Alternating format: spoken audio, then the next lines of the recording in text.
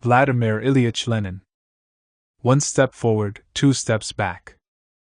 The crisis in our party. Preface. When a prolonged, stubborn, and heated struggle is in progress, there usually begin to emerge after a time the central and fundamental points at issue, upon the decision of which the ultimate outcome of the campaign depends, and in comparison with which all the minor and petty episodes of the struggle recede more and more into the background. That, too, is how matters stand in the struggle within our party, which for 6 months now has been riveting the attention of all members of the party.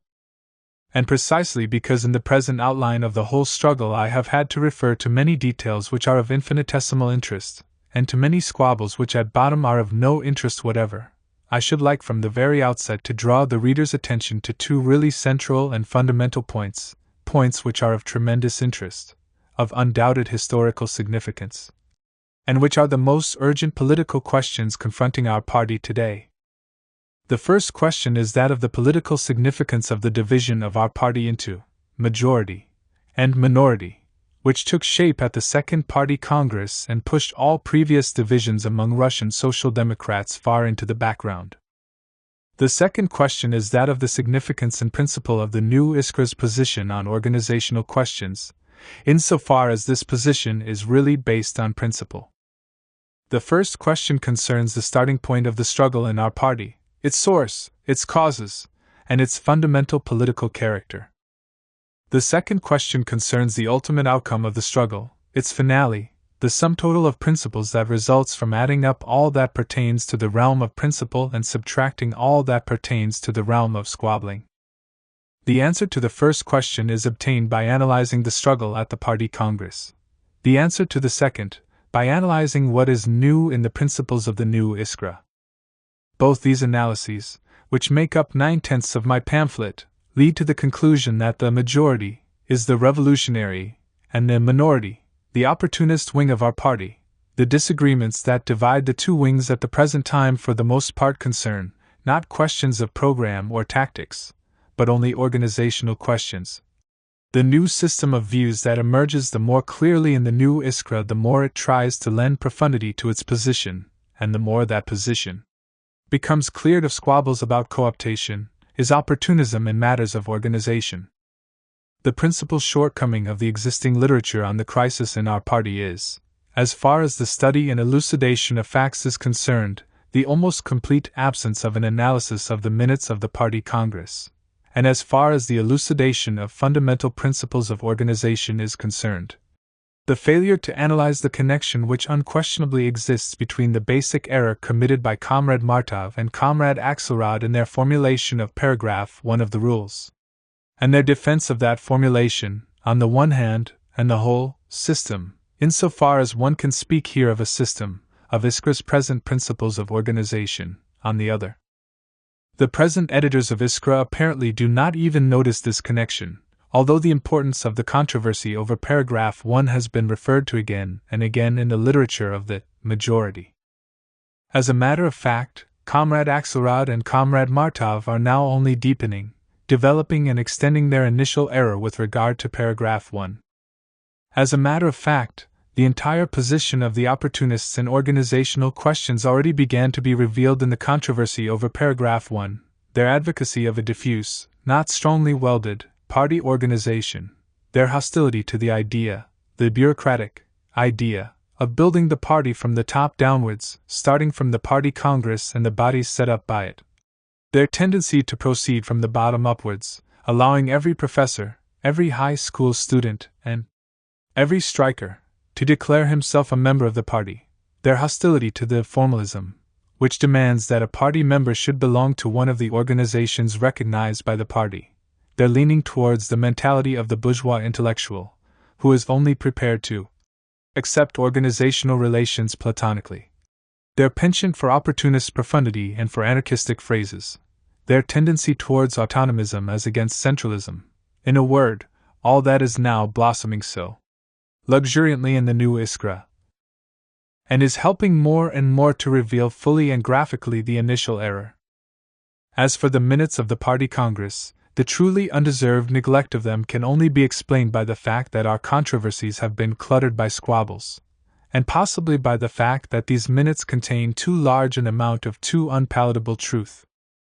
The minutes of the Party Congress present a picture of the actual state of affairs in our party that is unique of its kind and unparalleled for its accuracy, completeness, comprehensiveness, richness, and authenticity, a picture of views, sentiments, and plans drawn by the participants in the movement themselves, a picture of the political shades existing in the party, showing their relative strength, their mutual relations, and their struggles.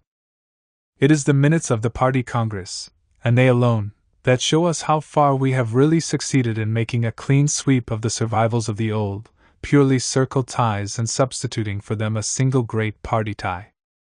It is the duty of every party member who wishes to take an intelligent share in the affairs of his party to make a careful study of our Party Congress.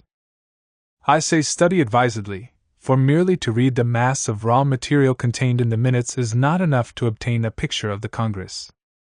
Only by careful and independent study can one reach, as one should, a stage where the brief digests of the speeches, the dry extracts from the debates, the petty skirmishes over seemingly minor, issues will combine to form one whole, enabling the party member to conjure up the living figure of each prominent speaker and to obtain a full idea of the political complexion of each group of delegates to the Party Congress. If the writer of these lines only succeeds in stimulating the reader to make a broad and independent study of the minutes of the Party Congress, he will feel that his work was not done in vain. One more word to the opponents of social democracy. They gloat and grimace over our disputes. They will, of course, try to pick isolated passages from my pamphlet, which deals with the failings and shortcomings of our party, and to use them for their own ends. The Russian Social Democrats are already steeled enough in battle not to be perturbed by these pinpricks and to continue, in spite of them, their work of self-criticism and ruthless exposure of their own shortcomings, which will unquestionably and inevitably be overcome as the working-class movement grows. As for our opponents, let them try to give us a picture of the true state of affairs in their own parties, even remotely approximating that given by the minutes of our Second Congress. And Lenin. May 1904. A. The preparations for the Congress. There is a saying that everyone is entitled to curse his judges for 24 hours. Our Party Congress, like any Congress of any party, was also the judge of certain persons, who laid claim to the position of leaders but who met with discomfiture. Today these representatives of the minority are, with a naivete verging on the pathetic, cursing their judges, and doing their best to discredit the Congress, to belittle its importance and authority. This striving has been expressed most vividly, perhaps, in an article in Iskra, number 57, by a practical worker, who feels outraged at the idea of the Congress being a sovereign divinity. This is so characteristic a trait of the new Iskra that it cannot be passed over in silence. The editors, the majority of whom were rejected by the Congress, continue, on the one hand, to call themselves a party editorial board, while, on the other, they accept with open arms people who declare that the Congress was not divine. Charming, is it not? To be sure, gentlemen, the Congress was not divine, but what must we think of people who begin to blackguard the Congress after they have met with defeat at it? For indeed, let us recall the main facts in the history of the preparations for the Congress. Iskra declared at the very outset, in its announcement of publication in 1900, that before we could unite, lines of demarcation must be drawn. Iskra endeavored to make the conference of 1902 a private meeting and not a party congress. Iskra acted with extreme caution in the summer and autumn of 1902 when it re-established the organizing committee elected at that conference. At last the work of demarcation was finished, as we all acknowledged. The organizing committee was constituted at the very end of 1902. Iskra welcomed its firm establishment, and in an editorial article in its 32nd issue declared that the convocation of a party congress was a most urgent and pressing necessity. Thus, the last thing we can be accused of is having been hasty in convening the Second Congress. We were, in fact, guided by the maxim, measure your cloth 7 times before you cut it, and we had every moral right to expect that after the cloth had been cut our comrades would not start complaining and measuring it all over again. The organizing committee drew up very precise, formalistic and bureaucratic, those would say who are now using these words to cover up their political spinelessness, regulations for the Second Congress, got them passed by all the committees, and finally endorsed them, stipulating among other things, in point 18, that all decisions of the Congress and all the elections it carries out are decisions of the party and binding on all party organizations. They cannot be challenged by anyone on any pretext whatever and can be rescinded or amended only by the next party Congress. How innocent in themselves, are they not, are these words, accepted at the time without a murmur, as something axiomatic, yet how strange they sound today, like a verdict against the minority. Why was this point included? Merely as a formality? Of course not. This provision seemed necessary, and was indeed necessary, because the party consisted of a number of isolated and independent groups, which might refuse to recognize the Congress. This provision in fact expressed the free will of all the revolutionaries, which is now being talked about so much, and so irrelevantly, the term free being euphemistically applied to what really deserves the epithet capricious. It was equivalent to a word of honor mutually pledged by all the Russian Social Democrats. It was intended to guarantee that all the tremendous effort, danger, and expense entailed by the Congress should not be in vain, that the Congress should not be turned into a farce. It in advance qualified any refusal to recognize the decisions and elections at the Congress as a breach of faith. Who is it, then, that the new Iskra is scoffing at when it makes the new discovery that the Congress was not divine and its decisions are not sacrosanct? Does that discovery imply new views on organization, or only new attempts to cover up old tracks? B. Significance of the various groupings at the Congress. Thus, the Congress was called after the most careful preparation and on the basis of the fullest representation. The general recognition that its composition was correct and its decisions absolutely binding found expression also in the statement of the chairman, minutes, page 54, after the Congress had been constituted. What was the principal task of the Congress? To create a real party on the basis of the principles and organizational ideas that had been advanced and elaborated by Iskra. That this was the direction in which the Congress had to work was predetermined by the 3 years' activities of Iskra and by the recognition of the latter by the majority of the committees. Iskra's program and trend were to become the program and trend of the party. Iskra's organizational plans were to be embodied in the rules of organization of the party. But it goes without saying that this could not be achieved without a struggle, since the Congress was so highly representative. The participants included organizations which had vigorously fought Iskra, the Bund and Rabbikide Dialo, and organizations which, while verbally recognizing Iskra as the leading organ, actually pursued plans of their own and were unstable in matters of principle. The Yuzhny Rabbiki group and delegates from some of the committees who were closely associated with it. Under these circumstances, the Congress could not but become an arena of struggle for the victory of the Iskra trend. That it did become such an arena will at once be apparent to all who peruse its minutes with any degree of attention. Our task now is to trace in detail the principal groupings revealed at the Congress on various issues and to reconstruct, on the basis of the precise data of the minutes, the political complexion of each of the main groups. What precisely were these groups, trends and shades which, at the Congress, were to unite under the guidance of Iskra into a single party? That is what we must show by analyzing the debates and the voting.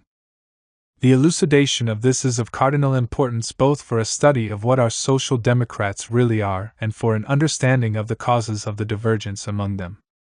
That is why, in my speech at the League Congress and in my letter to the editors of the New Iskra, I gave prime place to an analysis of the various groupings.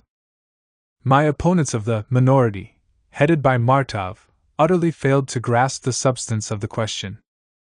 At the League Congress they confined themselves to corrections of detail, trying to vindicate themselves from the charge of having swung towards opportunism, but not even attempting to counter my picture of the groupings at the Congress by drawing any different one. Now Martov tries in Iskra, number 56, to represent every attempt clearly to delimit the various political groups at the Congress as mere circle politics. Strong language, Comrade Martov. But the strong language of the new Iskra has this peculiar quality. One has only to reproduce all the stages of our divergence, from the Congress onwards, for all this strong language to turn completely and primarily against the present editorial board. Take a look at yourselves, you so-called party editors who talk about circle politics. Martov now finds the facts of our struggle at the Congress so unpleasant that he tries to slur over them altogether. An Iskrist, he says, is one who, at the party Congress and prior to it, expressed his complete solidarity with Iskra, advocated its program and its views on organization and supported its organizational policy. There were over 40 such Iskrists at the Congress.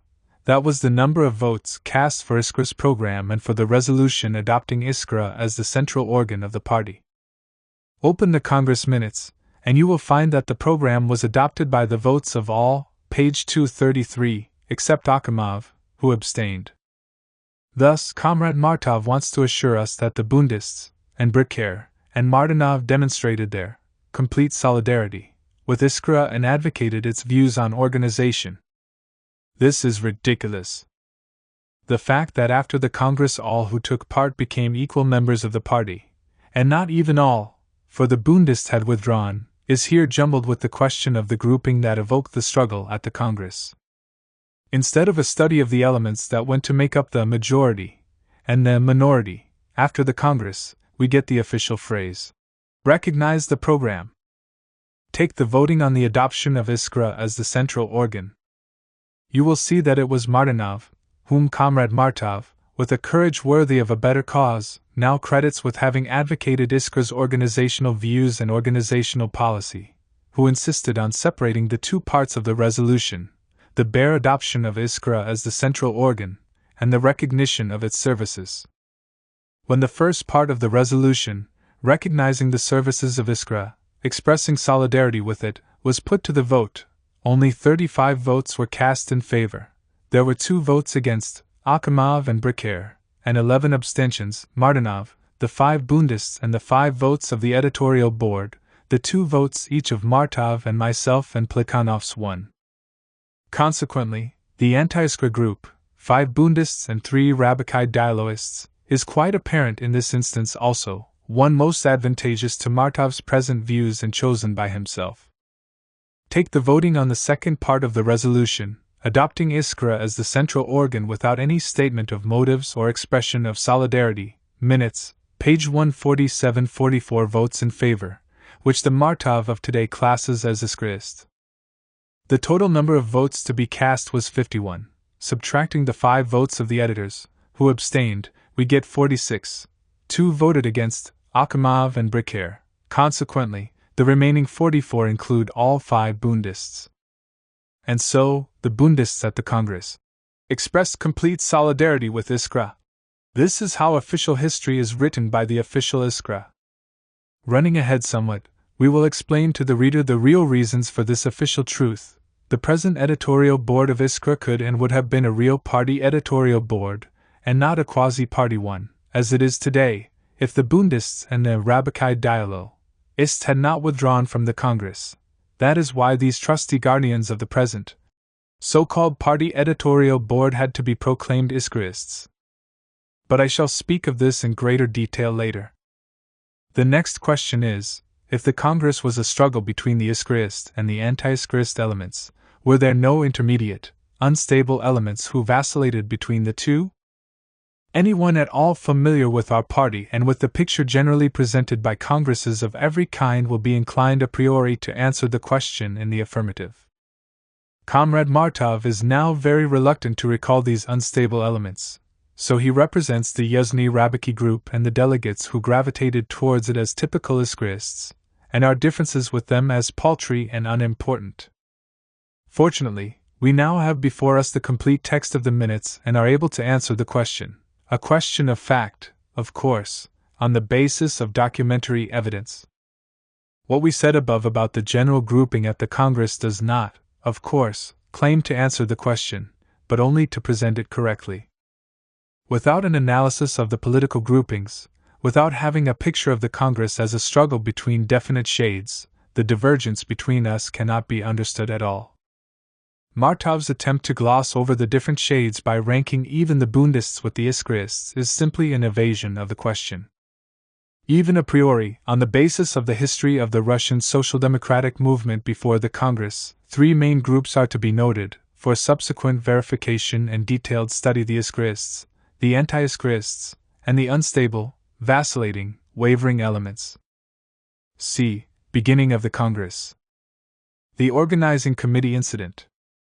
The most convenient way to analyze the debates and the voting is to take them in the order of the Congress sittings, so as successively to note the political shades as they became more and more apparent. Only when absolutely necessary will departures from the chronological order be made for the purpose of considering together closely allied questions or similar groupings. For the sake of impartiality, we shall endeavor to mention all the more important votes, omitting, of course, the innumerable votes on minor issues, which took up an inordinate amount of time at our Congress, owing partly to our inexperience and inefficiency in dividing the material between the commissions and the plenary sittings, and partly to quibbling which bordered on obstruction. The first question to evoke a debate which began to reveal differences of shades was whether first place should be given, on the Congress order of business, to the item, position of the Bund in the party. Minutes, pages 29 to 33. From the standpoint of the Iskrists, which was advocated by Plekhanov, Martov, Trotsky, and myself, there could be no doubt on this score. The Bund's withdrawal from the party strikingly bore out our view. If the Bund refused to go our way and accept the principles of organization which the majority of the party shared with Iskra, it was useless and senseless to make believe that we were going the same way and only drag out the Congress, as the Bundists did drag it out. The matter had already been fully clarified in our literature, and it was apparent to any at all thoughtful party member that all that remained was to put the question frankly, and bluntly and honestly make the choice: autonomy, in which case we go the same way, or federation, in which case our ways part. Evasive in their entire policy, the Bundists wanted to be evasive here too and postponed the matter. They were joined by Comrade Akimov, who, evidently on behalf of all the followers of Rabakai Diallo, at once brought up the differences with Iskra over questions of organization. Minutes, page 31. The Bund and Rabakai Diallo were supported by Comrade Makov, representing the two votes of the Nikolaev Committee, which shortly before had expressed its solidarity with Iskra. To Comrade Makov the matter was altogether unclear, and another sore spot, he considered, was the question of a democratic system or, on the contrary, mark this, centralism. Exactly like the majority of our present party editorial board, who at the Congress had not yet noticed this sore spot. Thus the Iskrists were opposed by the Bund, Rabakai Diallo and Comrade Makov, who together controlled the 10 votes, which were cast against us, page 33. 30 votes were cast in favor. This is the figure, as we shall see later, around which the votes of the Iskrists often fluctuated. 11 abstained, apparently not taking the side of either of the contending parties. It is interesting to note that when we took the vote on paragraph 2 of the Rules of the Bund, it was the rejection of this paragraph 2 that caused the Bund to withdraw from the party. The votes in favor of it, and the abstentions also amounted to 10. Minutes, page 289, the abstainers being the 3 Rabakai Dialloists, Bricker, Martinov, and Akimov, and Comrade Makov. Clearly, the grouping in the vote on the place of the Bund item on the agenda was not fortuitous. Clearly, all these comrades differed with Iskra not only on the technical question of the order of discussion, but in essence as well. In the case of Rabakai Diallo, this difference in essence is clear to everyone, while Comrade Makov gave an inimitable description of his attitude in the speech he made on the withdrawal of the Bund. Minutes, pages 289 to 90. It is worthwhile dwelling on this speech. Comrade Makov said that after the resolution rejecting federation, the position of the Bund and the RSDLP ceased to be for me a question of principle and became a question of practical politics in relation to an historically evolved national organization. Here, The speaker continued, I could not but take into account all the consequences that might follow from our vote, and would therefore have voted for paragraph 2 in its entirety.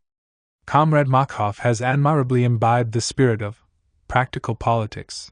In principle, he had already rejected federation, and therefore in practice he would have voted for including in the rules a point that signified federation.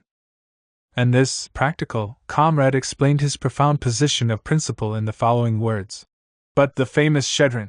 But, since my voting one way or the other would only have significance in principle, and could not be of any practical importance, in view of the almost unanimous vote of all the other Congress delegates, I preferred to abstain in order to bring out in principle, God preserve us from such principles, the difference between my position on this question and the position of the Bund delegates, who voted in favor. Conversely, I would have voted in favor if the Bund delegates had abstained, as they had at first insisted. Can you make head or tail of it? A man of principle abstains from loudly saying, yes, because practically it is useless when everybody else says, no. After the vote on the place of the Bund item on the agenda, the question of the Borba group cropped up at the Congress. It too led to an extremely interesting grouping and was closely bound up with the sorest point at the Congress, namely, the personal composition of the central bodies. The committee appointed to determine the composition of the Congress pronounced against inviting the Borba group, in accordance with the twice-adopted decision of the organizing committee, see minutes, pages 383 and 375, and the report of the latter's representatives on this committee, page 35. Thereupon Comrade Igorov, a member of the organizing committee, declared that the question of Borba, not of some particular member of it, was new to him, and demanded an adjournment. How a question on which the organizing committee had twice taken a decision could be new to a member of the organizing committee remains a mystery. During the adjournment, the organizing committee held a meeting, minutes, page 40, attended by such of its members as happened to be at the Congress. Several members of the organizing committee, old members of the Iskra organization, were not at the Congress. Then began a debate about Borba. The Rabbikai dialogists spoke in favor, Martinov, Akhimov, and Bricaire, pages 36 to 38, the Iskraists, Pavlovich, Sorokin, Lang, Trotsky, Martov, and others, against. Again the Congress split up into the grouping with which we are already familiar. The struggle over Borba was a stubborn one, and Comrade Martov made a very circumstantial, page 38, and militant, speech, in which he rightly referred to inequality of representation of the groups in Russia and abroad, and said that it would hardly be well to allow a foreign group any privilege, golden words, particularly edifying today, in the light of the events since the Congress, and that we should not encourage the organizational chaos in the party that was characterized by a disunity not justified by any considerations of principle. One right in the eye for the minority at our party Congress. Except for the followers of Rabbikai Diallo, nobody came out openly and with reasoned motives in favor of Borba until the list of speakers was closed, page 40. It should be said in fairness to Comrade Akhimov and his friends that they at least did not wriggle and hide, but frankly advocated their line, frankly said what they wanted. After the list of speakers had been closed, when it was already out of order to speak on the issue itself, Comrade Igorov insistently demanded that a decision just adopted by the organizing committee be heard.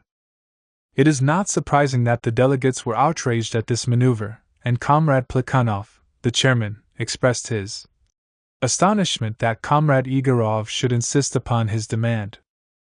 One thing or the other, one would think, either take an open and definite stand before the whole Congress on the question at issue, or say nothing at all.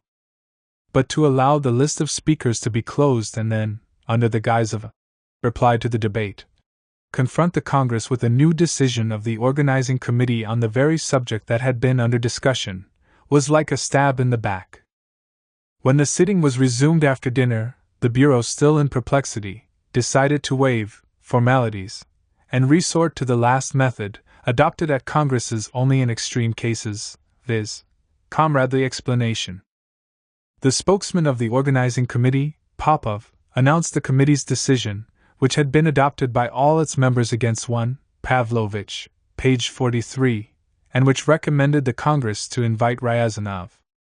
Pavlovich declared that he had challenged and continued to challenge the lawfulness of the organizing committee meeting, and that the committee's new decision contradicts its earlier decision. This statement caused an uproar. Comrade Igorov, also an organizing committee member and a member of the Yuzhny Rabiki group, evaded answering on the actual point in question and tried to make the central issue one of discipline. He claimed that Comrade Pavlovich had violated party discipline, for, having heard his protest, the organizing committee had decided not to lay Pavlovich's dissenting opinion before the Congress. The debate shifted to the question of party discipline, and Plekhanov, amid the loud applause of the delegates, explained for the edification of Comrade Igorov that we have no such thing as binding instructions. Page 42, cf. page 379, Regulations for the Congress, point 7. The powers of delegates must not be restricted by binding instructions. In the exercise of their powers, delegates are absolutely free and independent. The Congress is the supreme party authority, and consequently, he violates party discipline and the Congress regulations who in any way restricts any delegate in taking directly to the Congress any question of party life whatsoever. The issue thus came down to this: circles or a party? Were the rights of delegates to be restricted at the Congress in the name of the imaginary rights or rules of the various bodies and circles, or were all lower bodies and old groups to be completely, and not nominally but actually, disbanded in face of the Congress, pending the creation of genuinely party official institutions? The reader will already see from this how profoundly important from the standpoint of principle was this dispute at the very outset, the third sitting of this Congress, whose purpose was the actual restoration of the party. Focused in this dispute, as it were, was the conflict between the old circles and small groups, such as Yuzhny Rabiki, and the Renascent Party. And the anti-Iskra groups at once revealed themselves. The Bundist Abramson, Comrade Martinov, that ardent ally of the present Iskra editorial board, and our friend Konrad Makhoff all sided with Igorov and the Yuzhny Rabiki group against Pavlovich. Comrade Martinov, who now vies with Martov and Axelrod in sporting, democracy, in organization, even cited the example of the army, where an appeal to a superior authority can only be made through a lower one. The true meaning of this compact anti-Iskra opposition was quite clear to everyone who was present at the Congress, or who had carefully followed the internal history of our party prior to the Congress. It was the purpose of the opposition, perhaps not always realized by all of its representatives, and sometimes pursued by force of inertia, to guard the independence, individualism and parochial interests of the small, petty groups from being swallowed up in the broad party that was being built on the Iskra principles. It was precisely from this angle that the question was approached by Comrade Martov, who had not yet joined forces with Martinov.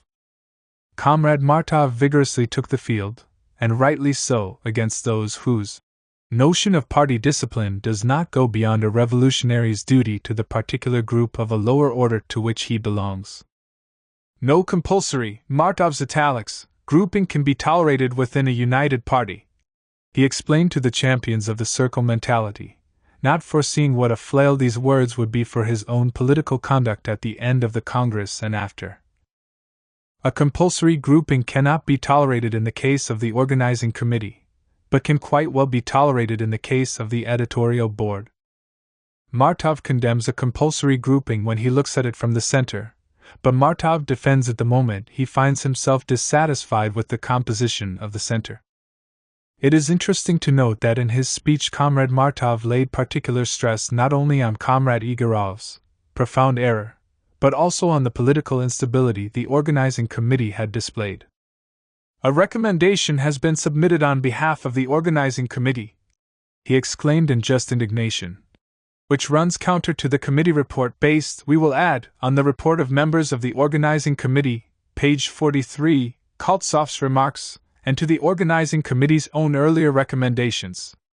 My italics.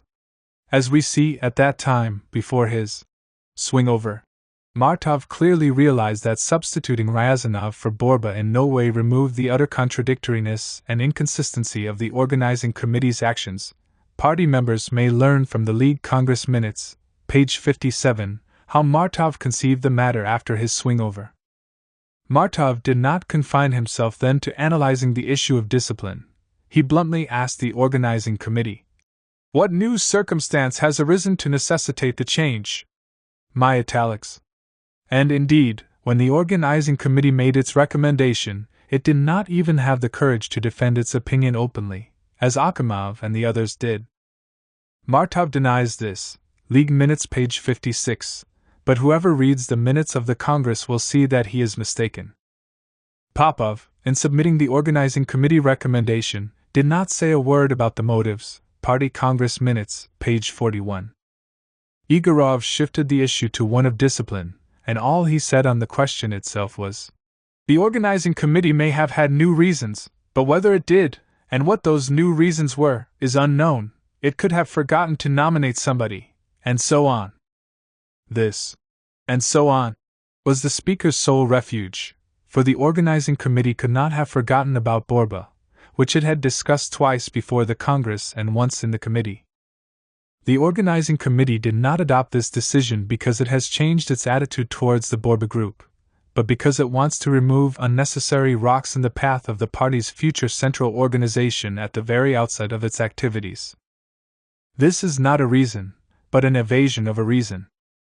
Every sincere Social Democrat, and we do not entertain the least doubt about the sincerity of any Congress delegate, is concerned to remove what he considers to be sunken rocks, and to remove them by those methods which he considers advisable. Giving reasons means explicitly stating and explaining one's view of things, and not making shift with truisms.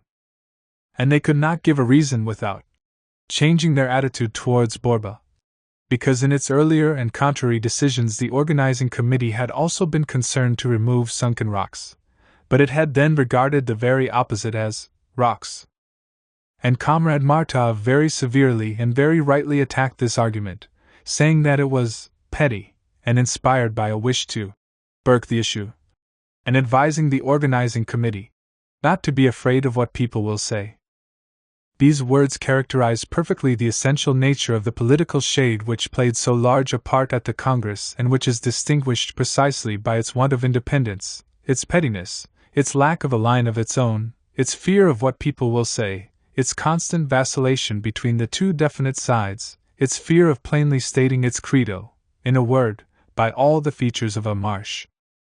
There are people in our party today who are horrified when they hear this word, and raise an outcry about uncomradely methods of controversy.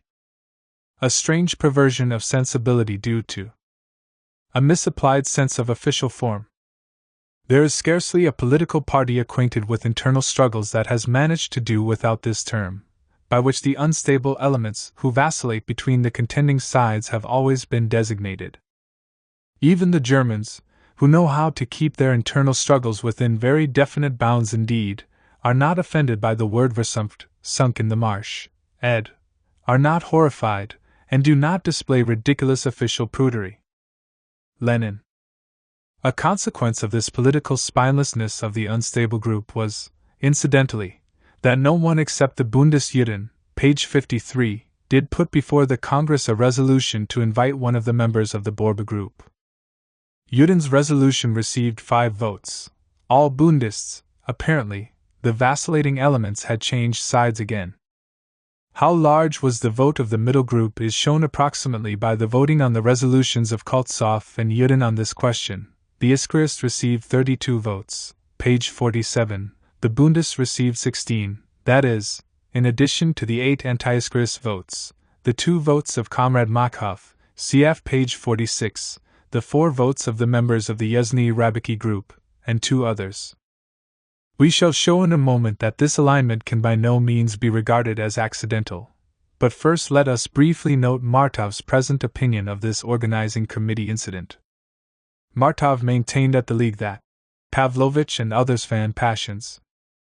One has only to consult the Congress minutes to see that the longest, most heated and sharpest speeches against Borba and the organizing committee were delivered by Martov himself.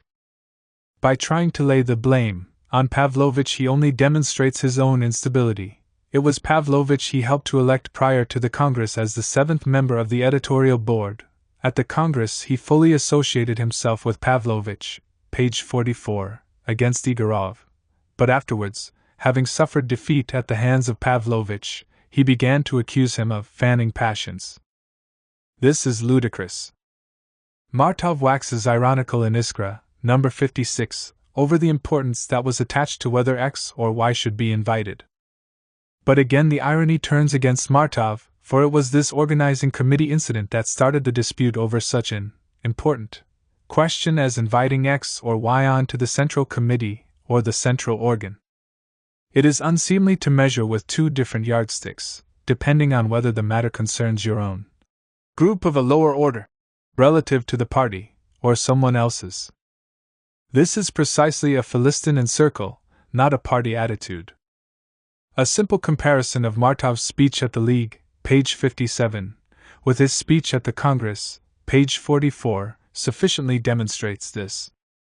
I cannot understand, Martov said inter alia at the League, how people can insist on calling themselves Iskrists, and at the same time be ashamed of being Iskrists. A strange failure to understand the difference between calling oneself and being, between word and deed. Martov himself, at the Congress, called himself an opponent of compulsory groupings, yet, after the Congress, came to be a supporter of them. D. Dissolution of the Yuzhny Rabiki Group. The alignment of the delegates over the organizing committee question may perhaps seem accidental. But such an opinion would be wrong, and in order to dispel it we shall depart from the chronological order and at once examine an incident which occurred at the end of the Congress, but which was very closely connected with the one just discussed. This incident was the dissolution of the Yuzhny Rabiki Group. The organizational trend of Iskra, complete amalgamation of the party forces and removal of the chaos dividing them, came into conflict here with the interests of one of the groups, which had done useful work when there was no real party, but which had become superfluous now that the work was being centralized. From the standpoint of circle interests, the Yuzhny Rabiki Group was entitled no less than the old Iskra editorial board to lay claim to continuity and inviolability. But in the interests of the party, it was its duty to submit to the transfer of its forces to the appropriate party organizations. Page 313, end of resolution adopted by the Congress. From the standpoint of circle interests and Philistinism, the dissolution of a useful group, which no more desired it than did the old Iskra editorial board, could not but seem a ticklish matter, the expression used by Comrade Rozov and Comrade Deutsch. But from the standpoint of the interests of the party, its dissolution, its assimilation, in the party, Gyuzov's expression, was essential. The Yuzhny Rabiki Group bluntly declared that it did not deem it necessary to proclaim itself dissolved and demanded that the Congress definitely pronounce its opinion, and pronounce it immediately, yes or no. The Yuzhny Rabiki Group openly invoked the same continuity as the old Iskra editorial board began to invoke. After it was dissolved, although we are all individually members of one party, Comrade Igorov said, it nevertheless consists of a number of organizations with which we have to reckon as historical entities. If such an organization is not detrimental to the party, there is no need to dissolve it. Thus an important question of principle was quite definitely raised, and all the Iskrists, inasmuch as their own circle interests had not yet come to the forefront, took a decisive stand against the unstable elements. The Bundists and two of the Rabiki dialogists had already withdrawn from the Congress. They would undoubtedly have been heart and soul in favor of reckoning with historical entities. The result of the vote was 31 for, 5 against and 5 abstentions. The 4 votes of the members of the Yuzhny Rabiki Group and one other, that of Bailov, most likely, judging by his earlier pronouncements, page 308. A group of 10 votes distinctly opposed to Iskra's consistent organizational plan and defending the circle spirit as against the party spirit can be quite definitely discerned here. During the debate, the Iskrists presented the question precisely from the standpoint of principle. See Lang's speech, page 315, opposing parochial amateurishness and disunity, refusing to pay heed to the sympathies of individual organizations, and plainly declaring that, if the comrades of Yuzhny Rabiki had adhered more strictly to principle earlier, a year or two ago, the unity of the party and the triumph of the program principles we have sanctioned here would have been achieved sooner. Orlov, Gyuzov, Lyadov, Muravyov, Ruzov, Pavlovich, Glebov, and Gorin all spoke in this strain. And far from protesting against these definite and repeated references made at the Congress to the lack of principle in the policy and line of Yuzhny Rabiki, of Makhov and of others, far from making any reservation on this score, the Iskrists of the minority, in the person of Deutsch, vigorously associated themselves with these views, condemned chaos, and welcomed the blunt way the question was put, page 315, by that very same comrade Ruzov who, at this same sitting, had the audacity, oh horror, to bluntly put the question of the old editorial board too on a purely party basis, page 325. On the part of the Yuzhny Rabiki group, the proposal to dissolve it evoked violent indignation, traces of which are to be found in the minutes. It should not be forgotten that the minutes offer only a pale reflection of the debates, for they do not give the full speeches, but only very condensed summaries and extracts. Comrade Igorov even described as a lie the bare mention of the Rabikaya MY cell group alongside of Yuzhny Rabiki, a characteristic sample of the attitude that prevailed at the Congress towards consistent economism. Even much later, at the 37th sitting, Igorov spoke of the dissolution of Yuzhny Rabiki with the utmost irritation, page 356, requesting to have it recorded in the minutes that during the discussion on Yuzhny Rabiki the members of the group had not been asked either about publication funds or about control by the central organ and the central committee. Comrade Popov hinted, during the debate on Yuzhny Rabiki, at a compact majority having predetermined the fate of the group. No, he said, page 316. After the speeches of comrades Gyuzov and Orlov, everything is clear. The meaning of these words is unmistakable. Now, after the Iskrists had stated their opinion and moved a resolution, everything was clear, i.e., it was clear that Yuzhny Rabiki would be dissolved, against its own wishes. Here the Yuzhny Rabiki spokesman himself drew a distinction between the Iskrists, and moreover, Iskrists like Gyuzov and Orlov, and his own supporters, as representing different lines of organizational policy. And when the present-day Iskra represents the Yuzhny Rabiki group, and Makhov too, most likely, as typical Iskrists, it only demonstrates that the new editorial board has forgotten the most important, from this group's standpoint, events of the Congress and is anxious to cover up the evidence showing what elements went to form what is known as the minority. Unfortunately, the question of a popular periodical was not discussed at the Congress. It was very actively discussed by all the Iskrists both before the Congress and during the Congress itself, outside the sittings, and they agreed that it would be highly irrational at this moment in the party's life to launch such a publication or convert any of the existing ones for the purpose. The anti-Iskrists expressed the opposite opinion at the Congress, so did the Yuzhny Rabiki group in their report, and the fact that a motion to this effect, with 10 signatures, was not tabled can only be attributed to chance, or to a disinclination to raise a hopeless issue. The equality of languages incident. Let us return to the chronological order of the Congress sittings. We have now convincingly seen that even before the Congress proceeded to discuss its actual business, there was clearly revealed not only a perfectly definite group of anti-Iskrists, 8 votes, but also a group of intermediate and unstable elements prepared to support the 8 anti-Iskrists and increase their votes to roughly 16 or 18. The question of the position of the Bund in the party, which was discussed at the Congress in extreme, excessive detail, reduced itself to deciding about the principle, while its practical decision was postponed until the discussion on organization. Since the points involved had been given quite a lot of space in the press prior to the Congress, the discussion at the Congress produced relatively little that was new. It must, however, be mentioned that the supporters of Rabikai Diallo, Martinov, Akhimov, and Bricker, while agreeing with Martov's resolution, made the reservation that they found it inadequate and disagreed with the conclusions drawn from it. pages 69, 73, 83 and 86.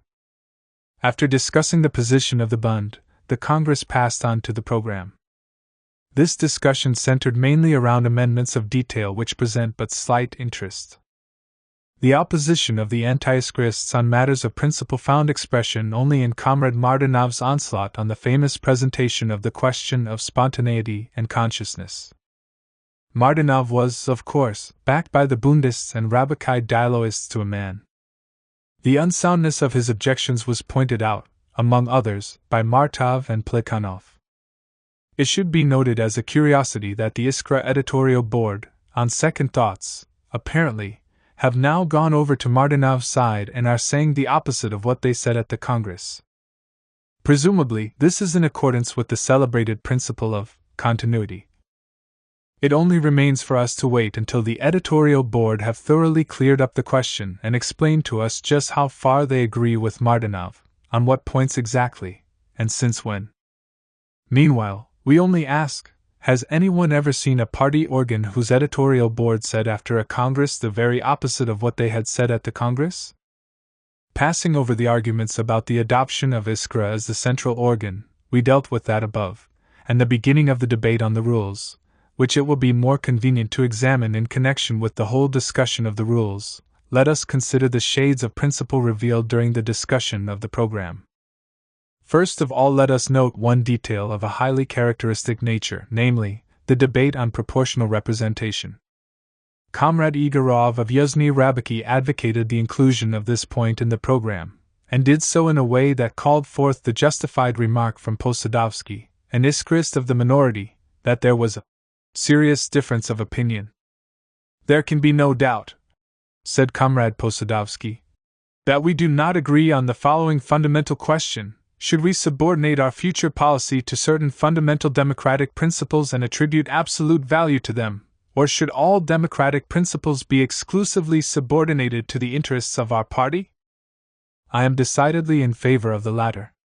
Plekhanov fully associated himself with Posadovsky, objecting in even more definite and emphatic terms to the absolute value of democratic principles, and to regarding them abstractly. Hypothetically, he said, a case is conceivable where we Social Democrats would oppose universal suffrage. There was a time when the bourgeoisie of the Italian republics deprived members of the nobility of political rights. The revolutionary proletariat may restrict the political rights of the upper classes in the same way as the upper classes used to restrict its political rights. Plekhanov's speech was greeted with applause and hissing, and when Plekhanov protested against somebody's Zwischenruf, "You should not hiss," and told the comrades not to restrain their demonstrations, Comrade Igorov got up and said, "Since such speeches call forth applause, I am obliged to hiss." Together with Comrade Goldblatt, a Bund delegate, Comrade Igorov challenged the views of Posadovsky and Plekhanov. Unfortunately, the debate was closed, and this question that had cropped up in it immediately vanished from the scene.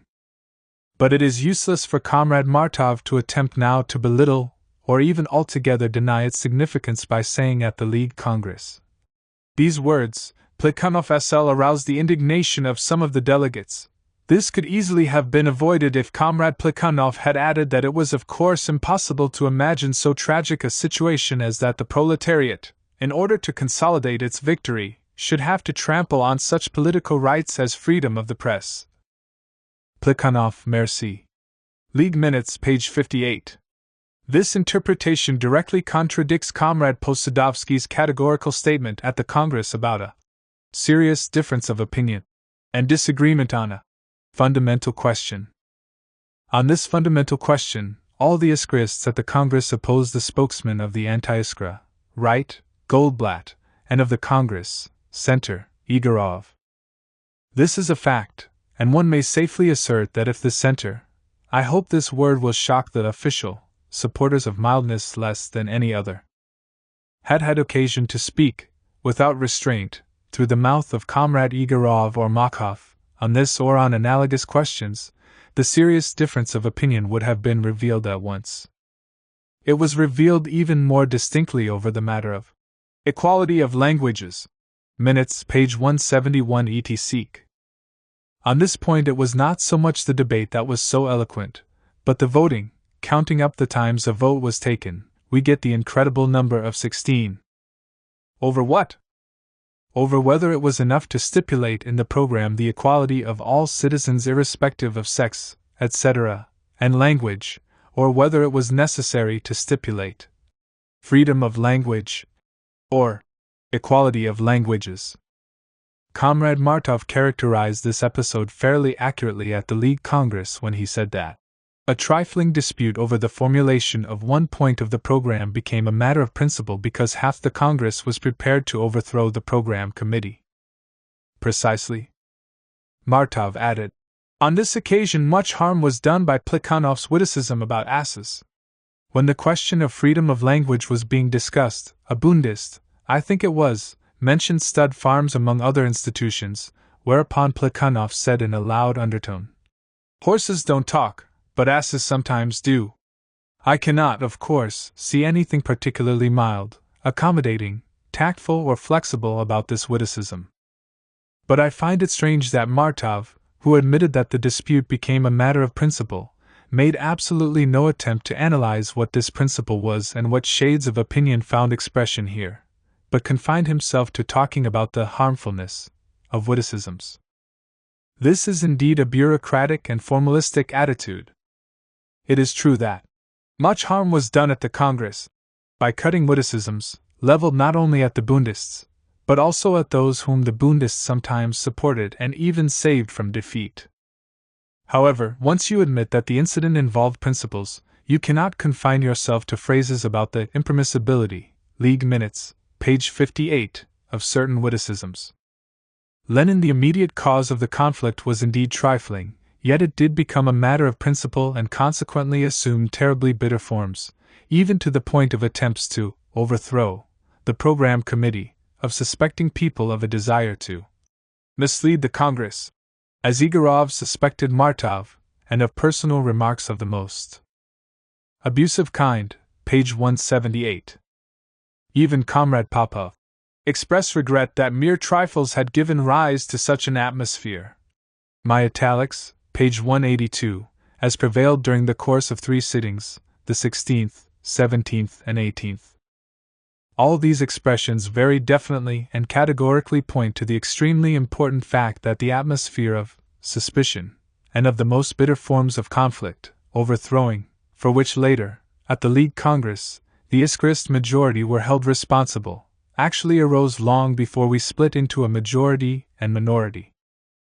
I repeat, this is a fact of enormous importance, a fundamental fact, and failure to understand it leads a great many people to very thoughtless conclusions about the majority at the end of the Congress having been artificial.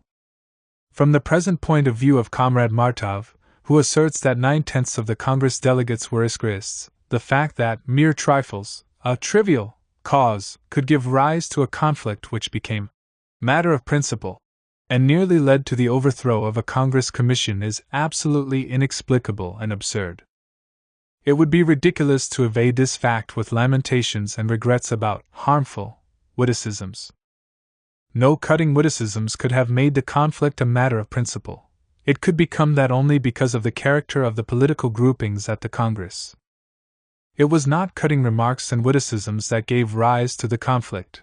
They were only a symptom of the fact that the Congress political grouping itself harbored a contradiction, that it harbored all the makings of a conflict, that it harbored an internal heterogeneity which burst forth with imminent force at the least cause, even the most trifling.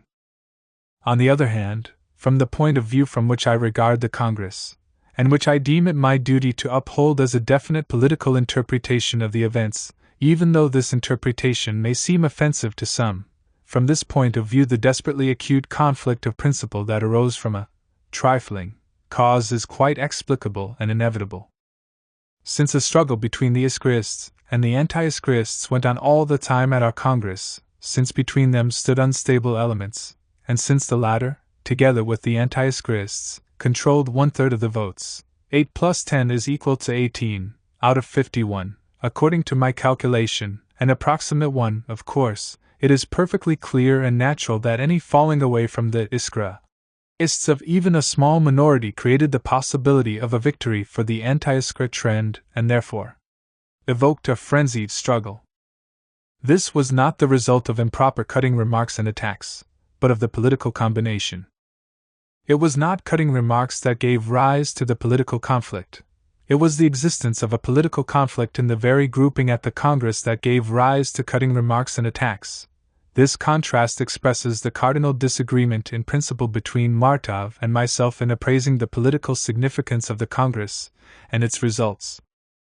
In all, there were during the Congress 3 major cases of a small number of Iskraists falling away from the majority, over the equality of languages question, over paragraph 1 of the rules, and over the elections, and in all 3 cases a fierce struggle ensued, finally leading to the severe crisis we have in the party today. For a political understanding of this crisis and this struggle, we must not confine ourselves to phrases about the impermissibility of witticisms, but must examine the political grouping of the shades that clashed at the Congress.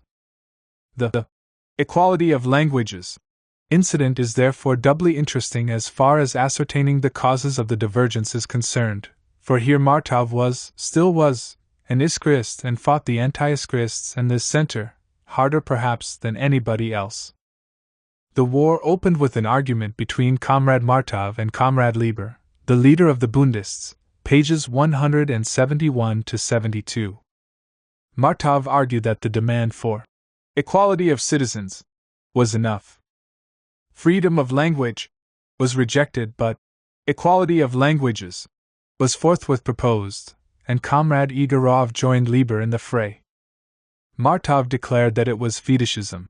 When speakers insist that nationalities are equal and transfer inequality to the sphere of language, whereas the question should be examined from just the opposite angle, inequality of nationalities exists, and one of its expressions is that people belonging to certain nations are deprived of the right to use their mother tongue. Page 172. There Martov was absolutely right. The totally baseless attempt of Lieber and Igorov to insist on the correctness of their formulation and make out that we were unwilling or unable to uphold the principle of equality of nationalities was indeed a sort of fetishism. Actually, they were, like fetish worshippers, defending the word and not the principle, acting not from fear of committing an error of principle, but from fear of what people might say. This shaky mentality, what if others blame us for this, which we already noted in connection with the organizing committee incident, was quite clearly displayed here by our entire center. Another of its spokesmen, the mining area delegate Loth, who stood close to Yuzhny Rabiki, declared that the question of the suppression of languages which has been raised by the border districts is a very serious one.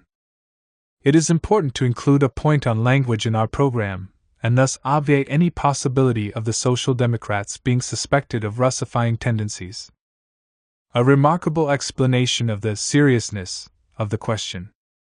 It is very serious because possible suspicions on the part of the border districts must be obviated. The speaker says absolutely nothing on the substance of the question. He does not rebut the charge of fetishism but entirely confirms it, for he shows a complete lack of arguments of his own and merely talks about what the border districts may say. Everything they may say will be untrue, he is told. But instead of examining whether it is true or not, he replies, they may suspect. Such a presentation of the question, coupled with the claim that it is serious and important, does indeed raise an issue of principle, but by no means the one the Liebers, Igorovs, and Lofts would discern in it. The principle involved is, should we leave it to the organizations and members of the party to apply the general and fundamental theses of the program to their specific conditions, and to develop them for the purpose of such application, or are we, merely out of fear of suspicion, to fill the program with petty details, minutiae, repetitions, and casuistry? The principle involved is, how can Social Democrats discern, suspect, in a fight against casuistry and attempt to restrict elementary democratic rights and liberties? When are we going to wean ourselves at last from this fetishist worship of casuistry? That was the thought that occurred to us when watching this struggle over languages. The grouping of the delegates in this struggle is made particularly clear by the abundant roll call votes. There were as many as 3. All the time the Iskra Corps was solidly opposed by the anti-Iskrists, 8 votes, and with very slight fluctuations, by the whole center, Makhov, Lvov, Igorov, Popov, Medvedev, Ivanov, Seryov, and Bailov. Only the last 2 vacillated at first, now abstaining, now voting with us, and it was only during the 3rd vote that their position became fully defined. Of the Iskrists, several fell away, chiefly the Caucasians, 3 with 6 votes, and thanks to this the fetishist trend ultimately gained the upper hand. During the 3rd vote, when the followers of both trends had clarified their position most fully, the 3 Caucasians, with 6 votes, broke away from the majority Iskrists and went over to the other side. 2 delegates, Posadovsky and Kostich, with 2 votes, fell away from the minority Iskrists. During the first 2 votes, the following had gone over to the other side or abstained: Lenski, Stepanov, and Gorsky of the Iskrist majority, and Deutsch of the minority. The falling away of 8 Iskra votes, out of a total of 33, gave the superiority to the coalition of the anti-Iskra ists and the unstable elements. It was just this fundamental fact of the Congress grouping that was repeated, only with other Iskrists falling away, during the vote on paragraph 1 of the rules and during the elections. It is not surprising that those who were defeated in the elections now carefully closed their eyes to the political reasons for that defeat, to the starting points of that conflict of shades which progressively revealed the unstable and politically spineless elements, and exposed them ever more relentlessly in the eyes of the party. The equality of languages incident shows us this conflict all the more clearly because at that time Comrade Martov had not yet earned the praises and approval of Akhimov and Makhov. F. The agrarian program. The inconsistency of principle of the anti-Iskrists and the center was also clearly brought out by the debate on the agrarian program, which took up so much time at the Congress. See minutes, pages 190 to 226, and raised quite a number of extremely interesting points. As was to be expected, the campaign against the program was launched by Comrade Martinov, after some minor remarks by Comrades Lieber and Igorov. He brought out the old argument about redressing this particular historical injustice, whereby, he claimed, we were indirectly sanctifying other historical injustices, and so on. He was joined by Comrade Igorov, who even found that the significance of this program is unclear. Is it a program for ourselves, that is, does it define our demands, or do we want to make it popular? Comrade Lieber said he would like to make the same points as Comrade Igorov. Comrade Makhov spoke up in his usual positive manner and declared that the majority, of the speakers positively cannot understand what the program submitted means and what its aims are. The proposed program, you see, can hardly be considered a social democratic agrarian program. It smacks somewhat of a game at redressing historical injustices. It bears the trace of demagogy and adventurism. As a theoretical justification of this profundity came the caricature and oversimplification so customary in vulgar Marxism. The Iskrists, we were told, want to treat the peasants as something homogeneous in composition, but as the peasantry split up into classes long ago, advancing a single program must inevitably render the whole program demagogic and make it adventurous when put into practice. Page 202. Comrade Makhov here blurted out the real reason why our agrarian program meets with the disapproval of many social democrats, who are prepared to recognize Iskra, as Makhov himself did, but who have absolutely failed to grasp its trend, its theoretical and tactical position. It was the vulgarization of Marxism as applied to so complex and many-sided a phenomenon as the present-day system of Russian peasant economy, and not differences over particulars, that was and is responsible for the failure to understand this program. And on this vulgar Marxist standpoint the leaders of the anti-Iskra elements, Lieber and Martinov, and of the center, Igorov and Makhov, quickly found themselves in harmony. Comrade Igorov gave frank expression also to one of the characteristic features of Yuzhny Rabiki and the groups and circles gravitating towards it, namely, their failure to grasp the importance of the peasant movement, their failure to grasp that it was not overestimation, but, on the contrary, underestimation of its importance, and a lack of forces to utilize it. That was the weak side of our Social Democrats at the time of the first famous peasant revolts. I am far from sharing the infatuation of the editorial board for the peasant movement, said Comrade Igorov, an infatuation to which many Social Democrats have succumbed since the peasant disturbances. But, unfortunately, Comrade Igorov did not take the trouble to give the Congress any precise idea of what this infatuation of the editorial board consisted in. He did not take the trouble to make specific reference to any of the material published by Iskra. Moreover, he forgot that all the fundamental points of our agrarian program had already been developed by Iskra in its third issue, that is, long before the peasant disturbances. Those whose recognition of Iskra was not merely verbal might well have given a little more attention to its theoretical and tactical principles. No, we cannot do much among the peasants, Comrade Igorov exclaimed, and he went on to indicate that this exclamation was not meant as a protest against any particular infatuation, but as a denial of our entire position. It means that our slogan cannot compete with the slogan of the adventurists. A most characteristic formulation of an unprincipled attitude, which reduces everything to competition between the slogans of different parties. And this was said after the speaker had pronounced himself satisfied with the theoretical explanations, which pointed out that we strove for lasting success in our agitation, undismayed by temporary failures, and that lasting success, as against the resounding clamor of our competitors, for a short time, was impossible unless the program had a firm theoretical basis. Page 196. What confusion is disclosed by this assurance of satisfaction, followed by a repetition of the vulgar precepts inherited from the old economism, for which the competition of slogans decided everything, not only the agrarian question, but the entire program and tactics of the economic and political struggle. You will not induce the agricultural laborer, Comrade Igorov said, to fight side by side with the rich peasant for the cut-off lands, which to no small extent are already in this rich peasant's hands. There again you have the same oversimplification, undoubtedly akin to our opportunist economism, which insisted that it was impossible to induce the proletarian to fight for what was to no small extent in the hands of the bourgeoisie and would fall into its hands to an even larger extent in the future. There again you have the vulgarization that forgets the Russian peculiarities of the general capitalist relations between the agricultural laborer and the rich peasant. Actually, the cut-off lands today oppress the agricultural laborer as well, and he does not have to be induced to fight for emancipation from his state of servitude.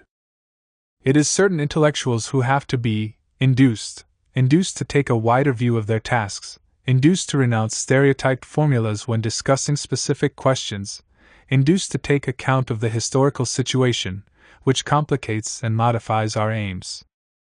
It is only the superstition that the muzhik is stupid, a superstition which, as Comrade Martov rightly remarked, page 202, was to be detected in the speeches of Comrade Makhoff and the other opponents of the agrarian program. Only this superstition explains why these opponents forget our agricultural laborers' actual conditions of life. Having simplified the question into a naked contrast of worker and capitalist, the spokesmen of our center tried, as often happens, to ascribe their own narrow-mindedness to the muzhik. It is precisely because I consider the muzhik, within the limits of his narrow class outlook, a clever fellow, Comrade Makhoff remarked, that I believe he will stand for the petty bourgeois ideal of seizure and division. Two things are obviously confused here: the definition of the class outlook of the muzhik as that of a petty bourgeois, and the reduction of this outlook to narrow limits. It is in this reduction that the mistake of the Igorovs and Makhovs lies, just as the mistake of the Martinovs and Akimovs lay in reducing the outlook of the proletarian to narrow limits. For both logic and history teach us that the petty bourgeois class outlook may be more or less narrow, and more or less progressive, precisely because of the dual status of the petty bourgeois. And far from dropping our hands in despair because of the narrowness, stupidity, of the muzhik, or because he is governed by prejudice, We must work unremittingly to widen his outlook and help his reason to triumph over his prejudice. The vulgar Marxist view of the Russian agrarian question found its culmination in the concluding words of Comrade Makhov's speech, in which that faithful champion of the old Iskra editorial board set forth his principles. It was not for nothing that these words were greeted with applause. True, it was ironical applause. "I do not know, of course, what to call a misfortune," said Comrade Makhov, outraged by Plekhanov's statement that we were not at all alarmed by the movement for a general redistribution, and that we would not be the ones to hold back this bourgeois progressive, movement. But this revolution, if it can be called such, would not be a revolutionary one. It would be truer to call it, not revolution, but reaction, laughter, a revolution that was more like a riot. Such a revolution would throw us back, and it would require a certain amount of time to get back to the position we have today. Today we have far more than during the French Revolution, ironical applause, we have a social democratic party, laughter. Yes, a social democratic party which reasoned like Makhov, or which had central institutions of the Makhov persuasion, would indeed only deserve to be laughed at. Thus we see that even on the purely theoretical questions raised by the agrarian program, the already familiar grouping at once appeared. The anti-Iskrists, 8 votes, rushed into the fray on behalf of vulgar Marxism, and the leaders of the center, the Igorovs and Makhovs, trailed after them, constantly erring and straying into the same narrow outlook. It is quite natural, therefore, that the voting on certain points of the agrarian program should have resulted in 30 and 35 votes in favor, pages 225 and 226, that is, approximately the same figure as we observed in the dispute over the place of the Bund question on the agenda, in the organizing committee incident, and in the question of shutting down Yezny Rabiki. An issue had only to arise which did not quite come within the already established and customary pattern, and which called for some independent application of Marx's theory to peculiar and new to the Germans, social and economic relations, and Iskrists who proved equal to the problems only made up 3/5 of the vote, while the whole center turned and followed the Liebers and Martinovs. Yet Comrade Martov strives to gloss over this obvious fact, fearfully avoiding all mention of votes where the shades of opinion were clearly revealed.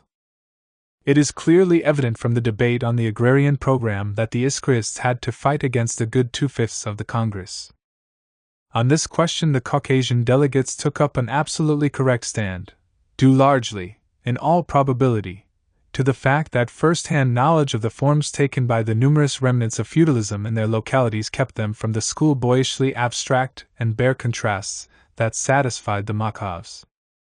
Martinov and Lieber, Makhov and Igorov were combated by Plekhanov, by Gusev, who declared that he had frequently encountered such a pessimistic view of our work in the countryside, as Comrade Igorov's. Among the comrades active in Russia, by Kostrov, by Karski and by Trotsky. The latter rightly remarked that the well-meant advice of the critics of the agrarian program smacked too much of Philistinism. It should only be said, since we are studying the political grouping at the Congress, that he was hardly correct when in this part of his speech, page 208, he ranked Comrade Lang with Igorov and Makhov. Anyone who reads the minutes carefully will see that Lang and Gorin took quite a different stand from Igorov and Makhov. Lang and Gorin did not like the formulation of the point on the cut-off lands. They fully understood the idea of our agrarian program, but tried to apply it in a different way, worked constructively to find what they considered a more irreproachable formulation, and in submitting their motions had in view either to convince the authors of the program or else to side with them against all the non-Iskrists. For example, one has only to compare Makhov's motions to reject the whole agrarian program, page 212, 9-4, 38 against, or individual points in it, page 216, etc., with the position of Lang, who moved his own formulation of the point on the cut-off lands, page 225, to become convinced of the radical difference between them. Referring to the arguments which smacked of Philistinism, Comrade Trotsky pointed out that, in the approaching revolutionary period we must link ourselves with the peasantry. In face of this task, The skepticism and political far-sightedness of Markov and Igorov are more harmful than any short-sightedness. Comrade Kostich, another minority Iskryist, very aptly pointed to Comrade Markov's unsureness of himself, of the stability of his principles, a description that fits our center to a tittle. In his pessimism, Comrade Markov is at one with Comrade Igorov, although they differ in shade. Comrade Kostich continued. He forgets that the Social Democrats are already working among the peasantry, are already directing their movement as far as possible. And this pessimism narrows the scope of our work. Page 210. To conclude our examination of the Congress discussion of the program, it is worthwhile mentioning the brief debate on the subject of supporting oppositional trends.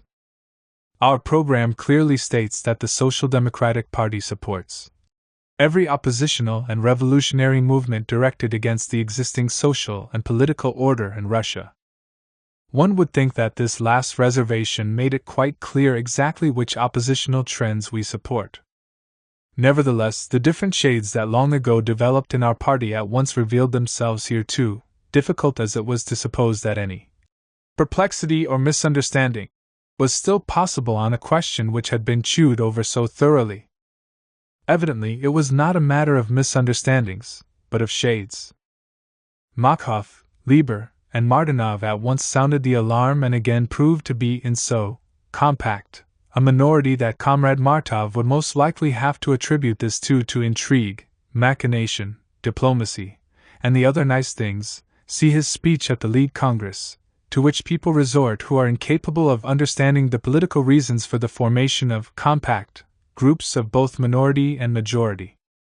Markov again began with a vulgar simplification of Marxism. Our only revolutionary class is the proletariat, he declared, and from this correct premise he forthwith drew an incorrect conclusion. The rest are of no account, they are mere hangers-on. General laughter. Yes, they are mere hangers-on and only out to reap the benefits. I am against supporting them. Page 226. Comrade Markov's inimitable formulation of his position embarrassed many of his supporters, but as a matter of fact Lieber and Martinov agreed with him when they proposed deleting the word oppositional, or restricting it by an addition, democratic oppositional. Plekhanov quite rightly took the field against this amendment of Martinov's. We must criticize the liberals, he said, expose their half-heartedness. That is true. But while exposing the narrowness and limitations of all movements other than the social democratic, it is our duty to explain to the proletariat that even a constitution which does not confer universal suffrage would be a step forward compared with absolutism, and that therefore it should not prefer the existing order to such a constitution. Comrades Martinov, Lieber, and Markov would not agree with this and persisted in their position, which was attacked by Axelrod, Starover, and Trotsky and once more by Plekhanov. Comrade Markov managed on this occasion to surpass himself. First he had said that the other classes, other than the proletariat, were of no account, and that he was against supporting them. Then he condescended to admit that, while essentially it is reactionary, the bourgeoisie is often revolutionary, for example, in the struggle against feudalism and its survivals. But there are some groups, he continued, going from bad to worse, which are always reactionary. Such are the handicraftsmen. Such were the gems of theory arrived at by those very leaders of our center, who later foamed at the mouth in defense of the old editorial board. Even in Western Europe, where the guild system was so strong, it was the handicraftsmen, like the other petty bourgeois of the towns, who displayed an exceptionally revolutionary spirit in the era of the fall of absolutism. And it is particularly absurd of a Russian social democrat to repeat without reflection what our Western comrades say about the handicraftsmen of today, that is, of an era separated by a century or half a century from the fall of absolutism. To speak of the handicraftsmen in Russia being politically reactionary as compared with the bourgeoisie is merely to repeat a set phrase learnt by rote. Unfortunately, there is no record in the minutes of the number of votes cast for the rejected amendments of Martinov, Markov, and Lieber on this question. All we can say is that, here too, the leaders of the anti-Iskra elements, and one of the leaders of this center, another leader of this same group, the center, Comrade Igorov, spoke on the question of supporting the oppositional trends on a different occasion, in connection with Axelrod's resolution on the Socialist Revolutionaries, page 359. Comrade Igorov detected a contradiction between the demand in the program for support of every oppositional and revolutionary movement, and the antagonistic attitude towards both the socialist revolutionaries and the liberals. In another form, and approaching the question from a somewhat different angle, Comrade Igorov here revealed the same narrow conception of Marxism, and the same unstable, semi-hostile attitude towards the position of Iskra, which he had recognized, as comrades Makov, Lieber, and Martinov had done. Lenin joined forces in the already familiar grouping against the Iskraists. Summing up the whole discussion on the program, one cannot help seeing that of the debates which were at all animated and evoked general interest, there was not one that failed to reveal the difference of shades which Comrade Martov and the new Iskra editorial board now so carefully ignore. G. The party rules. Comrade Martov's draft. From the program, the Congress passed to the party rules, we leave out the question of the central organ, already touched on above, and the delegates' reports, which the majority of the delegates were unfortunately unable to present in a satisfactory form. Needless to say, the question of the rules was of tremendous importance to all of us. After all, Iskra had acted from the very outset not only as a press organ but also as an organizational nucleus. In an editorial in its 4th issue, Where to Begin?, Iskra had put forward a whole plan of organization. In his speech on the adoption of Iskra as the central organ, Comrade Popov said, inter alia, I recalled the article Where to Begin in number 3 or number 4 of Iskra. Many of the comrades active in Russia found it a tactless article, others thought this plan was fantastic, and the majority, probably the majority around Comrade Popov, attributed it solely to ambition. Page 140. As the reader sees, it is no new thing for me to hear my political views attributed to ambition, an explanation now being rehashed by Comrade Axelrod and Comrade Martov. Lenin, which it pursued systematically and steadily over a period of 3 years. When the Second Party Congress adopted Iskra as the central organ, 2 of the 3 points of the preamble of the resolution on the subject, page 147, were devoted precisely to this organizational plan and to Iskra's organizational ideas, its role in directing the practical work of the party, and the leading part it had played in the work of attaining unity. It is quite natural, therefore, that the work of Iskra and the entire work of organizing the party, the entire work of actually restoring the party, could not be regarded as finished until definite ideas of organization had been adopted by the whole party and formally enacted. This task was to be performed by the party's rules of organization. The principal ideas which Iskra strove to make the basis of the party's organization amounted essentially to the following 2. First, the idea of centralism, which defined in principle the method of deciding all particular and detailed questions of organization. Second, the special function of an organ, a newspaper, for ideological leadership. An idea which took into account the temporary and special requirements of the Russian social democratic working class movement in the existing conditions of political slavery, with the initial base of operations for the revolutionary assault being set up abroad. The first idea, as the one matter of principle, had to pervade the entire rules, the second, being a particular idea necessitated by temporary circumstances of place and mode of action, took the form of a seeming departure from centralism in the proposal to set up 2 centers, a central organ and a central committee.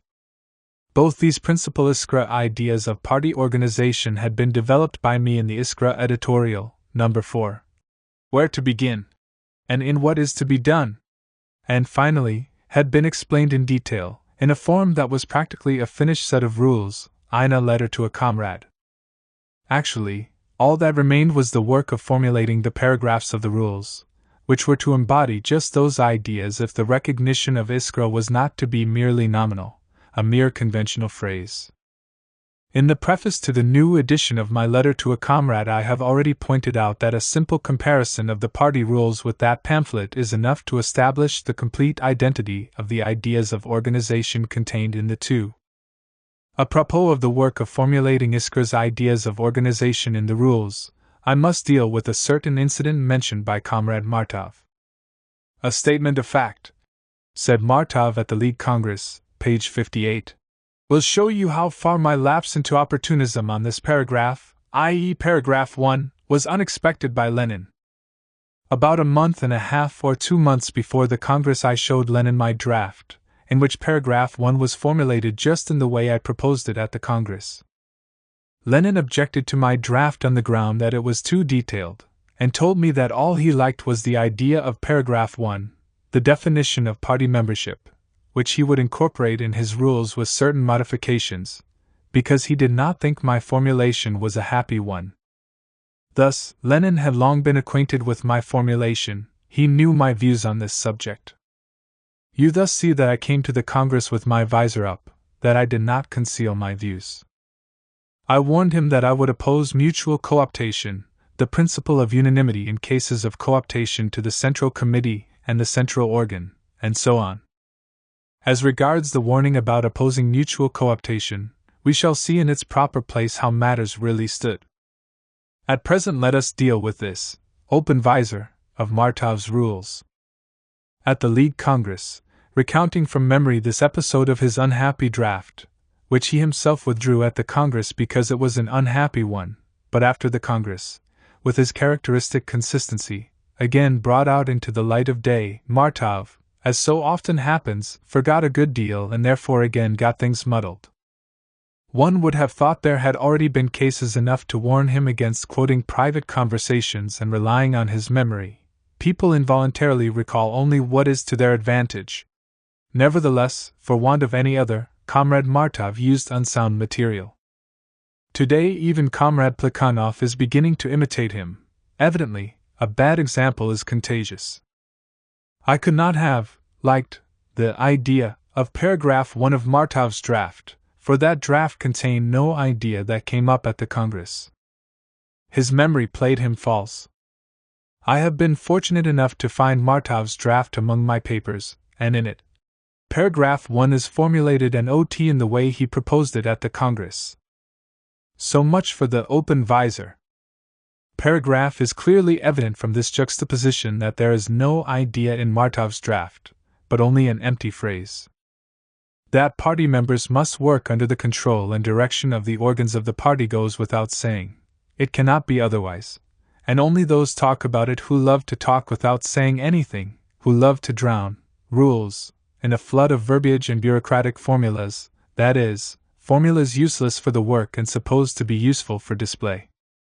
The idea of paragraph 1 appears only when the question is asked, can the organs of the party exercise actual direction over party members who do not belong to any of the party organizations? There is not even a trace of this idea in Comrade Martov's draft. Consequently, I could not have been acquainted with the views of Comrade Martov on this subject, for in Comrade Martov's draft there are no views on this subject. Comrade Martov's statement of fact proves to be a muddle. About Comrade Martov, on the other hand, it does have to be said that from my draft, he knew my views on this subject, and did not protest against them, did not reject them, either on the editorial board, although my draft was shown to everyone 2 or 3 weeks before the Congress, or in talking to the delegates, who were acquainted only with my draft. More, even at the Congress, when I moved my draft rules incidentally, the Minutes Committee, in Appendix 11, has published the draft rules. Moved at the Congress by Lenin. Page 393. Here the Minutes Committee has also muddled things a little. It has confused my original draft, see present edition, Volume 6, pages 476 to 78. Ed., which was shown to all the delegates, and to many before the Congress, with the draft moved at the Congress, and published the former under the guise of the latter. Of course, I have no objection to my drafts being published, even in all their stages of preparation, but there was no need to cause confusion. And confusion has been caused, for Popov and Martov, pages 154 and 157, criticized formulations in the draft I actually moved at the Congress which are not in the draft published by the Minutes Committee, cf. page 394, paragraphs 7 and 11. With a little more care, the mistake could easily have been detected simply by comparing the pages I mention. Lenin and defended them before the election of the Rules Committee. Comrade Martov distinctly stated, "I associate myself with Comrade Lenin's conclusions. Only on 2 points do I disagree with him. My italics, on the mode of constituting the council and on unanimous cooptation, page 157. Not a word was yet said about any difference over paragraph 1. In his pamphlet on the state of siege, Comrade Martov saw fit to recall his rules once more, and in great detail. He assures us there that his rules, to which, with the exception of certain minor particulars, he would be prepared to subscribe even now, February 1904, we cannot say how it will be 3 months hence, quite clearly expressed his disapproval of hypertrophy of centralism. Page 4. The reason he did not submit this draft to the Congress, Comrade Martov now explains, was, firstly, that his Iskra training had imbued him with disdain for rules. When it suits Comrade Martov, the word Iskra means for him, not a narrow circle spirit, but the most steadfast of trends. It is a pity, however, that Comrade Martov's Iskra training did not imbue him in 3 years with disdain for the anarchistic phrases by which the unstable mentality of the intellectual is capable of justifying the violation of rules adopted by common consent. Secondly, that, don't you see, he, Comrade Martov, wanted to avoid introducing any dissonance into the tactics of that basic organizational nucleus which Iskra constituted. Wonderfully consistent, isn't it? On a question of principle regarding an opportunist formulation of paragraph 1 or hypertrophy of centralism, Comrade Martov was so afraid of any dissonance, which is terrible only from the narrowest circle point of view, that he did not set forth his disagreement even to a nucleus like the editorial board. On the practical question of the composition of the central bodies, Comrade Martov appealed for the assistance of the Bund and the Rabbiki Dialoist. Against the vote of the majority of the Iskra organization, that real basic organizational nucleus. The dissonance, in his phrases, which smuggle in the circle spirit in defense of the quasi-editorial board only to repudiate the circle spirit, in the appraisal of the question by those best qualified to judge, this dissonance Comrade Martov does not notice. To punish him, we shall quote his draft rules in full, noting for our part what views and what hypertrophy they reveal. Draft of Party Rules. I. Party Membership. 1. A member of the Russian Social Democratic Labor Party is one who, accepting its program, works actively to accomplish its aims under the control and direction of the organs of the party. 2. Expulsion of a member from the party for conduct incompatible with the interests of the party shall be decided by the Central Committee. The sentence of expulsion, giving the reasons, shall be preserved in the party files and shall be communicated, on request, to every party committee. The Central Committee's decision to expel a member may be appealed against to the Congress on the demand of 2 or more committees. I shall indicate by square brackets the provisions in Martov's draft which are obviously meaningless, failing to contain not only ideas, but even any definite conditions or requirements, like the inimitable specification in the rules, as to where exactly a sentence of expulsion is to be preserved, or the provision that the Central Committee's decision to expel a member, and not all its decision in general, may be appealed against to the Congress. This, indeed, is hypertrophy of verbiage, or real bureaucratic formalism, which frames superfluous, patently useless or red tapist, points and paragraphs. 2. Local committees. 3. In its local work, the party is represented by the party committees. How new and clever! 4. As party committees are recognized all those existing at the time of the Second Congress and represented at the Congress. 5. New party committees, in addition to those mentioned in paragraph 4, shall be appointed by the Central Committee, which shall either endorse as a committee the existing membership of the given local organization, or shall set up a local committee by reforming the latter. 6. The committees may add to their membership by means of cooptation. 7. The Central Committee has the right to augment the membership of a local committee with such numbers of comrades, known to it, as shall not exceed 1/3 of the total membership of the committee. A perfect sample of bureaucracy. Why not exceeding 1/3? What is the purpose of this? What is the sense of this restriction which restricts nothing, seeing that the augmenting may be repeated over and over again? 8. In the event of a local committee falling apart or being broken up by persecution, does this mean that not all the members have been arrested? The Central Committee shall re-establish it. Without regard to paragraph 7? Does not Comrade Martov perceive a similarity between paragraph 8 and those Russian laws on orderly conduct which command citizens to work on weekdays and rest on holidays? 9. A regular party congress may instruct the Central Committee to reform the composition of any local committee if the activities of the latter are found incompatible with the interests of the party. In that event, the existing committee shall be deemed dissolved and the comrades in its area of operation exempt from subordination to it. The provision contained in this paragraph is as highly useful as the provision contained to this day in the Russian law which reads, "Drunkenness is forbidden to all and sundry." What in the name of all that's holy is the purpose of this? 11. The internal arrangements of a local organization, the mutual relations between a committee and the groups subordinate to it. Do you hear that, Comrade Axelrod? And the limits of the competence and autonomy. Are not the limits of competence the same as the limits of autonomy? Of these groups shall be determined by the committee itself and communicated to the Central Committee and the editorial board of the central organs. An omission, it is not stated where these communications are to be filed. 12. All groups subordinate to committees, and individual party members, have the right to demand that their opinions and recommendations on any subject be communicated to the Central Committee of the party and its central organs. 13. The local party committees shall contribute from their revenues to the funds of the Central Committee such sums as the Central Committee shall assign to their share. 3. Organizations for the purpose of agitation in languages other than Russian. 14.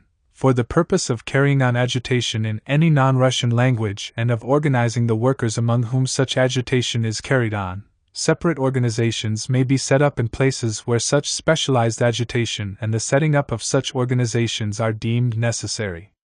15. The question as to whether such a necessity exists shall be decided by the Central Committee of the party, and in disputed cases by the Party Congress.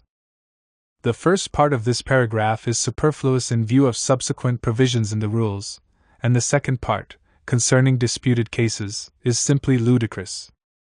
16. The local organizations mentioned in paragraph 14 shall be autonomous in their special affairs but shall act under the control of the local committee and be subordinate to it, the forms of this control and the character of the organizational relations between the committee and the special organization being determined by the local committee. Well, thank God. It is now quite clear that this whole spate of empty words was superfluous.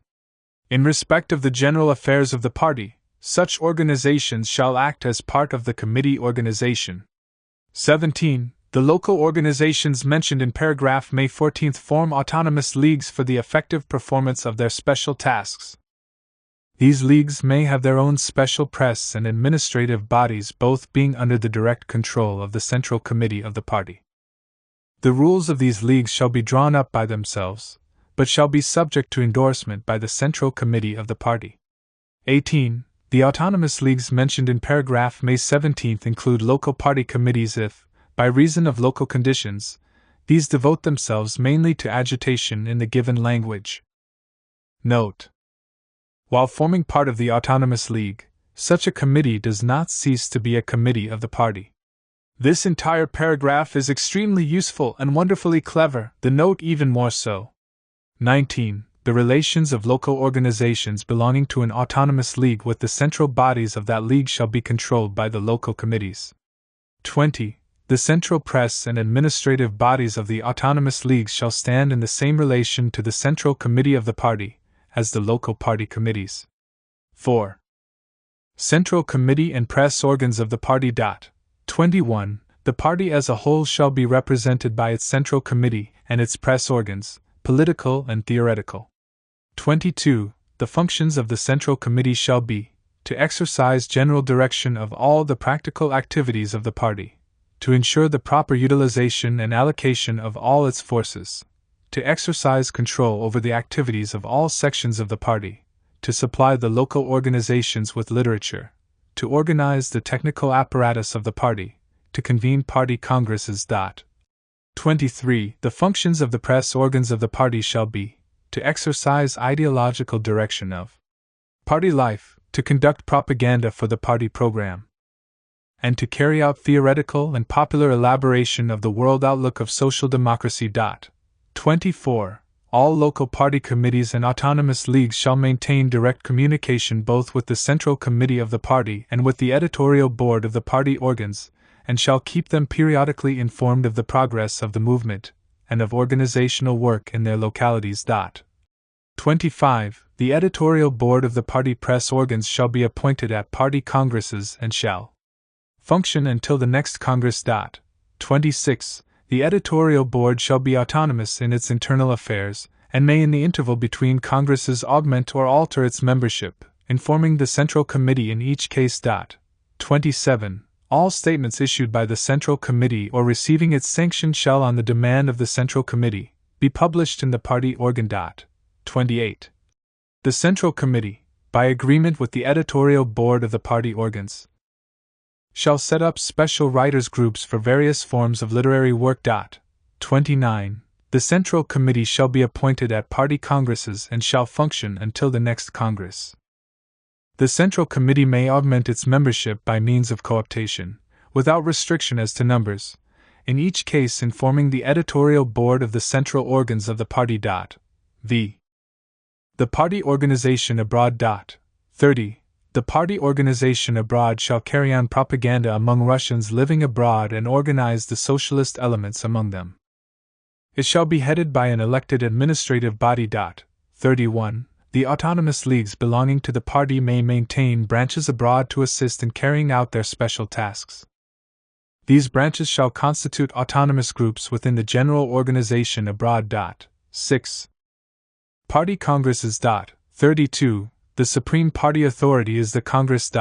33. The party congress shall lay down the program, rules and guiding principles of the activities of the party.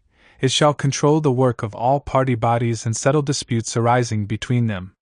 34. The right to be represented at congresses shall be enjoyed by a. all local party committees, b. the central administrative bodies of all the autonomous leagues belonging to the party, c. the Central Committee of the party and the editorial board of its central organs, d. the party organization abroad. 35. Mandates may be entrusted to proxies, but no delegate shall hold more than 3 valid mandates. A mandate may be divided between 2 representatives. Binding instructions are forbidden. 36. The Central Committee shall be empowered to invite to the Congress in a deliberative capacity comrades whose presence may be useful. 37. Amendments to the program or rules of the party shall require a 2/3 majority. Other questions shall be decided by a simple majority. 38. A Congress shall be deemed properly constituted if more than half the party committees existing at the time of it are represented. 39. Congresses shall, as far as possible, be convened once every 2 years. If for reasons beyond the control of the Central Committee a Congress cannot be convened within this period, the Central Committee shall on its own responsibility postpone it. Any reader who, by way of an exception, has had the patience to read these so-called rules to the end assuredly will not expect me to give special reasons for the following conclusions.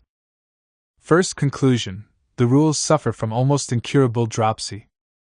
Second conclusion: it is impossible to discover in these rules any special shade of organizational views evincing a disapproval of hypertrophy of centralism. Third conclusion: Comrade Martov acted very wisely indeed in concealing from the eyes of the world, and withholding from discussion at the Congress, more than 38-39 of his rules. Only it is rather odd that a propos of this concealment he should talk about an open visor. H. Discussion on centralism prior to the split among the Iskrists. Before passing to the really interesting question of the formulation of paragraph 1 of the rules, a question which undoubtedly disclosed the existence of different shades of opinion, let us dwell a little on that brief general discussion of the rules which occupied the 14th and part of the 15th Congress sittings. This discussion is of some significance inasmuch as it preceded the complete divergence within the Iskra organization over the composition of the central bodies, whereas the subsequent debate on the rules in general, and on cooptation in particular, took place after this divergence in the Iskra organization. Naturally, before the divergence we were able to express our views more impartially, in the sense that they were more independent of views about the personal composition of the Central Committee, which became such a keen issue with us all. Comrade Martov, as I have already remarked, associated himself, page 157, with my views on organization, only making the reservation that he differed on 2 points of detail. Both the anti-Iskriists and the Center, on the contrary, at once took the field against both fundamental ideas of the whole Iskra organizational plan, and consequently, against the rules in their entirety, against centralism and against 2 centers. Comrade Lieber referred to my rules as organized distrust, and discerned decentralism in the proposal for 2 centers, as did Comrades Popov and Igorov. Comrade Akimov wanted to broaden the jurisdiction of the local committees, and in particular, to grant them themselves the right to alter their composition. They should be allowed greater freedom of action. The local committees should be elected by the active workers in their localities, just as the Central Committee is elected by the representatives of all the active organizations in Russia. And if even this cannot be allowed, let the number of members that the Central Committee may appoint to local committees be limited. Page 158. Comrade Akimov, as you see, suggested an argument against hypertrophy of centralism. But Comrade Martov remained deaf to these weighty arguments, not yet having been induced by his defeat over the composition of the central bodies to follow in Akimov's wake. He remained deaf even when Comrade Akimov suggested to him the idea of his own rules, paragraph 7, restriction of the Central Committee's right to appoint members to the committees. At that time Comrade Martov still did not want any dissonance with us, and for that reason tolerated a dissonance both with Comrade Akimov and with himself. At that time the only opponents of monstrous centralism were those to whom Iskra's centralism was clearly disadvantageous. It was opposed by Akimov, Lieber, and Goldblatt, followed, cautiously and circumspectly, so that they could always turn back, by Igorov, see pages 156 and 276, and such like. At that time it was still clear to the vast majority of the party that it was the parochial, circle interests of the Bund, Yuzhny Rabiki, etc., that evoked the protest against centralism. For that matter, now too it is clear to the majority of the party that it is the circle interests of the old Iskra editorial board that cause it to protest against centralism. Take, for example, Comrade Goldblatt's speech, pages 160 to 61. He inveighs against my monstrous centralism and claims that it would lead to the destruction of the lower organizations, that it is permeated through and through with the desire to give the center unrestricted powers and the unrestricted right to interfere in everything. That it allows the organizations only one right, to submit without a murmur to orders from above, etc. The center proposed by the draft would find itself in a vacuum. It would have no peripheral organizations around it, but only an amorphous mass in which its executive agents would move. Why, this is exactly the kind of false phrasemongering to which the Martovs and Axelrods proceeded to treat us after their defeat at the Congress. The Bund was laughed at when it fought our centralism while granting its own central body even more definite unrestricted rights, e.g., to appoint and expel members, and even to refuse to admit delegates to congresses. And when people sort things out, the howls of the minority will also be laughed at, for they cried out against centralism and against the rules when they were in the minority, but lost no time in taking advantage of the rules once they had managed to make themselves the majority. Over the question of 2 centers, the grouping was also clearly evident. All the Iskriists were opposed by Lieber, by Akimov, the first to strike up the now favorite Axelrod Martov tune about the central organ predominating over the Central Committee on the Council, by Popov, and by Igorov. from the ideas of organization which the old Iskra had always advocated, and which the Popovs and Igorovs had verbally approved, the plan for two centers followed of itself. The policy of the old Iskra cut across the plans of Yuzhny Rabiki, the plans to create a parallel popular organ and to convert it virtually into the dominant organ. There lies the root of the paradox, so strange at first glance, that all the anti-Iskrists and the entire marsh were in favor of one central body, that is, of seemingly greater centralism. Of course, there were some delegates, especially among the marsh, who probably did not have a clear idea where the organizational plans of Yuzhny Rabiki would lead, and were bound to lead in the nature of things, but they were impelled to follow the anti-Iskrists by their very irresoluteness and unsureness of themselves. Of the speeches by Iskrists during this debate on the rules, the one preceding the split among the Iskrists, particularly noteworthy were those of comrades Martov, association, with my ideas of organization, and Trotsky. Every word of the answer the latter gave comrades Akimov and Lieber exposes the utter falsity of the minorities' post-Congress conduct and theories. The rules, Comrade Akimov said, do not define the jurisdiction of the Central Committee with enough precision. I cannot agree with him. On the contrary, this definition is precise and means that inasmuch as the party is one whole, it must be ensured control over the local committees. Comrade Lieber said, borrowing my expression, that the rules were organized distrust. That is true. But I use this expression in reference to the rules proposed by the Bund spokesman, which represented organized distrust on the part of a section of the party towards the whole party. Our rules, on the other hand, at that time, before the defeat over the composition of the central bodies, the rules were ours, represent the organized distrust of the party towards all its sections, that is, control over all local, district, national, and other organizations. Page 158. Yes, our rules are here correctly described, and we would advise those to bear this more constantly in mind who are now assuring us with an easy conscience that it was the intriguing majority who conceived and introduced the system of organized distrust, or, which is the same thing, the state of siege. One has only to compare this speech with the speeches at the Congress of the League Abroad to get a specimen of political spinelessness, a specimen of how the views of Martov and company changed depending on whether the matter concerned their own group of a lower order or someone else's. 1. Paragraph 1 of the rules. We have already cited the different formulations around which an interesting debate flared up at the Congress. This debate took up nearly 2 sittings and ended with 2 roll call votes. During the entire Congress there were, if I am not mistaken, only 8 roll call votes, which were resorted to only in very important cases because of the great loss of time they involved. The question at issue was undoubtedly one of principle. The interest of the Congress in the debate was tremendous.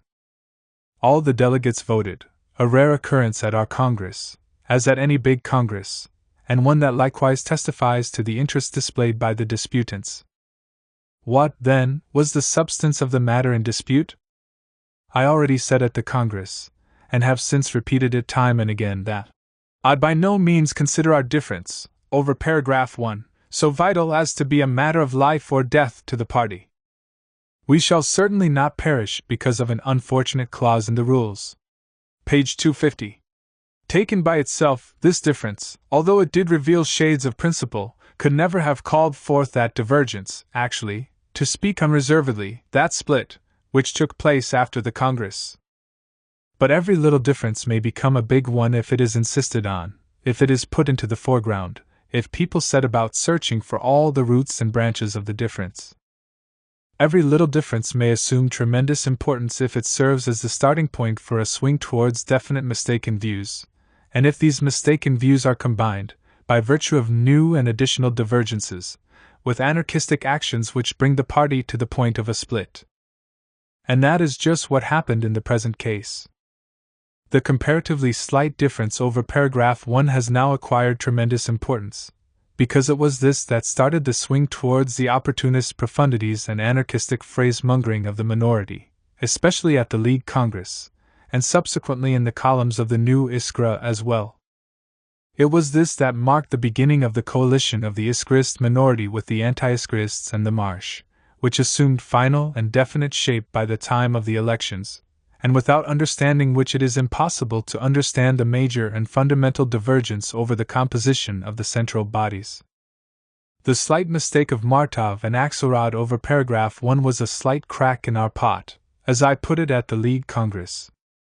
The pot could be bound tight with a hard knot, and not a hangman's knot, as it was misunderstood by Martov, who during the League Congress was in a state bordering on hysteria, or all efforts could be directed towards widening the crack and breaking the pot in two. And that is what happened, thanks to the boycott and similar anarchistic moves of the zealous Martovites. The difference over paragraph 1 played no small part in the elections to the central bodies, and Martov's defeat in the elections led him into a struggle over principles, with the use of grossly mechanical and even brawling methods, such as his speeches at the Congress of the League of Russian Revolutionary Social Democracy Abroad. Now, after all these happenings, the question of paragraph 1 has thus assumed tremendous importance, and we must clearly realize both the character of the Congress groupings in the voting on this paragraph and, far more important still, the real nature of those shades of opinion which revealed or began to reveal themselves over paragraph 1. Now, after the events with which the reader is familiar, the question stands as follows: did Martov's formulation, which was supported by Axelrod, reflect his, or their, instability, vacillation, and political vagueness, as I expressed it at the Party Congress, page 333, his, or their, deviation towards Jaursism and anarchism, as Plekhanov suggested at the League Congress, League Minutes, page 102 and elsewhere? Or did my formulation, which was supported by Plekhanov, reflect a wrong, bureaucratic, formalistic, jack-in-office, unsocial democratic conception of centralism? Opportunism and anarchism, or bureaucracy and formalism? That is the way the question stands now, when the little difference has become a big one. And when discussing the pros and cons of my formulation on their merits, we must bear in mind just this presentation of the question, which has been forced upon us all by the events, or, I would say if it did not sound too pompous, has been evolved by history. Let us begin the examination of these pros and cons with an analysis of the Congress debate. The first speech, that of Comrade Igorov, is interesting only for the fact that his attitude, non-liquet, it is not yet clear to me, I do not yet know where the truth lies, was very characteristic of the attitude of many delegates, who found it difficult to grasp the rights and wrongs of this really new and fairly complex and detailed question. The next speech, that of Comrade Axelrod, at once made the issue one of principle. This was the first speech Comrade Axelrod made at the Congress on questions of principle, one might even say the first speech he made at all, and it can scarcely be claimed that his debut with the celebrated professor was particularly fortunate. I think, Comrade Axelrod said, that we must draw a distinction between the concepts party and organization. These two concepts are being confused here. And the confusion is dangerous. That was the first argument against my formulation. Examine it more closely. When I say that the party should be the sum, and not the mere arithmetical sum, but a complex of organizations, the word organization is commonly employed in two senses, a broad and a narrow one. In the narrow sense, it signifies an individual nucleus of a collective of people with at least a minimum degree of coherent form. In the broad sense, it signifies the sum of such nuclei united into a whole. For example, the Navy, the Army, or the state is at one and the same time a sum of organizations, in the narrow sense of the word, and a variety of social organization, in the broad sense of the word. The Department of Education is an organization, in the broad sense of the word, and consists of a number of organizations, in the narrow sense of the word. Similarly, the party is an organization, should be an organization, in the broad sense of the word. At the same time, the party should consist of a whole number of diversified organizations, in the narrow sense of the word. Therefore, when he spoke of drawing a distinction between the concepts party and organization, Comrade Axelrod, firstly, did not take account of the difference between the broad and the narrow sense of the word, organization, and secondly, did not observe that he was himself confusing organized and unorganized elements. Lenin, does that mean that I confuse the concepts party and organization? Of course not. I thereby express clearly and precisely my wish, my demand, that the party, as the vanguard of the class, should be as organized as possible, that the party should admit to its ranks only such elements as allow of at least a minimum of organization. My opponent, on the contrary, lumps together in the party organized and unorganized elements, those who lend themselves to direction and those who do not. The advanced and the incorrigibly backward, for the corrigibly backward can join in organization. This confusion is indeed dangerous. Comrade Axelrod further cited the strictly secret and centralized organizations of the past. Zemlya I Volia and Narodnaya Volia. Around them, he said, were grouped a large number of people who did not belong to the organization but who helped it in one way or another and who were regarded as party members. This principle should be even more strictly observed in the social democratic organization. Here we come to one of the key points of the matter. Is this principle really a social democratic one, this principle which allows people who do not belong to any of the organizations of the party, but only help it in one way or another, to call themselves party members? And Plekhanov gave the only possible reply to this question when he said, Axelrod was wrong in citing the 70s. At that time there was a well-organized and splendidly disciplined center. Around it there were the organizations of various categories, which it had created, and what remained outside these organizations was chaos, anarchy. The component elements of this chaos called themselves party members, but this harmed rather than benefited the cause. We should not imitate the anarchy of the 70s, but avoid it. Thus, this principle, which Comrade Axelrod wanted to pass off as a social democratic one, is in reality an anarchistic principle. To refute this, one would have to show that control, direction, and discipline are possible outside an organization, and that conferring the title of party members on elements of chaos is necessary. The supporters of Comrade Martov's formulation did not show, and could not show, either of these things. Comrade Axelrod took as an example a professor who regards himself as a social democrat and declares himself such. To complete the thought contained in this example, Comrade Axelrod should have gone on to tell us whether the organized social democrats themselves regard this professor as a social democrat.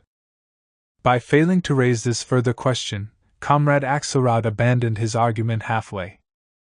After all, one thing or the other. Either the organized social democrats regard the professor in question as a social democrat, in which case why should they not enroll him in one of the social democratic organizations? For only if the professor is thus enrolled will his declaration answer to his actions, and not be empty talk, as professorial declarations all too frequently are. Or the organized social democrats do not regard the professor as a social democrat, in which case it would be absurd, senseless, and harmful to allow him the right to bear the honorable and responsible title of party member. The matter therefore reduces itself to the alternative, consistent application of the principle of organization, or the sanctification of disunity and anarchy? Are we to build the party on the basis of that already formed and welded core of social democrats which brought about the party congress, for instance, and which should enlarge and multiply party organizations of all kinds? Or are we to content ourselves with the soothing phrase that all who help are party members? If we adopt Lenin's formula, Comrade Axelrod continued, we shall be throwing overboard a section of those who, even if they cannot be directly admitted to an organization, are nevertheless party members. The confusion of concepts of which Comrade Axelrod wanted to accuse me stands out here quite clearly in his own case. He already takes it for granted that all who help are party members, whereas that is what the whole argument is about, and our opponents have still to prove the necessity and value of such an interpretation. What is the meaning of the phrase, throwing overboard, which at first glance seems so terrible? Even if only members of organizations recognized as party organizations are regarded as party members, people who cannot, directly, join any party organization can still work in an organization which does not belong to the party but is associated with it. Consequently, There can be no talk of throwing anyone overboard in the sense of preventing them from working, from taking part in the movement. On the contrary, the stronger our party organizations, consisting of real social democrats, the less wavering and instability there is within the party, the broader, more varied, richer, and more fruitful will be the party's influence on the elements of the working class masses surrounding it and guided by it. The party, as the vanguard of the working class, must not be confused, after all, with the entire class. And Comrade Axelrod is guilty of just this confusion, which is characteristic of our opportunist economism in general, when he says, "First and foremost we are, of course, creating an organization of the most active elements of the party, an organization of revolutionaries, but since we are the party of a class, we must take care not to leave outside the party ranks people who consciously, though perhaps not very actively, associate themselves with that party." Firstly, the active elements of the Social Democratic Working Class Party will include not only organizations of revolutionaries, but a whole number of workers' organizations recognized as party organizations. Secondly, how, by what logic, does the fact that we are the party of a class warrant the conclusion that it is unnecessary to make a distinction between those who belong to the party and those who associate themselves with it? Just the contrary. Precisely because there are differences in degree of consciousness and degree of activity, a distinction must be made in degree of proximity to the party. We are the party of a class, and therefore almost the entire class, and in times of war, in a period of civil war, the entire class should act under the leadership of our party, should adhere to our party as closely as possible. But it would be Manilovism and Taylism to think that the entire class, or almost the entire class, can ever rise, under capitalism, to the level of consciousness and activity of its vanguard, of its social democratic party. No sensible social democrat has ever doubted that under capitalism even the trade union organizations, which are more primitive and more comprehensible to the undeveloped sections, are incapable of embracing the entire, or almost the entire, working class. To forget the distinction between the vanguard and the whole of the masses gravitating towards it, to forget the vanguard's constant duty of raising ever wider sections to its own advanced level, means simply to deceive oneself, to shut one's eyes to the immensity of our tasks, and to narrow down these tasks. And it is just such a shutting of one's eyes, it is just such forgetfulness, to obliterate the difference between those who associate themselves and those who belong, those who are conscious and active, and those who only help. To argue that we are the party of a class in justification of organizational looseness, in justification of confusing organization with disorganization, is to repeat the mistake of Nadezhdin, who confused the philosophical and social historical question of the depth of the roots of the movement with the technical and organizational question. What is to be done? Page 91. It is this confusion, wrought by the deft hand of Comrade Axelrod, that was then repeated dozens of times by the speakers who defended Comrade Martov's formulation.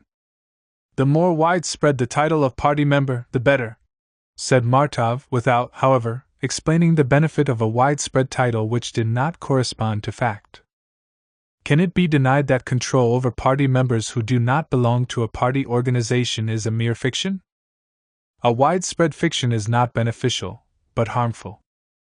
We could only rejoice if every striker, every demonstrator, answering for his actions, could proclaim himself a party member. Page 239. Is that so? Every striker should have the right to proclaim himself a party member?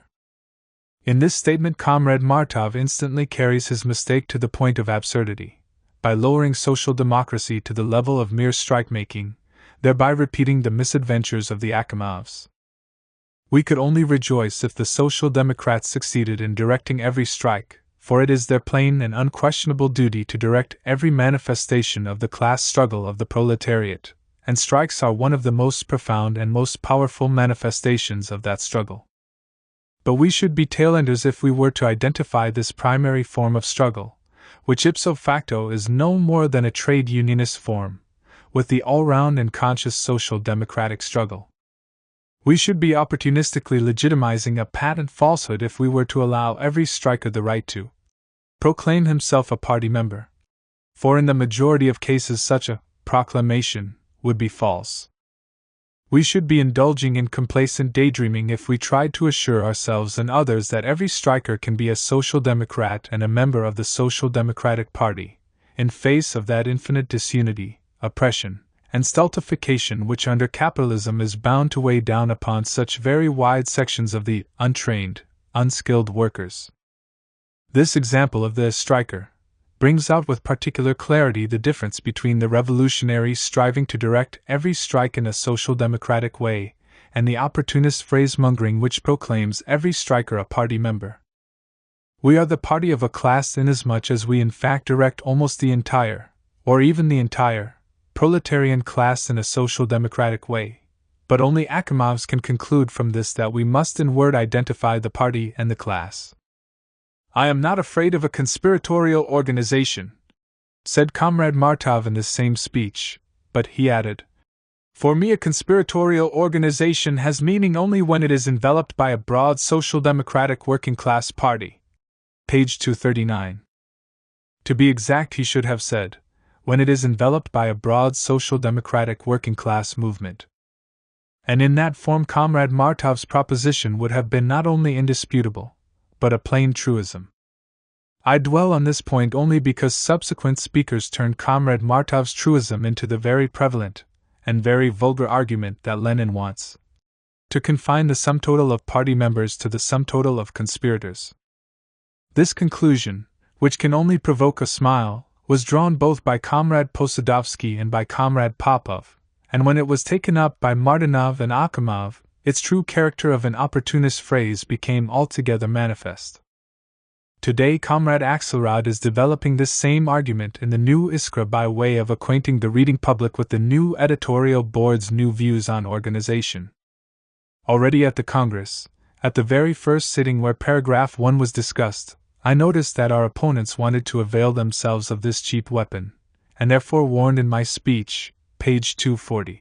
It should not be imagined that party organizations must consist solely of professional revolutionaries. We need the most diverse organizations of all types, ranks, and shades, beginning with extremely limited and secret and ending with very broad, free, loose organization.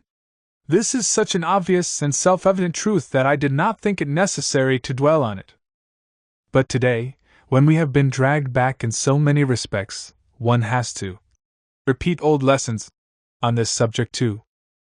In order to do so, I shall quote certain passages from What Is to Be Done, and a letter to a comrade.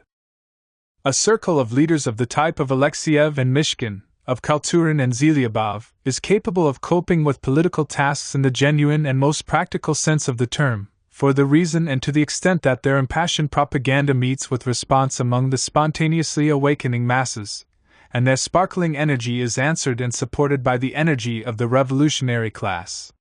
In order to be a social democratic party, we must win the support precisely of the class. It is not that the party should envelop the conspiratorial organization, as Comrade Martov thought, but that the revolutionary class, the proletariat, should envelop the party, the latter to include both conspiratorial and non-conspiratorial organizations. The workers' organizations for the economic struggle should be trade union organizations.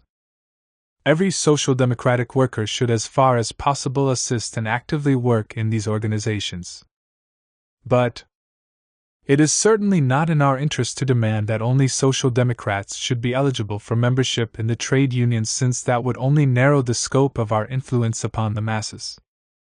Let every worker who understands the need to unite for the struggle against the employers and the government join the trade unions.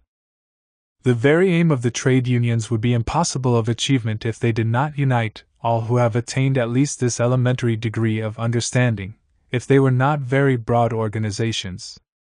The broader these organizations, the broader will be our influence over them, an influence due, not only to the spontaneous development of the economic struggle, but to the direct and conscious effort of the socialist trade union members to influence their comrades.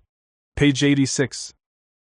Incidentally, the example of the trade unions is particularly significant for an assessment of the controversial question of paragraph 1. That these unions should work under the control and direction of the social democratic organizations, of that there can be no two opinions among social democrats. But on those grounds to confer on all members of trade unions the right to proclaim themselves members of the Social Democratic Party would be an obvious absurdity and would constitute a double danger, on the one hand, of narrowing the dimensions of the trade union movement, and thus weakening the solidarity of the workers, and on the other, of opening the door of the Social Democratic Party to vagueness and vacillation. The German Social Democrats had occasion to solve a similar problem in a practical instance, in the celebrated case of the Hamburg bricklayers working on piece rates. The Social Democrats did not hesitate for a moment to proclaim strike-breaking dishonorable in Social Democratic eyes, that is, to acknowledge that to direct and support strikes was their own vital concern. But at the same time they just as resolutely rejected the demand for identifying the interests of the party with the interests of the trade unions, for making the party responsible for individual acts of individual trade unions. The party should and will strive to imbue the trade unions with its spirit and bring them under its influence. But precisely in order to do so it must distinguish the fully social democratic elements in these unions, the elements belonging to the Social Democratic Party, from those which are not fully class-conscious and politically active, and not confuse the two, as Comrade Axelrod would have us do.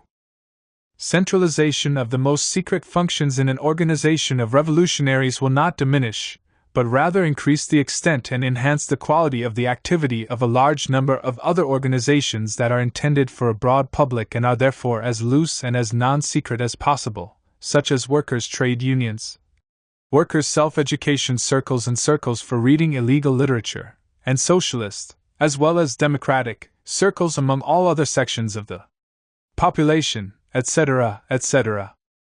We must have such circles, trade unions, and organizations everywhere in as large a number as possible and with the widest variety of functions, but it would be absurd and harmful to confound them with the organization of revolutionaries, to efface the borderline between them.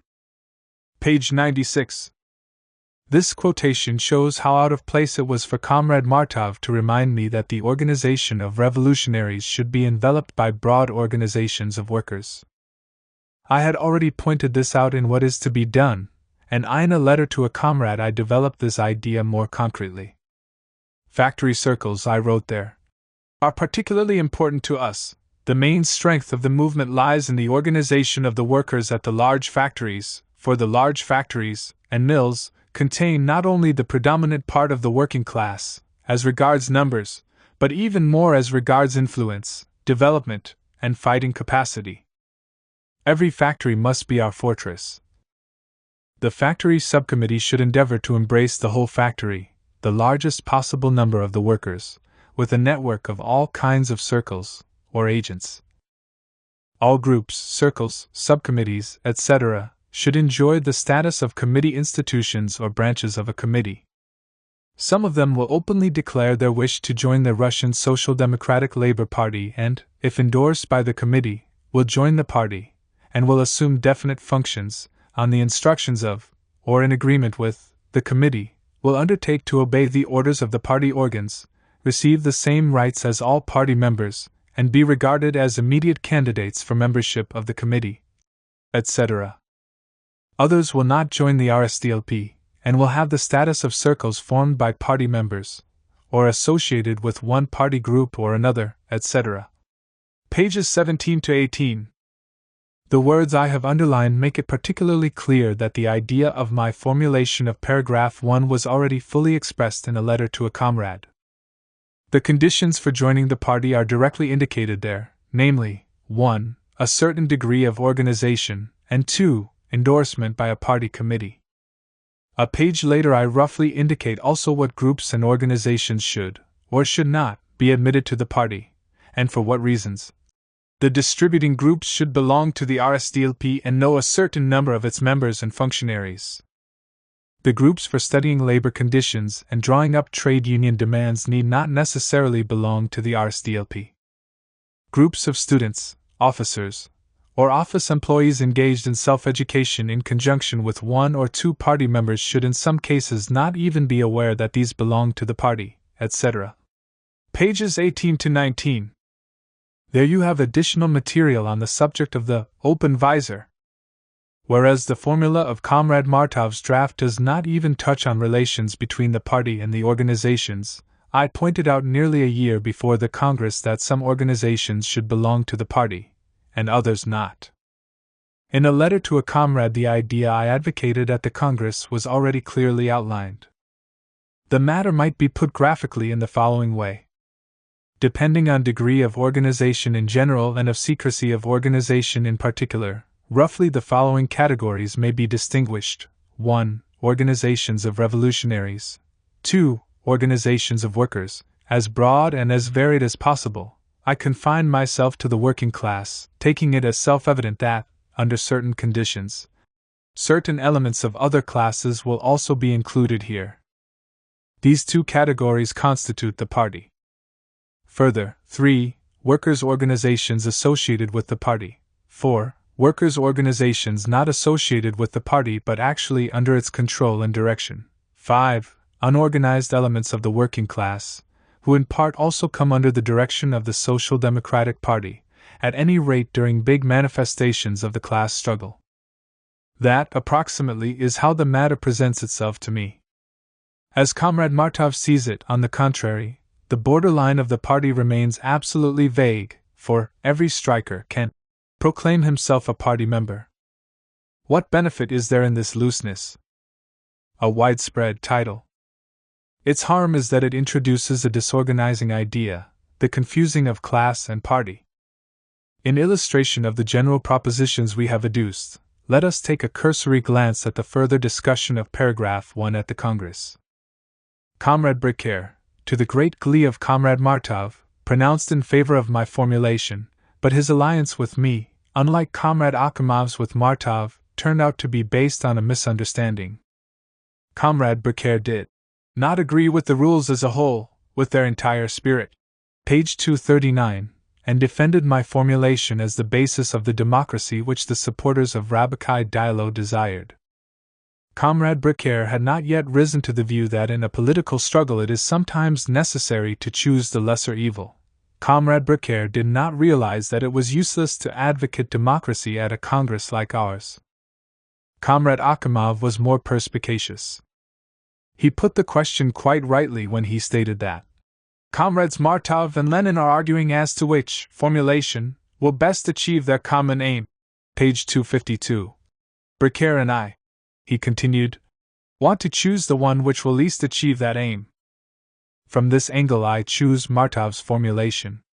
And Comrade Akimov frankly explained that he considered their very aim, that is, the aim of Plekhanov, Martov, and myself, the creation of a directing organization of revolutionaries, to be impracticable and harmful. Like Comrade Martinov, it is true, wanted to be different from Comrade Akimov. He wanted to show that conspiratorial did not mean secret, that behind the two different words were two different concepts. What the difference is, neither Comrade Martinov nor Comrade Axelrod, who is now following in his footsteps, ever did explain. Comrade Martinov acted as if I had not, for example, in What Is to Be Done, as well as in the tasks, see present edition, Volume 2, pages 323 to 51. Ed. Resolutely opposed, confining the political struggle to conspiracy. Comrade Martinov was anxious to have his hearers forget that the people I had been fighting had not seen any necessity for an organization of revolutionaries, just as Comrade Akimov did not see it now. Lenin, he advocated the economist idea that an organization of revolutionaries was unnecessary. He was confident that in the end the realities of life will force their way into our party organization, whether you bar their path with Martov's formulation or with Lenin's. It would not be worth while dwelling on this tailist conception of the realities of life if we did not encounter it in the case of Comrade Martov too. In general, Comrade Martov's second speech, page 245, is so interesting that it deserves to be examined in detail. Comrade Martov's first argument, control by the party organizations over party members not belonging to them, is practicable, inasmuch as, having assigned a function to someone, the committee will be able to watch over it. page 245. This thesis is remarkably characteristic, for it betrays, if one may so put it, who needs Martov's formulation and whom it will serve in actual fact: freelance intellectuals or workers' groups and the worker masses. The fact is that there are two possible interpretations of Martov's formulation: one, that anyone who renders the party regular personal assistance under the direction of one of its organizations is entitled to proclaim himself, Comrade Martov's own words, a party member. 2. That a party organization is entitled to regard as a party member anyone who renders it regular personal assistance under its direction. It is only the first interpretation that really gives every striker the opportunity to call himself a party member, and accordingly it alone immediately won the hearts of the Liebers, Akimovs, and Martinovs. But this interpretation is manifestly no more than a phrase, because it would apply to the entire working class, and the distinction between party and class would be obliterated. Control over and direction of every striker can only be spoken of symbolically. That is why, in his second speech, Comrade Martov at once slipped into the second interpretation, even though, be it said in parenthesis, it was directly rejected by the Congress when it turned down Kostich's resolution, page 255, namely, that a committee would assign functions and watch over their fulfillment. Such special assignments will never, of course, be made to the mass of the workers, to the thousands of proletarians, of whom Comrade Axelrod and Comrade Martinov spoke. They will frequently be given precisely to those professors whom Comrade Axelrod mentioned, to those high school students for whom Comrade Lieber and Comrade Popov were so concerned, page 241, and to the revolutionary youth to whom Comrade Axelrod referred in his second speech, page 242. In a word, Comrade Martov's formula will either remain a dead letter, an empty phrase, or it will be of benefit mainly and almost exclusively to intellectuals who are thoroughly imbued with bourgeois individualism, and do not wish to join an organization. In words, Martov's formulation defends the interests of the broad strata of the proletariat, but in fact it serves the interests of the bourgeois intellectuals, who fight shy of proletarian discipline and organization. No one will venture to deny that the intelligentsia, as a special stratum of modern capitalist society, is characterized, by and large, precisely by individualism and incapacity for discipline and organization, cf., for example, Kautsky's well-known articles on the intelligentsia. This, incidentally, is a feature which unfavorably distinguishes this social stratum from the proletariat. It is one of the reasons for the flabbiness and instability of the intellectual, which the proletariat so often feels, and this trait of the intelligentsia is intimately bound up with its customary mode of life, its mode of earning a livelihood, which in a great many respects approximates to the petty bourgeois mode of existence, working in isolation or in very small groups, etc. Nor is it fortuitous, lastly, that the defenders of Comrade Martov's formulation were the ones who had to cite the example of professors and high school students. It was not champions of a broad proletarian struggle who, in the controversy over paragraph 1, took the field against champions of a radically conspiratorial organization, as Comrades Martinov and Axelrod thought, but the supporters of bourgeois intellectual individualism who clashed with the supporters of proletarian organization and discipline. Comrade Popov said, "Everywhere, in St. Petersburg as in Nikolaev or Odessa, as the representatives from these towns testify, there are dozens of workers who are distributing literature and carrying on word-of-mouth agitation but who cannot be members of an organization. They can be attached to an organization, but not regarded as members." Page 241.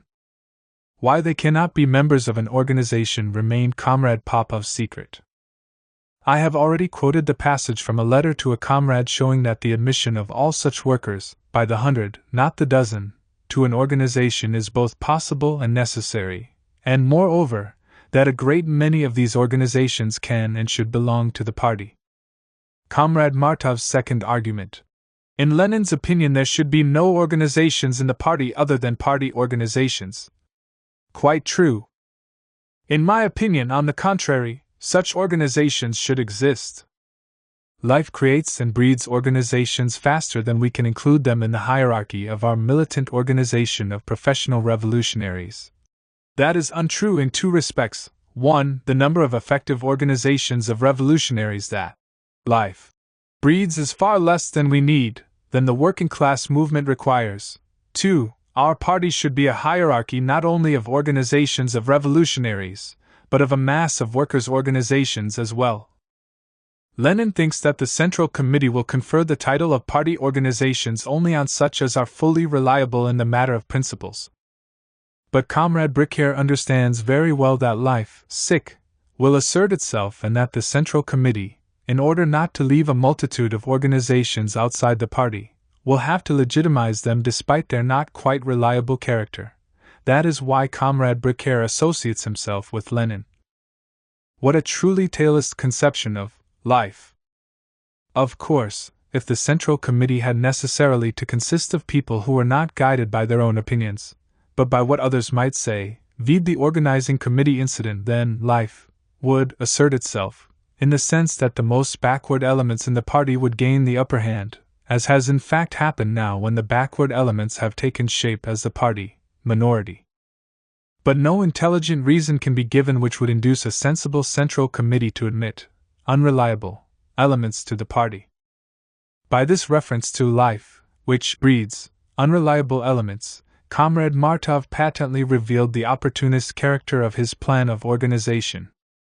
I for my part think, he continued, that if such an organization, one that is not quite reliable, is prepared to accept the party program and party control, we may admit it to the party, without thereby making it a party organization.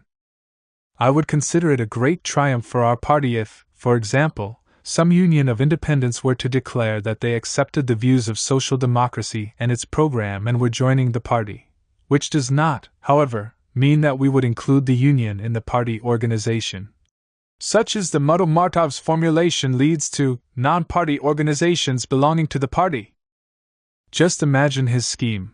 The party equals 1. Organizations of revolutionaries, plus 2. Workers' organizations recognized as party organizations, plus 3. Workers' organizations not recognized as party organizations, consisting principally of independents, plus 4. Individuals performing various functions, professors, high school students, etc., plus 5. Every striker.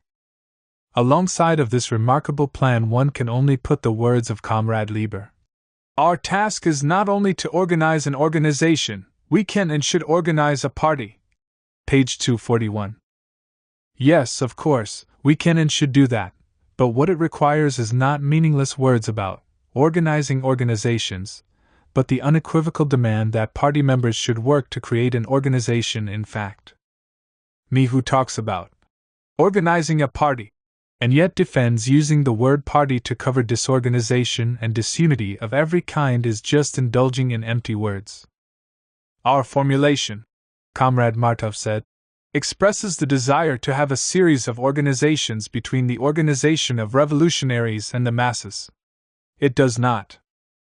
This truly essential desire is just what Martov's formulation does not express, for it does not offer an incentive to organize, does not contain a demand for organization, does not separate organized from unorganized.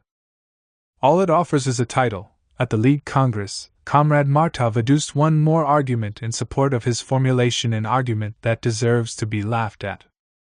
We might point out, he said, that, taken literally, Lenin's formulation excludes the agents of the Central Committee from the party, for they do not constitute an organization. Page 59. Even at the League Congress this argument was greeted with laughter, as the minutes record.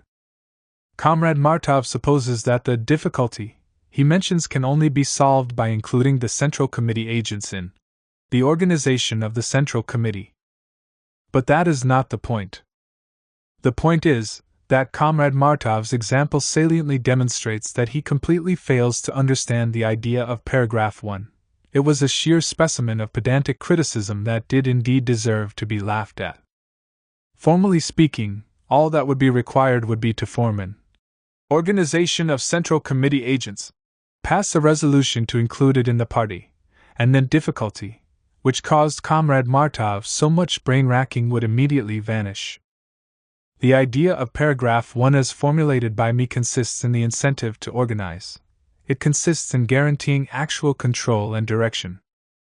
Essentially, the very question whether the Central Committee agents will belong to the party is ridiculous, for actual control over them is fully and absolutely guaranteed by the very fact that they have been appointed agents, and that they are kept on as agents. Consequently, here there can be no question of any confusion of organized and unorganized, which is the root mistake in Comrade Martov's formulation. Why Comrade Martov's formulation is no good is that it allows anyone, any opportunist, any windbag, any professor, and any high school student to proclaim himself a party member. It is in vain for Comrade Martov to try to talk away this Achilles heel of his formulation by examples in which there can be no question of people arbitrarily styling or proclaiming themselves members. Lenin, and in this connection we cannot but recall Comrade Axelrod's words. No decree can forbid them, circles of revolutionary youth and the like, or individuals to call themselves social democrats, true enough, and even to regard themselves as part of the party. Now that is not true at all. It is impossible and pointless to forbid anyone to call himself a social democrat, for in its direct sense this word only signifies a system of convictions, and not definite organizational relations. But as to forbidding various circles and persons to regard themselves as part of the party, that can and should be done if these circles and persons injure the party, corrupt or disorganize it. It would be absurd to speak of the party as of a whole, as of a political entity, if it could not, by decree, forbid a circle to regard itself as part of the whole.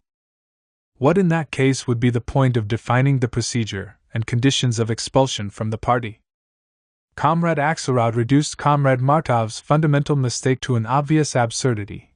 He even elevated this mistake to an opportunist theory when he added, as formulated by Lenin, paragraph 1 directly conflicts in principle with the very nature and aims of the Social Democratic Party of the Proletariat. Page 243. This means nothing less than that making higher demands of the party than of the class conflicts in principle with the very nature of the aims of the proletariat. It is not surprising that Akhimov was heart and soul in favor of such a theory. It should be said in fairness that Comrade Axelrod, who now wants to convert this mistaken formulation, one obviously tending towards opportunism, into the germ of new views, at the Congress, on the contrary, expressed a readiness to bargain, saying, "But I observe that I am knocking at an open door. I observe this in the new Iskra too. Because Comrade Lenin, with his peripheral circles which are to be regarded as part of the party organization, goes out to meet my demand. And not only with the peripheral circles, but with every kind of workers' union." Cf. page 242 of the minutes, the speech of Comrade Strakov, and the passages from What Is to Be Done, and a letter to a comrade quoted above. There still remain the individuals, but here, too, we could bargain. I replied to Comrade Axelrod that, generally speaking, I was not averse to bargaining, and I must now explain in what sense this was meant. As regards the individuals, all those professors, high school students, etc., I would least of all have agreed to make concessions. But if doubts had been aroused as to the workers' organizations, I would have agreed, despite the utter groundlessness of such doubts, as I have proved above, to add to my paragraph 1 a note to the following effect. Workers' organizations which accept the program and rules of the Russian Social Democratic Labor Party should be included in the largest possible numbers among the party organizations. Strictly speaking, of course, the place for such a recommendation is not in the rules, which should be confined to statutory definitions, but in explanatory commentaries and pamphlets, and I have already pointed out that I gave such explanations in my pamphlets long before the rules were drawn up, but at least such a note would not contain even a shadow of wrong ideas capable of leading to disorganization. Not a shadow of the opportunist arguments to this category of arguments, which inevitably crop up when attempts are made to justify Martov's formulation belongs. In particular, Comrade Trotsky's statement, pages 248 and 346, that opportunism is produced by more complex, or is determined by deeper, causes than one or another clause in the rules. It is brought about by the relative level of development of bourgeois democracy and the proletariat. The point is not that clauses in the rules may produce opportunism, but that with their help a more or a less trenchant weapon against opportunism can be forged. The deeper its causes, the more trenchant should this weapon be. Therefore, to justify a formulation which opens the door to opportunism on the grounds that opportunism has deep causes is taylorism of the first water. When Comrade Trotsky was opposed to Comrade Lieber, he understood that the rules constitute the organized distrust of the whole towards the part of the vanguard towards the backward contingent, but when Comrade Trotsky came to be on Comrade Lieber's side, he forgot this and even began to justify the weakness and instability of our organization of this distrust of opportunism, by talking about complex causes, the level of development of the proletariat, etc. Here is another of Comrade Trotsky's arguments. It is much easier for the intellectual youth, organized in one way or another, to enter themselves, my italics, on the rolls of the party. Just so. That is why it is the formulation by which even unorganized elements may proclaim themselves party members that suffers from intellectualist vagueness, and not my formulation, which obviates the right to enter oneself on the rolls. Comrade Trotsky said that if the Central Committee refused to recognize an organization of opportunists, it would only be because of the character of certain individuals, and that since these individuals would be known as political personalities, they would not be dangerous and could be removed by a general party boycott. This is only true of cases when people have to be removed from the party, and only half true at that, because an organized party removes members by a vote and not by a boycott. It is absolutely untrue of the far more frequent cases when removal would be absurd, and when all that is required is control. For purposes of control, the Central Committee might, on certain conditions, deliberately admit to the party an organization which was not quite reliable but which was capable of working. It might do so with the object of testing it, of trying to direct it on to the right path, of correcting its partial aberrations by guidance, etc. This would not be dangerous if in general self-entering on the party rolls were not allowed. It would often be useful for an open and responsible, controlled expression and discussion of mistaken views and mistaken tactics. But if statutory definitions are to correspond to actual relations, Comrade Lenin's formulation must be rejected, said Comrade Trotsky, and again he spoke like an opportunist. Actual relations are not a dead thing, they live and develop. Statutory definitions may correspond to the progressive development of those relations, but they may also, if the definitions are bad ones, correspond to retrogression or stagnation. The latter case is the case of Comrade Martov. Lenin and anarchistic conceptions that are undoubtedly inherent in Comrade Martov's formulation. This last expression, given by me in quotation marks, is that of Comrade Pavlovich, who quite justly characterized as anarchism the recognition of irresponsible and self-enrolled party members. Translated into simple terms, said Comrade Pavlovich, explaining my formulation to Comrade Lieber, it means, if you want to be a party member, your acceptance of organizational relations too must be not merely platonic. Simple as this. Translation was, it seems it was not superfluous, as events since the Congress have shown, not only for various dubious professors and high school students, but for honest-to-goodness party members, for people at the top. With no less justice, Comrade Pavlovich pointed to the contradiction between Comrade Martov's formulation and the indisputable precept of scientific socialism which Comrade Martov quoted so unhappily. Our party is the conscious spokesman of an unconscious process. Exactly.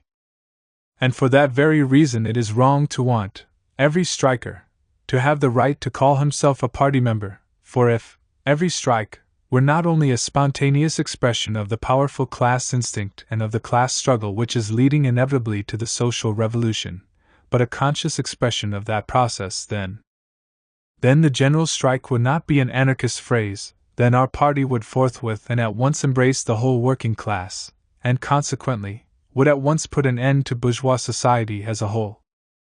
If it is to be a conscious spokesman, in fact, the party must be able to work out organizational relations that will ensure a definite level of consciousness and systematically raise this level. If we are to go the way of Martov, Comrade Pavlovich said. We should first of all delete the clause on accepting the program, for before a program can be accepted it must be mastered and understood. Acceptance of the program presupposes a fairly high level of political consciousness. We shall never allow support of social democracy, participation in the struggle it directs, to be artificially restricted by any requirements, mastery, understanding, etc., for this participation itself, the very fact of it, promotes both consciousness and the instinct for organization. But since we have joined together in a party to carry on systematic work, we must see to it that it is systematic. That Comrade Pavlovich's warning regarding the program was not superfluous became apparent at once, during that very same sitting. Comrades Akhimov and Lieber, who secured the adoption of Comrade Martov's formulation, the vote was 28 for and 22 against. Of the 8 anti-Skrists, 7 were for Martov and 1 for me. Without the aid of the opportunists, Comrade Martov would not have secured adoption of his opportunist formulation. At the League Congress, Comrade Martov tried very unsuccessfully to refute this undoubted fact, for some reason mentioning only the votes of the Bundists and forgetting about Comrade Akhimov and his friends, or rather remembering them only when it could serve against me, Comrade Becker's agreement with me. Lenin at once betrayed their true nature by demanding, pages 254-55, that in the case of the program only Platonic acceptance only of its basic principles, should be required for membership in the party. Comrade Akhimov's proposal is quite logical from Comrade Martov's standpoint, Comrade Pavlovich remarked. Unfortunately, we cannot see from the minutes how many votes this proposal of Akhimov's secured, in all probability, not less than 7, 5 Bundists, Akhimov, and Becker.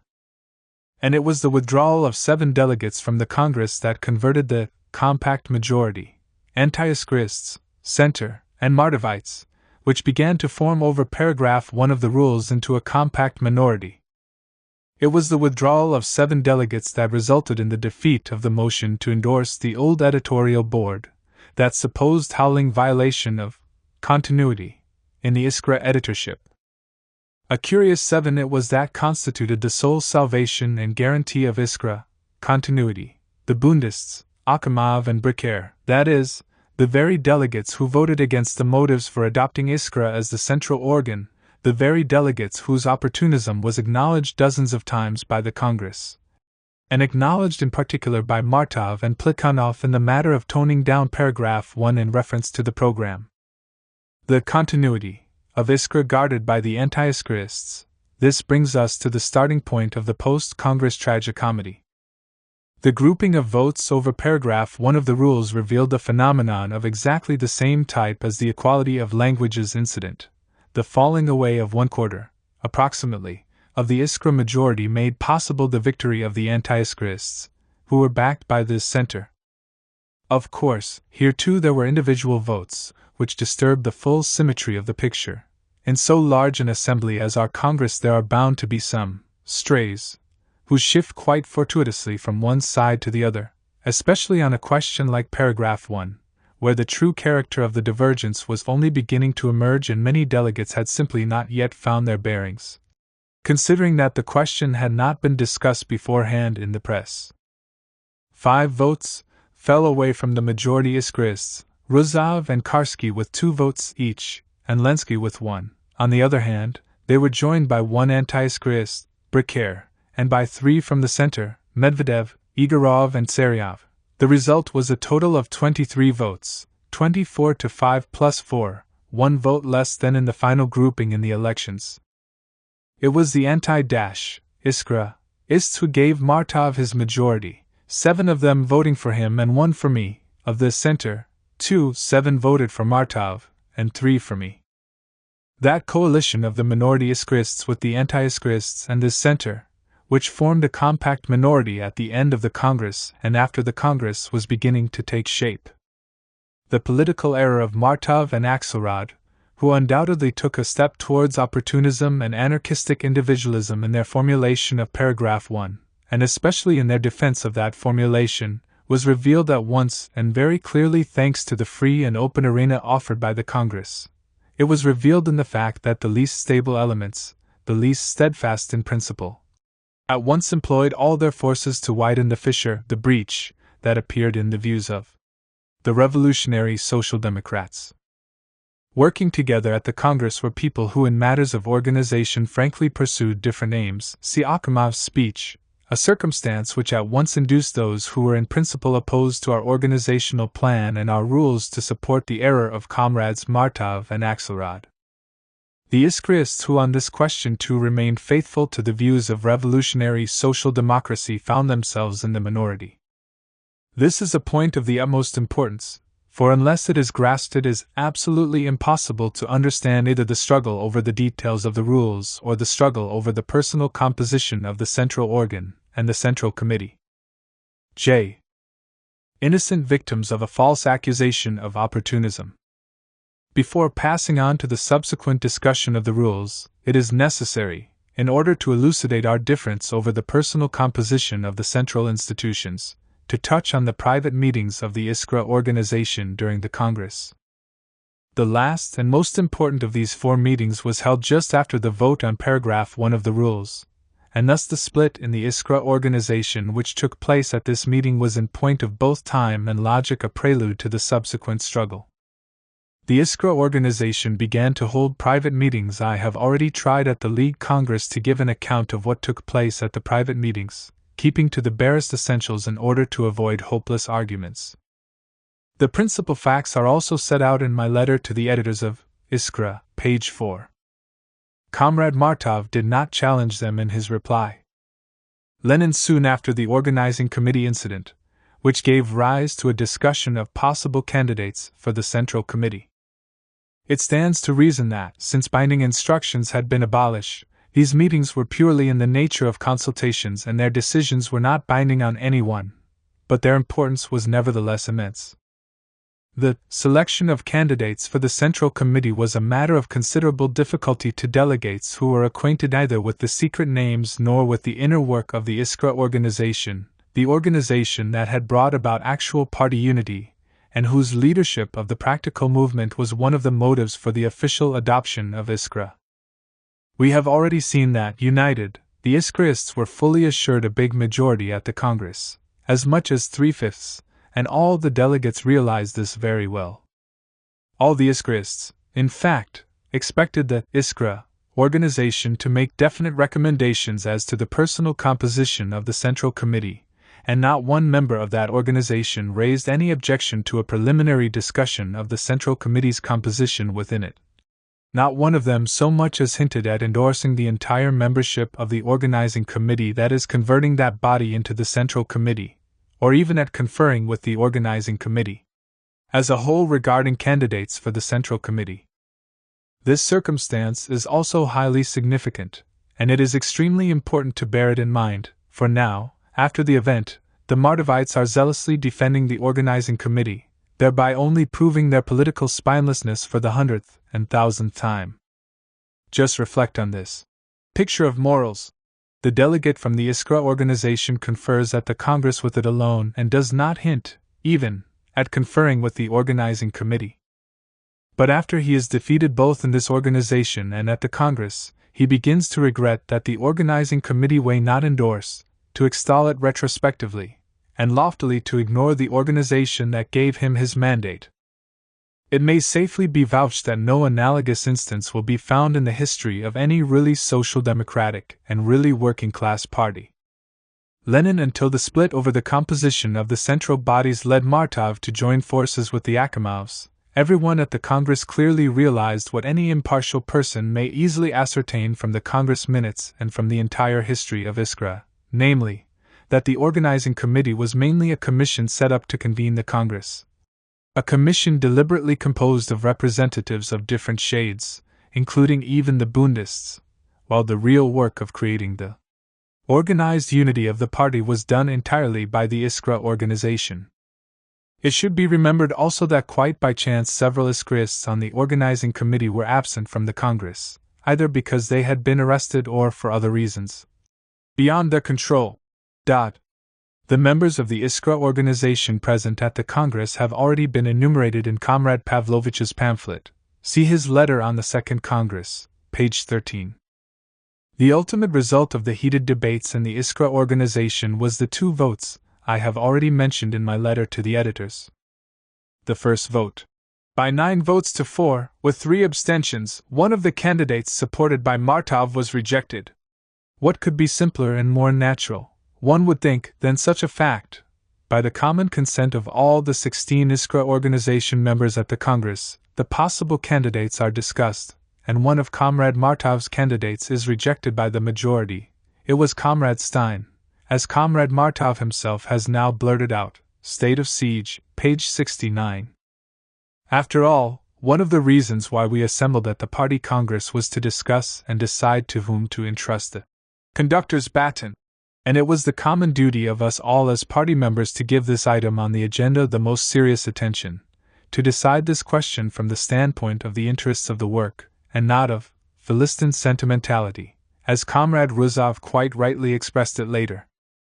Of course, in discussing candidates at the Congress, we were bound to touch upon certain personal qualities, were bound to express our approval or disapproval. Comrade Martov bitterly complained at the League of the vehemence of my disapproval, failing to see that his complaint turned into an argument against himself.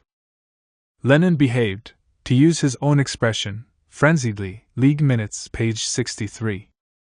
That is so. He banged the door. True. His conduct, at the 2nd or 3rd meeting of the Iskra organization, aroused the indignation of the members who remained at the meeting. It did. But what follows?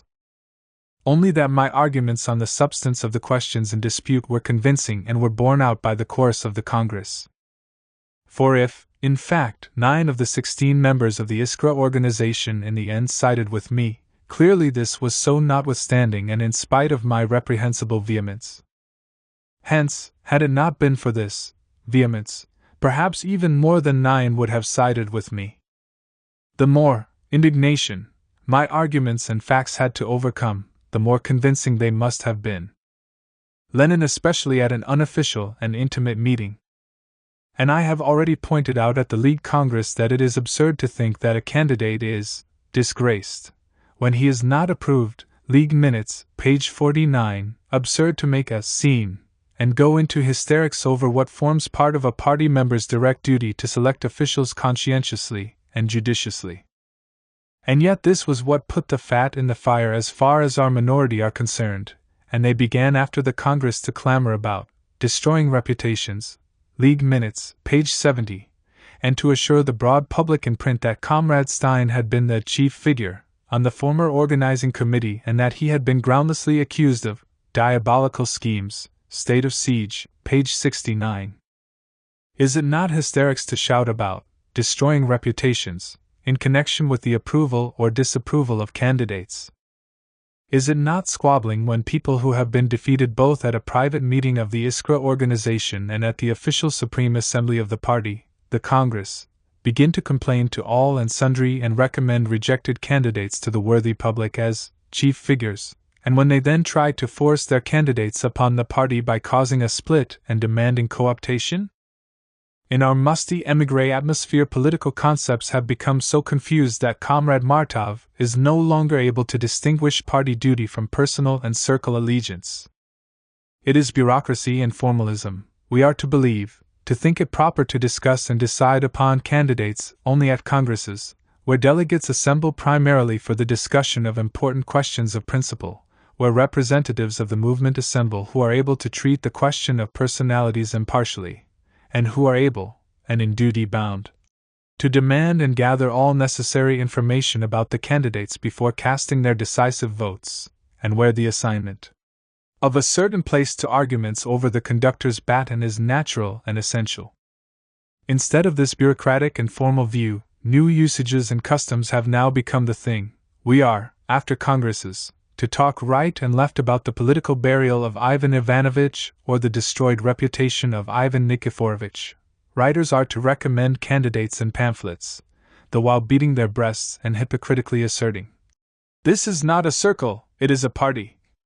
Those of the reading public who have a taste for scandal will eagerly savor the sensational news that, on the assurance of Martov himself, so-and-so was the chief figure on the organizing committee. This reading public is far more competent to discuss and decide the question than formalistic institutions like Congresses, with their grossly mechanical decisions by majority vote. Yes, there are still veritable Augean stables of émigrés squabbling for our real party workers to clean up. Second vote of the Iskra organization. By 10 votes to 2, with 4 abstentions, a list of 5 candidates for the Central Committee was adopted which, on my proposal, included 1 leader of the non-Iskrist elements and 1 leader of the Iskrist minority. This vote is of the utmost importance, for it clearly and irrefutably proves the utter falsity of the fables which were built up later, in the atmosphere of squabbling, to the effect that we wanted to eject the non-Iskrists from the party or set them aside, that what the majority did was to pick candidates from only one half of the Congress and have them elected by that half, etc. All this is sheer falsehood. The vote I have cited shows that we did not exclude the non-Iskrists even from the Central Committee, let alone the party, and that we allowed our opponents a very substantial minority. The whole point is that they wanted to have a majority, and when this modest wish was not gratified, they started a row and refused to be represented on the central bodies at all. That such was the case, Comrade Martov's assertions at the League notwithstanding, is shown by the following letter which the minority of the Iskra organization addressed to us, the majority of the Iskrists, and the majority at the Congress after the withdrawal of the 7, shortly after the Congress adopted paragraph 1 of the rules. It should be noted that the Iskra organization meeting I have been speaking of was the last. After it, the organization actually broke up and each side tried to convince the other Congress delegates that it was in the right. Here is the text of the letter. Having heard the explanation of Delegates Sorokin and Sablina regarding the wish of the majority of the editorial board and the Emancipation of Labor Group to attend the meeting, on such and such a date, and having with the help of these delegates established that at the previous meeting a list of Central Committee candidates was read which was supposed to have come from us, and which was used to misrepresent our whole political position, and bearing in mind also that, firstly, this list was attributed to us without any attempt to ascertain its real origin, that, secondly, this circumstance is undoubtedly connected with the accusation of opportunism openly circulated against the majority of the Iskra editorial board and of the Emancipation of Labor Group, and that, thirdly, this accusation is, as is perfectly clear to us, connected with a quite definite plan to change the composition of the Iskra editorial board. We consider that the explanation given us of the reasons for excluding us from the meeting is unsatisfactory, and that the refusal to admit us to the meeting is proof of not wanting to give us the opportunity to refute the above-mentioned false accusations. As to the possibility of our reaching agreement on a joint list of candidates for the Central Committee, we declare that the only list we can accept as the basis for agreement is Popov, Trotsky, and Glebov. Furthermore, we emphasize that this is a compromise list, since the inclusion of Comrade Glebov is to be viewed only as a concession to the wishes of the majority. For now that the role he has played at the Congress is clear to us, we do not consider Comrade Glebov a person satisfying the requirements that should be made of a candidate for the Central Committee. At the same time, we stress that our entering into negotiations regarding the candidates for the Central Committee has no bearing whatever on the question of the composition of the editorial board of the central organ. As on this question, the composition of the editorial board, we are not prepared to enter into any negotiations. On behalf of the comrades Martov and Starover. This letter, which accurately reproduces the frame of mind of the disputing sides and the state of the dispute, takes us at once to the heart of the incipient split and reveals its real causes. The minority of the Iskra organization, having refused to agree with the majority and preferred freedom of agitation at the Congress, to which they were, of course, fully entitled, nevertheless tried to induce the delegates of the majority to admit them to their private meeting. Naturally, this amusing demand only met with a smile and a shrug at our meeting, where the letter was of course read, and the outcry, bordering on hysterics, about false accusations of opportunism, evoked outright laughter. But let us first examine Martov's and Starover's bitter complaints point by point. The list had been wrongly attributed to them, their political position was being misrepresented. But, As Martov himself has admitted, League Minutes, page 64, it never occurred to me to doubt the truth of his statement that he was not the author of the list. In general, the authorship of the list has nothing to do with the case, and whether the list was drawn up by some iskrist or by some representative of the center, etc., is of absolutely no importance. The important thing is that this list, which consisted entirely of members of the present minority, circulated at the Congress, if only as a mere guess or conjecture. Lastly, the most important thing of all is that at the Congress Comrade Martov was obliged to dissociate himself with the utmost vehemence from such a list which he now would be bound to greet with delight. Nothing could more saliently exemplify instability in the evaluation of people and shades than this right-about-face in the course of a couple of months from howling about defamatory rumors to forcing on the party central body the very candidates who figure in this supposedly defamatory list. This list, Comrade Martov said at the League Congress, politically implied a coalition between us and Yuzhny Rabiki, on the one hand, and the Bund, on the other, a coalition in the sense of a direct agreement. Page 64. That is not true, for, firstly, the Bund would never have entered into an agreement about a list which did not include a single Bundist, and secondly, there was and could have been no question of a direct agreement, which was what Martov thought disgraceful, even with the Yuzhny Rabiki group, let alone the Bund. It was not an agreement, but a coalition that was in question. Not that Comrade Martov had made a deal, but that he was bound to have the support of those very anti-iskrists and unstable elements whom he had fought during the first half of the Congress, and who had seized upon his error over paragraph 1 of the rules. The letter I have quoted proves incontrovertibly that the root of the grievance lay in the open, and moreover false, accusation of opportunism. This accusation, which put the fat in the fire, and which Comrade Martov now so carefully steers clear of, in spite of my reminder in the letter to the editors, was twofold. Firstly, during the discussion of paragraph 1 of the rules, Plekhanov bluntly declared that paragraph 1 was a question of keeping away from us every kind of representative of opportunism, and that my draft, as a bulwark against their invading the party, should, if only for that reason, receive the votes of all enemies of opportunism. Congress Minutes, page 246.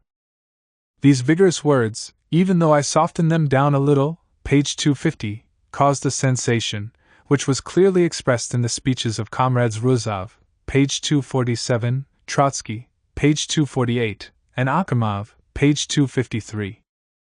In the lobby of our parliament, Plekhanov's thesis was keenly commented on and varied in 1,000 ways and endless arguments over paragraph 1. But instead of defending their case on its merits, our dear comrades assumed a ludicrous air of injury and even went to the length of complaining in writing about false accusation of opportunism.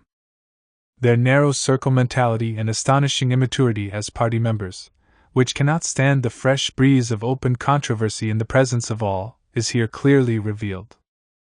It is the mentality so familiar to the Russian, as expressed in the old saying, either coats off, or let's have your hand. These people are so accustomed to the Belgiar seclusion of an intimate and snug little circle that they almost fainted as soon as a person spoke up in a free and open arena on his own responsibility. Accusations of opportunism, against whom? Against the Emancipation of Labor Group, and its majority at that. Can you imagine anything more terrible? Either split the party on account of this ineffaceable insult, or hush up this domestic unpleasantness by restoring that continuity of the Belgiar. This alternative is already pretty clearly indicated in the letter we are examining. Intellectualist individualism and the circle mentality had come into conflict with the requirement of open speaking before the party. Can you imagine such an absurdity, such a squabble, such a complaint about false accusations of opportunism in the German party? There, proletarian organization and discipline weaned them from such intellectualist flabbiness long ago. Nobody has anything but the profoundest respect for Liebknecht, let us say, but how they would have laughed over their complaints that he, together with Bebel, was openly accused of opportunism at the 1895 Congress, when, on the agrarian question, he found himself in the bad company of the notorious opportunist Vollmer and his friends. Liebknecht's name is inseparably bound up with the history of the German working-class movement, not, of course, because he happened to stray into opportunism on such a comparatively minor and specific question, but in spite of it. And similarly, in spite of all the acrimony of the struggle, the name of Comrade Axelrod, say, inspires respect in every Russian social democrat, and always will, but not because Comrade Axelrod happened to defend an opportunist idea at the Second Congress of our party, happened to dig out old anarchistic rubbish at the Second Congress of the League, but in spite of it. Only the most hidebound circle mentality, with its logic of either coats off or let's have your hand, could give rise to hysterics, squabbles, and a party split because of a false accusation of opportunism against the majority of the Emancipation of Labor group. The other element of this terrible accusation is intimately connected with the preceding. Comrade Martov tried in vain at the League Congress, page 63, to evade and hush up one side of this incident. It relates in fact to that coalition of the anti-Schrist and wavering elements with Comrade Martov which began to emerge in connection with paragraph 1 of the rules. Naturally, there was no agreement, direct or indirect, between Comrade Martov and the anti-Schrists, nor could there have been, and nobody suspected him of it. It only seemed so to him in his fright. But politically his error was revealed in the fact that people who undoubtedly gravitated towards opportunism began to form around him an ever more solid and compact majority, which has now become a minority only because of the accidental withdrawal of 7 delegates. We pointed to this coalition, also openly, of course, immediately after the matter of paragraph 1, both at the Congress. See Comrade Pavlovich's remark already quoted, Congress Minutes, page 255, and in the Iskra organization, Plekhanov, as I recall, pointed to it in particular. It is literally the same point and the same jibe as was addressed by Clara Zetkin to Bebel and Liebknecht in 1895, when she said, Es tut mir in der Seele, dass ich dich in der Gesellschaft seh. It cuts me to the quick to see you, i.e. Bebel, in such company, i.e. of Vollmer and company. It is strange, to be sure, that Bebel and Liebknecht did not send a hysterical message to Kautsky and Zetkin complaining of a false accusation of opportunism. As to the list of candidates for the Central Committee, this letter shows that Comrade Martov was mistaken in declaring at the League that the refusal to come to an agreement with us was not yet final. Another example of how unwise it is in a political struggle to attempt to reproduce the spoken word from memory, instead of relying on documents. Actually, the minority were so modest as to present the majority with an ultimatum: take 2 from the minority, and 1, by way of compromise and only as a concession, properly speaking, from the majority. This is monstrous, but it is a fact. And this fact clearly shows how absurd are the fables now being spread to the effect that the majority picked representatives of only 1/2 of the Congress and got them elected by that 1/2. Just the opposite. The Martovites offered us 1 out of 3 only as a concession. Consequently, in the event of our not agreeing to this unique concession, they wanted to get all the seats filled by their own candidates. At our private meeting we had a good laugh at the Martovites' modesty and drew up a list of our own. Glebov Travinsky, subsequently elected to the Central Committee, Popov. For the latter we then substituted, also at a private meeting of the 24, Comrade Vasiliev, subsequently elected to the Central Committee, only because Comrade Popov refused, first in private conversation and then openly at the Congress, page 338, to be included in our list. That is how matters really stood. When this modest wish was not met, the minority were pleased to decline altogether and to start a row. Yet there are people who now talk pontifically about the intransigence of the majority. Entering the fray in the arena of free agitation at the Congress, the minority presented the majority with amusing ultimatums. Having suffered defeat, our heroes burst into tears and began to cry out about a state of siege. Voilà tout. The terrible accusation that we intended to change the composition of the editorial board was also greeted with a smile, at our private meeting of the 24th from the very beginning of the Congress, and even before the Congress, everybody had known perfectly well of the plan to reconstitute the editorial board by electing an initial trio. I shall speak of this in greater detail when I come to the election of the editorial board at the Congress. That the minority took fright at this plan after they saw its correctness splendidly confirmed by their coalition with the anti-scrists did not surprise us. It was quite natural. Of course, we could not take seriously the proposal that we should of our own free will, without a fight at the Congress, convert ourselves into a minority, nor could we take seriously this whole letter, the authors of which had reached such an incredible state of exasperation as to speak of false accusations of opportunism. We confidently hoped that their sense of party duty would very soon get the better of the natural desire to vent their spleen. K. Continuation of the debate on the rules. Composition of the Council. The succeeding clauses of the rules aroused far more controversy over details than over principles of organization.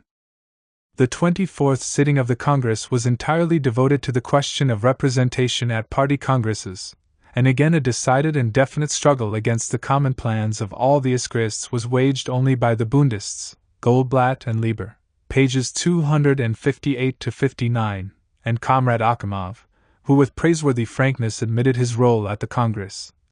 Every time I speak, I do so fully realizing that my arguments will not influence the comrades, but will on the contrary damage the point I am trying to defend. Page 261. Coming just after paragraph 1 of the rules, this apt remark was particularly appropriate. Only the words, "on the contrary," were not quite in order here, for Comrade Akimov was able not only to damage various points, but at the same time, and by so doing, to influence the comrades. Those very inconsistent Iskrists who inclined towards opportunist phrasemongering. Well, in the upshot paragraph 3 of the rules, which defines the conditions of representation at congresses, was adopted by a majority with 7 abstentions, page 263, anti-Iskrists, evidently. The arguments over the composition of the council, which took up the greater part of the 25th Congress sitting, revealed an extraordinary number of groupings around a multitude of proposals. Abramson and Saryov rejected the plan for a council altogether. Panin insisted on making the council a court of arbitration exclusively, and therefore quite consistently moved to delete the definition that the council is the supreme institution and that it may be summoned by any 2 of its members. Apparently, Comrade Starover also inclined to the view of Comrade Panin, only with the difference that the latter knew what he wanted and quite consistently moved resolutions aimed at converting the council into a pure arbitration or conciliation body, whereas Comrade Starover did not know what he wanted when he said that according to the draft the council could meet only on the wish of the parties. Page 266. That was quite incorrect. Lenin, Hertz, and Ruzov advocated differing methods of constituting the council, in addition to the 3 methods proposed by the 5 members of the Rules Committee. The questions in dispute reduced themselves primarily to definition of the council's functions, whether it was to be a court of arbitration or the supreme institution of the party. Comrade Panin, as I have said, was consistently in favor of the former. But he stood alone. Comrade Martov vigorously opposed this. I propose that the motion to delete the words, "the council is the supreme institution," be rejected. Our formulation, i.e., the formulation of the council's functions that we had agreed on in the Rules Committee, deliberately leaves open the possibility of the council developing into the supreme party institution. For us, the council is not merely a conciliation board. Yet the composition of the council as proposed by Comrade Martov was solely and exclusively that of a conciliation board, or court of arbitration, 2 members from each of the central bodies and a 5th to be invited by these 4. Not only such a composition of the council, but even that adopted by the Congress on the motion of Comrades Ruzov and Hertz, the 5th member to be appointed by the Congress, answers the sole purpose of conciliation or mediation. Between such a composition of the council and its mission of becoming the supreme party institution there is an irreconcilable contradiction. The composition of the supreme party institution should be constant, and not dependent on chance changes, sometimes owing to arrests, in the composition of the central bodies. The supreme institution should stand in direct relation to the party Congress, receiving its powers from the latter, and not from two other party institutions subordinate to the Congress. The supreme institution should consist of persons known to the party Congress. Lastly, the supreme institution should not be organized in a way that makes its very existence dependent on chance. The two bodies fail to agree on the selection of the fifth member, and the party is left without a supreme institution. To this it was objected, 1. That if one of the five were to abstain and the remaining four were to divide equally, the position might also prove a hopeless one, Igorov. This objection is unfounded, for the impossibility of adopting a decision is something that is inevitable at times in the case of any body, but that is quite different from the impossibility of forming the body. Second objection. If an institution like the Council proves incapable of selecting the fifth member, it will mean that it is ineffectual in general. Zasulik. But the point here is not that it will be ineffectual, but that there will be no supreme institution at all. Without the fifth member, there will be no council, there will be no institution, and the question of whether it is effectual or not will not even arise. Lastly, if the trouble were that it might not be possible to form some party body over which stood another, higher body, that would be remediable, for in urgent cases the higher body could fill the gap in one way or another. But there is no body above the Council except the Congress, and therefore to frame the rules in such a way that it might not even be possible to form the Council would obviously be illogical. Both my brief speeches at the Congress on this question were devoted to an examination, pages 267 and 269, only of these two wrong objections which Martov and other comrades adduced in defense of his proposal. As to the question of the central organ or the central committee predominating on the Council, I did not even touch on it. This question was brought up, as early as the 14th sitting of the Congress, page 157, by Comrade Akhimov, he being the first to talk of the danger of the central organ predominating, and Comrades Martov, Axelrod, and others, after the Congress, were only following in Akhimov's footsteps when they invented the absurd and demagogic story that the majority wanted to convert the Central Committee into a tool of the editorial board. When he dealt with this question in his State of Siege, Comrade Martov modestly avoided mentioning its real initiator.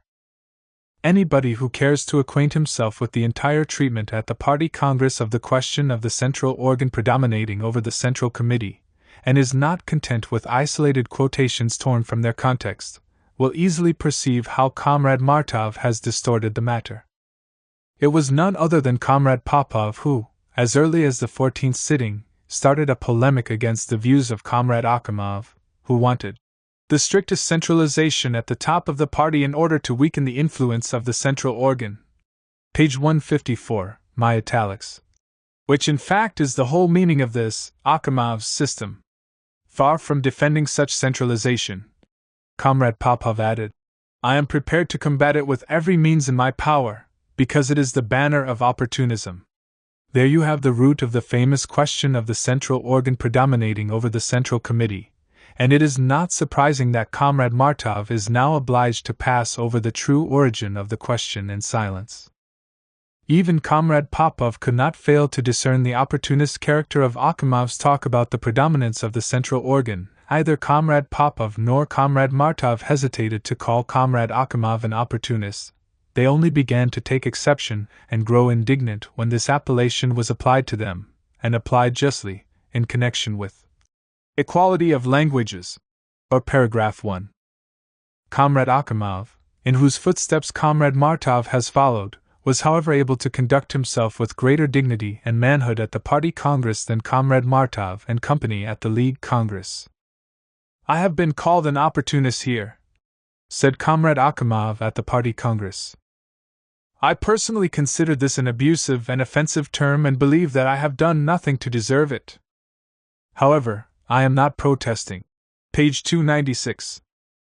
Can it be that Comrades Martov and Starover invited Comrade Akhimov to subscribe to their protest against the false accusation of opportunism, but that Comrade Akhimov declined?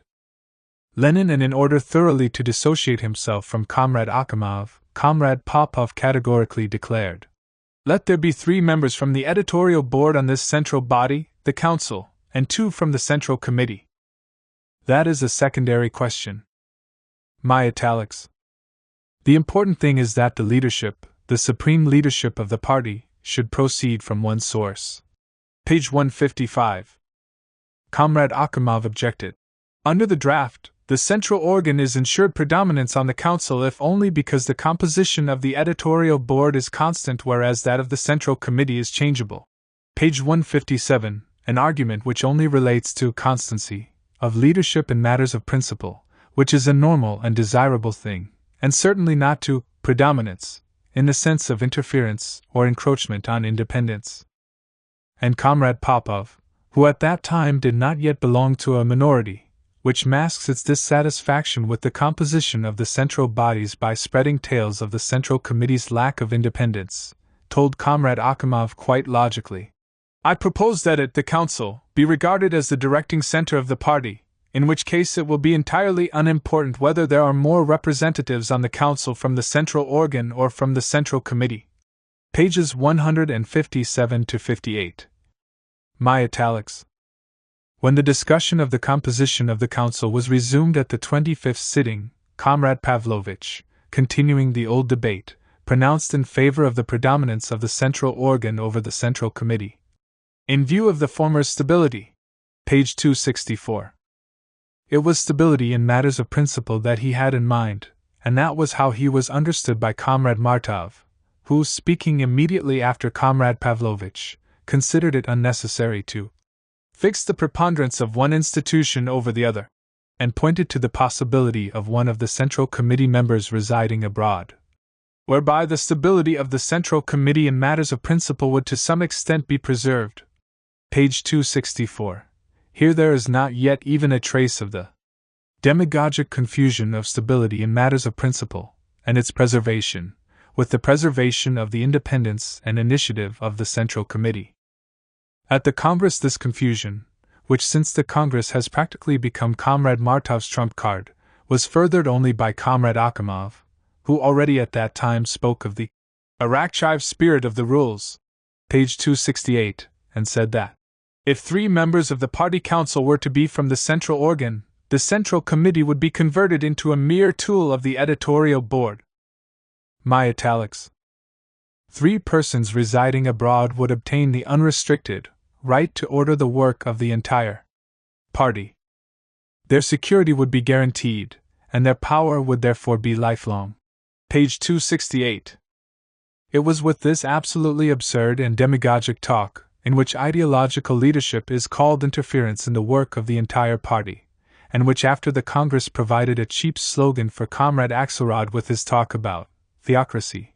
It was with this that Comrade Pavlovich again took issue when he stressed that he stood for the stability and purity of the principles represented by Iskra. By giving preponderance to the editorial board of the central organ, I want to fortify these principles. Page 268. That is how the celebrated question of the predominance of the central organ over the Central Committee really stands. This famous difference of principle on the part of Comrades Axelrod and Martov is nothing but a repetition of the opportunist and demagogic talk of Comrade Akhimov, the true character of which was clearly detected even by Comrade Popov, in the days when he had not yet suffered defeat over the composition of the central bodies. Asterisk, asterisk. Asterisk. To sum up the question of the composition of the Council, despite Comrade Martov's attempts in his state of siege to prove that my statement of the case in the letter to the editors is contradictory and incorrect, the minutes of the Congress clearly show that, in comparison with paragraph 1, this question was indeed only a detail, and that the assertion in the article, Our Congress, Iskra, number 53, that we argued, almost exclusively, about the organization of the party's central institutions is a complete distortion. It is a distortion all the more outrageous since the author of the article entirely ignores the controversy over paragraph 1. Further, that there was no definite grouping of the Iskraists over the composition of the council is also borne out by the minutes. There were no roll call votes. Martov differed with Panin.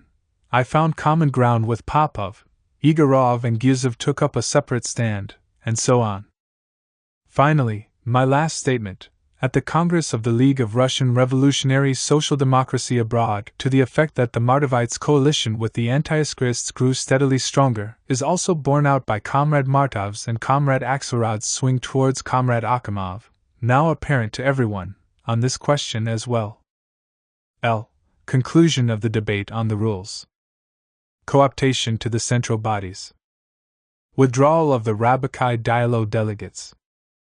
Of the subsequent debate on the rules, 26th sitting of the Congress, only the question of restricting the powers of the Central Committee is worth mentioning, for it throws light on the character of the attacks the Martovites are now making on hypercentralism.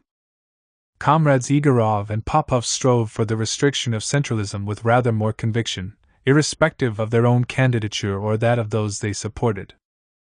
When the question was still in the Rules Commission, they moved that the right of the Central Committee to dissolve local committees be made contingent on the consent of the Council and, in addition, be limited to cases specially enumerated, page 272, note 1. This was opposed by 3 members of the Rules Commission, Glebov, Martov, and myself, and at the Congress Comrade Martov upheld our view, page 273, and answered Igorov and Popov by saying that the Central Committee would in any case deliberate before deciding on so serious a step as the dissolution of an organization. As you see, at that time Comrade Martov still turned a deaf ear to every anti-centralist scheme, and the Congress rejected the proposal of Igorov and Popov, only unfortunately the minutes do not tell us by how many votes. At the Party Congress, Comrade Martov was also against substituting the word endorses for the word organizes. The Central Committee organizes committees, etc. Paragraph 6 of the party rules. It must be given the right to organize as well.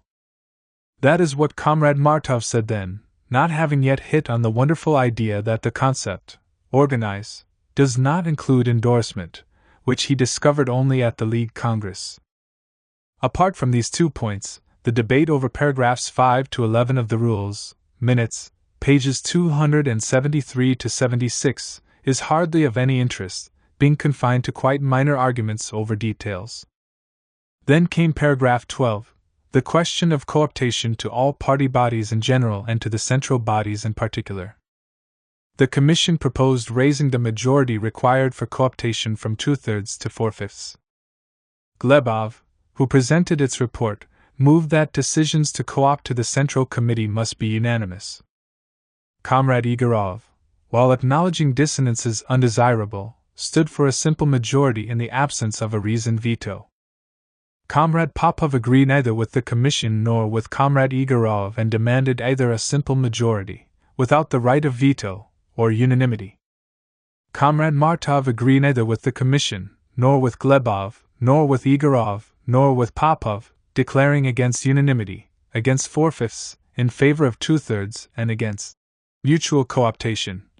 That is, the right of the editorial board of the central organ to protest a cooptation to the Central Committee and vice versa. The right of mutual control over cooptation. As the reader sees, the groupings were highly variegated and the differences so numerous as almost to lend uniqueness to the views of each delegate. Comrade Martov said, "I admit the psychological impossibility of working with unpleasant persons. But it is also important for our organization to be virile and effectual. The right of the Central Committee and the editorial board of the central organ to mutual control in cases of cooptation is unnecessary. It is not because I think that one is not competent in the sphere of the other that I am against it. No. The editorial board of the central organ, for instance, might give the Central Committee sound advice as to whether Mr. Nadezhdin, say, should be admitted to the Central Committee. I object because I do not want to create mutually exasperating red tape. I objected. There are 2 questions here. The first is that of the required majority, and I am against lowering it from 4/5 to 2/3. The stipulation for a reasoned protest is not expedient, and I am against it. Incomparably more important is the second question, the right of the Central Committee and the central organ to mutual control over cooptation. The mutual consent of the 2 central bodies is an essential condition for harmony. What is involved here is a possible rupture between the 2 central bodies. Whoever does not want a split should be concerned to safeguard harmony. We know from the history of the party that there have been people who caused splits. It is a question of principle, a very important question, one on which the whole future of the party may depend. Pages 276 to 77. That is the full text of the summary of my speech as recorded at the Congress, a speech to which Comrade Martov attaches particularly serious importance.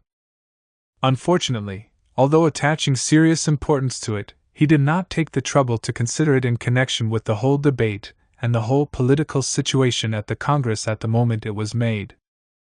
The first question that arises is why, in my original draft, see page 394, paragraph 11, I stipulated a majority of only 2/3 and did not demand mutual control over co-optation to the central bodies. Comrade Trotsky, who spoke after me, page 277, did in fact at once raise this question. The answer to it is given in my speech at the League Congress and in Comrade Pavlovich's letter on the Second Congress. Paragraph 1 of the rules broke the pot, and it had to be bound tight with a double knot, I said at the League Congress. That meant, firstly, that on a purely theoretical question Martov had proved to be an opportunist, and his mistake had been upheld by Lieber and Akimov. It meant, secondly, that the coalition of the Martovites, that is, an insignificant minority of the Iskrists, with the anti-Iskrists ensured them a majority at the Congress in the voting on the personal composition of the central bodies. And it was about the personal composition of the central bodies that I was speaking here, emphasizing the need for harmony and warning against people who cause splits. This warning was indeed of important significance in principle, for the Iskra organization, which was undoubtedly best qualified to judge about the personal composition of the central bodies, having as it did the closest practical acquaintance with all affairs and with all the candidates, had already made its recommendations on this subject, and had taken the decision we know regarding the candidates who aroused its misgivings. Both morally and on its merits, that is, its competence to judge, the Iskra organization should have had the decisive say in this delicate matter. But formally speaking, of course, Comrade Martov had every right to appeal to the Liebers and Akimovs against the majority of the Iskra organization. And in his brilliant speech on paragraph 1, Comrade Akimov had said with remarkable explicitness and sagacity that whenever he perceived a difference among the Iskrists over the methods of achieving their common Iskra aim, he consciously and deliberately voted for the worse method, because his, Akimov's, aims were diametrically opposed to those of the Iskrists. There could not be the slightest doubt, therefore, that, quite irrespective of the wishes and intentions of Comrade Martov, it was the worst composition of the central bodies that would obtain the support of the Liebers and Akimovs. They could vote, they were bound to vote, judging by their deeds, by their vote on paragraph 1, and not by their words, precisely for that list which would promise the presence of people who cause splits, and would do so in order to cause splits. Is it surprising, in view of this situation, that I said that it was an important question of principle, harmony between the two central bodies, one on which the whole future of the party might depend? No social democrat at all acquainted with the Iskra ideas and plans and with the history of the movement, and at all earnest in sharing those ideas, could doubt for a moment that while formally it was quite right and proper for the dispute within the Iskra organization over the composition of the central bodies to be decided by the Liebers and Akimovs, this would ensure the worst possible results. It was imperative to fight to avert these worst possible results. How were we to fight them? We did not fight by hysterics and rows, of course, but by methods which were quite loyal and quite legitimate. Perceiving that we were in the minority, as on the question of paragraph 1, we appealed to the Congress to protect the rights of the minority. Greater strictness as regards the majority required for adoption of members, 4/5 instead of 2/3, the requirement of unanimity for cooptation, mutual control over cooptation to the central bodies. All this we began to advocate when we found ourselves in the minority on the question of the personal composition of the central bodies.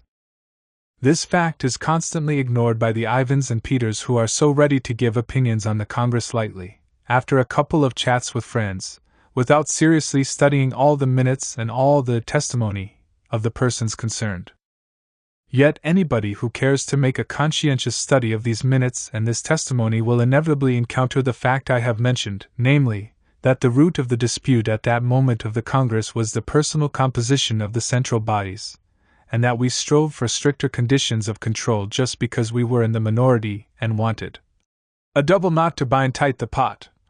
Broken by Martov amid the jubilation and with the jubilant assistance of the Liebers and the Akimovs. If it were not so, Comrade Pavlovich says, speaking of this moment of the Congress, one would have to assume that in moving the point about unanimity in cases of cooptation, we were concerned for the interests of our adversaries, for to the side which predominates in any institution unanimity is unnecessary and even disadvantageous. Letter on the Second Congress, page 14. But today the chronological aspect of the events is all too often forgotten. It is forgotten that there was a whole period at the Congress when the present minority was the majority, thanks to the participation of the Liebers and Akimovs, and that it was precisely at this period that the controversy over cooptation to the central bodies took place. The underlying reason for which was the difference within the Iskra organization over the personal composition of the central bodies. Whoever grasps this fact will understand the passion that marked our debates, and will not be surprised by the seeming paradox that petty differences over details gave rise to really important issues of principle. Comrade Deutsch, speaking at this same sitting, page 277, was in many respects right when he said, "This motion is undoubtedly designed for the given moment." Yes, indeed, it is only when we have understood the given moment, in all its complexity, that we can understand the true meaning of the controversy. And it is highly important to bear in mind that when we were in the minority, we defended the rights of the minority by such methods as will be acknowledged legitimate and permissible by any European social democrat, namely, by appealing to the Congress for stricter control over the personal composition of the central bodies.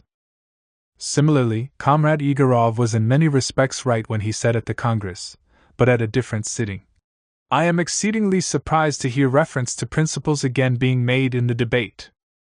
This was said in reference to the elections to the Central Committee, at the 31st sitting of the Congress, that is, if I am not mistaken, on Thursday morning, whereas the 26th sitting, of which we are now speaking, was held on Monday evening. I think it is clear to everyone that during the last few days the debate has not revolved around any question of principle, but exclusively around securing or preventing the inclusion of one or another person in the central institutions. Let us acknowledge that principles have been lost at this Congress long since, and call a spade a spade. General laughter. Muroyov, I request to have it recorded in the minutes that Comrade Martov smiled. Page 337.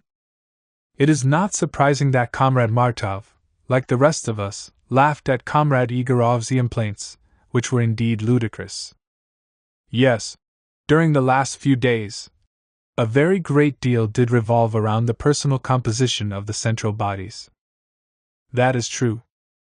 That was indeed clear to everyone at the Congress, and it is only now that the minority is trying to obscure this clear fact. And it is true, lastly, that a spade should be called a spade. But for God's sake, where is the loss of principles? Here? After all, we assembled at the Congress in order, in the first days, see page 101, the Congress agenda, to discuss the program, tactics, and rules and to decide the questions relating to them, and the last days, items 18 and 19 of the agenda, to discuss the personal composition of the central bodies and to decide those questions. When the last days of Congresses are devoted to a struggle over the conductor's baton, that is natural and absolutely legitimate. But when a fight over the conductor's baton is waged after Congresses, that is squabbling. If someone suffers defeat at the Congress over the personal composition of the central bodies, as Comrade Igorov did, it is simply ludicrous of him, after that, to speak of loss of principles. It is therefore understandable why everybody laughed at Comrade Igorov. And it is also understandable why Comrade Muravyov requested to have it recorded in the minutes that Comrade Martov shared in the laughter. In laughing at Comrade Igorov, Comrade Martov was laughing at himself. In addition to Comrade Muravyov's irony, it will not be superfluous, perhaps, to mention the following fact. As we know, after the Congress, Comrade Martov asserted right and left that it was the question of cooptation to the central bodies that played the cardinal role in our divergence, and that the majority of the old editorial board was emphatically opposed to mutual control over cooptation to the central bodies. Before the Congress, when accepting my plan to elect 2 trios, with mutual cooptation by a 2/3 majority, Comrade Martov wrote to me on the subject. In adopting this form of mutual cooptation, it should be stressed that after the Congress additions to each body will be effected on somewhat different lines. I would advise the following. Each body co-opts new members, informing the other body of its intention. The latter may enter a protest, in which case the dispute shall be settled by the Council. To avoid delays, this procedure should be followed in relation to candidates nominated in advance, at least in the case of the Central Committee, from whose number the additions may then be made more expeditiously. In order to stress that subsequent cooptation will be effected in the manner provided by the party rules, the following words should be added to item 22, by which the decisions taken must be endorsed. My italics. Comment is superfluous. Having explained the significance of the moment when the controversy over cooptation to the central bodies took place, we must dwell a little on the votings on the subject. It is unnecessary to dwell on the discussion, as the speeches of Comrade Martov and myself, already quoted, were followed only by brief interchanges in which very few of the delegates took part. See minutes. Pages 277 to 80. In relation to the voting, Comrade Martov asserted at the League Congress that in my account of the matter I was guilty of the greatest distortion. League Minutes, page 60. In representing the struggle around the rules, Comrade Martov unwittingly uttered a profound truth. After paragraph 1, the heated disputes were indeed around the rules, as the struggle of Iskra against the Martovites joined in coalition with the Bund. Let us examine this interesting, greatest distortion. Comrade Martov added together the votings on the composition of the Council and the votings on cooptation and listed 8 in all. 1. Election to the Council of 2 members each from the Central Organ and the Central Committee, 27 for, M, 16 against, L, 7 abstentions. Let me say parenthetically that the number of abstentions is shown in the minutes, page 270, as 8, but that is a detail. 2. Election of the 5th Council member by the Congress, 23 for, L, 18 against, M, 7 abstentions. 3. Replacement of lapsed council members by the Council itself, 23 against, M, 16 for, L, 12 abstentions. 4. Unanimity for cooptation to the Central Committee, 25 for, L, 19 against, M, 7 abstentions. 5. The stipulation for one reason protest for non-cooptation, 21 for, L, 19 against, M, 11 abstentions. 6. Unanimity for cooptation to the Central Organ, 23 for, L, 21 against, M, 7 abstentions. 7. Votability of a motion giving the Council the right to annul a Central Organ or Central Committee decision not to co-opt a new member, 25 for, M, 19 against, L, 7 abstentions. 8. This motion itself, 24 for, M, 23 against, L, 4 abstentions. Here, evidently, Comrade Martov concluded, League Minutes, page 61. One Bund delegate voted for the motion, while the rest abstained. My italics. Why, may one ask, did Comrade Martov consider it evident that the Bundists had voted for him, Martov, when there were no roll call votes? Because he counted the number of votes cast, and when it indicated that the Bund had taken part in the voting, he, Comrade Martov, did not doubt that it had been on his, Martov's, side. Where, then, is the greatest distortion, on my part? The total votes were 51, without the Bundists 46, without the Rabbaki Dialoists 43. In 7 of the 8 votings mentioned by Comrade Martov, 43, 41, 39, 44, 40, 44, and 44 delegates took part. In 1, 47 delegates, or rather votes, and here Comrade Martov himself admitted that he was supported by a Bundist. We thus find that the picture sketched by Martov, and sketched incompletely, as we shall soon see, only confirms and strengthens my account of the struggle. We find that in a great many cases the number of abstentions was very high. This points to the slight, relatively slight, interest shown by the Congress as a whole in certain minor points, and to the absence of any definite grouping of the Iskrists on these questions. Martov's statement that the Bundists manifestly helped Lenin by abstaining, League Minutes, page 62, in fact speaks against Martov.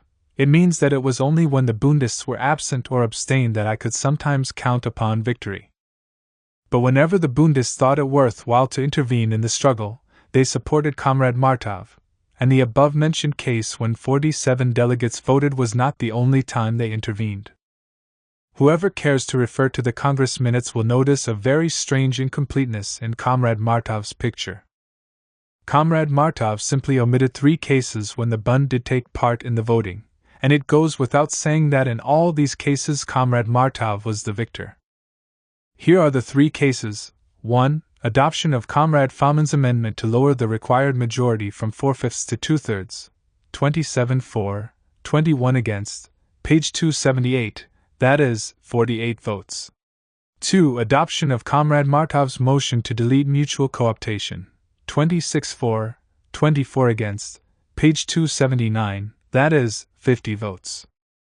Lastly, 3. Rejection of my motion to permit cooptation to the central organ or the central committee only with the consent of all members of the council, page 280, 27 against, 22 for. There was even a roll call vote, of which, unfortunately, there is no record in the minutes, that is, 49 votes.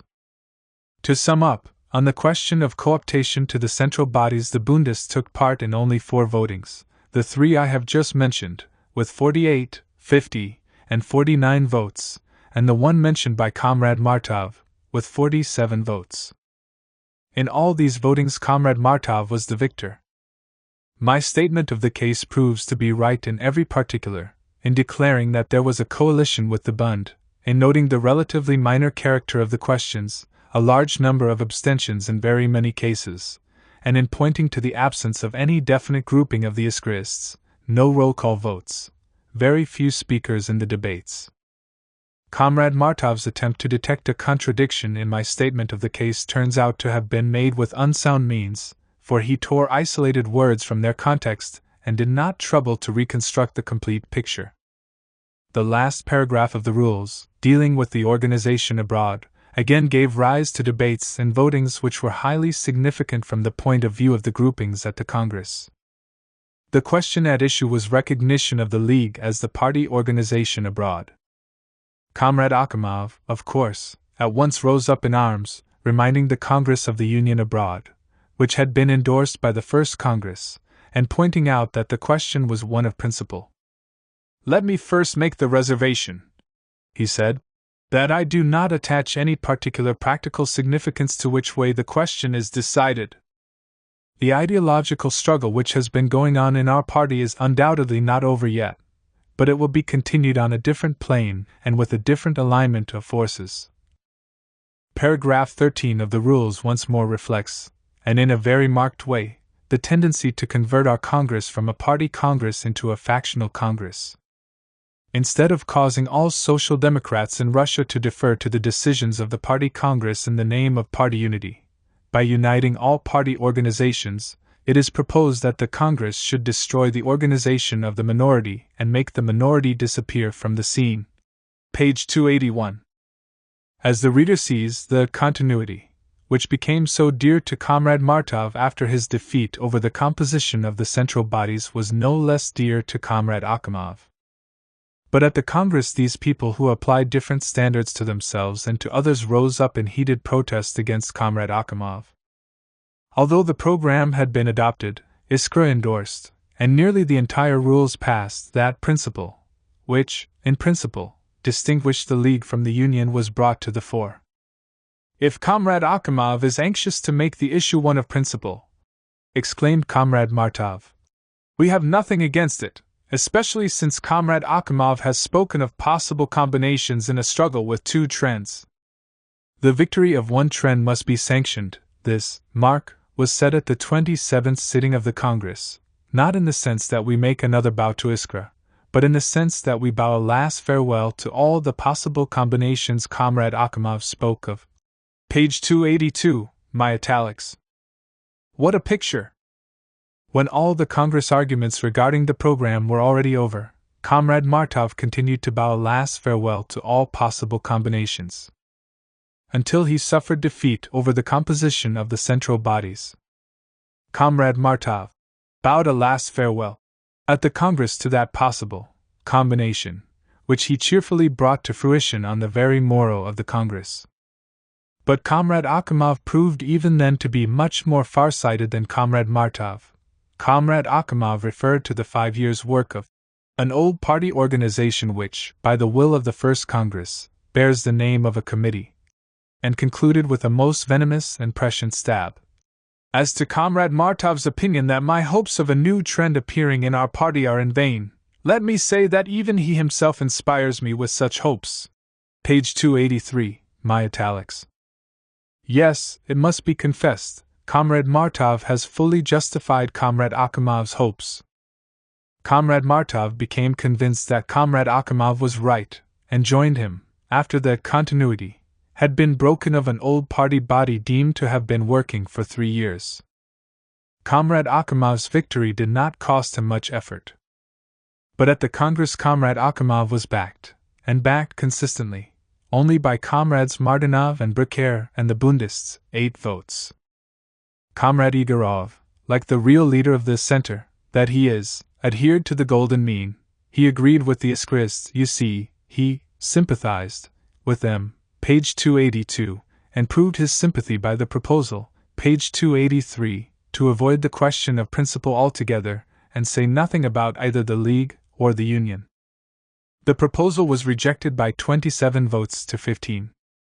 Apparently, in addition to the anti-Iskrists, 8, nearly the entire center, 10, voted with Comrade Igorov. The total vote was 42, so that a large number abstained or were absent, as often happened during votes which were uninteresting or whose result was a foregone conclusion.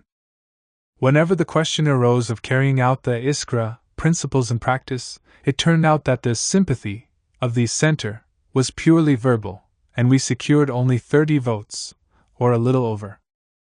This was to be seen even more graphically in the debate, and votes on Ruzov's motion recognized the League as the sole organization abroad.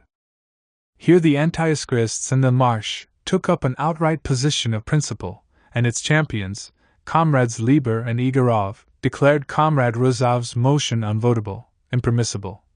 It slaughters all the other organizations abroad. Igorov. And not desiring to have any part in slaughtering organizations, the speaker not only refused to vote, but even left the hall.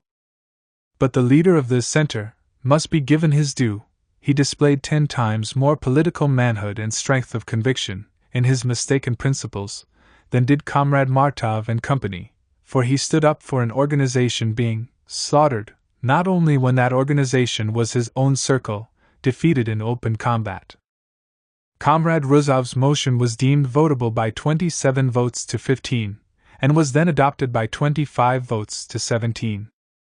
If we add to these 17 the absent Comrade Igorov, we get the full complement, 18, of the anti-Iskra-ists and the center. As a whole, paragraph 13 of the rules, dealing with the organization abroad, was adopted by only 31 votes to 12, with 6 abstentions. This figure, 31, showing the approximate number of Iskrists at the Congress, that is, of people who consistently advocated Iskra's views and applied them in practice, we are now encountering for no less than the 6th time in our analysis of the voting at the Congress, place of the Bund question on the agenda, the organizing committee incident, the dissolution of the Yuzhny Rabiki group, and 2 votes on the agrarian program. Yet Comrade Martov seriously wants to assure us that there are no grounds for picking out such a narrow group of Iskrists.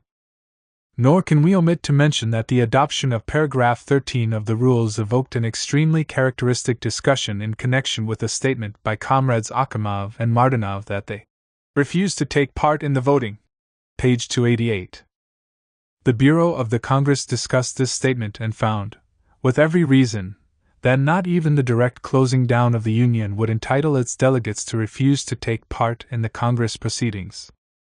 Refusal to vote is absolutely abnormal and impermissible. Such was the view of the Bureau, which was shared by the whole Congress, including the Iskrists of the minority, who at the 28th sitting hotly condemned what they themselves were guilty of at the 31st. When Comrade Martinov proceeded to defend his statement, page 291, he was opposed alike by Pavlovich, by Trotsky, by Karski, and by Martov. Comrade Martov was particularly clear on the duties of a dissatisfied minority, until he found himself in the minority, and held forth on the subject in a very didactic manner. Either you are delegates to the Congress, he told comrades Akhimov and Martinov, in which case you must take part in all its proceedings. My italics. Comrade Martov did not yet perceive any formalism and bureaucracy in subordination of the minority to the majority, or you are not delegates, in which case you cannot remain at the sitting. The statement of the Union delegates compels me to ask two questions. Are they members of the party, and are they delegates to the Congress? p. 292. Comrade Martov instructing Comrade Akhimov in the duties of a party member.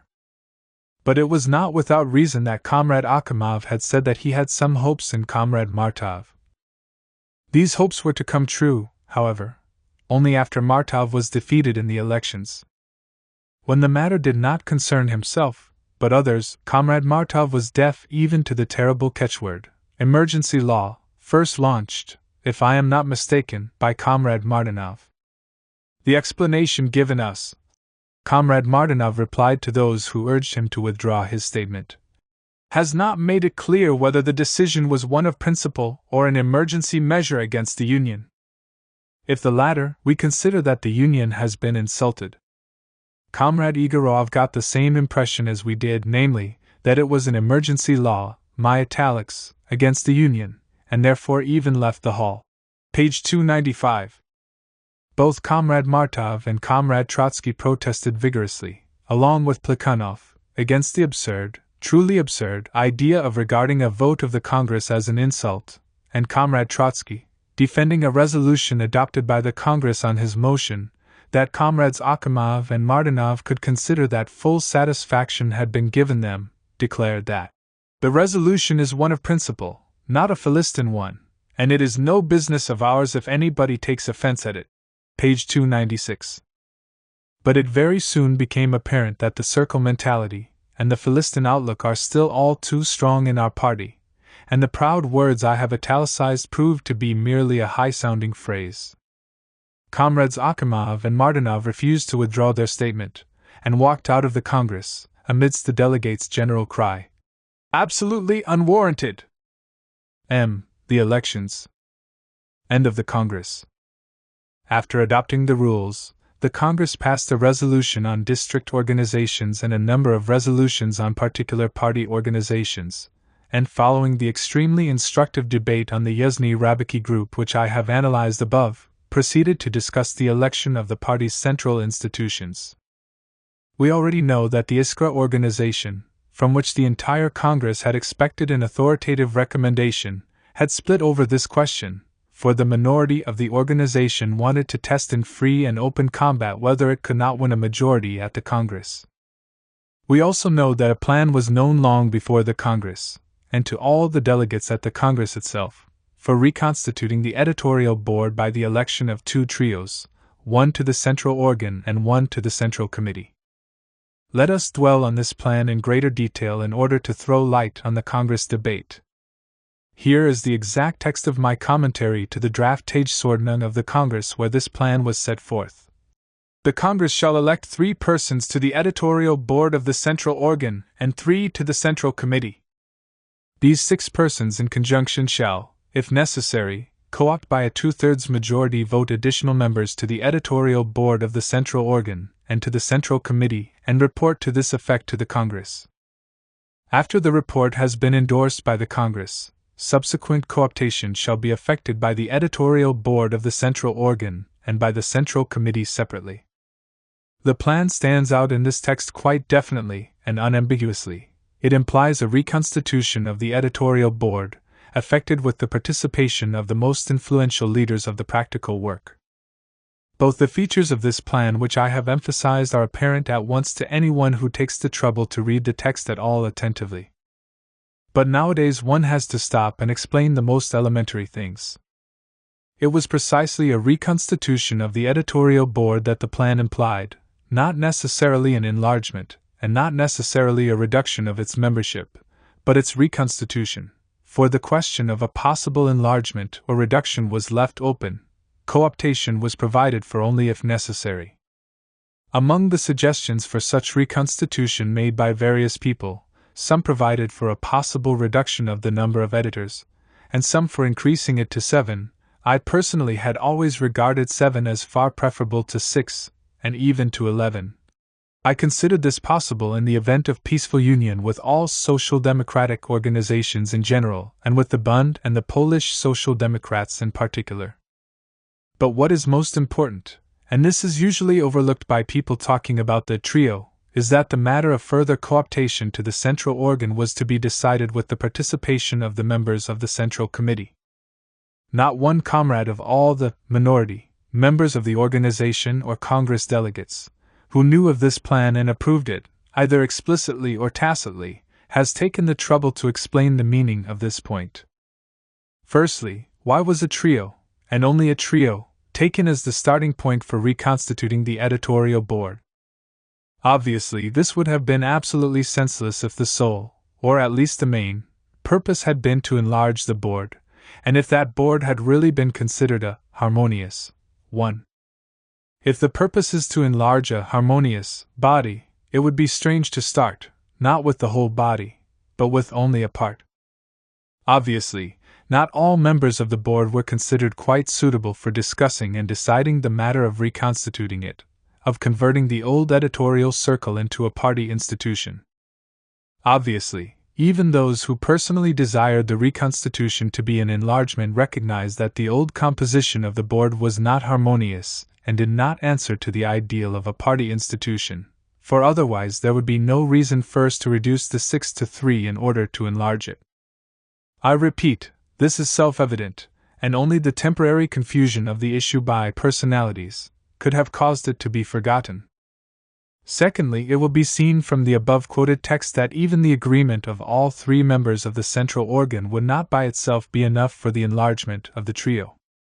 This, too, is always lost sight of.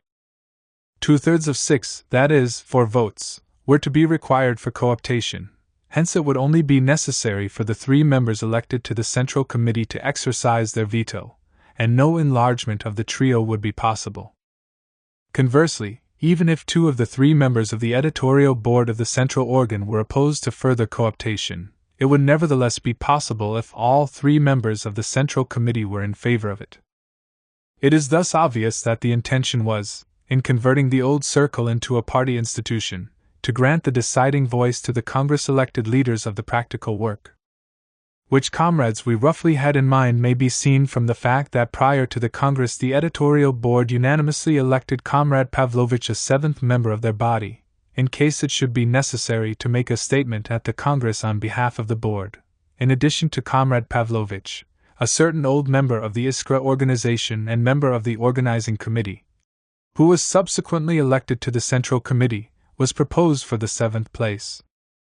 Thus the plan for the election of 2 trios was obviously designed, 1. To reconstitute the editorial board, 2. To rid it of certain elements of the old circle spirit, which is out of place in a party institution. If there had been nothing to get rid of, there would have been no point in the idea of an initial trio. And lastly, 3. To get rid of the theocratic features of a body of writers, getting rid of them by enlisting the services of prominent practical workers in deciding the question of enlarging the trio. This plan, with which all the editors were acquainted, was, clearly, based on 3 years' experience of work and fully accorded with the principles of revolutionary organization that we were consistently introducing. In the period of disunity in which Iskra entered the arena, groups were often formed haphazardly and spontaneously, and inevitably suffered from certain pernicious manifestations of the circle spirit. The creation of a party presupposed and demanded the elimination of these features. the participation of prominent practical workers in this elimination was essential, for certain members of the editorial board had always dealt with organizational affairs, and the body to enter the system of party institutions was to be a body not merely of writers, but of political leaders. It was likewise natural, from the standpoint of the policy Iskra had always pursued, to leave the selection of the initial trio to the Congress. We had observed the greatest caution in preparing for the Congress, waiting until all controversial questions of principle relating to program, tactics, and organization had been fully clarified. We had no doubt that the Congress would be in Iskra ist one in the sense that its overwhelming majority would be solid on these fundamental questions. This was also indicated in part by the resolutions recognizing Iskra as the leading organ. We were bound therefore to leave it to the comrades who had borne the whole brunt of the work of disseminating Iskra's ideas and preparing for its conversion into a party to decide for themselves who were the most suitable candidates for the new party institution. It is only by the fact that this plan for 2 trios was a natural one, only by the fact that it fully accorded with Iskra's whole policy and with everything known about Iskra to people at all closely acquainted with the work, that the general approval of this plan and the absence of any rival plan is to be explained. And so, at the Congress, Comrade Ruzov first of all moved the election of 2 trios. It never even occurred to the followers of Martov, who had informed us in writing that this plan was connected with the false accusation of opportunism, to reduce the dispute over a board of 6 or 3 to the question whether this accusation was right or wrong. Not one of them even hinted at it. None of them ventured to say a single word about the differing shades of principle involved in the dispute over 6 or 3. They preferred a commoner and cheaper method, namely, to evoke pity, to speak of possible injured feelings, to pretend that the question of the editorial board had already been settled by appointing Iskra the central organ. This last argument, adduced by Comrade Koltsov against Comrade Ruzov, was a piece of downright falsity. 2 separate items were included, not fortuitously, of course, in the Congress agenda. See Minutes, page 10, item 4. Central organ of the party. And item 18. Election of the Central Committee and the editorial board of the central organ. That in the first place. In the second place, when the central organ was being appointed, all the delegates categorically declared that this did not mean the endorsement of the editorial board, but only of the trend. See Minutes, page 140, Akimov's speech. I am told that we shall discuss the election of the central organ at the end.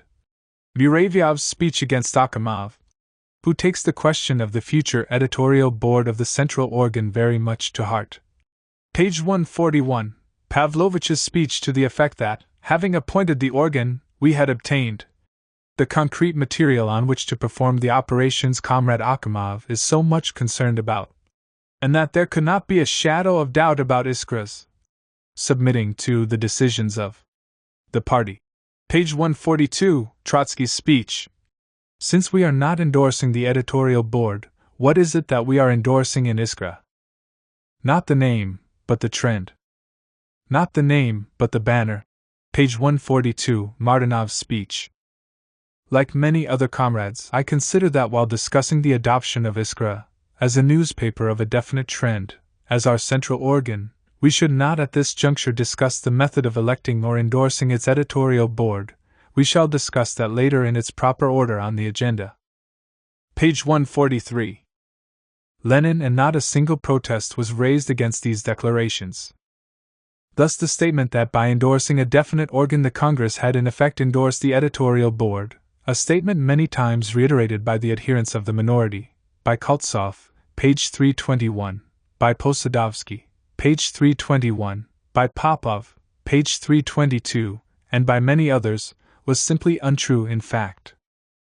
It was a perfectly obvious maneuver to cover a retreat from the position held at the time when the question of the composition of the central bodies could still be regarded in a really dispassionate light by all. The retreat could not be justified either by motives of principle, for to raise the question of the false accusation of opportunism at the Congress was too much to the disadvantage of the minority, and they did not even hint at it, or by a reference to the factual data showing which was actually more effectual, 6 or 3, for the mere mention of these facts would have produced a heap of arguments against the minority. They had to try to burke the issue by talk about a symmetrical whole, about a harmonious team, about a symmetrical and crystal integral entity, and so on. It is not surprising that these arguments were immediately called by their true name, wretched words, page 328. The very plan for a trio clearly testified to a lack of harmony, and the impressions obtained by the delegates during a month and more of work together obviously afforded a mass of material to enable them to judge for themselves. When Comrade Posadovsky hinted at this material, incautiously and injudiciously from his own standpoint, see pages 321 and 325 regarding the qualified sense, in which he had used the word dissonances, Comrade Muravyov bluntly declared, "In my opinion it is now quite clear to the majority of the Congress that such what dissonances exactly Comrade Posadovsky had in mind the Congress never did learn." Comrade Muravyov, for his part, stated at this same sitting, page 322, that his meaning had been misrepresented, and when the minutes were being endorsed he plainly declared that he was referring to the dissonances which had been revealed in the Congress debates on various points, dissonances over principle, whose existence is now unfortunately a fact that nobody will deny. Page 353. Lenin dissonances undoubtedly do exist. Page 321. The minority chose to construe the word dissonances, which was given currency by Posadovsky, not Muravyov, in a purely personal sense, not daring to take up the gauntlet flung down by Comrade Muravyov, not daring to bring forward in defense of the Board of Six a single argument on the actual merits of the case. The result was a dispute which for its sterility was more than comic. The majority, through the mouth of Comrade Muravyov, declared that the true significance of the 6-3 issue was quite clear to them, but the minority persistently refused to listen and affirmed that we are not in a position to examine it. The majority not only considered themselves in a position to examine it, but had examined it already and announced that the results of the examination were quite clear to them, but the minority apparently feared an examination and took cover behind mere wretched words. The majority urged us to bear in mind that our central organ is something more than a literary group. The majority wanted the central organ to be headed by quite definite persons, persons known to the Congress, persons meeting the requirements I have mentioned. That is, not only literary requirements. Comrade Lang's speech, page 327. Again, the minority did not dare to take up the gauntlet, and did not say a word as to who, in their opinion, was suitable for what was more than a literary body, as to who was a figure of a quite definite magnitude known to the Congress. The minority continued to take shelter behind their celebrated harmony. Nor was this all. The minority even introduced into the debate arguments which were absolutely false in principle, and which therefore quite rightly evoked a sharp rebuff. The Congress, don't you see, has neither the moral nor the political right to refashion the editorial board. Trotsky, page 326. It is too delicate, a question. Trotsky again. How will the editors who are not re-elected feel about the fact that the Congress does not want to see them on the board anymore? Seryov, page 324. Such arguments simply put the whole question on the plane of pity and injured feelings, and were a direct admission of bankruptcy as regards real arguments of principle, real political arguments. And the majority immediately gave this attitude its true name, Philistinism, Comrade Rozov. We are hearing strange speeches from the lips of revolutionaries, Comrade Rozov justly remarked. Speeches that are in marked disharmony with the concepts party work, party ethics. The principal argument on which the opponents of electing trios take their stand amounts to a purely Philistine view of party affairs, my italics throughout. If we adopt this standpoint, which is a Philistine and not a party standpoint, we shall at every election have to consider, will not Petrov be offended if Ivanov is elected and not he? Will not some member of the organizing committee be offended if another member, and not he, is elected to the Central Committee? Where is this going to land us, comrades? If we have gathered here for the purpose of creating a party, and not of indulging in mutual compliments and Philistine sentimentality, then we can never agree to such a view. We are about to elect officials, and there can be no talk of lack of confidence in any person not elected. Our only consideration should be the interests of the work and a person's suitability for the post to which he is being elected. Page 325. We would advise all who want to make an independent examination of the reasons for the party split and to dig down to the roots of it at the Congress to read this speech of Comrade Rozov's over and over again. His arguments were not even contested by the minority, let alone refuted. And indeed there is no contesting such elementary, rudimentary truths, which were forgotten only because of nervous excitement, as Comrade Rozov himself rightly explained. And this is really the explanation least discreditable to the minority of how they could desert the party standpoint for a Philistine and circle standpoint. But the minority were so totally unable to find sensible and businesslike arguments against election that, in addition to introducing Philistinism into party affairs, they resorted to downright scandalous practices. Indeed, what other name can we give to the action of Comrade Popov when he advised Comrade Muravyov not to undertake delicate commissions? Page 322. What is this but getting personal, as Comrade Sorokin rightly put it, page 328. What is it but speculating on personalities, in the absence of political arguments? Was Comrade Sorokin right or wrong when he said that? We have always protested against such practices? Was it permissible for Comrade Deutsch to try demonstratively to pillory comrades who did not agree with him? That is the way Comrade Sorokin, at this same sitting, understood Comrade Deutsch's words, cf. page 324. Sharp interchange with Orlov. Comrade Deutsch explained, page 351, that he had said nothing like it, but in THC's same breath admitted that he had said something very, very much like it. I did not say who dares, Comrade Deutsch explained. What I said was, I would be interested to see the people who would dare, Comrade Deutsch fell out of the frying pan into the fire, to support such a criminal, proposal as the election of a board of 3 foot. Page 351. Comrade Deutsch did not refute, but confirmed Comrade Sorokin's words. Comrade Deutsch only confirmed the truth of Comrade Sorokin's reproach that all concepts are here muddled in the minority's arguments in favor of 6. Comrade Deutsch only confirmed the pertinence of Comrade Sorokin's reminder of the elementary truth that we are party members and should be guided exclusively by political considerations. To cry that election was criminal was to sink not only to Philistinism, but to practices that were downright scandalous. Lenin p. 328. Let us sum up the debate on the editorial board. The minority did not refute, nor even try to refute, the majority's numerous statements that the plan for a trio was known to the delegates at the very beginning of the Congress and prior to the Congress, and that, consequently, this plan was based on considerations and facts which had no relation to the events and disputes at the Congress. In defending the Board of 6, the minority took up a position which was wrong and impermissible in principle, one based on Philistine considerations.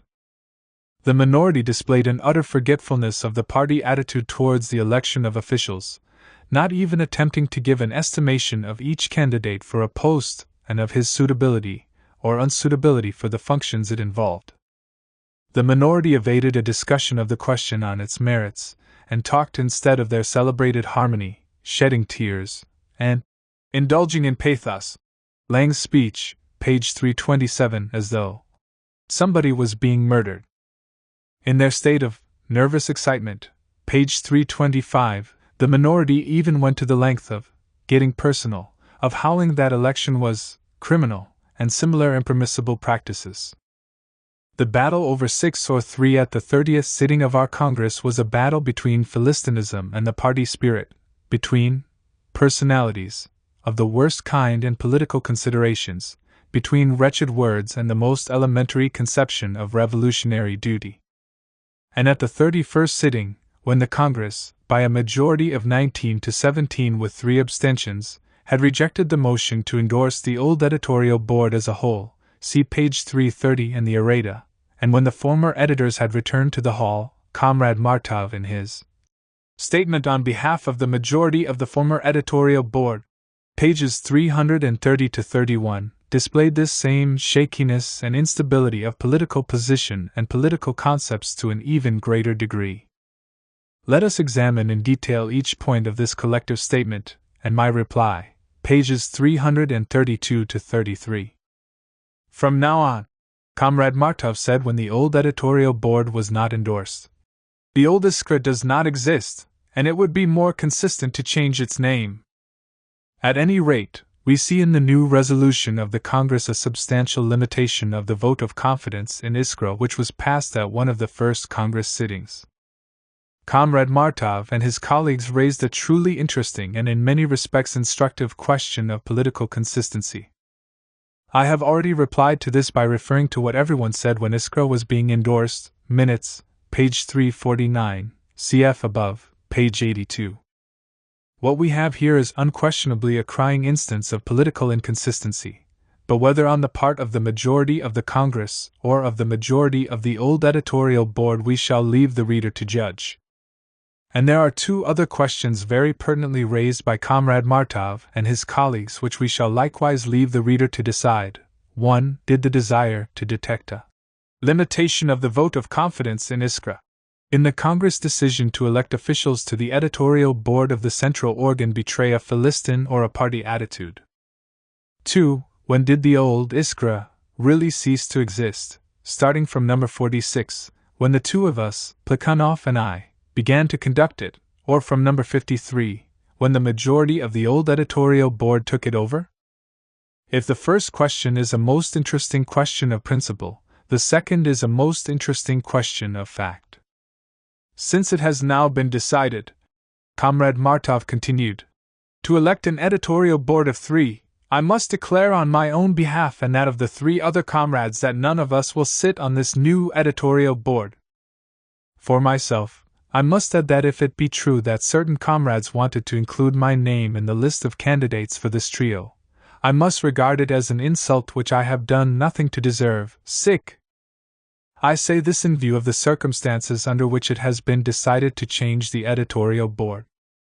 This decision was taken on the grounds of some kind of friction. Comrade Martov was probably referring to Comrade Posadovsky's expression, dissonances. I repeat that Comrade Posadovsky never did explain to the Congress what he meant, while Comrade Muravyov, who had likewise used the expression, explained that he meant dissonances over principle, as revealed in the Congress debates.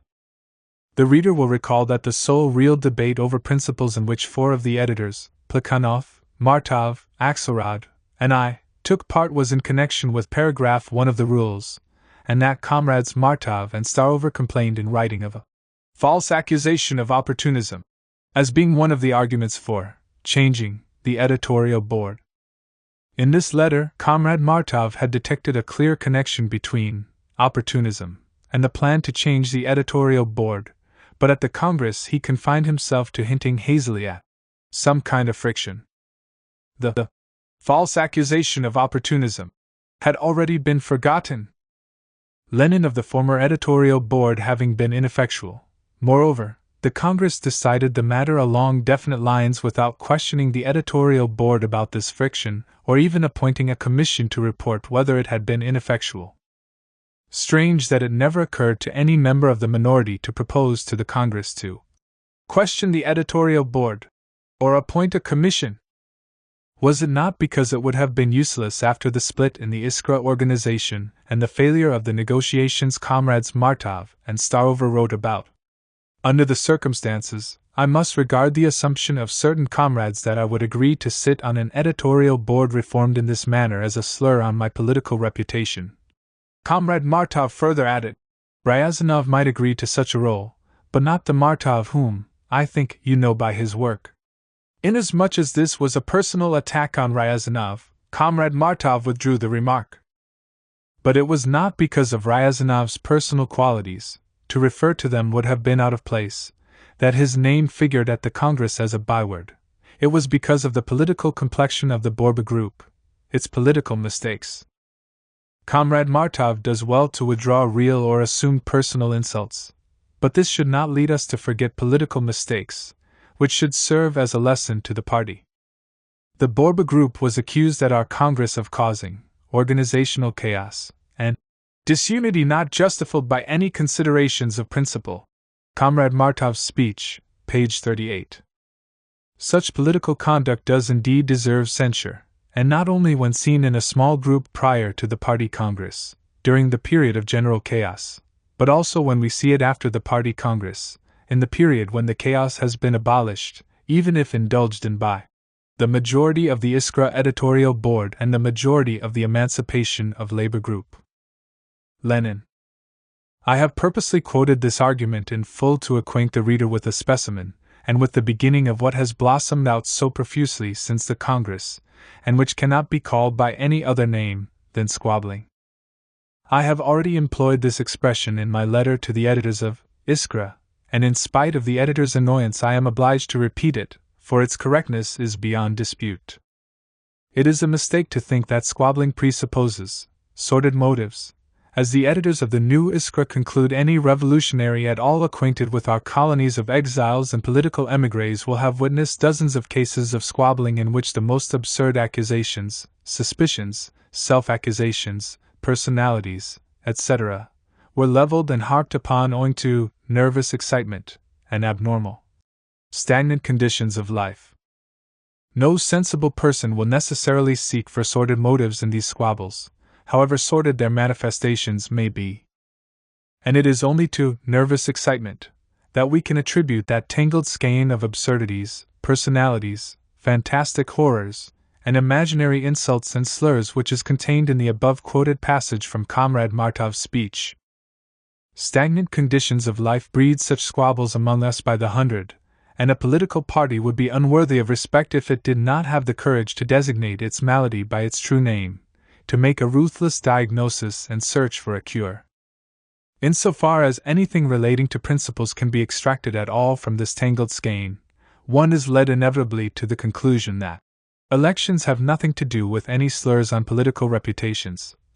That to deny the right of the Congress to hold new elections, make new appointments of any kind, and change the composition of its authorized boards, is to confuse the issue, and that Comrade Martov's views on the permissibility of electing part of the old board reflect an extreme confusion of political ideas, as I expressed it at the Congress, page 332. I shall omit Comrade Martov's personal remark as to who initiated the plan for the trio, and shall pass to his political characterization of the significance attaching to the non-endorsement of the old editorial board. What has now taken place is the last act of the struggle which has raged during the second half of the Congress.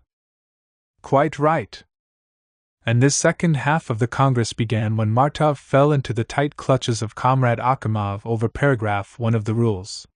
It is an open secret that in this reform it is not a question of being effectual, but of a struggle for influence on the Central Committee.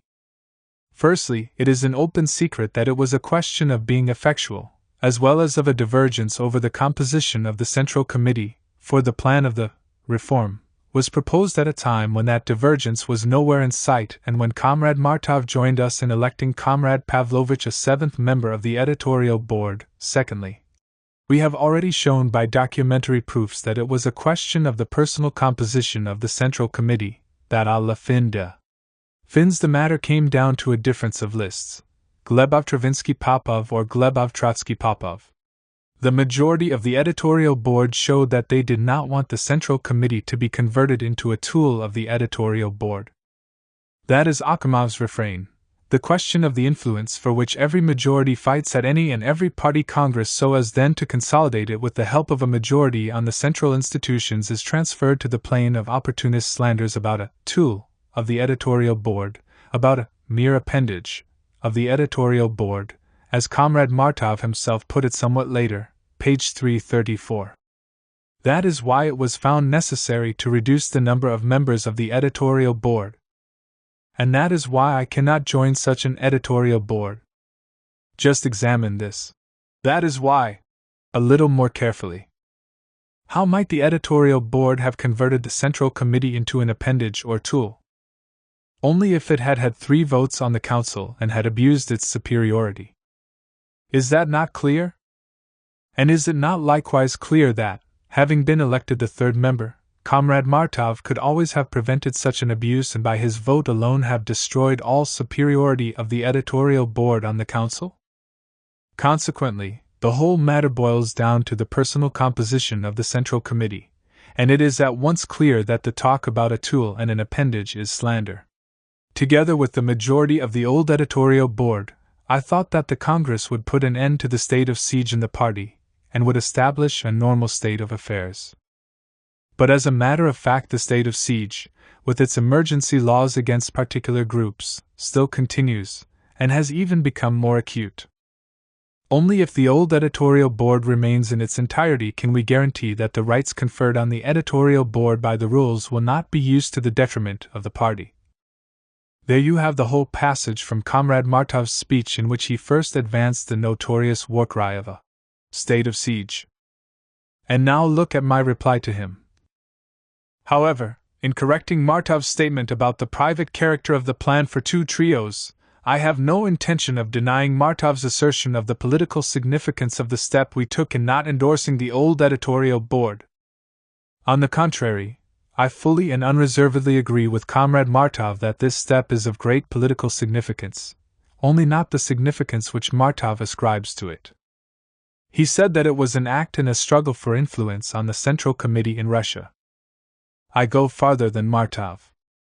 The whole activity of Iskra as a separate group has hitherto been a struggle for influence. But now it is a matter of something more, namely, the organizational consolidation of this influence, and not only a struggle for it.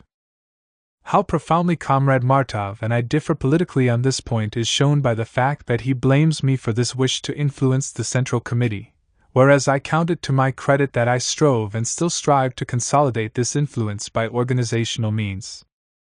It appears that we are even talking in different languages. What would be the point of all our work, of all our efforts, if they ended in the same old struggle for influence, and not in its complete acquisition and consolidation? Yes, Comrade Martov is absolutely right. The step we have taken is undoubtedly a major political step showing that one of the trends now to be observed has been chosen for the future work of our party. And I am not at all frightened by the dreadful words "a state of siege in the party," emergency laws against particular individuals and groups, etc. We not only can but we must create a state of siege in relation to unstable and vacillating elements, and all our party rules, the whole system of centralism now endorsed by the Congress are nothing but a state of siege in respect to the numerous sources of political vagueness. It is special laws, even if they are emergency laws, that are needed as measures against vagueness, and the step taken by the Congress has correctly indicated the political direction to be followed, by having created a firm basis for such laws and such measures. I have italicized in the summary of my speech at the Congress the sentence which Comrade Martov preferred to omit in his State of Siege, page 16. It is not surprising that he did not like this sentence, and did not choose to understand its obvious meaning. What does the expression, dreadful words, imply, Comrade Martov? It implies mockery, mockery of those who give big names to little things, who confuse a simple question by pretentious phrasemongering. The little and simple fact which alone could have given, and actually did give, Comrade Martov cause for nervous excitement, was nothing but his defeat at the Congress over the personal composition of the central bodies. The political significance of this simple fact was that, having won, the majority of the party Congress consolidated their influence by establishing their majority in the party leadership as well, by creating an organizational basis for a struggle, with the help of the rules, against what this majority considered to be vacillation, instability, and vagueness. How was the instability, vacillation, and vagueness of the Iskrist minority manifested at the Congress? Firstly, by their opportunist phrasemongering over paragraph 1 of the rules. Secondly, by their coalition with comrades Akhimov and Lieber, which during the second half of the Congress rapidly grew more pronounced. Thirdly, by their readiness to degrade the question of electing officials to the central organ to the level of philistinism, of wretched words, and even of getting personal. After the Congress, all these lovely attributes developed from mere buds into blossoms and fruit. Lenin, to make this an occasion for talking of a struggle for influence, with horror in one's eyes and complaining of a state of siege, was nothing but pretentious phrase-mongering, dreadful words. Comrade Martov does not agree with this. Then perhaps he will try to prove to us that a party congress has ever existed, or is in general conceivable, where the majority would not proceed to consolidate the influence they had gained, 1. By securing a majority on the central bodies, and 2. By endowing it with powers to counteract vacillation, instability, and vagueness.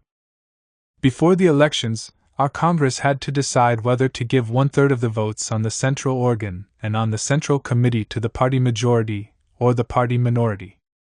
The board of 6 in Comrade Martov's list meant giving 1/3 to us and 2/3 to his followers. A trio on the central organ and our list meant 2/3 for us and 1/3 for Comrade Martov's followers. Comrade Martov refused to make terms with us or yield, and challenged us in writing to a battle at the Congress. Having suffered defeat at the Congress, he began to weep and to complain of a state of siege. Well, isn't that squabbling? Isn't it a new manifestation of the wishy-washiness of the intellectual? One cannot help recalling in this connection the brilliant social and psychological characterization of this latter quality recently given by Karl Kautsky. The social democratic parties of different countries suffer not infrequently nowadays from similar maladies, and it would be very, very useful for us to learn from more experienced comrades the correct diagnosis and the correct cure. Karl Kautsky's characterization of certain intellectuals will therefore be only a seeming digression from our theme. The problem that again interests us so keenly today is the antagonism between the intelligentsia and the proletariat. My colleagues, Kautsky is himself an intellectual, a writer and editor, will mostly be indignant that I admit this antagonism. But it actually exists, and, as in other cases, it would be the most inexpedient tactics to try to overcome the fact by denying it. This antagonism is a social one, it relates to classes, not to individuals. The individual intellectual, like the individual capitalist, may identify himself with the proletariat in its class struggle. When he does, he changes his character too. It is not this type of intellectual, who is still an exception among his class, that we shall mainly speak of in what follows. Unless otherwise stated, I shall use the word intellectual to mean only the common run of intellectual who takes the stand of bourgeois society, and who is characteristic of the intelligentsia as a class. This class stands in a certain antagonism to the proletariat. This antagonism differs, however, from the antagonism between labor and capital. The intellectual is not a capitalist. True, his standard of life is bourgeois, and he must maintain it if he is not to become a pauper, but at the same time he is compelled to sell the product of his labor, and often his labor power, and is himself often enough exploited and humiliated by the capitalist. Hence the intellectual does not stand in any economic antagonism to the proletariat. But his status of life and his conditions of labor are not proletarian, and this gives rise to a certain antagonism in sentiments and ideas. As an isolated individual, the proletarian is nothing. His whole strength, his whole progress, all his hopes and expectations are derived from organization, from systematic action in conjunction with his fellows. He feels big and strong when he forms part of a big and strong organism. This organism is the main thing for him. The individual in comparison means very little. The proletarian fights with the utmost devotion as part of the anonymous mass, without prospect of personal advantage or personal glory, doing his duty in any post he is assigned to with a voluntary discipline which pervades all his feelings and thoughts. Quite different is the case of the intellectual. He does not fight by means of power, but by argument. His weapons are his personal knowledge, his personal ability, his personal convictions. He can attain to any position at all only through his personal qualities. Hence the freest play for his individuality seems to him the prime condition for successful activity. It is only with difficulty that he submits to being a part subordinate to a whole, and then only from necessity, not from inclination. He recognizes the need of discipline only for the mass, not for the elect minds. And of course he counts himself among the latter. Nietzsche's philosophy, with its cult of the Superman, for whom the fulfillment of his own individuality is everything and any subordination of that individuality to a great social aim is vulgar and despicable, is the real philosophy of the intellectual, and it renders him totally unfit to take part in the class struggle of the proletariat. Next to Nietzsche, the most outstanding exponent of a philosophy answering to the sentiments of the intelligentsia is probably Ibsen.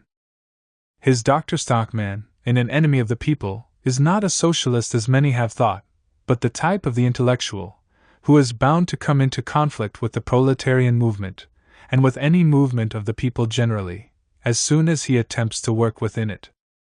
For the basis of the proletarian movement, as of every democratic movement, is respect for the majority of one's fellows. The typical intellectual a la Stockman regards a compact majority as a monster that must be overthrown. An ideal example of an intellectual who had become thoroughly imbued with the sentiments of the proletariat, and who, although he was a brilliant writer, had quite lost the specific mentality of the intellectual, marched cheerfully with the rank and file, worked in any post he was assigned to, subordinated himself wholeheartedly to our great cause, and despised the feeble whining, Wyclich's Gewinzel, about the suppression of his individuality which the intellectual trained on Ibsen and Nietzsche is prone to indulge in when he happens to be in the minority. An ideal example of the kind of intellectual the socialist movement needs was Liebknecht. We may also mention Marx, who never forced himself to the forefront, and whose party discipline in the International, where he often found himself in the minority, was exemplary. Just such feeble whining of intellectuals who happened to find themselves in the minority, and nothing more, was the refusal of Martov and his friends to be named for office merely because the old circle had not been endorsed, as were their complaints of a state of siege and emergency laws against particular groups, which Martov cared nothing about when Yuzhny Rabiki and Rabikai Dialo were dissolved, but only came to care about when his group was dissolved. Just such feeble whining of intellectuals who happened to find themselves in the minority was that endless torrent of complaints, reproaches, hints, accusations, slanders, and insinuations regarding the compact majority, which was started by Martov and which poured out in such a flood at our party congress, and even more so after. The minority bitterly complained that the compact majority held private meetings. Well, the minority had to do something to conceal the unpleasant fact that the delegates it invited to its own private meetings refused to attend, while those who would willingly have attended, the Igorovs, Makovs, and Braukers, the minority could not invite after all the fighting it had done with them at the Congress. The minority bitterly complained of the false accusation of opportunism. Well, it had to do something to conceal the unpleasant fact that it was opportunists, who in most cases had followed the anti-Iskrists, and partly these anti-Iskrists themselves, that made up the compact minority, seizing with both hands on the championship of the circle spirit in party institutions, opportunism in arguments, philistinism in party affairs, and the instability and wishy-washiness of the intellectual.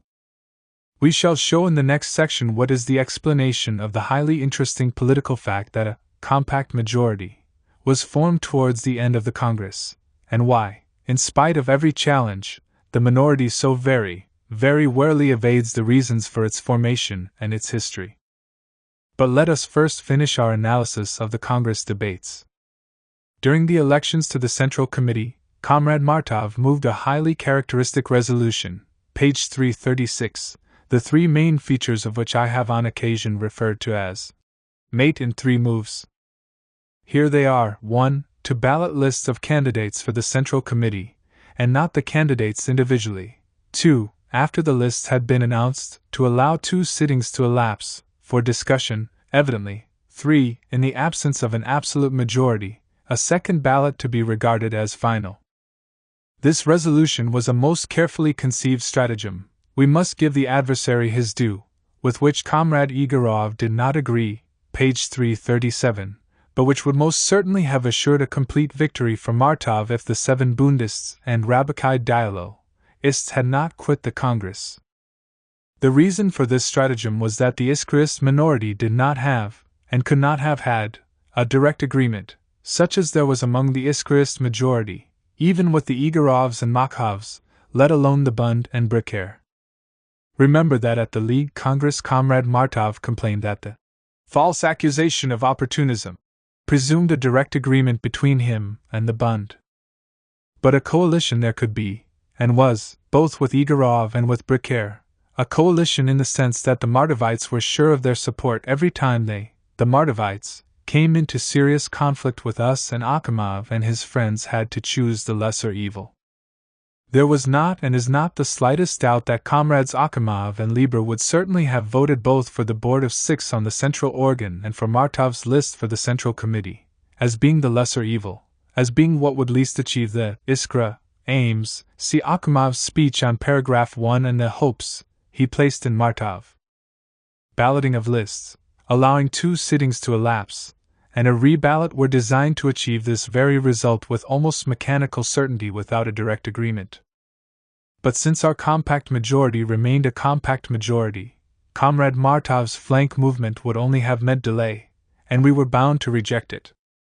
The minority poured forth their complaints on this score in a written statement, page 341, and following the example of Martinov and Akhimov, refused to vote in the elections to the Central Committee, in view of the conditions in which they were held.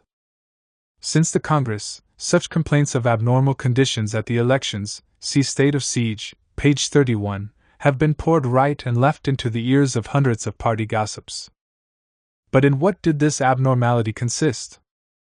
In the secret ballot, which had been stipulated beforehand in the standing orders of the Congress, point 6, minutes, page 11, and in which it was absurd to detect any hypocrisy or injustice. In the formation of a compact majority, that monster, in the eyes of wishy-washy intellectuals? Or in the abnormal desire of these worthy intellectuals to violate the pledge they had given before the Congress that they would recognize all its elections, page 380, point 18 of the Congress regulations.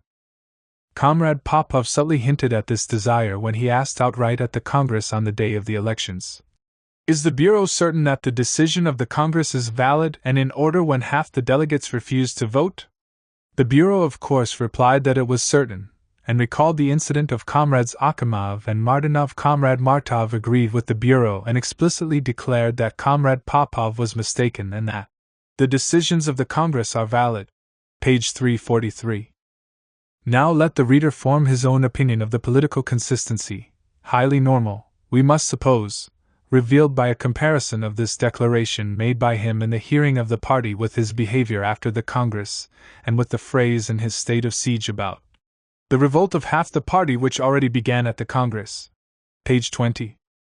The hopes which Comrade Akhimov had placed in Comrade Martov outweighed the ephemeral good intentions of Martov himself.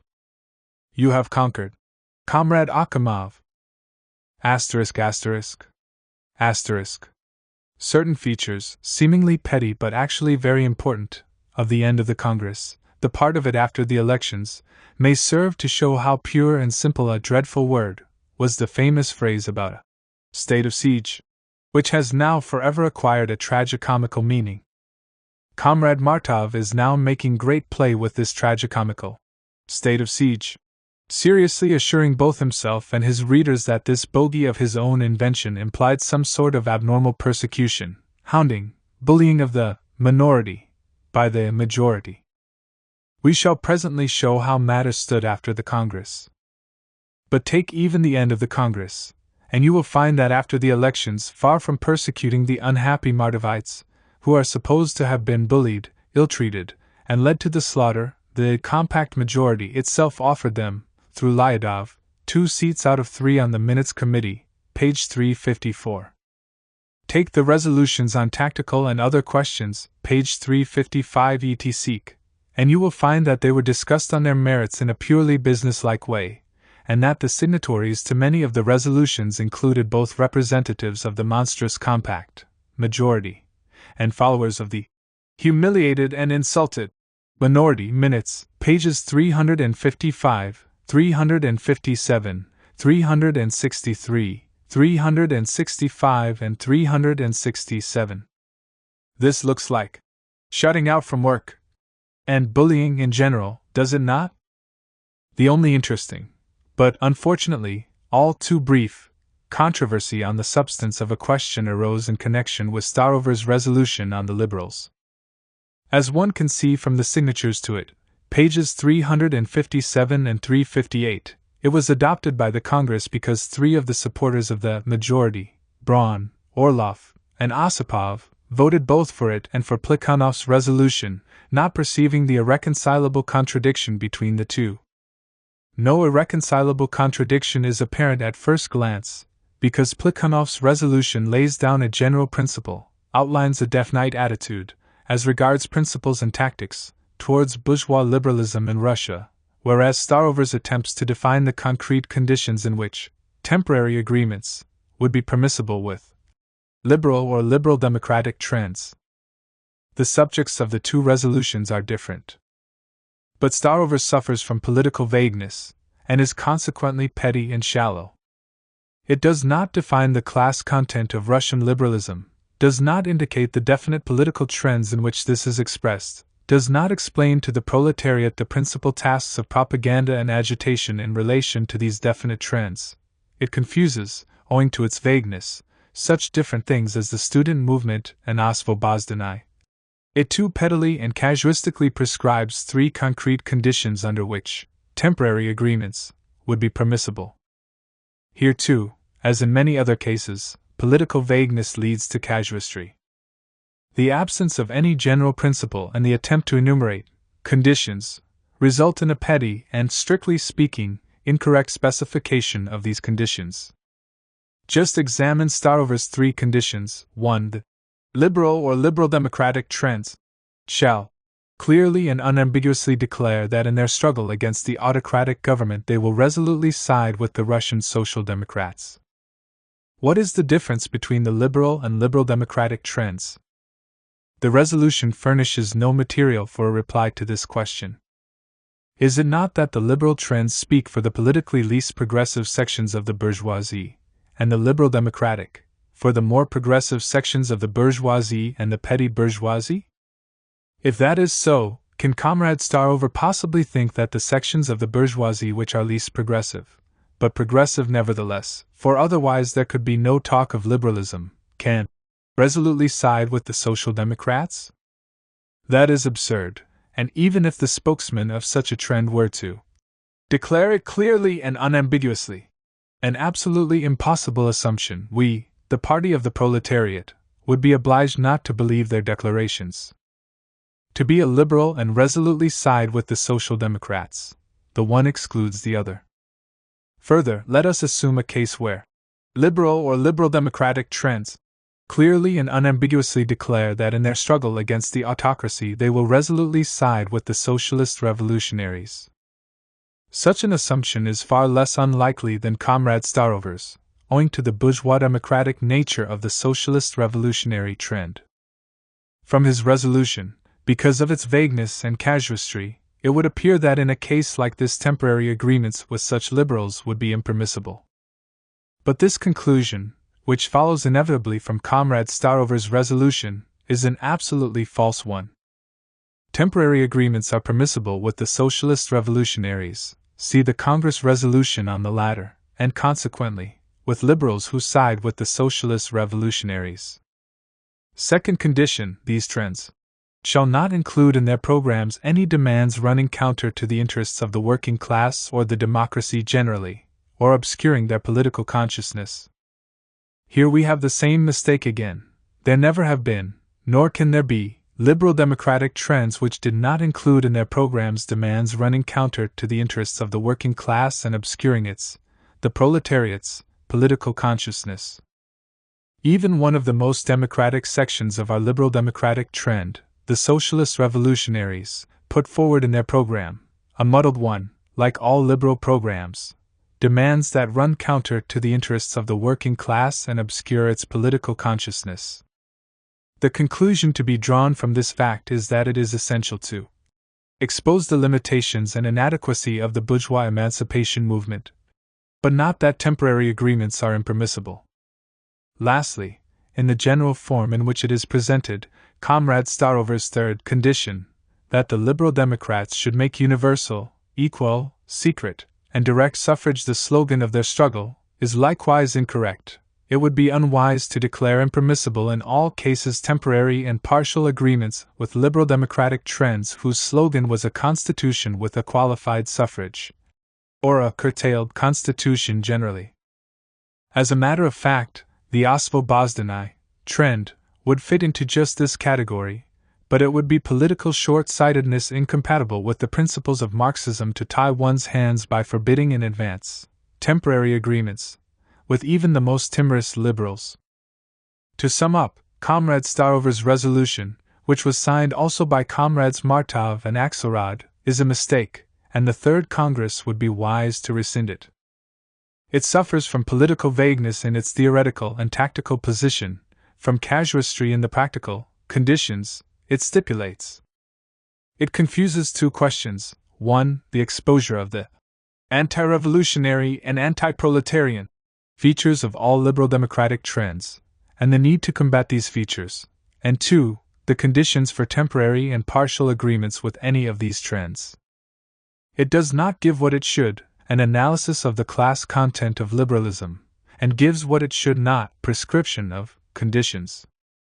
It is absurd in general to draw up detailed conditions for temporary agreements at a party congress, when there is not even a definite partner to such possible agreements in view. And even if there were such a definite partner in view, it would be 100 times more rational to leave the definition of the conditions for a temporary agreement to the party's central institutions, as the Congress did in relation to the socialist revolutionary trend. See Plekhanov's modification of the end of Comrade Axelrod's resolution, minutes, pages 362 and 15. As to the objections of the minority to Plekhanov's resolution, Comrade Martov's only argument was, Plekhanov's resolution ends with the paltry conclusion that a particular writer should be exposed. Would this not be using a sledgehammer to kill a fly? Page 358. This argument, whose emptiness is concealed by a smart phrase, paltry conclusion, provides a new specimen of pompous phrasemongering. Firstly, Plekhanov's resolution speaks of exposing in the eyes of the proletariat the limitations and inadequacy of the bourgeois emancipation movement wherever these limitations and inadequacy manifest themselves. Hence Comrade Martov's assertion, at the League Congress, minutes, page 88, that all attention is to be directed only to Struve, only to one liberal, is the sheerest nonsense. Secondly, to compare Mr. Struve to a fly, when the possibility of temporary agreements with the Russian liberals is in question, is to sacrifice an elementary and manifest political fact for a smart phrase. No, Mr. Struve is not a fly, but a political magnitude, and not because he personally is such a big figure, but because of his position as the sole representative of Russian liberalism, of that all-effectual and organized liberalism, in the illegal world. Therefore, to talk of the Russian liberals, and of what our party's attitude towards them should be, without having precisely Mr. Struve and Osvobozdany in mind, is to talk without saying anything. Or perhaps Comrade Martov will show us even one single liberal or liberal democratic trend in Russia which could compare even remotely today with the Osvobozdany trend? It would be interesting to see him try. Struve's name means nothing to the workers, said Comrade Kostrov, supporting Comrade Martov. I hope Comrade Kostrov and Comrade Martov will not be offended, but that argument is fully in the Akhimov style. It is like the argument about the proletariat in the genitive case. Who are the workers to whom Struve's name, and the name of Osvobozdany, mentioned in Comrade Plekhanov's resolution alongside of Mr. Struve, means nothing? Those who know very little, or nothing at all, of the liberal and liberal democratic trends in Russia. One asks, what should be the attitude of our party congress to such workers? Should it instruct party members to acquaint these workers with the only definite liberal trend in Russia? Or should it refrain from mentioning a name with which the workers are little acquainted because of their little acquaintance with politics? If Comrade Kostrov, having taken one step in the wake of Comrade Akhimov, does not want to take another, he will answer this question in the former sense. And having answered it in the former sense, he will see how groundless his argument was.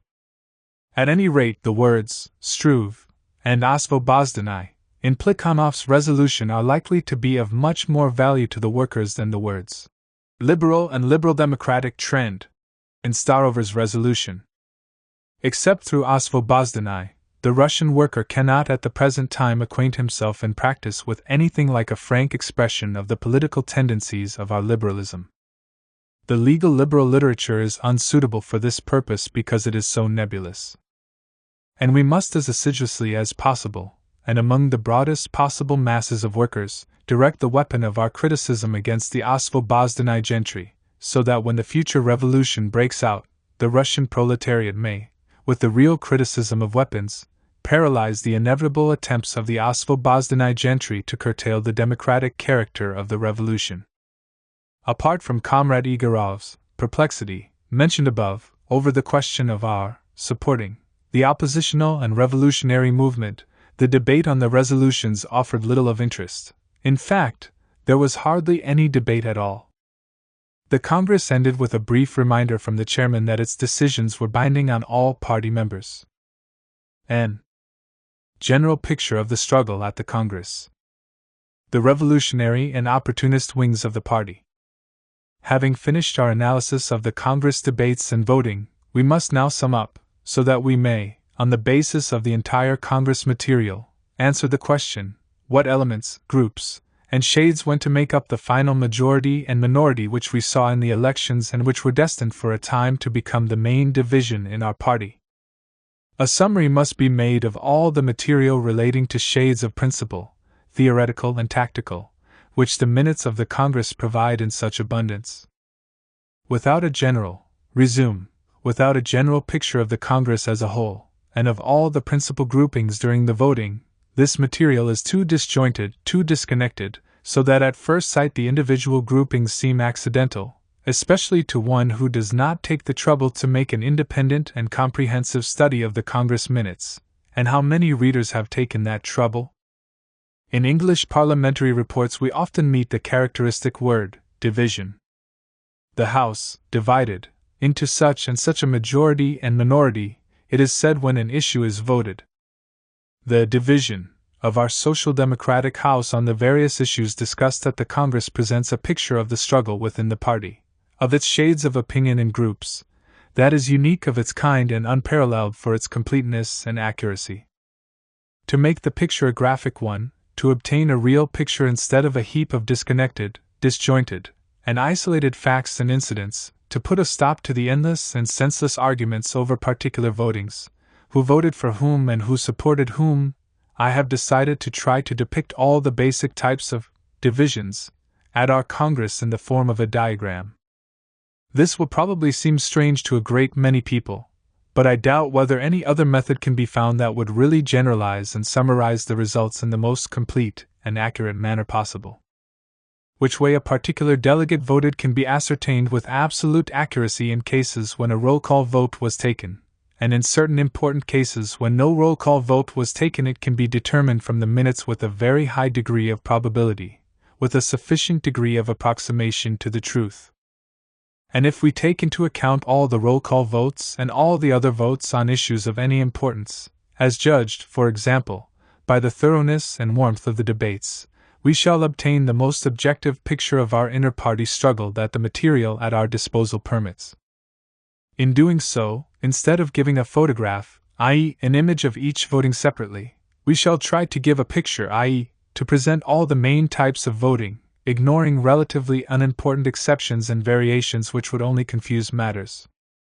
In any case, anybody will be able with the aid of the minutes to check every detail of our picture, to amplify it with any particular voting he likes, in short, to criticize it not only by arguing, expressing doubts, and making references to isolated incidents, but by drawing a different picture on the basis of the same material. In marking on the diagram each delegate who took part in the voting, we shall indicate by special shading the four main groups which we have traced in detail through the whole of the Congress debates, viz. 1. The Iskrists of the majority, 2. The Iskrists of the minority, 3. The center, and 4. The anti-Iskrists. We have seen the difference in shades of principle between these groups in a host of instances, and if anyone does not like the names of the groups, which remind lovers of zigzags too much of the Iskra organization and the Iskra trend, we can tell them that it is not the name that matters. Now that we have traced the shades through all the debates at the Congress, it is easy to substitute for the already established and familiar party appellations, which jar on the ears of some, a characterization of the essence of the shades between the groups. Were this substitution made, we would obtain the following names for these same four groups: 1. Consistent Revolutionary Social Democrats, 2. Minor Opportunists, 3. Middling Opportunists, and 4. Major Opportunists, major by our Russian standards. Let us hope that these names will be less shocking to those who have latterly taken to assuring themselves and others that Iskrist is a name which only denotes a circle, and not a trend. Let us now explain in detail the types of voting, snapped, on this diagram. The first type of voting, A, covers the cases when the center joined with the Iskrists against the anti-Iskrists or a part of them. It includes the vote on the program as a whole. Comrade Akhimov alone abstained, all the others voted for. The vote on the resolution condemning federation in principle, all voted for except the 5 Bundists. The vote on paragraph 2 of the Bund rules, the 5 Bundists voted against us. 5 abstained, viz. Martinov, Akhimov, Bricker, and Makhoff with his 2 votes. The rest were with us. It is this vote that is represented in diagram A. Further, the 3 votes on the question of endorsing Iskra as the party's central organ were also of this type. The editors, 5 votes, abstained. In all 3 cases there were 2 votes against Akhimov and Bricker, and in addition, when the vote on the motives for endorsing Iskra was taken, the 5 Bundists and Comrade Martinov abstained. Why was the vote on paragraph 2 of the Bund rules taken for depiction in the diagram? Because the votes on endorsing Iskra were not as full, while the votes on the program and on the question of federation referred to political decisions of a less definite and specific character. Speaking generally, the choice of one or another of a number of votes of the same type will not in the least affect the main features of the picture, as anyone may easily see by making the corresponding changes. Lenin. This type of voting provides the answer to a very interesting and important question, namely, when did the Congress, Center, vote with the Iskrists? It was either when the anti-Iskra-ists too were with us, with a few exceptions, adoption of the program, or endorsement of Iskra without motives stated, or else when it was a question of the sort of statement which was not in itself a direct committal to a definite political position. Recognition of Iskra's organizing work was not in itself a committal to carry out its organizational policy in relation to particular groups. Rejection of the principle of federation did not preclude abstention from voting on a specific scheme of federation, as we have seen in the case of Comrade Makhoff. We have already seen, when speaking of the significance of the groupings at the Congress in general, how falsely this matter is put in the official account of the official Iskra, which, through the mouth of Comrade Martov, slurs and glosses over the difference between the Iskrists and the center, between consistent revolutionary social democrats and opportunists, by citing cases when the anti-Iskra-ists, too, voted with us. Even the most right-wing of the opportunists in the German and French social democratic parties never vote against such points as the adoption of the program as a whole. The second type of voting, B, covers the cases when the Iskrists, consistent and inconsistent, voted together against all the anti-Iskrists and the entire center. These were mostly cases that involved giving effect to definite and specific plans of the Iskra policy, that is, endorsing Iskra in fact and not only in word. They include the organizing committee incident. It is this vote that is depicted in diagram B. The Iskrists secured 32 votes, the Bundes resolution 16. It should be pointed out that of the votes of this type not one was by roll call. The way the individual delegates voted can only be established, but with a very high degree of probability, by 2 sets of evidence. 1. In the debate the speakers of both groups of Iskrists spoke in favor those of the anti-Iskrists and the center, against. 2. The number of votes cast in favor was always very close to 33. Nor should it be forgotten that when analyzing the Congress debates we pointed out, quite apart from the voting, a number of cases when the center sided with the anti-Iskrists, the opportunists, against us. Some of these issues were the absolute value of democratic demands, whether we should support the oppositional elements, restriction of centralism, etc.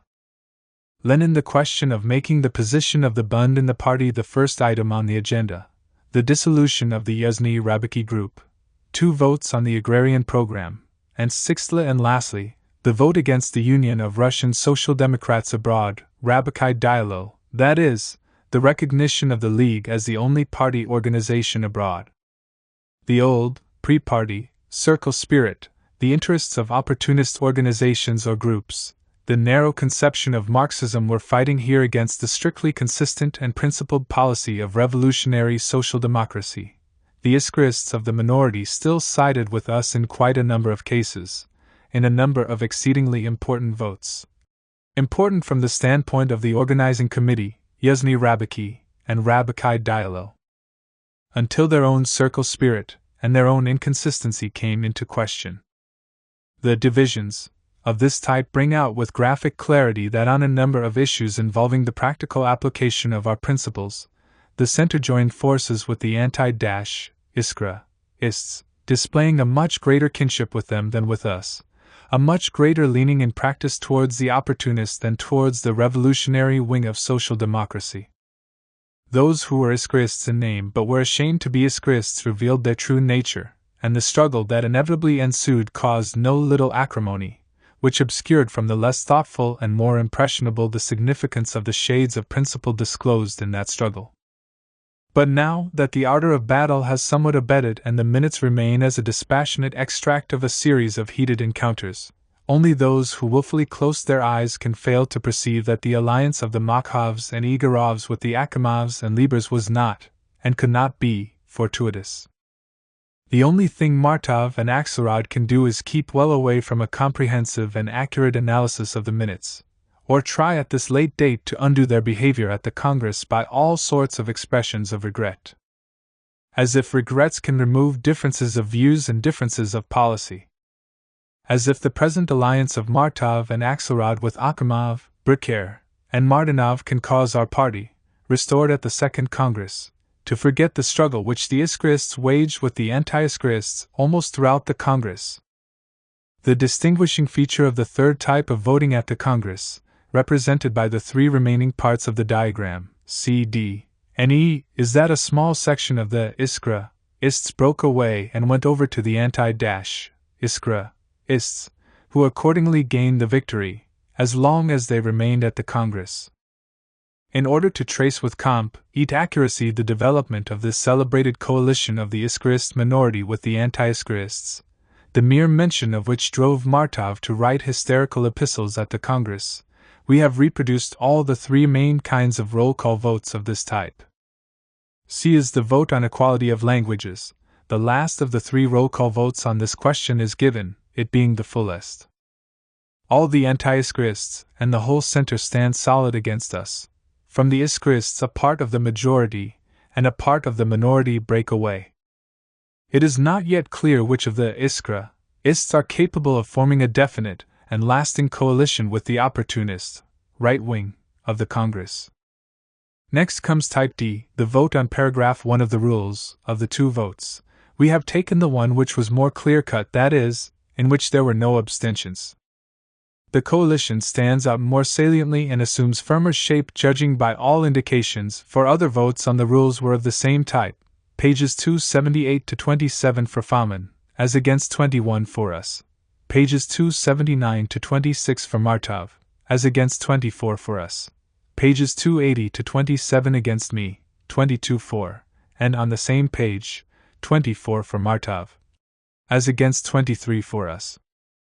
These are the votes on the question of cooptation to the central bodies, which I have already dealt with. No roll call votes are available. There was one, but the record of it has been lost.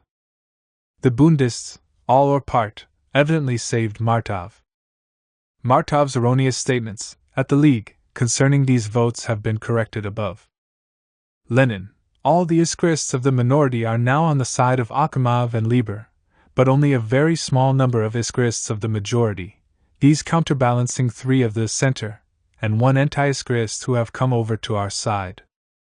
A mere glance at the diagram suffices to show which elements shifted from side to side casually and temporarily, and which were drawn with irresistible force towards a lasting coalition with the Akimovs.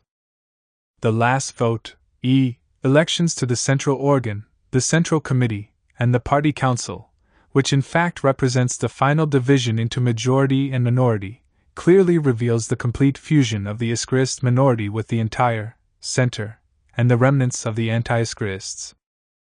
By this time, of the 8 anti-Iskrists, only Comrade Bricker remained at the Congress. Comrade Akimov had already explained his mistake to him, and he had taken his proper place in the ranks of the Mardovites. The withdrawal of the 7 most right-wing of the opportunists decided the issue of the elections against Martov. The 7 opportunists who withdrew from the Second Congress were the 5 Bundists. The Bund withdrew from the party after the Second Congress rejected the principle of federation, and 2 Rabbikide Dialoists, Comrade Mardanov and Comrade Akimov. These latter left the Congress after the Iskrist League was recognized as the only party organization abroad, i.e., after the Rabbikide Dialoist Union of Russian Social Democrats abroad was dissolved. Author's footnote to the 1907 edition. Ed. Lenin. And now, with the aid of the objective evidence of votes of every type, let us sum up the results of the Congress. There has been much talk to the effect that the majority at our Congress was accidental. This, in fact, was Comrade Martov's sole consolation in his once more in the minority. The diagram clearly shows that in one sense, but in only one, the majority could be called accidental, viz., in the sense that the withdrawal of the 7 most opportunist delegates of the right was, supposedly, a matter of accident. To the extent that this withdrawal was an accident, and no more, our majority was accidental. A mere glance at the diagram will show better than any long arguments on whose side these 7 would have been, were bound to have been. We shall see later that after the Congress both Comrade Akimov and the Voronezh Committee, which has the closest kinship with Comrade Akimov, explicitly expressed their sympathy with the minority. Lenin. But the question is, how far was the withdrawal of the 7 really an accident? That is a question which those who talk so freely about the accidental character of the majority do not like to ask themselves. It is an unpleasant question for them. Was it an accident that the most extreme representatives of the right, and not of the left wing of our party, were the ones to withdraw? Was it an accident that it was opportunists who withdrew, and not consistent revolutionary social democrats? Is there no connection between this accidental withdrawal and the struggle against the opportunist wing which was waged throughout the Congress and which stands out so graphically in our diagram? One has only to ask these questions, which are so unpleasant to the minority, to realize what fact all this talk about the accidental character of the majority is intended to conceal. It is the unquestionable and incontrovertible fact that the minority was formed of those in our party who gravitate most towards opportunism. The minority was formed of those elements in the party who are least stable in theory, least steadfast in matters of principle. It was from the right wing of the party that the minority was formed. The division into majority and minority is a direct and inevitable continuation of that division of the Social Democrats into a revolutionary and an opportunist wing, into a mountain and a Gironda, which did not appear only yesterday, nor in the Russian Workers' Party alone, and which no doubt will not disappear tomorrow. This fact is of cardinal importance for elucidating the causes and the various stages of our disagreements. Whoever tries to evade the fact by denying or glossing over the struggle at the Congress and the shades of principle that it revealed, simply testifies to his own intellectual and political poverty. And in order to disprove the fact, it would have to be shown, in the first place, that the general picture of the voting and divisions at our party Congress was different from the one I have drawn, and in the second place, that it was the most consistent revolutionary Social Democrats, those who in Russia have adopted the name of Iskrists, note for Comrade Martov's benefit. If Comrade Martov has now forgotten that the term, Iskra, ist implies the follower of a trend and not a member of a circle, we would advise him to read in the Congress minutes the explanation Comrade Trotsky gave Comrade Akimov on this point. There were 3 Iskrist circles, in relation to the party, at the Congress: the Emancipation of Labor Group, the Iskra Editorial Board, and the Iskra Organization. 2 of these 3 circles had the good sense to dissolve themselves. The third did not display enough party spirit to do so, and was dissolved by the Congress. The broadest of the Iskrist circles, the Iskra Organization, which included the Editorial Board and the Emancipation of Labor Group, had 16 members present at the Congress in all, of whom only 11 were entitled to vote. Iskrists by trend, on the other hand, not by membership in any Iskrist circle, numbered, by my calculation, 27, with 33 votes. Hence, less than half of the Iskrists at the Congress belonged to Iskrist circles. Lenin, who were in the wrong on the substance of all those issues over which the Congress divided. Well, just tried to show that, gentlemen. Incidentally, the fact that the minority was formed of the most opportunist, the least stable and consistent elements of the party provides an answer to those numerous objections and expressions of doubt which are addressed to the majority by people who are imperfectly acquainted with the matter, or have not given it sufficient thought. Is it not petty, we are told, to account for the divergence by a minor mistake of Comrade Martov and Comrade Axelrod? Yes, gentlemen, Comrade Martov's mistake was a minor one, and I said so even at the Congress, in the heat of the struggle. But this minor mistake could, and did, cause a lot of harm because Comrade Martov was pulled over to the side of delegates who had made a whole series of mistakes, had manifested an inclination towards opportunism and inconsistency of principle on a whole series of questions.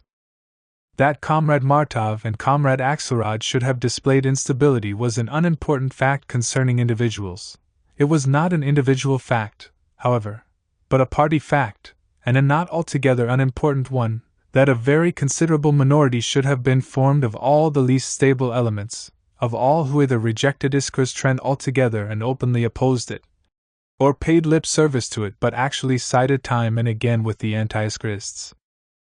Is it not absurd to account for the divergence by the prevalence of an inveterate circle spirit and revolutionary Philistinism in the small circle comprised by the old Iskra Editorial Board?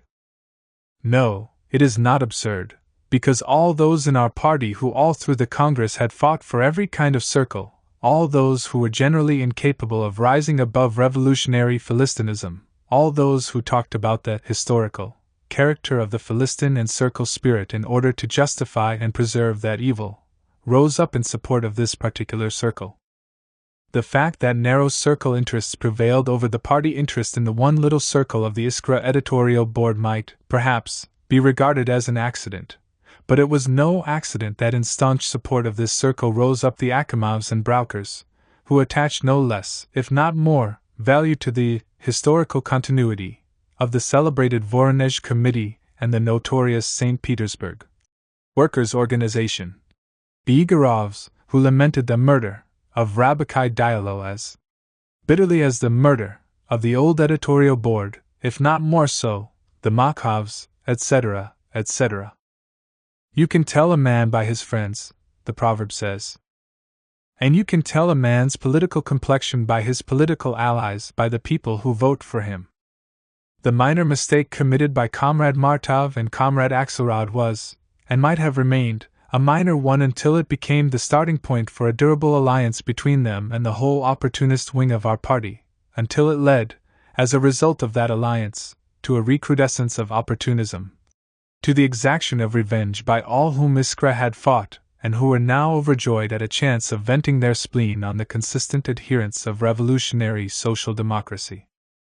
And as a result of the post-Congress events, what we are witnessing in the new Iskra is precisely a recrudescence of opportunism, the revenge of the Akimovs and Braukers. See the leaflet issued by the Voronezh Committee, and the glee of the Martinovs, who have at last, been allowed, in the detested Iskra, to have a kick at the detested enemy, for each and every former grievance.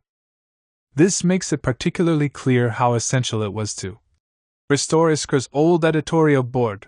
We are quoting from Comrade Starover's ultimatum of November 3, 1903, in order to preserve Iskra continuity. Taken by itself, there was nothing dreadful, nor critical, nor even anything abnormal in the fact that the Congress, and the party, divided into a left and a right, a revolutionary and an opportunist wing. On the contrary, the whole past decade in the history of the Russian, and not only the Russian, social democratic movement had been leading inevitably and inexorably to such a division. The fact that the division took place over a number of very minor mistakes of the right wing, of, relatively, very unimportant differences, a fact which seems shocking to the superficial observer and to the Philistine mind, marked a big step forward for our party as a whole. Formerly we used to differ over major issues, such as might in some cases even justify a split. Now we have reached agreement on all major and important points, and are only divided by shades, about which we may and should argue, but over which it would be absurd and childish to part company, as Comrade Plekhanov has quite rightly said in his interesting article, "What should not be done?" to which we shall revert. Now, when the anarchistic behavior of the minority since the Congress has almost brought the party to a split, one may often hear wiseacres saying, was it worth while fighting at the Congress over such trifles as the organizing committee incident, the dissolution of the Yuzhny Rabaki group or Rabaki Dialo, or paragraph 1, or the dissolution of the old editorial board, etc.? Those who argue in this way are in fact introducing the circle standpoint into party affairs.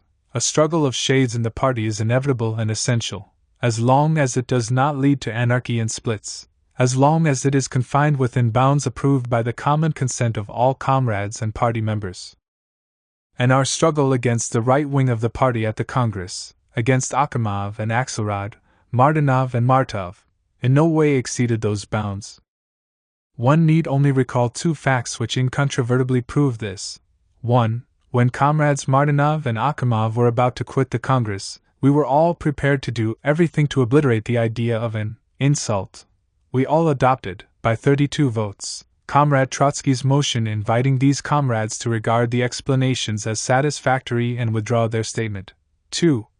When it came to the election of the central bodies, we were prepared to allow the minority, or the opportunist wing, of the Congress a minority on both central bodies, Martov on the central organ and Popov on the central committee.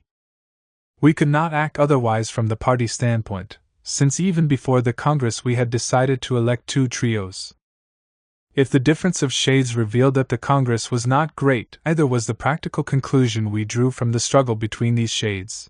The conclusion amounted solely to this, that 2/3 of the seats on both bodies of three ought to be given to the majority at the party Congress. It was only the refusal of the minority at the party Congress to be a minority on the central bodies that led first to the feeble whining of defeated intellectuals, and then to anarchistic talk and anarchistic actions. In conclusion, let us take one more glance at the diagram from the standpoint of the composition of the central bodies.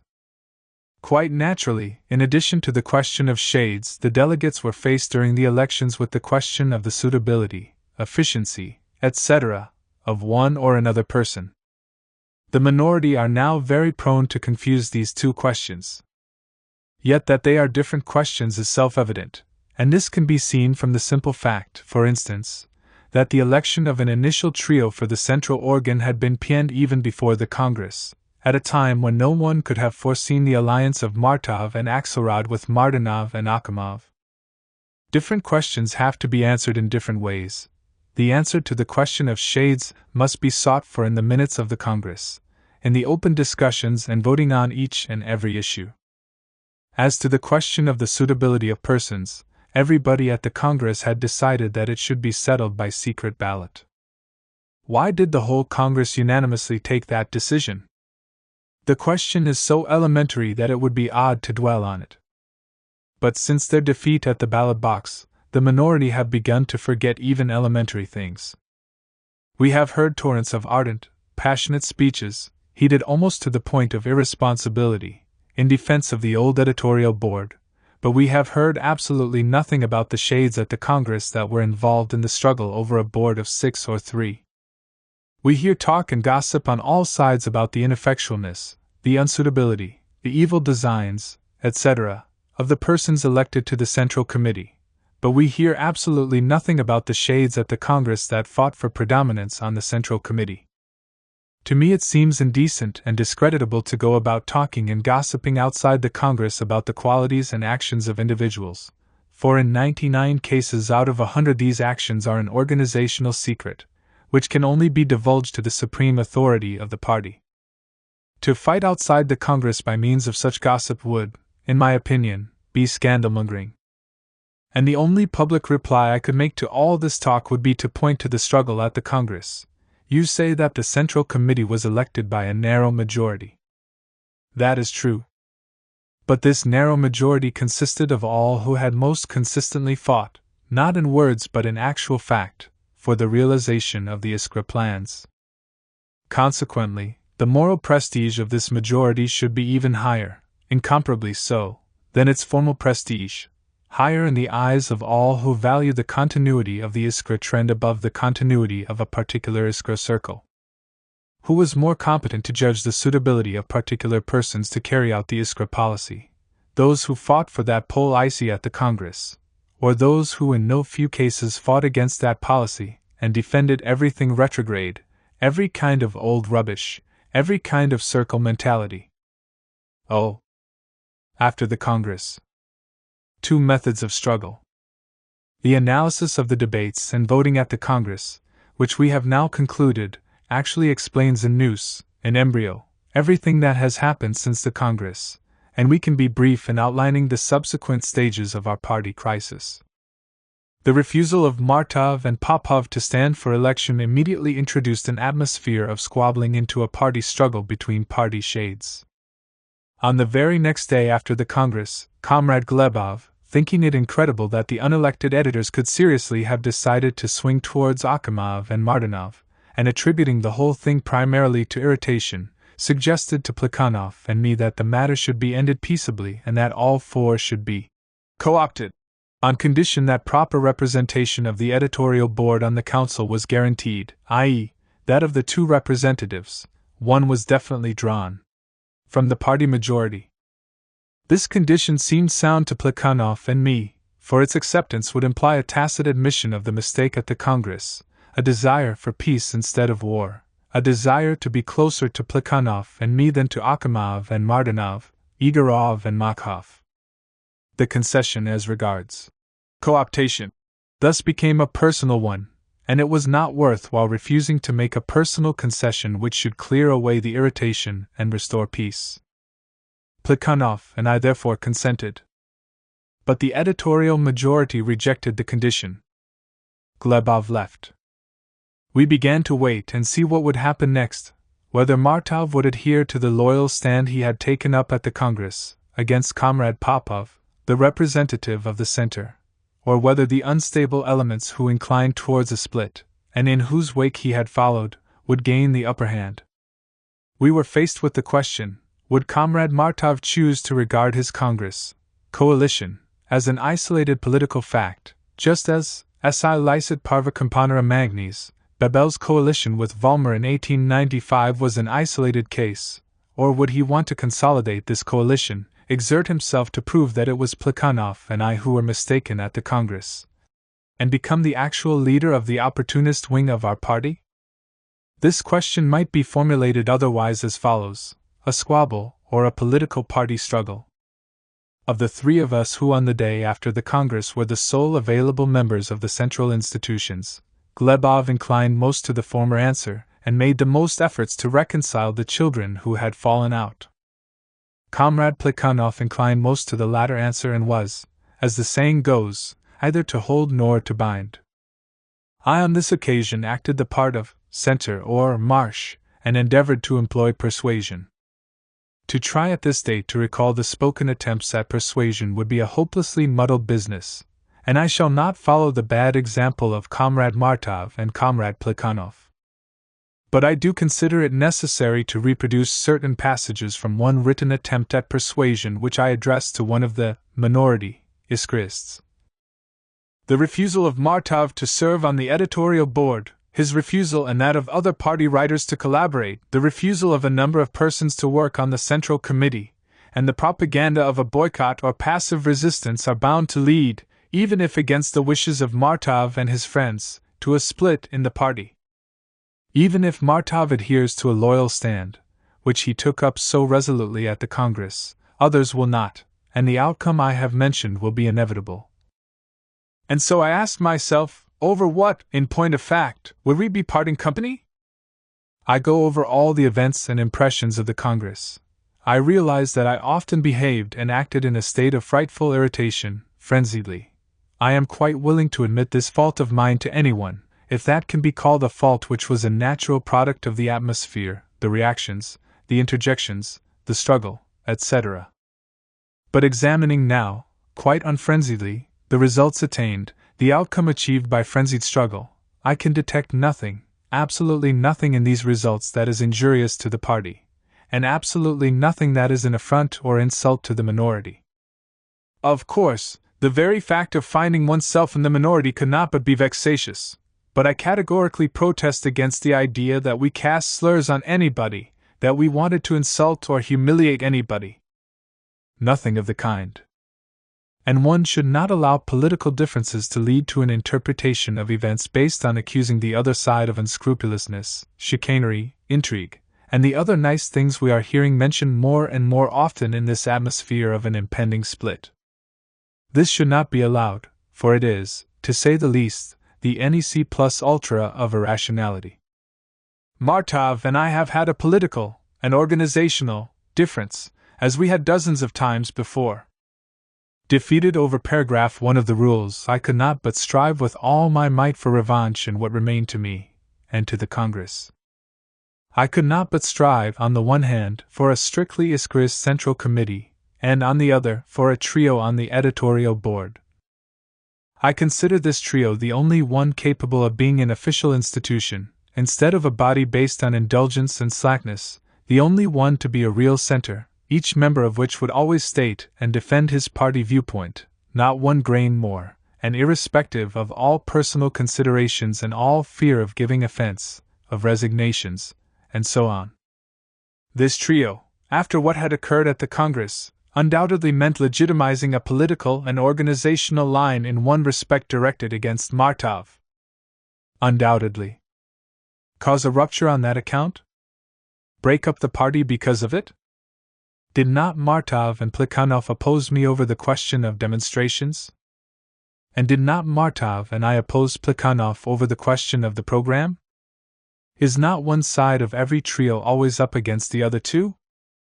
If the majority of the Iskrists, both in the Iskra organization and at the Congress, found this particular shade of Martov's line organizationally and politically mistaken, is it not really senseless to attempt to attribute this to intrigue, incitement, and so forth?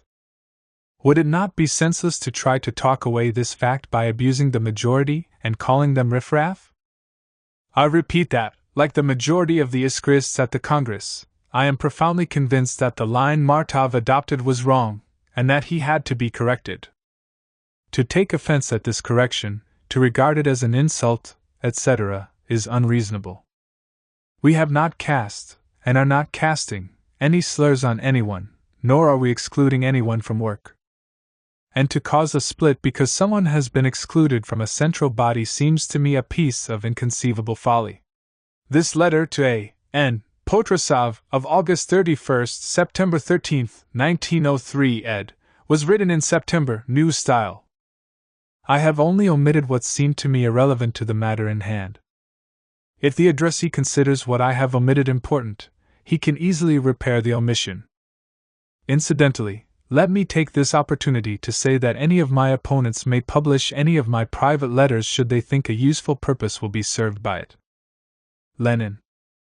I have thought it necessary to recall these written statements of mine now, because they conclusively prove that the majority wanted to draw a definite line at once between possible, and in a heated struggle inevitable, personal grievances and personal irritations caused by biting and frenzied attacks, etc., on the one hand, and a definite political mistake, a definite political line, coalition with the right wing, on the other.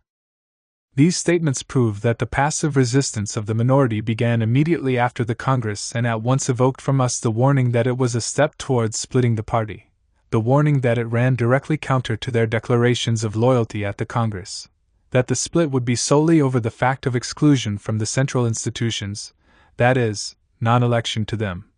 For nobody ever thought of excluding any party member from work, and that our political difference, an inevitable difference, inasmuch as it had not yet been elucidated and settled which line at the Congress was mistaken, Martov's or ours, was being perverted more and more into a squabble, accompanied by abuse, suspicions, and so on and so forth.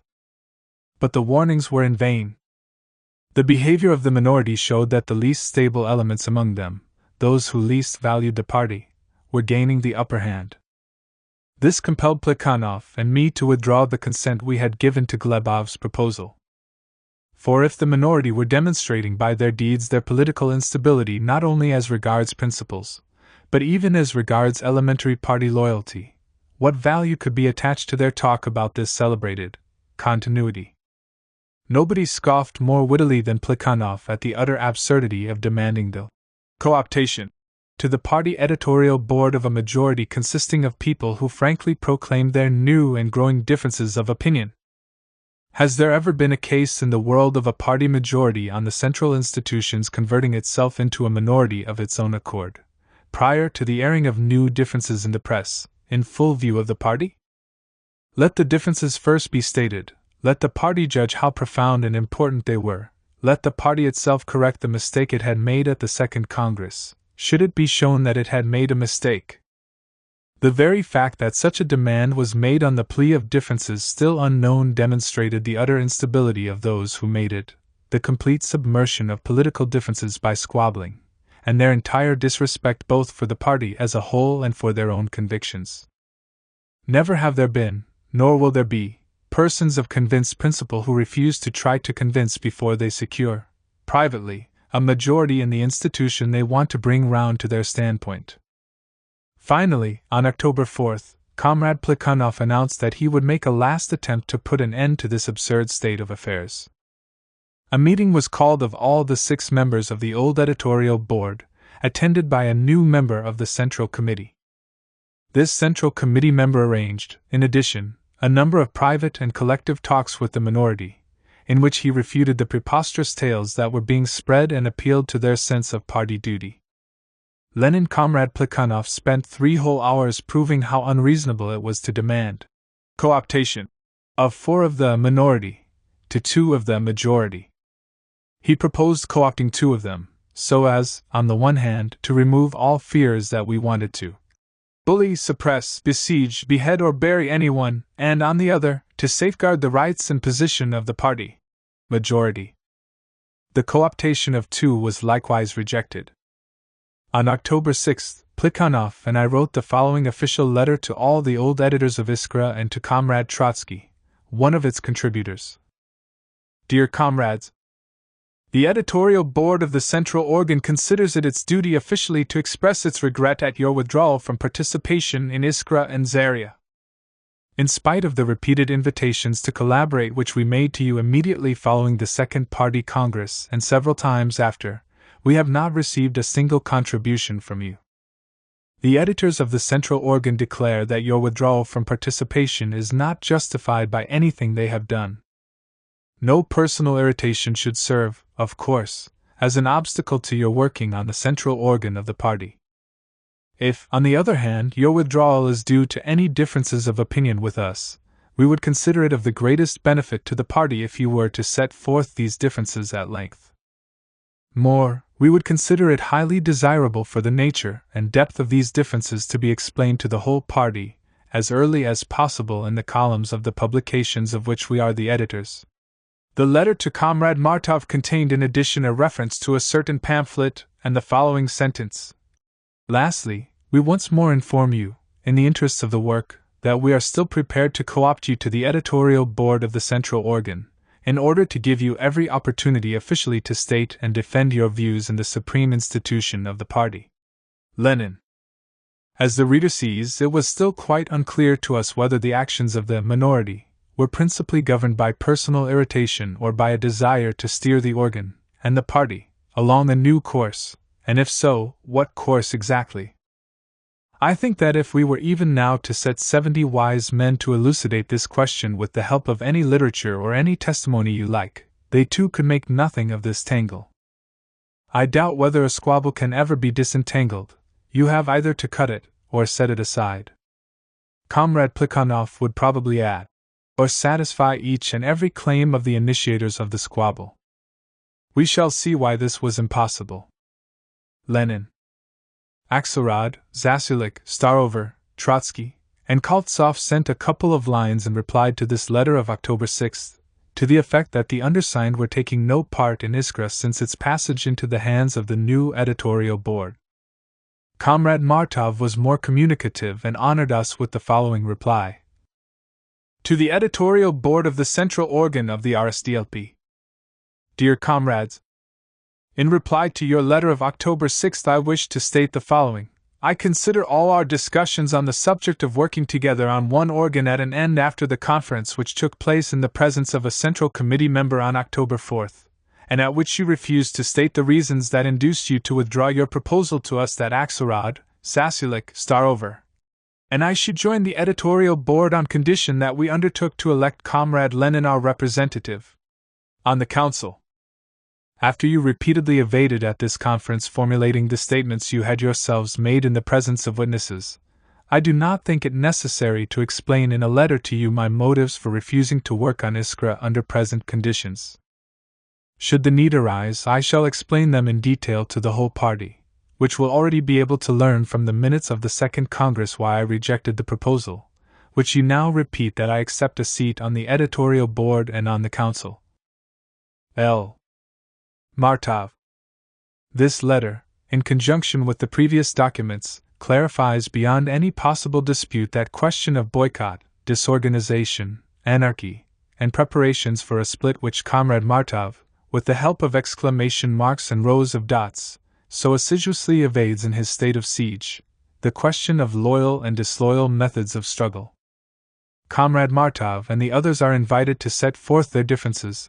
They are asked to tell us plainly what the trouble is all about and what their intentions are. They are exhorted to stop sulking and to analyze calmly the mistake made over paragraph 1, which is intimately connected with their mistake in swinging to the right.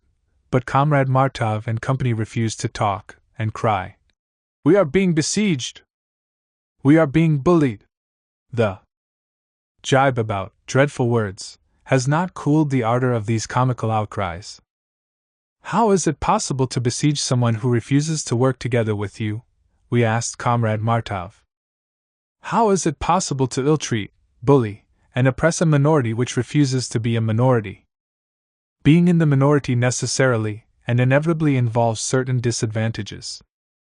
These disadvantages are that you either have to join a body which will outvote you on certain questions, or you stay outside that body and attack it, and consequently come under the fire of well-mounted batteries. Did Comrade Martov's cries about a state of siege mean that those in the minority were being fought or governed unfairly and unloyally? Only such an assertion could have contained even a grain of sense in Martov's eyes, for, I repeat, being in the minority necessarily and inevitably involves certain disadvantages. But the whole comedy of the matter is that Comrade Martov could not be fought at all as long as he refused to talk. The minority could not be governed at all as long as they refused to be a minority. Comrade Martov could not cite a single fact to show that the editorial board of the central organ had exceeded or abused its powers while Plekhanov and I were on it. Nor could the practical workers of the minority cite a single fact of a like kind with regard to the Central Committee. However Comrade Martov may now twist and turn in his state of siege, it remains absolutely incontrovertible that the outcries about a state of siege were nothing but feeble whining. How utterly Comrade Martov and company lack sensible arguments against the editorial board appointed by the Congress is best of all shown by their own catchword. "We are not serfs!" State of Siege, page 34. The mentality of the bourgeois intellectual, who counts himself among the elect minds, standing above mass organization and mass discipline, is expressed here with remarkable clarity. To explain their refusal to work in the party by saying that they are not serfs is to give themselves away completely, to confess to a total lack of arguments, an utter inability to furnish any motives, any sensible reasons for dissatisfaction. Plekhanov and I declare that their refusal is not justified by anything we have done. We request them to set forth their differences, and all they reply is, "We are not serfs," adding that no bargain has yet been reached on the subject of cooptation. To the individualism of the intellectual, which already manifested itself in the controversy over paragraph 1, revealing its tendency to opportunist argument and anarchistic phrasemongering, all proletarian organization and discipline seems to be serfdom.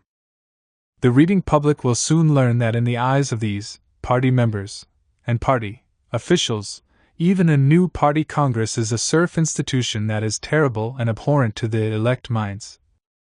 This institution is indeed terrible to people who are not averse to making use of the party title but are conscious that this title of theirs does not accord with the interests and will of the party. The committee resolutions enumerated in my letter to the editors of the New Iskra, and published by Comrade Martov in his State of Siege, show with facts that the behavior of the minority amounted all along to sheer disobedience of the decisions of the Congress and disorganization of positive practical work. Consisting of opportunists and people who detested Iskra, the minority strove to rend the party and damaged and disorganized its work, thirsting to avenge their defeat at the Congress and sensing that by honest and loyal means, by explaining their case in the press or at a Congress, they would never succeed in refuting the accusation of opportunism and intellectualist instability which at the Second Congress had been leveled against them. Realizing that they could not convince the party, they tried to gain their ends by disorganizing the party and hampering all its work. They were reproached with having, by their mistakes at the Congress, caused a crack in our pot. They replied to the reproach by trying with all their might to smash the pot altogether. So distorted had their ideas become that boycott and refusal to work were proclaimed to be honest methods of struggle. Comrade Martov is now wriggling all around this delicate point. Comrade Martov is such a man of principle that he defends boycott when practiced by the minority, but condemns boycott when, his side happening to have become the majority, it threatens Martov himself. We need not, I think, go into the question whether this is a squabble or a difference of principle as to what are honest methods of struggle in a social democratic workers' party. After the unsuccessful attempts of October 4th and 6th to obtain an explanation from the comrades who had started the cooptation row, nothing remained for the central institutions but to wait and see what would come of their verbal assurances that they would adhere to loyal methods of struggle. On October 10th, the Central Committee addressed a circular letter to the League, see League Minutes, pages 3 to 5, announcing that it was engaged in drafting rules for the League and inviting the League members to assist. The administration of the League had at that time decided against a Congress of that body, by 2 votes to 1, Ibid, page 20. The replies received from minority supporters to this circular showed at once that the celebrated promise to be loyal and abide by the decisions of the Congress was just talk, and that, as a matter of fact, the minority had positively decided not to obey the central institutions of the party, replying to their appeals to collaborate with evasive excuses full of sophistry and anarchistic phrasemongering.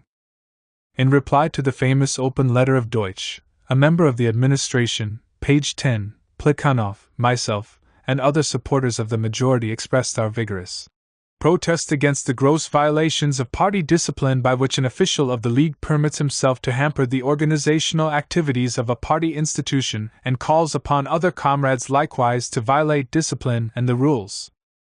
Remarks such as, "I do not consider myself at liberty to take part in such work on the invitation of the Central Committee," or, "Comrades, we must on no account allow it, the Central Committee, to draw up new rules for the League," etc., are agitational methods of a kind that can only arouse disgust in anyone who has the slightest conception of the meaning of the words party, organization, and party discipline. Such methods are all the more disgraceful for the fact that they are being used against a newly created party institution and are therefore an undoubted attempt to undermine confidence in it among party comrades, and that, moreover, they are being employed under the cachet of a member of the League administration and behind the back of the Central Committee. Page 17.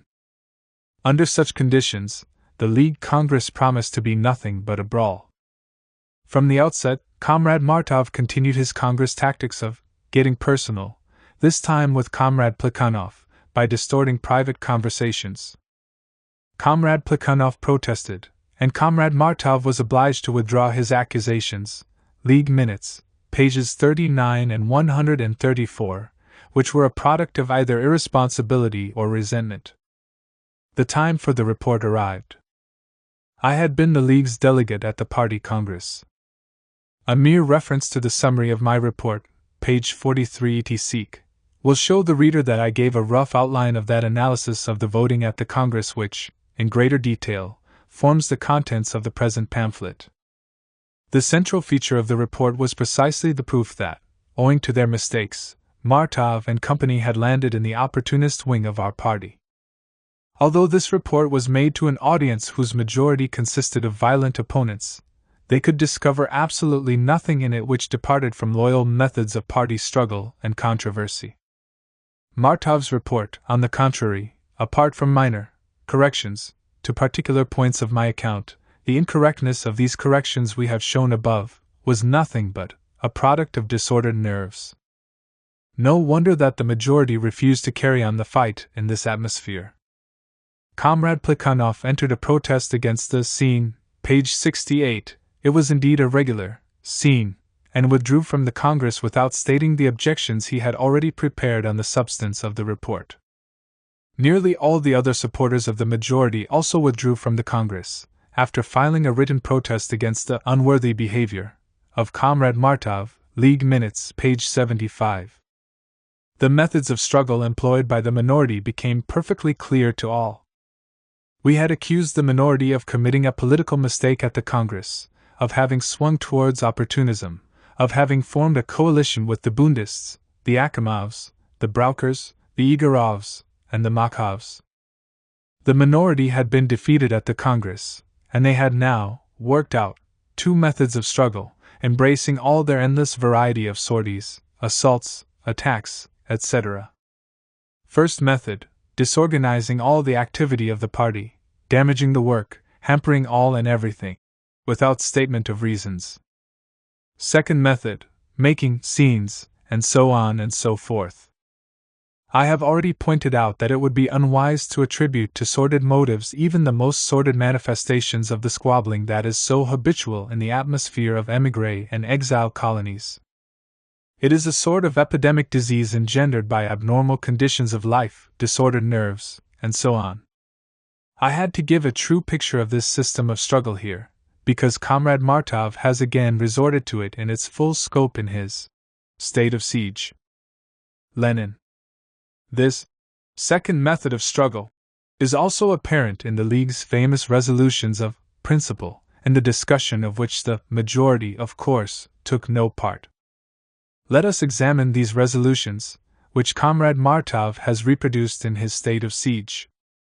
The first resolution, signed by Comrades Trotsky, Fahmann, Deutsch, and others, contains two theses directed against the majority of the Party Congress. 1. The League expresses its profound regret that, owing to the manifestation at the Congress of tendencies which essentially run counter to the earlier policy of Iskra, due care was not given in drafting the party rules to providing sufficient safeguards of the independence and authority of the Central Committee. League Minutes, page 83. As we have already seen, this thesis of principle amounts to nothing but Akimov phrasemongering, the opportunist character of which was exposed at the Party Congress even by Comrade Popov. In point of fact, the claim that the majority did not mean to safeguard the independence and authority of the Central Committee was never anything but gossip. It need only be mentioned that when Plekhanov and I were on the editorial board, there was on the council no predominance of the central organ over the Central Committee. But when the Martovites joined the editorial board, the central organ secured predominance over the Central Committee on the council. When we were on the editorial board, practical workers in Russia predominated on the council over writers residing abroad. Since the Martovites took over, the contrary has been the case. When we were on the editorial board, the council never once attempted to interfere in any practical matter. Since the unanimous cooptation, such interference has begun, as the reading public will learn in detail in the near future. Next thesis of the resolution we are examining. When constituting the official central bodies of the party, the Congress ignored the need for maintaining continuity with the actually existing central bodies. This thesis boils down to nothing but the question of the personal composition of the central bodies. The minority preferred to evade the fact that at the Congress the old central bodies had proved their unfitness and committed a number of mistakes. But most comical of all is the reference to continuity with respect to the organizing committee. At the Congress, as we have seen, nobody even hinted that the entire membership of the organizing committee should be endorsed. At the Congress, Martov actually cried in a frenzy that a list containing 3 members of the organizing committee was defamatory to him. At the Congress, the final list proposed by the minority contained 1 member of the organizing committee, Popov, Glebov or Fomin, and Trotsky, whereas the list the majority put through contained 2 members of the organizing committee out of 3, Travinsky, Vasilyev, and Glebov. We ask, can this reference to continuity really be considered a difference of principle? Let us pass to the other resolution, which was signed by 4 members of the old editorial board, headed by Comrade Axelrod. Here we find all those major accusations against the majority, which have subsequently been repeated many times in the press. They can most conveniently be examined as formulated by the members of the editorial circle. The accusations are leveled against the system of autocratic and bureaucratic government of the party, against bureaucratic centralism, which, as distinct from genuinely social democratic centralism, is defined as follows: it places in the forefront not internal union, but external, formal unity, achieved and maintained by purely mechanical means, by the systematic suppression of individual initiative and independent social activity. It is therefore, by its very nature, incapable of organically uniting the component elements of society. What society Comrade Axelrod and company are here referring to, heaven alone knows. Apparently, Comrade Axelrod was not quite clear himself whether he was penning a Zemstvo address on the subject of desirable government reforms, or pouring forth the complaints of the minority. What is the implication of autocracy in the party, about which the dissatisfied editors clamor? Autocracy means the supreme, uncontrolled, non-accountable, non-elective rule of one individual. We know very well from the literature of the minority that by autocrat they mean me, and no one else. When the resolution in question was being drafted and adopted, I was on the central organ together with Plekhanov. Consequently, Comrade Axelrod and company were expressing the conviction that Plekhanov and all the members of the Central Committee governed the party, not in accordance with their own views of what the interests of the work required, but in accordance with the will of the autocrat Lenin. This accusation of autocratic government necessarily and inevitably implies pronouncing all members of the governing body except the autocrat to be mere tools in the hands of another, mere pawns and agents of another's will. And once again we ask, is this really a difference of principle on the part of the highly respected Comrade Axelrod? Further, what external, formal unity are they here talking about? Our party members, just returned from a party congress whose decisions they have solemnly acknowledged valid.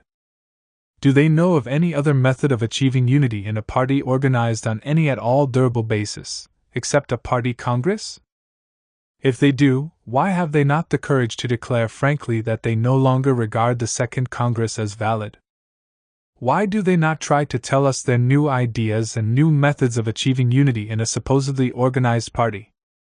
Further, what suppression of individual initiative are they talking about? Are individualist intellectuals whom the central organ of the party has just been exhorting to set forth their differences, but who instead have engaged in bargaining about co-optation? And in general, how could Plekhanov and I, or the Central Committee, have suppressed the initiative and independent activity of people who refuse to engage in any activity in conjunction with us? How can anyone be suppressed in an institution or body in which he refuses to have any part? How could the unelected editors complain of a system of government when they refuse to be governed? We could not have committed any errors in directing our comrades for the simple reason that they never worked under our direction at all. It is clear, I think, that the cries about this celebrated bureaucracy are just a screen for dissatisfaction with the personal composition of the central bodies, a fig leaf to cover up the violation of a pledge solemnly given at the Congress. You are a bureaucrat because you were appointed by the Congress not in accordance with my wishes, but against them. You are a formalist because you take your stand on the formal decisions of the Congress, and not on my consent. You are acting in a grossly mechanical way because you cite the mechanical majority at the party Congress and pay no heed to my wish to be co-opted. You are an autocrat because you refuse to hand over the power to the old snug little band who insist on their circle continuity. All the more because they do not like the explicit disapproval of this circle spirit by the Congress. These cries about bureaucracy have never had any real meaning except the one I have indicated. It is enough to point out that Comrade Plekhanov ceased to be a supporter of bureaucratic centralism in the eyes of the minority once he put through the beneficent co-optation. Lenin and this method of struggle only proves once again the intellectualist instability of the minority. They wanted to convince the party that the selection of the central bodies was unfortunate. And how did they go about it? By criticism of Iskra as conducted by Plekhanov and me? No, that they were unable to offer. The method they used consisted in the refusal of a section of the party to work under the direction of the hated central bodies. But no central institution of any party in the world can ever prove its ability to direct people who refuse to accept its direction. Refusal to accept the direction of the central bodies is tantamount to refusing to remain in the party. It is tantamount to disrupting the party. It is a method of destroying, not of convincing. And these efforts to destroy instead of convince show their lack of consistent principles, lack of faith in their own ideas. They talk of bureaucracy. The word bureaucracy might be translated into Russian as concentration on place and position. Bureaucracy means subordinating the interests of the work to the interests of one's own career. It means focusing attention on places and ignoring the work itself. It means wrangling over co-optation instead of fighting for ideas. That bureaucracy of this kind is undesirable and detrimental to the party is unquestionably true, and I can safely leave it to the reader to judge which of the two sides now contending in our party is guilty of such bureaucracy. They talk about grossly mechanical methods of achieving unity. Unquestionably, grossly mechanical methods are detrimental, but I again leave it to the reader to judge whether a grosser and more mechanical method of struggle of a new trend against an old one can be imagined than installing people in party institutions before the party has been convinced of the correctness of their new views, and before these views have even been set forth to the party. But perhaps the catchwords of the minority do mean something in principle. Perhaps they do express some special group of ideas, irrespective of the petty and particular cause which undoubtedly started the swing, in the present case? Perhaps if we were to set aside the wrangling over co-optation, these catchwords might turn out to be an expression of a different system of views? Let us examine the matter from this angle. Before doing so, we must place on record that the first to attempt such an examination was Comrade Plekhanov at the League, who pointed out the minority's swing towards anarchism and opportunism, and that Comrade Martov, who is now highly offended because not everyone is ready to admit that his position is one of principle. Nothing could be more comical than the new Iskra's grievance that Lenin refuses to see any differences of principle, or denies them. If your attitude had been based more on principle, you would the sooner have examined my repeated statements that you have swung towards opportunism. If your position had been based more on principle, you could not well have degraded an ideological struggle to a squabble over places. You have only yourselves to blame, for you have yourselves done everything to make it impossible to regard you as men of principle. Take Comrade Martov, for example. When speaking in his State of Siege of the League Congress, he says nothing about the dispute with Plekhanov over anarchism, but instead informs us that Lenin is a supercenter, that Lenin has only to wink his eye to have the center issue orders, that the Central Committee rode roughshod over the League, etc. I have no doubt that by picking his topic in this way, Comrade Martov displayed the profundity of his ideals and principles. Lenin preferred completely to ignore this incident in his State of Siege.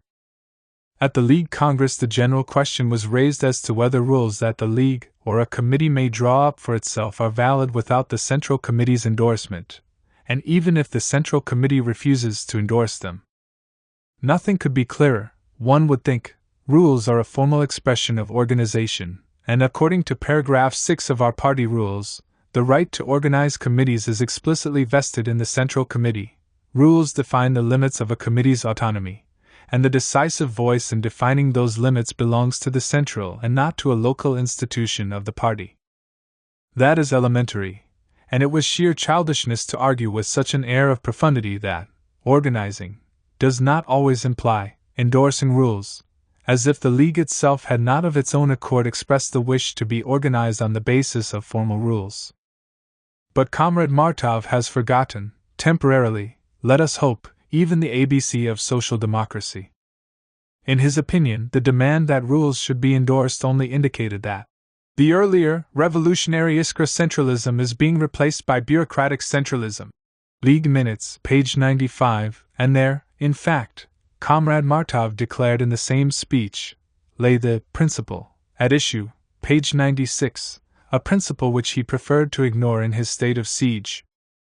Comrade Plekhanov answered Martov at once, requesting that expressions like bureaucracy, Jack in office, etc., be refrained from as detracting from the dignity of the Congress. Page 96.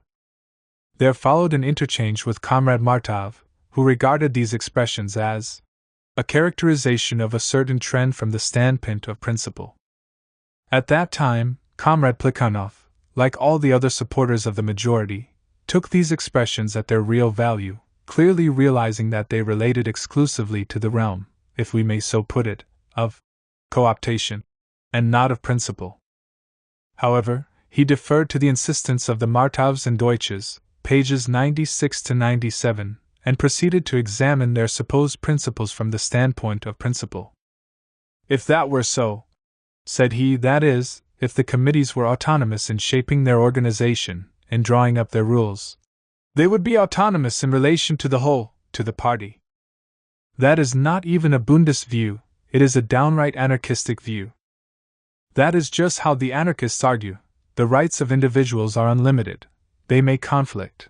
Every individual determines the limits of his rights for himself. The limits of autonomy should be determined not by the group itself, but by the whole of which it forms a part. The Bund was a striking instance of the violation of this principle. Hence, the limits of autonomy are determined by the Congress, or by the highest body set up by the Congress. The authority of the central institution should rest on moral and intellectual prestige. There I, of course, agree. Every representative of the organization must be concerned for the moral prestige of its institution. But it does not follow that, while prestige is necessary, authority is not. To counterpoise the power of authority to the power of ideas is anarchistic talk, which should have no place here. Page 98. These propositions are as elementary as can be, they are in fact axioms, which it was strange even to put to the vote, page 102, and which were called in question only because concepts have now been confused. Locke cit. But the minority's intellectualist individualism had, inevitably, driven them to the point of wanting to sabotage the Congress, to refuse to submit to the majority, and that wish could not be justified except by anarchistic talk. It is very amusing to note that the minority had nothing to offer in reply to Plekhanov but complaints of his use of excessively strong words, like opportunism, anarchism, and so forth. Plekhanov quite rightly poked fun at these complaints by asking why the words Jaurism and anarchism are not permissible, and the words lèse-majesté and Jack in office are. No answer was given. This quaint sort of quid pro quo is always happening to comrades Martov, Axelrod, and company. Their new catchwords clearly bear the stamp of vexation. Any reference to the fact offends them. They are, you see, men of principle. But they are told, if you deny on principle that the part should submit to the whole, you are anarchists, and again they are offended, the expression is too strong. In other words, they want to give battle to Plekhanov, but only on condition that he does not hit back in earnest. How many times Comrade Martov and various other Mensheviks have convicted me, no less childishly, of the following contradiction. They quote a passage from What Is to Be Done, or a letter to a comrade which speaks of ideological influence, a struggle for influence, etc., and contrast it to the bureaucratic method of influencing by means of the rules, to the autocratic tendency to rely on authority, and the like. How naive they are! They have already forgotten that previously our party was not a formally organized whole, but merely a sum of separate groups, and therefore no other relations except those of ideological influence were possible between these groups.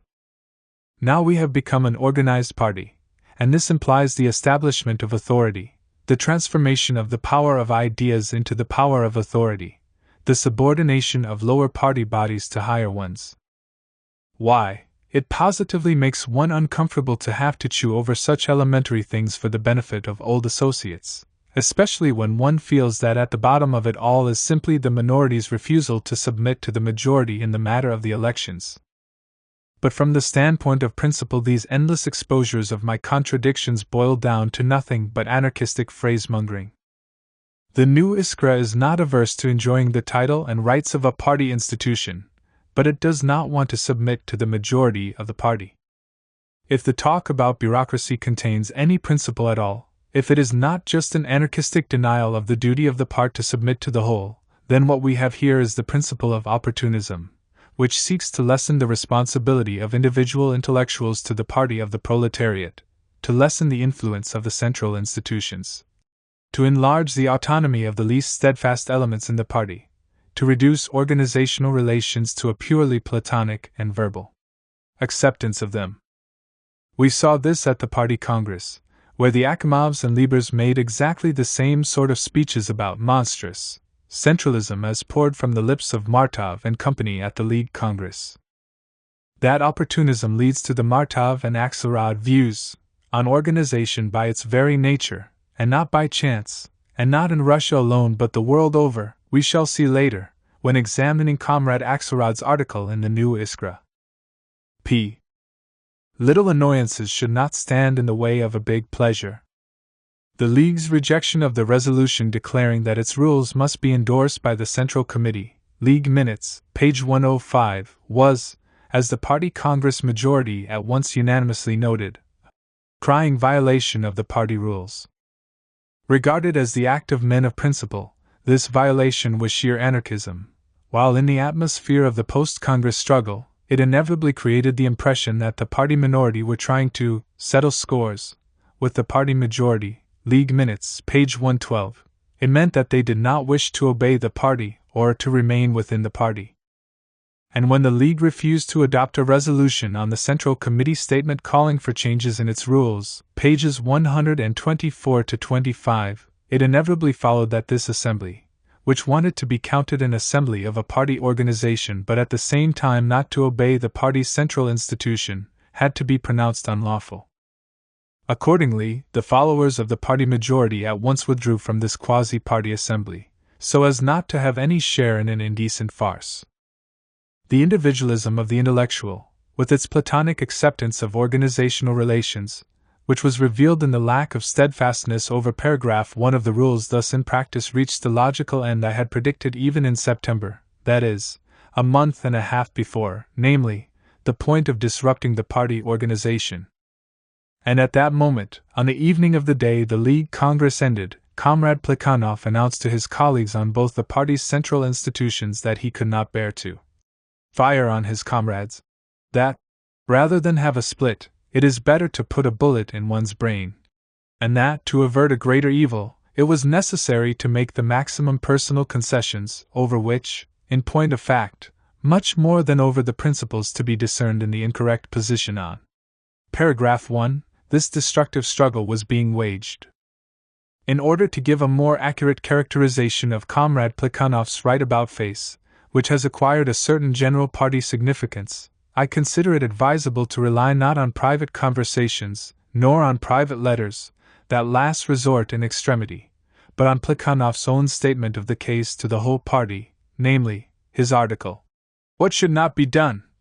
in number 52 of Iskra, which was written just after the League Congress, after I had resigned from the editorial board of the Central Organ, November 1, 1903, and before the co-optation of the Martovites, November 26, 1903.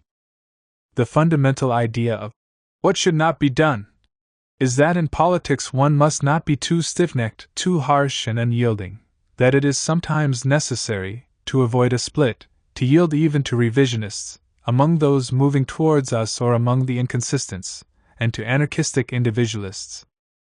It was only natural that these abstract generalities should arouse universal perplexity among Iskra readers.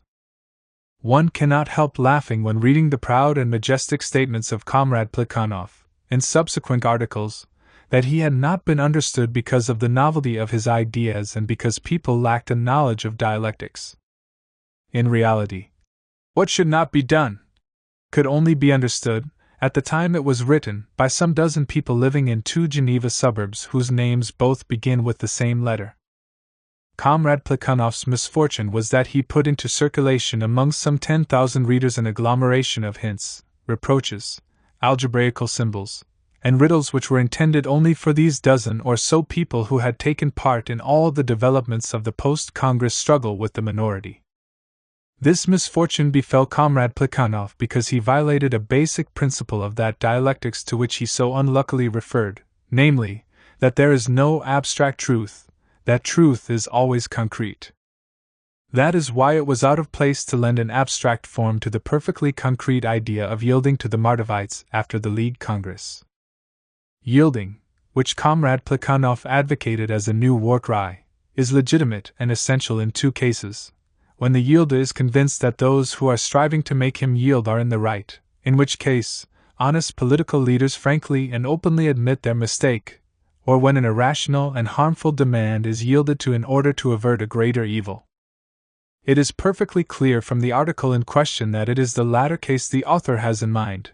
He speaks plainly of yielding to revisionists and anarchistic individualists, that is, to the Mardovites, as every party member now knows from the League minutes, and says that it is essential in order to avert a split. As we see, Comrade Plekhanov's supposedly novel idea amounts to no more than the not very novel piece of commonplace wisdom that little annoyances should not be allowed to stand in the way of a big pleasure, that a little opportunist folly and a little anarchistic talk is better than a big party split.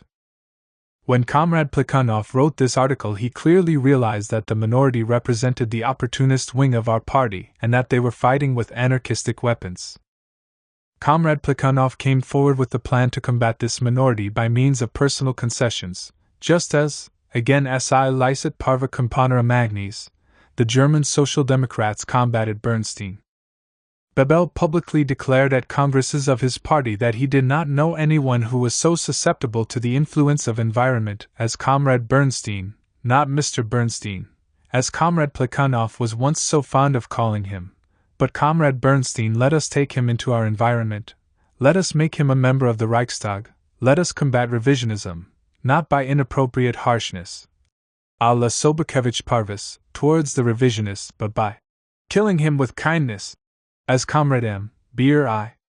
Recall put it at a meeting of English Social Democrats when defending German conciliatoriness, peaceableness, mildness, flexibility, and caution against the attack of the English Sobakevich, Hinman.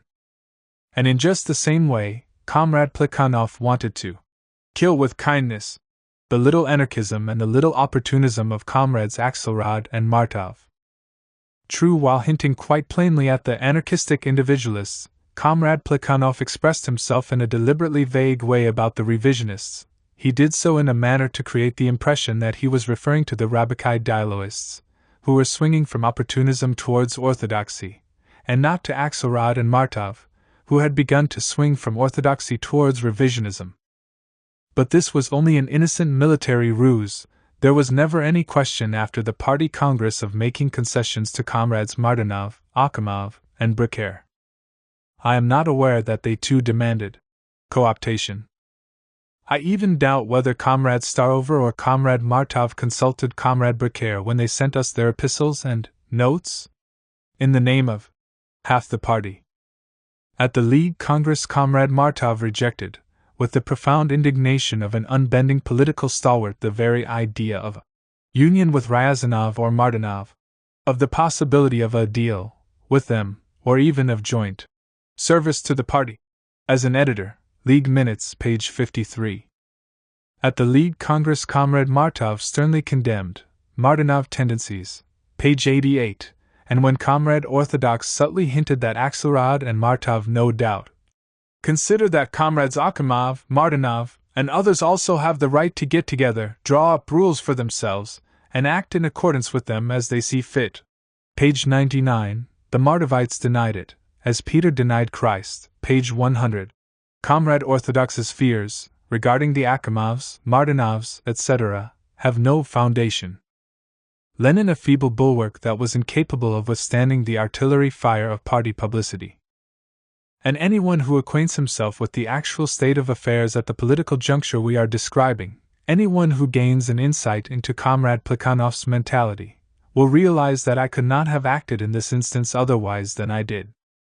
I say this for the benefit of those supporters of the majority who have reproached me for surrendering the editorial board. When Comrade Plekhanov swung round after the League Congress and from being a supporter of the majority became a supporter of reconciliation at all costs, I was obliged to put the very best interpretation on it. Perhaps Comrade Plekhanov wanted in his article to put forward a program for an amicable and honest peace. Any such program boils down to a sincere admission of mistakes by both sides. What was the mistake Comrade Plekhanov laid at the door of the majority? An inappropriate, Sobakevich-like, harshness towards the revisionists. We do not know what Comrade Plekhanov had in mind by that, his witticism about the asses, or his extremely incautious, in Axelrod's presence, reference to anarchism and opportunism. Comrade Plekhanov preferred to express himself, abstractly, and moreover, with a hint at the other fellow. That is a matter of taste, of course. But after all, I had admitted my personal harshness openly both in the letter to the Iskriist and at the League Congress. How then could I refuse to admit that the majority were guilty of such a mistake?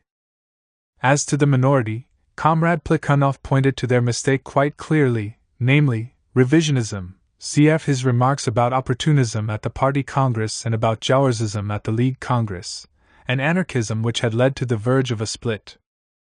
Could I obstruct an attempt to secure an acknowledgement of these mistakes and undo their harm by means of personal concessions and kindness, in general? Could I obstruct such an attempt when Comrade Plekhanov in What Should Not Be Done directly appealed to us to spare the adversaries among the revisionists who were revisionists, only because of a certain inconsistency?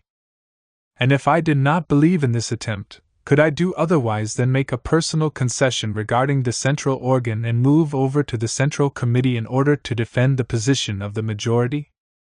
Comrade Martov put it very aptly when he said that I had moved over avec arms et bagages. Comrade Martov is very fond of military metaphors, campaign against the League, engagement, incurable wounds, etc., etc.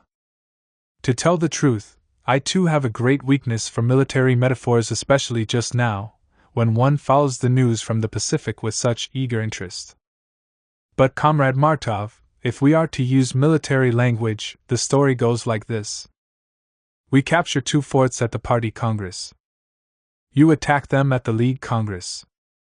After the first brief interchange of shots, my colleague, the commandant of one of the forts, opens the gates to the enemy. Naturally, I gather together the little artillery I have and move into the other fort, which is practically unfortified, in order to stand siege against the enemy's overwhelming numbers.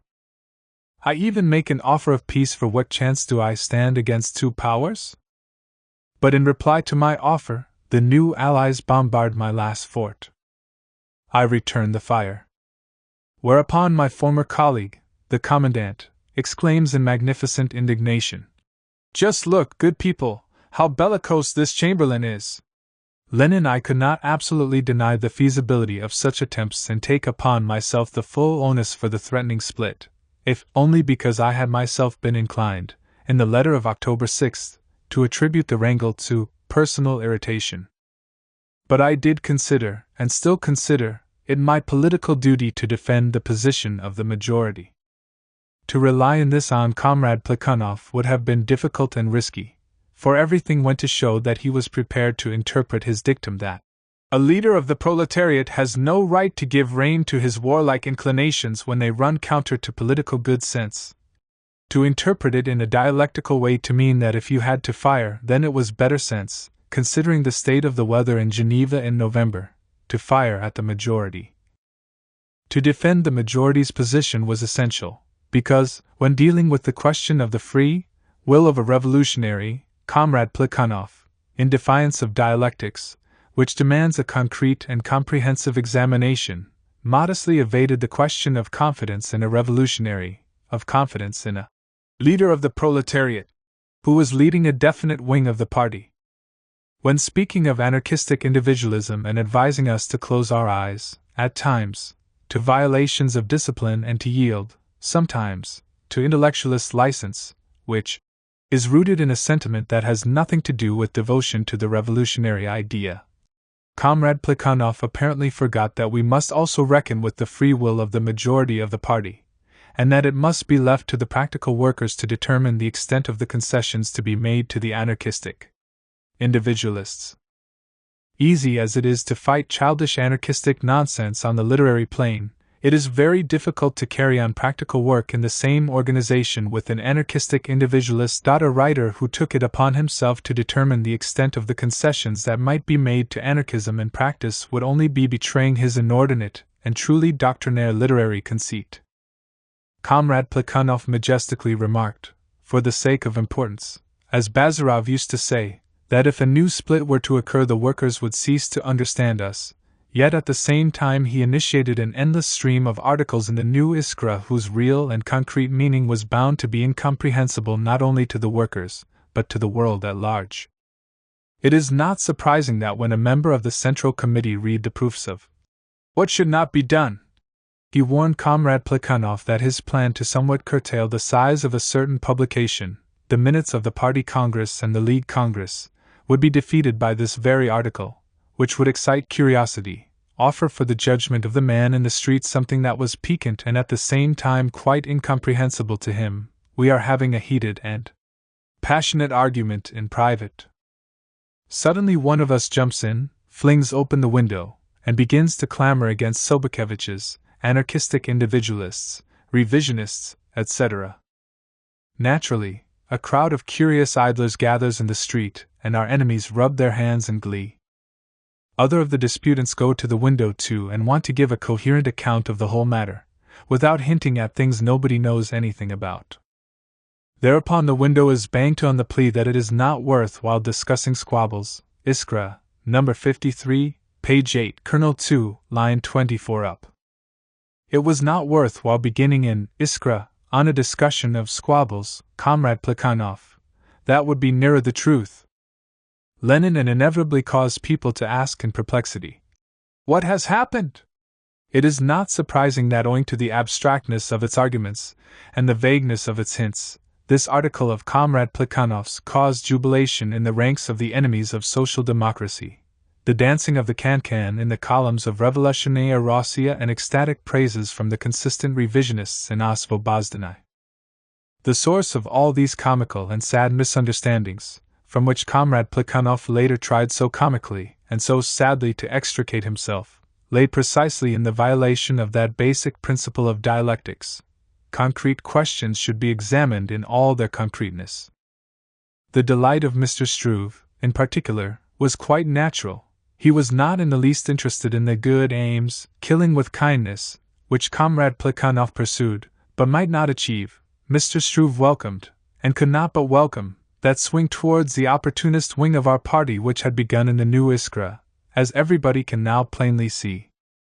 The Russian bourgeois Democrats are not the only ones to welcome every swing towards opportunism, even the slightest and most temporary, in any social democratic party. The estimate of a shrewd enemy is very rarely based on sheer misunderstanding. You can tell a man's mistakes by the people who praise him. And it is in vain that Comrade Plekhanov hopes the reader will be inattentive, and tries to make out that the majority unconditionally objected to a personal concession in the matter of cooptation, and not to a desertion from the left wing of the party to the right. The point is not that Comrade Plekhanov made a personal concession in order to avert a split, that was very praiseworthy, but that, though fully realizing the need to join issue with the inconsistent revisionists and anarchistic individualists, he chose instead to join issue with the majority, with whom he parted company over the extent of the possible practical concessions to anarchism.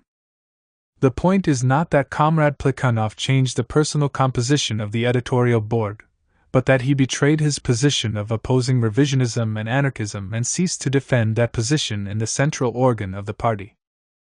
As to the Central Committee, which at this time was the sole organized representative of the majority, Comrade Plekhanov parted company with it then exclusively over the possible extent of practical concessions to anarchism.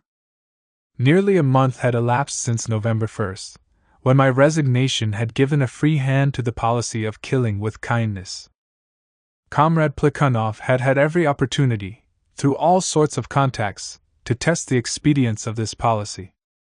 Comrade Plekhanov had in this period published his article, "What Should Not Be Done," which was, and remains, the Mardavite's sole ticket of admittance, so to speak, to the editorial board.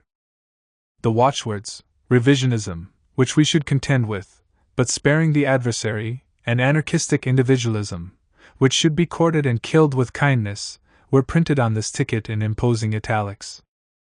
"Do come in, gentlemen, please, I will kill you with kindness," is what Comrade Plekhanov said by this invitation card to his new colleagues on the editorial board.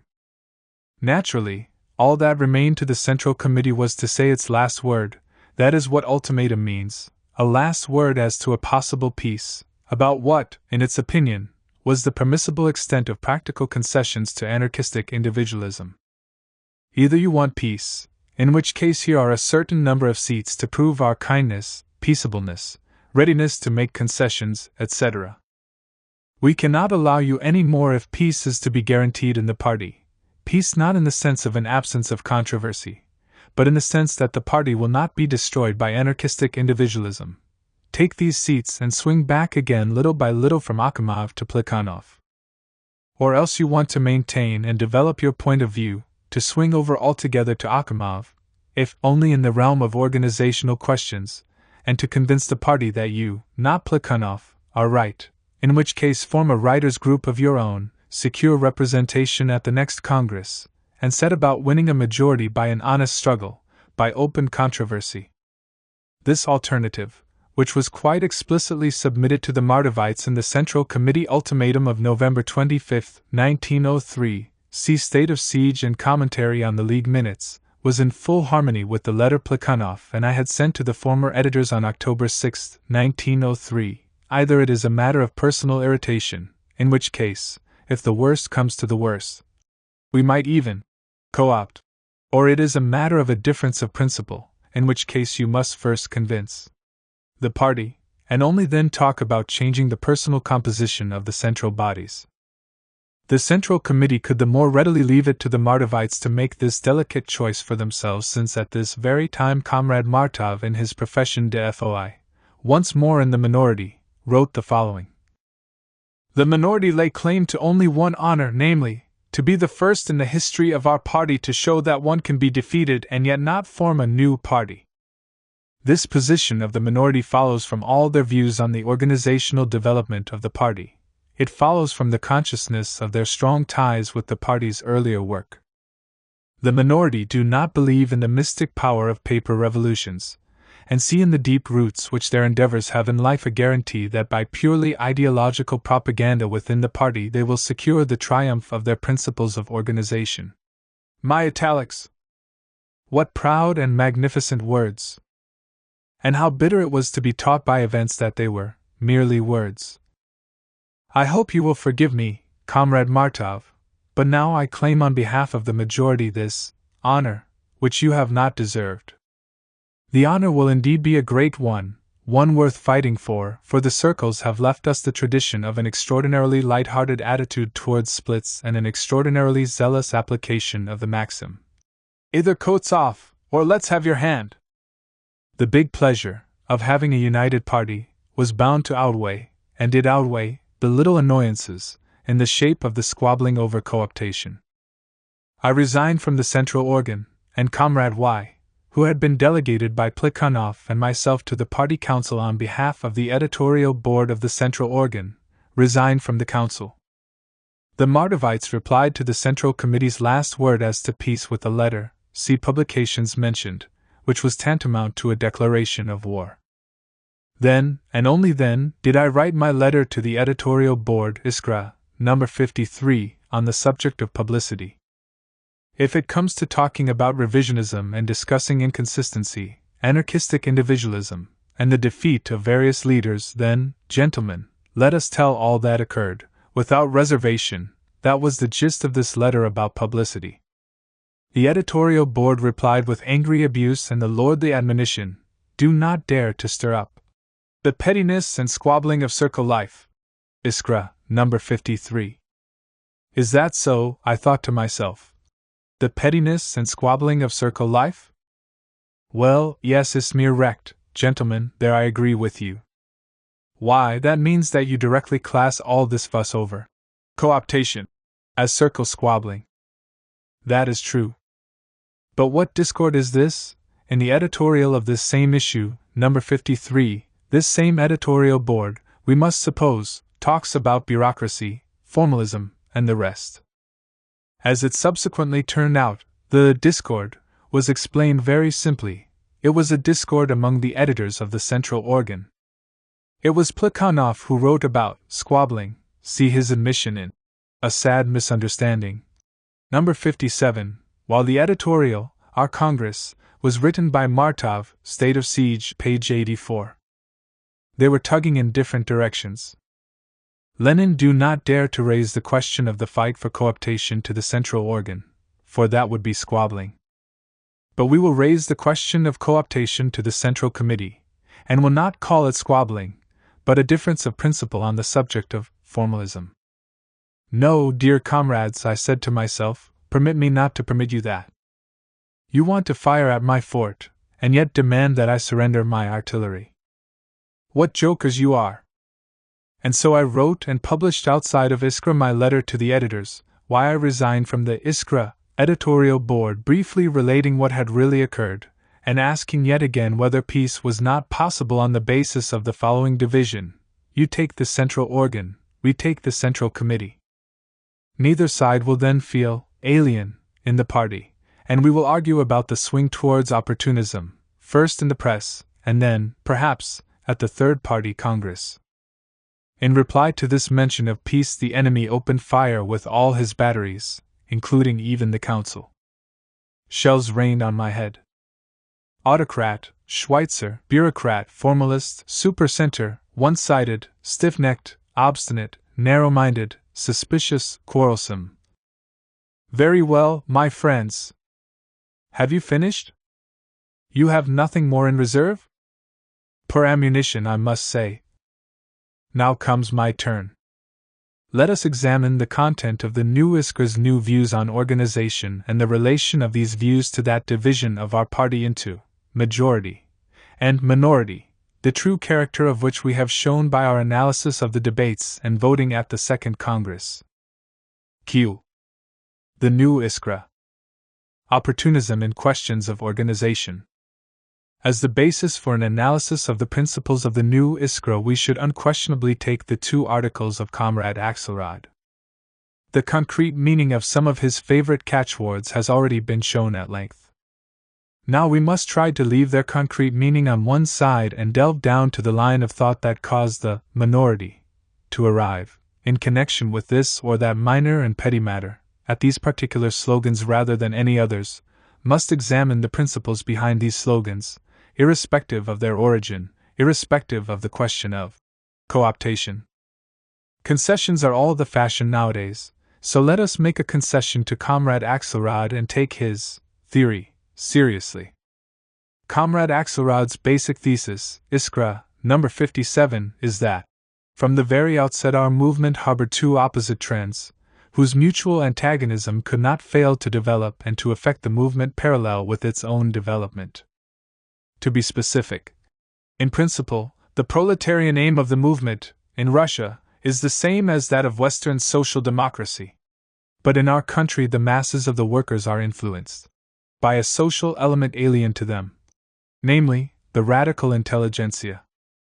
And so, Comrade Axelrod establishes the existence of an antagonism between the proletarian and the radical intellectual trend in our party.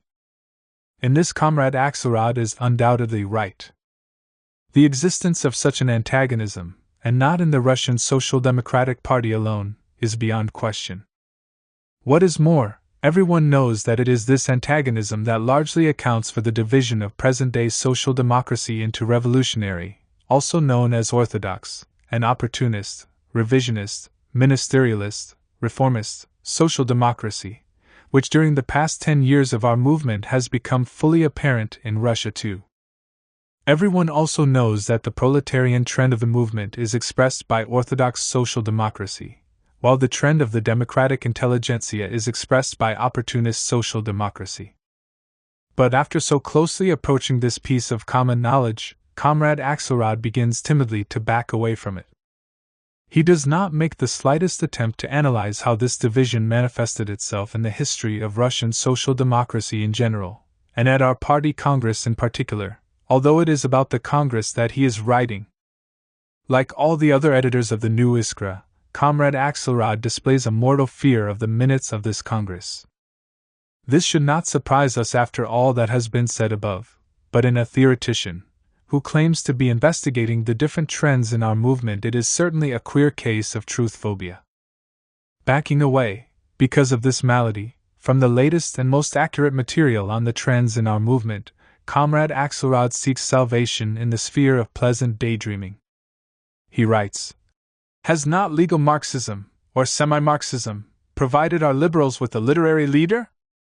Why should not prankish history provide revolutionary bourgeois democracy with a leader from the school of orthodox, revolutionary Marxism? All we can say about this daydream which Comrade Axelrod finds so pleasant is that if history does sometimes play pranks, that is no excuse for pranks of thought on the part of people who undertake to analyze history." When the liberal peeped out from under the cloak of the leader of semi-Marxism, those who wished, and were able, to trace his trend, did not allude to possible pranks of history, but pointed to tens and hundreds of instances of that leader's mentality and logic, to all those characteristics of his literary make-up which betrayed the reflection of Marxism in bourgeois literature. And if Comrade Axelrod, setting out to analyze the general revolutionary and the proletarian trend in our movement, could produce nothing, absolutely nothing, in proof or evidence that certain representatives of that orthodox wing of the party which he so detests showed such and such a trend, he thereby issued a formal certificate of his own poverty. Comrade Axelrod's case must be weak indeed if all he can do is allude to possible pranks of history. Comrade Axelrod's other allusion, to the Jacobins, is still more revealing. Comrade Axelrod is probably aware that the division of present-day social democracy into revolutionary and opportunist has long since given rise, and not only in Russia, to historical parallels with the era of the Great French Revolution. Comrade Axelrod is probably aware that the Girondists of present-day social democracy everywhere and always resort to the terms Jacobinism, Blankism, and so on to describe their opponents. Let us then not imitate Comrade Axelrod's truth phobia. Let us consult the minutes of our Congress and see whether they offer any material for an analysis and examination of the trends we are considering and the parallels we are discussing. First example, the Party Congress debate on the program. Comrade Akhimov, fully agreeing with Comrade Martinov, says, "The clause on the capture of political power, the dictatorship of the proletariat, has been formulated in such a way, as compared with the programs of all other social democratic parties, that it may be interpreted, and actually has been interpreted by Plekhanov, to mean that the role of the leading organization will relegate to the background the class it is leading and separate the former from the latter. Consequently, the formulation of our political tasks is exactly the same as in the case of Narodnaya Volya." Minutes, page 124. Comrade Plekhanov and other Iskrists take issue with Comrade Akhimov and accuse him of opportunism. Does not Comrade Axelrod find that this dispute shows us, in actual fact, and not in the imaginary pranks of history, the antagonism between the present-day Jacobins and the present-day Girondists of social democracy? And was it not because he found himself in the company of the Girondists of social democracy, owing to the mistakes he committed, that Comrade Axelrod began talking about Jacobins? Second example, Comrade Posadovsky declares that there is a serious difference of opinion over the fundamental question of the absolute value of democratic principles. Page 169. Together with Plekhanov, he denies their absolute value.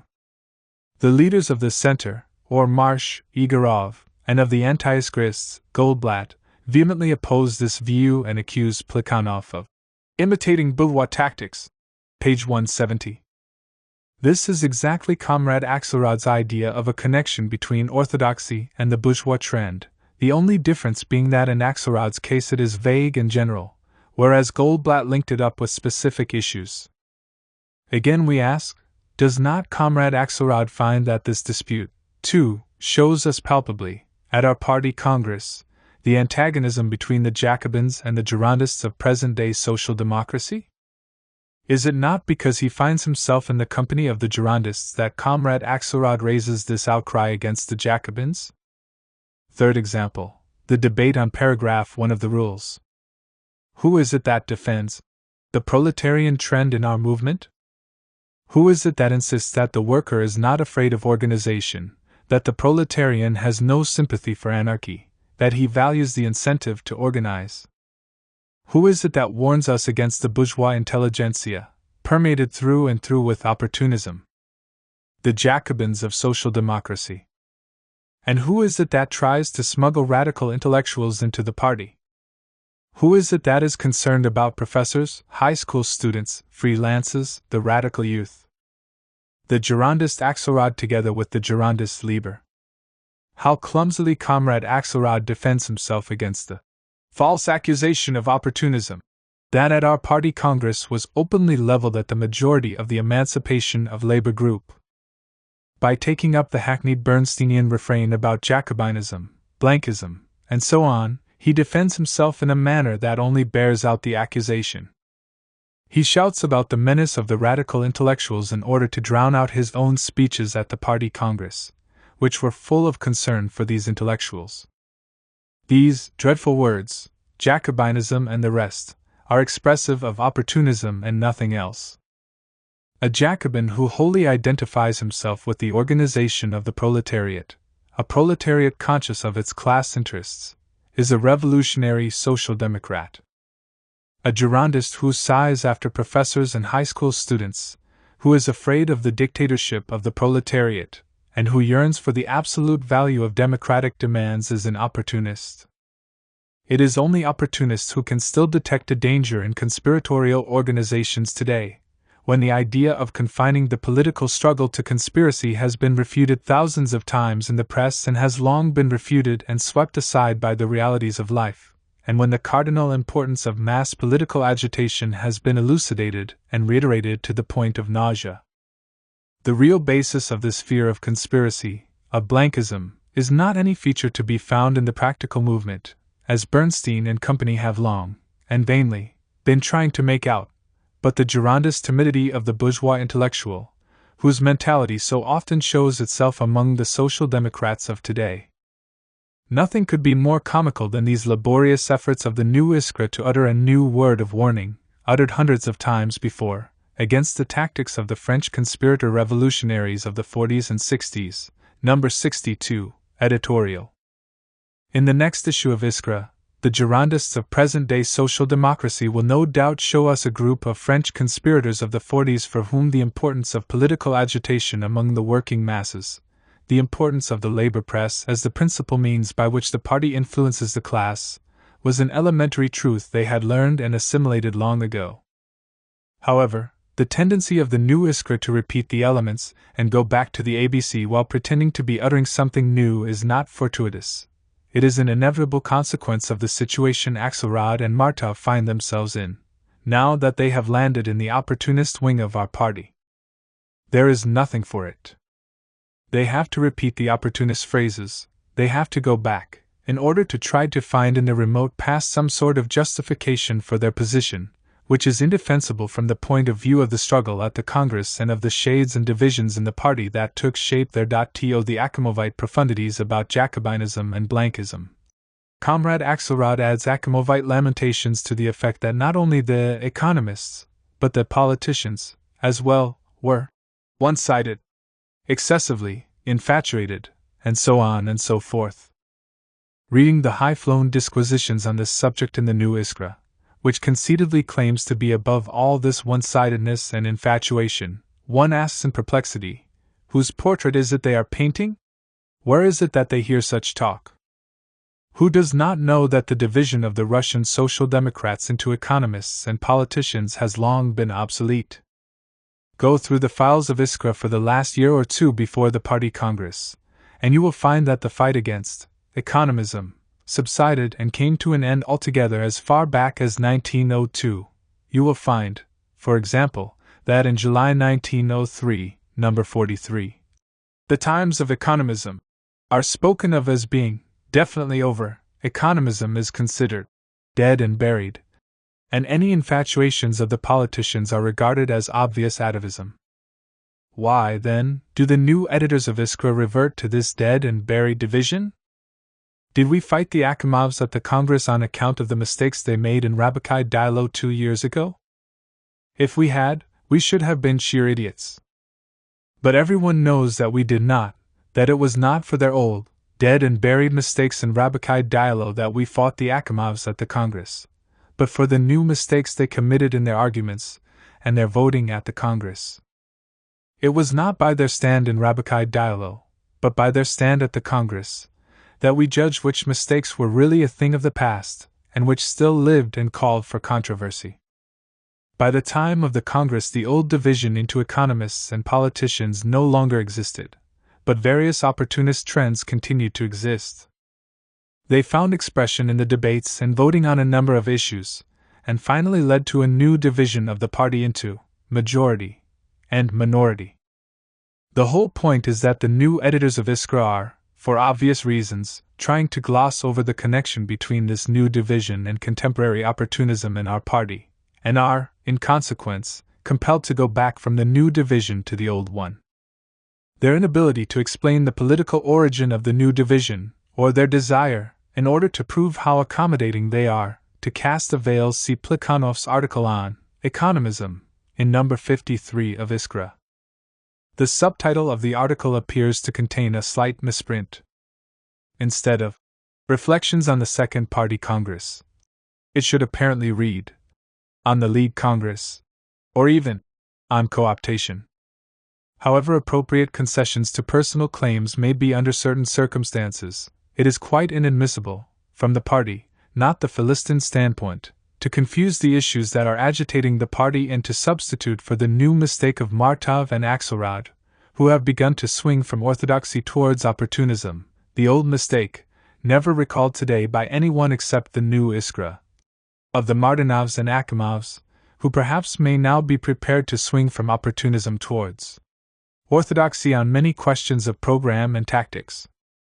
Lenin, over its origin, compels them to keep harping on a division that has long been obsolete.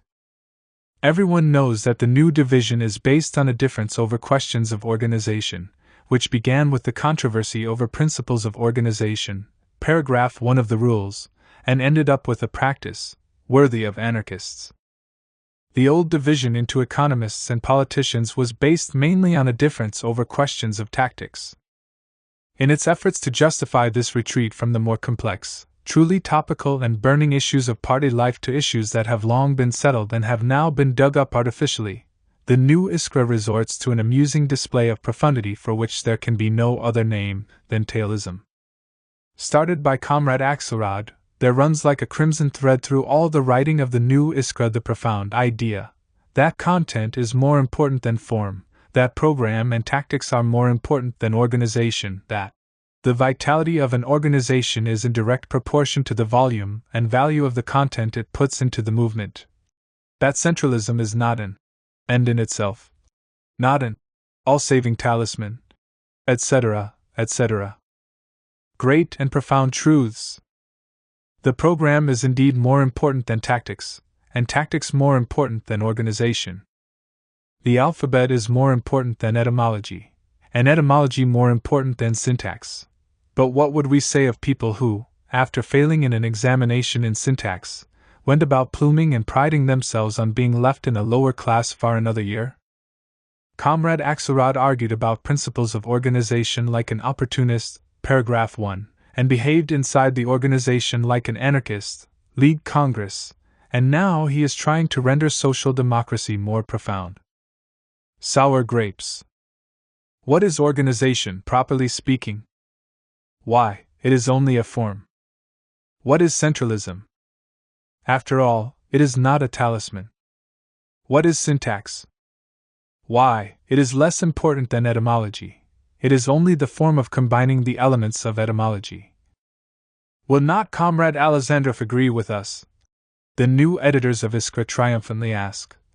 When we say that the Congress did much more for the centralization of party work by drawing up a party program than by adopting rules, however perfect the latter may seem? Number 56, Supplement. It is to be hoped that this classical utterance will acquire a historic fame no less wide and no less lasting than Comrade Krichevsky's celebrated remark that social democracy, like mankind, always sets itself only such tasks as it can perform. For the new Iskra's piece of profundity is of exactly the same stamp. Why was Comrade Krichevsky's phrase held up to derision? Because he tried to justify the mistake of a section of the Social Democrats in matters of tactics, their inability to set correct political tasks, by a commonplace which he wanted to palm off as philosophy. In exactly the same way, the new Iskra tries to justify the mistake of a section of the Social Democrats in matters of organization, the intellectualist instability of certain comrades, which has led them to the point of anarchistic phrasemongering, by the commonplace that the program is more important than the rules, that questions of program are more important than questions of organization. What is this but tailism?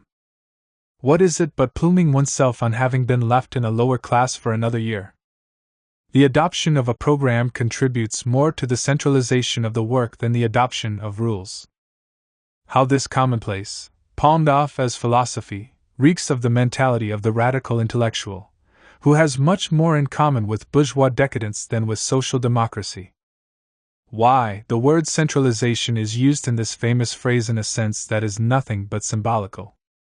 If the authors of the phrase are unable or disinclined to think, they might at least have recalled the simple fact that the adoption of a program together with the Bundists, far from leading to the centralization of our common work, did not even save us from a split. Unity on questions of program and tactics is an essential but by no means a sufficient condition for party unity, for the centralization of party work. Good God, what elementary things one has to spell out nowadays, when all concepts have been confused. The latter requires, in addition, unity of organization, which, in a party that has grown to be anything more than a mere family circle, is inconceivable without formal rules, without the subordination of the minority to the majority and of the part to the whole. As long as we had no unity on the fundamental questions of program and tactics, we bluntly admitted that we were living in a period of disunity and separate circles. We bluntly declared that before we could unite, lines of demarcation must be drawn. We did not even talk of the forms of a joint organization, but exclusively discussed the new, at that time they really were new, problems of fighting opportunism on program and tactics. At present, as we all agree, this fight has already produced a sufficient degree of unity, as formulated in the party program and the party resolutions on tactics. We had to take the next step, and by common consent, we did take it, working out the forms of a united organization that would merge all the circles together. But now these forms have been half destroyed and we have been dragged back to anarchistic conduct, to anarchistic phrases, to the revival of a circle in place of a party editorial board. And this step back is being justified on the plea that the alphabet is more helpful to literate speech than a knowledge of syntax. The philosophy of tailism, which flourished 3 years ago in questions of tactics, is being resurrected today in relation to questions of organization. Take the following argument of the new editors. The militant social democratic trend in the party, says Comrade Alexandrov, should be maintained not only by an ideological struggle, but by definite forms of organization. Whereupon the editors edifyingly remark, "Not bad, this juxtaposition of ideological struggle and forms of organization. The ideological struggle is a process, whereas the forms of organization are only forms. Believe it or not, that is what they say. Number 56, supplement, page 4, bottom of Kernel 1, designed to clothe a fluid and developing content, the developing practical work of the party. That is positively in the style of the joke about a cannonball being a cannonball and a bomb a bomb. The ideological struggle is a process, whereas the forms of organization are only forms clothing the content. The point at issue is whether our ideological struggle is to have forms of a higher type to clothe it, the forms of a party organization, binding on all, or the forms of the old disunity and the old circles. We have been dragged back from higher to more primitive forms, and this is being justified on the plea that the ideological struggle is a process, whereas forms are only forms. That is just how Comrade Khrushchevsky in bygone days tried to drag us back from tactics as a plan to take the new Iskra's pompous talk about the self-training of the proletariat, directed against those who are supposed to be in danger of missing the content because of the form. Number 58, editorial. Is this not Achamovism number 2? Achamovism number 1 justified the backwardness of a section of the social democratic intelligentsia in formulating tactical tasks by talking about the more profound content of the proletarian struggle and the self-training of the proletariat. Achamovism number 2 justifies the backwardness of a section of the social democratic intelligentsia in the theory and practice of organization by equally profound talk about organization being merely a form and the self-training of the proletariat the important thing.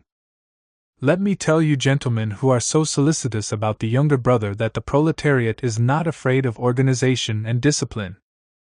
The proletariat will do nothing to have the worthy professors and high school students who do not want to join an organization recognized as party members merely because they work under the control of an organization. The proletariat is trained for organization by its whole life, far more radically than many an intellectual prig. Having gained some understanding of our program and our tactics, the proletariat will not start justifying backwardness in organization by arguing that the form is less important than the content. It is not the proletariat, but certain intellectuals in our party who lack self-training in the spirit of organization and discipline, in the spirit of hostility and contempt for anarchistic talk. When they say that it is not ripe for organization, the Achamovs number 2 libeled the proletariat just as the Achamovs number 1 libeled it when they said that it was not ripe for the political struggle. The proletarian who has become a conscious social democrat and feels himself a member of the party will reject tailism in matters of organization with the same contempt as he rejected tailism in matters of tactics. Finally, consider the profound wisdom of the new Iskras, practical worker. Properly understood, he says, the idea of a militant centralist organization uniting and centralizing the revolutionaries' activities, the italics are to make it look more profound, can only materialize naturally if such activities exist, both new and clever. Organization itself, being a form, mark that, can only grow simultaneously, the italics are the authors, as throughout this quotation, with the growth of the revolutionary work which is its content. Number 57. Does not this remind you very much of the character in the folktale who, on seeing a funeral, cried, "Many happy returns of the day"? I am sure there is not a practical worker, in the genuine sense of the term, in our party who does not understand that it is precisely the form of our activities, i.e., our organization, that has long been lagging, and lagging desperately, behind their content, and that only the simple Simons in the party could shout to people who are lagging, "Keep in line, don't run ahead." Compare our party, let us say, with the Bund. There can be no question but that the content, I leave quite aside the fact that the content of our party work was mapped out at the Congress, in the program, etc., in the spirit of revolutionary social democracy only at the cost of a struggle against those very anti-Iskrists, and that very marsh whose representatives numerically predominate in our minority. On this question of content, it would be interesting also to compare, let us say, 6 issues of the old Iskra, numbers 46 to 51, with 12 issues of the new Iskra, numbers 52 to 63. but that will have to wait for some other time. Lenin of the work of our party is immeasurably richer, more varied, broader, and deeper than is the case with the Bund. The scope of our theoretical views is wider, our program more developed, our influence among the mass of the workers, and not merely among the organized artisans, broader and deeper, our propaganda and agitation more varied. The pulse of the political work of both leaders and rank and file is more lively, the popular movements during demonstrations and general strikes more impressive, and our work among the non-proletarian strata more energetic. But the form? Compared with the Bunds, the form of our work is lagging unpardonably, lagging so that it is an eyesore and brings a blush of shame to the cheeks of anyone who does not merely pick his teeth when contemplating the affairs of his party. The fact that the organization of our work lags behind its content is our weak point, and it was our weak point long before the Congress, long before the organizing committee was formed. The lame and undeveloped character of the form makes any serious step in the further development of the content impossible. It causes a shameful stagnation, leads to a waste of energy, to a discrepancy between word and deed. We have all been suffering wretchedly from this discrepancy, yet along come the axelrods and practical workers of the new Iskra with their profound precept: the form must grow naturally, only simultaneously with the content. That is where a small mistake on the question of organization, paragraph 1, will lead you if you try to lend profundity to nonsense and to find philosophical justification for opportunist talk. Marching slowly, in timid zigzags, we have heard this refrain in relation to questions of tactics. We are hearing it again in relation to questions of organization. Tailism in questions of organization is a natural and inevitable product of the mentality of the anarchistic individualist when he starts to elevate his anarchistic deviations, which at the outset may have been accidental, to a system of views, to special differences of principle. At the League Congress we witnessed the beginnings of this anarchism. In the new Iskra we are witnessing attempts to elevate it to a system of views. These attempts strikingly confirm what was already said at the Party Congress about the difference between the points of view of the bourgeois intellectual who attaches himself to the social democratic movement and the proletarian who has become conscious of his class interests. For instance, this same practical worker of the new Iskra with whose profundity we are already familiar denounces me for visualizing the party as an immense factory, headed by a director in the shape of the Central Committee, number 57. Supplement. Practical worker never guesses that this dreadful word of his immediately betrays the mentality of the bourgeois intellectual unfamiliar with either the practice or the theory of proletarian organization. For the factory, which seems only a bogey to some, represents that highest form of capitalist cooperation which has united and disciplined the proletariat, taught it to organize, and placed it at the head of all the other sections of the toiling and exploited population. And Marxism, the ideology of the proletariat trained by capitalism, has been and is teaching unstable intellectuals to distinguish between the factory as a means of exploitation, discipline based on fear of starvation, and the factory as a means of organization, discipline based on collective work united by the conditions of a technically highly developed form of production. The discipline and organization which come so hard to the bourgeois intellectual are very easily acquired by the proletariat just because of this factory, schooling. Mortal fear of this school and utter failure to understand its importance as an organizing factor are characteristic of the ways of thinking which reflect the petty bourgeois mode of life and which give rise to the species of anarchism that the German Social Democrats call Edelanarchismus, that is, the anarchism of the noble, gentleman, or aristocratic anarchism, as I would call it. This aristocratic anarchism is particularly characteristic of the Russian nihilist. He thinks of the party organization as a monstrous factory. He regards the subordination of the part to the whole and of the minority to the majority as serfdom. See Axelrod's articles. Division of labor under the direction of a center evokes from him a tragi-comical outcry against transforming people into cogs and wheels.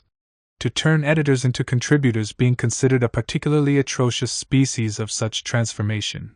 Mention of the organizational rules of the party calls forth a contemptuous grimace and the disdainful remark, intended for the formalists, that one could very well dispense with rules altogether. Incredible as it may seem, it was a didactic remark of just this sort that Comrade Martov addressed to me in Iskra, number 58, quoting, for greater weight, my own words in a letter to a comrade. Well, what is it if not aristocratic anarchism, and tailism to cite examples from the era of disunity, the era of the circles, to justify the preservation and glorification of the circle spirit and anarchy in the era of the party?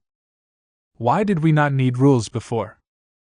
Because the party consisted of separate circles without any organizational tie between them. Any individual could pass from one circle to another at his own sweet will, for he was not faced with any formulated expression of the will of the whole. Disputes within the circles were not settled according to rules, but by struggle and threats to resign. As I put it in a letter to a comrade, summarizing the experience of a number of circles in general, and of our own editorial circle of 6 in particular. In the era of the circles, this was natural and inevitable, but it never occurred to anybody to extol it, to regard it as ideal. Everyone complained of the disunity, everyone was distressed by it and eager to see the isolated circles fused into a formally constituted party organization. And now that this fusion has taken place, we are being dragged back and, under the guise of higher organizational views, treated to anarchistic phrasemongering. To people accustomed to the loose dressing gown and slippers of the Oblomov circle domesticity, formal rules seem narrow, restrictive, irksome, mean, and bureaucratic, a bond of serfdom and a fetter on the free process of the ideological struggle. Aristocratic anarchism cannot understand that formal rules are needed precisely in order to replace the narrow circle ties by the broad party tie. It was unnecessary and impossible to give formal shape to the internal ties of a circle or the ties between circles, for these ties rested on personal friendship or on an instinctive confidence, for which no reason was given. The party tie cannot and must not rest on either of these.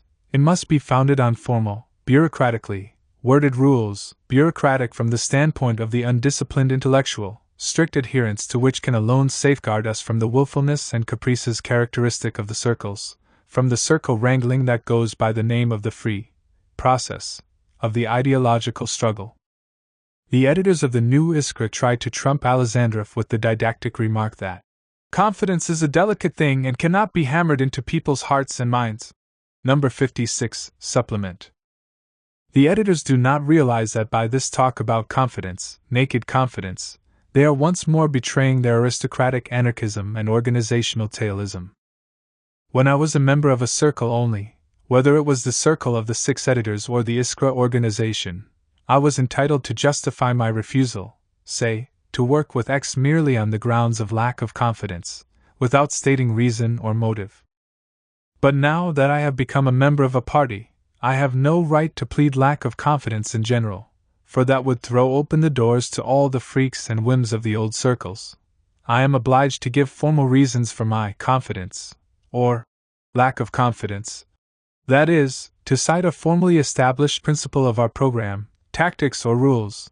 I must not just declare my confidence, or lack of confidence, without giving reasons, but must acknowledge that my decisions, and generally all decisions of any section of the party, have to be accounted for to the whole party. I am obliged to adhere to a formally prescribed procedure when giving expression to my lack of confidence, or trying to secure the acceptance of the views and wishes that follow from this lack of confidence. From the circle view that confidence does not have to be accounted for, we have already risen to the party view which demands adherence to a formally prescribed procedure of expressing, accounting for, and testing our confidence. But the editors try to drag us back, and call their tailism new views on organization. Listen to the way our so-called party editors talk about writers' groups that might demand representation on the editorial board. We shall not get indignant and begin to shout about discipline. We are admonished by these aristocratic anarchists who have always and everywhere looked down on such a thing as discipline.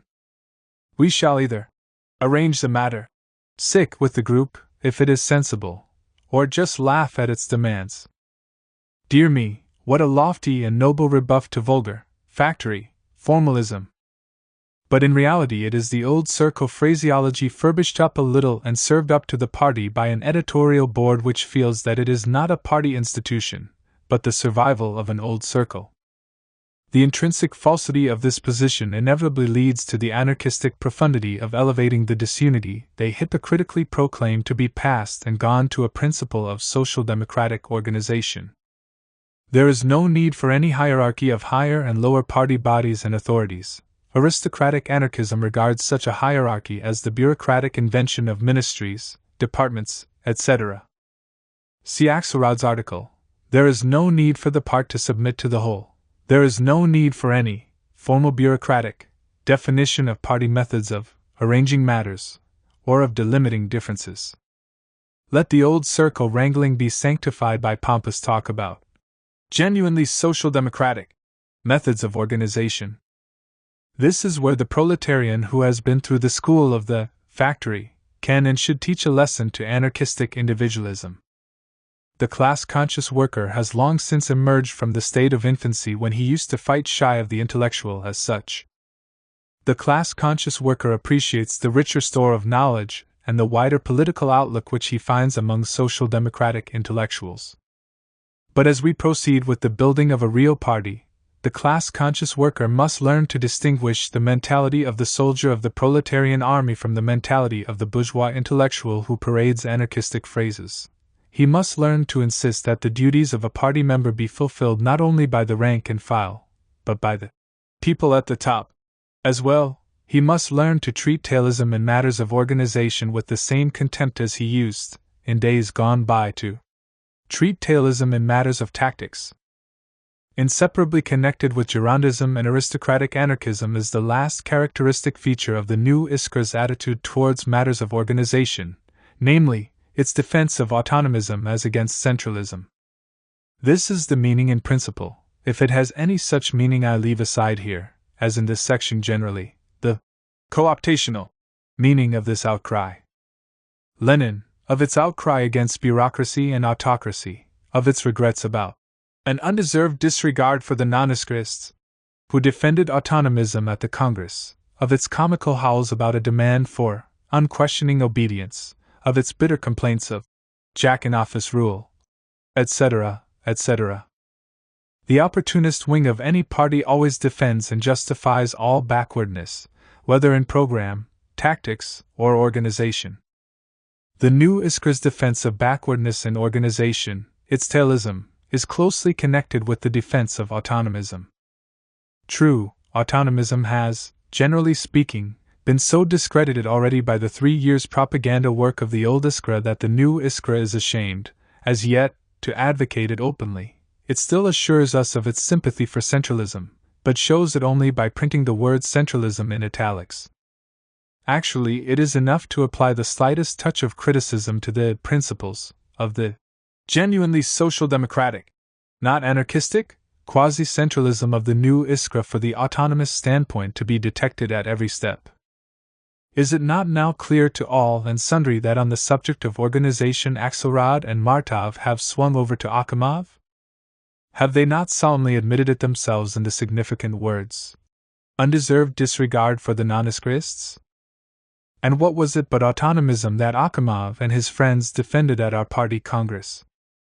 It was autonomism, if not anarchism, that Martov and Axelrod defended at the League Congress when, with amusing zeal, they tried to prove that the part need not submit to the whole, that the part is autonomous in defining its relation to the whole, that the rules of the League, in which that relation is formulated, are valid in defiance of the will of the party majority, in defiance of the will of the party center.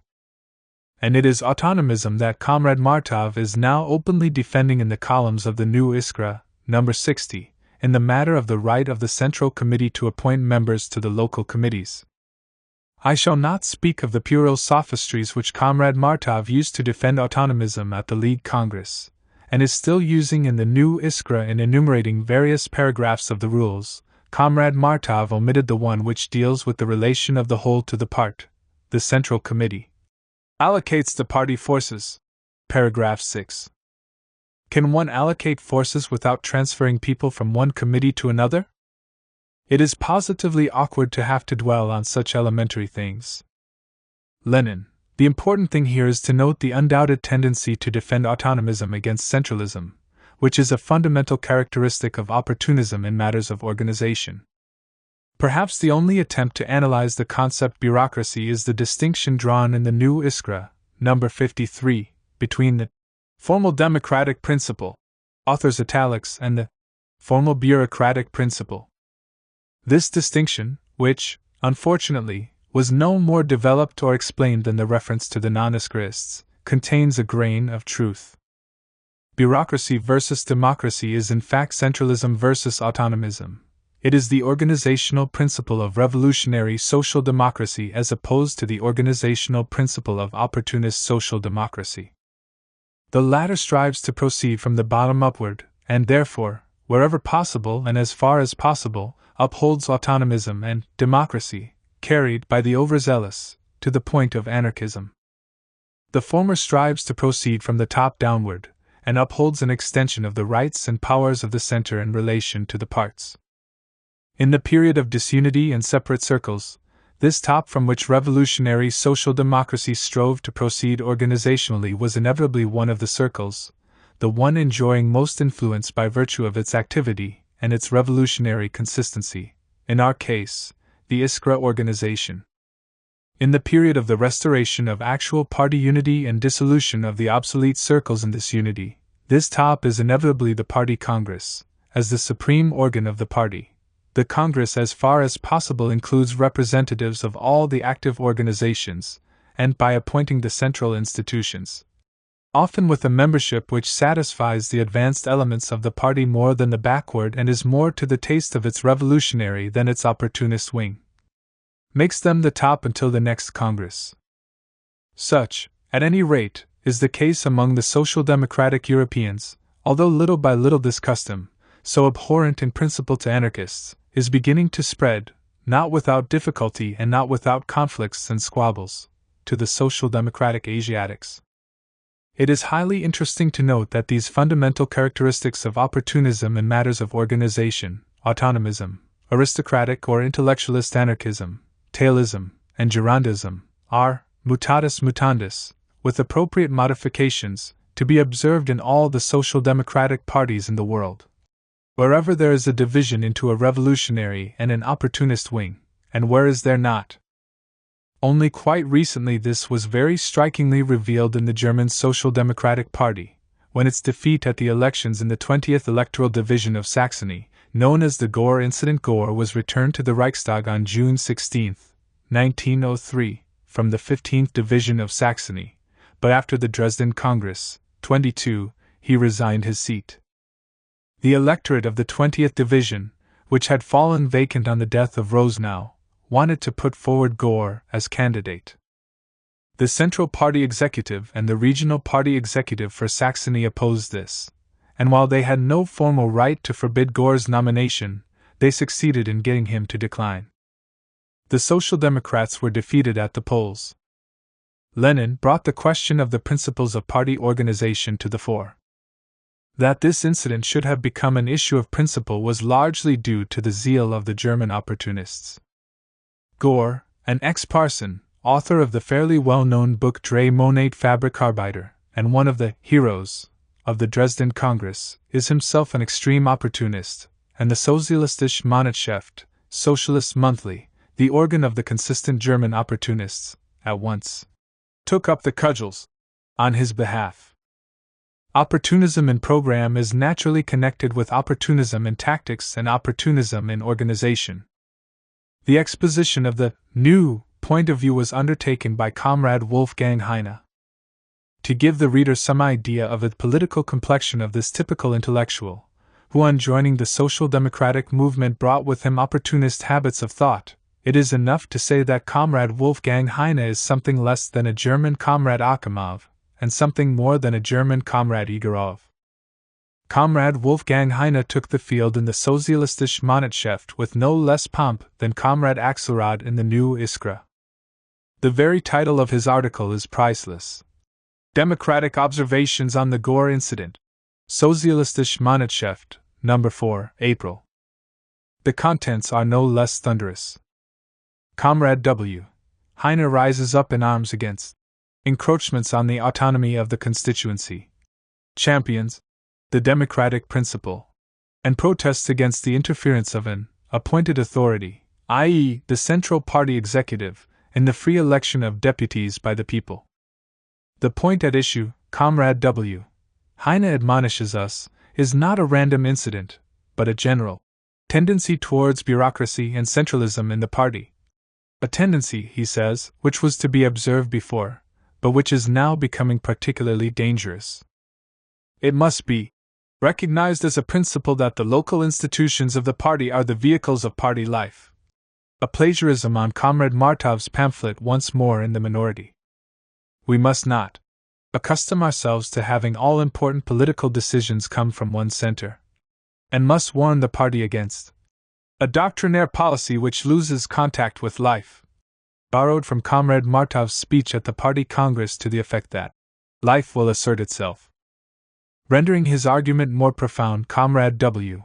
Heine says, if we go down to the roots of the matter and leave aside personal conflicts, which here, as everywhere, have played no small part, this bitterness against the revisionists, the italics are the authors and evidently hint at a distinction between fighting revisionism and fighting revisionists, will be found to be mainly expressive of the distrust of the party officialdom for outsiders. W. Heine had apparently not yet read the pamphlet about combating the state of siege, and therefore resorted to an Anglicism, outsiderdom, the distrust of tradition for the unusual, of the impersonal institution for everything individual. See Axelrod's resolution at the League Congress on the suppression of individual initiative, in short. Of that tendency which we have defined above as a tendency towards bureaucracy and centralism in the party. The idea of discipline inspires Comrade W. Heine with a no less noble disgust than Comrade Axelrod. The revisionists, he writes, have been accused of lack of discipline for having written for the Sozialistische Monatshefte, an organ whose social democratic character has even been denied because it is not controlled by the party. This very attempt to narrow down the concept social democratic, this insistence on discipline in the sphere of ideological production, where absolute freedom should prevail, remember, the ideological struggle is a process whereas the forms of organization are only forms, demonstrates the tendency towards bureaucracy and the suppression of individuality. And W. Heine goes on, fulminating against this detestable tendency to create one big all-embracing organization, as centralized as possible, one set of tactics, and one theory.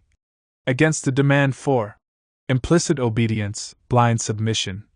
Against oversimplified centralism. Etc., literally.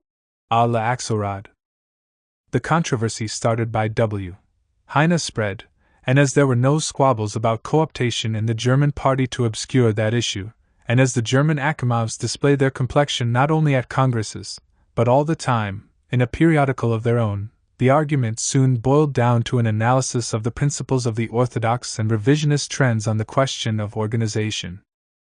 Karl Kautsky came forward, in the Neue Zeit, 1904, number 28, in the article, Wahlkreis und die Partei, Constituency and Party, as one of the spokesmen of the revolutionary trend, which, exactly as in our party, was of course accused of dictatorship, inquisitorial tendencies, and other dreadful things.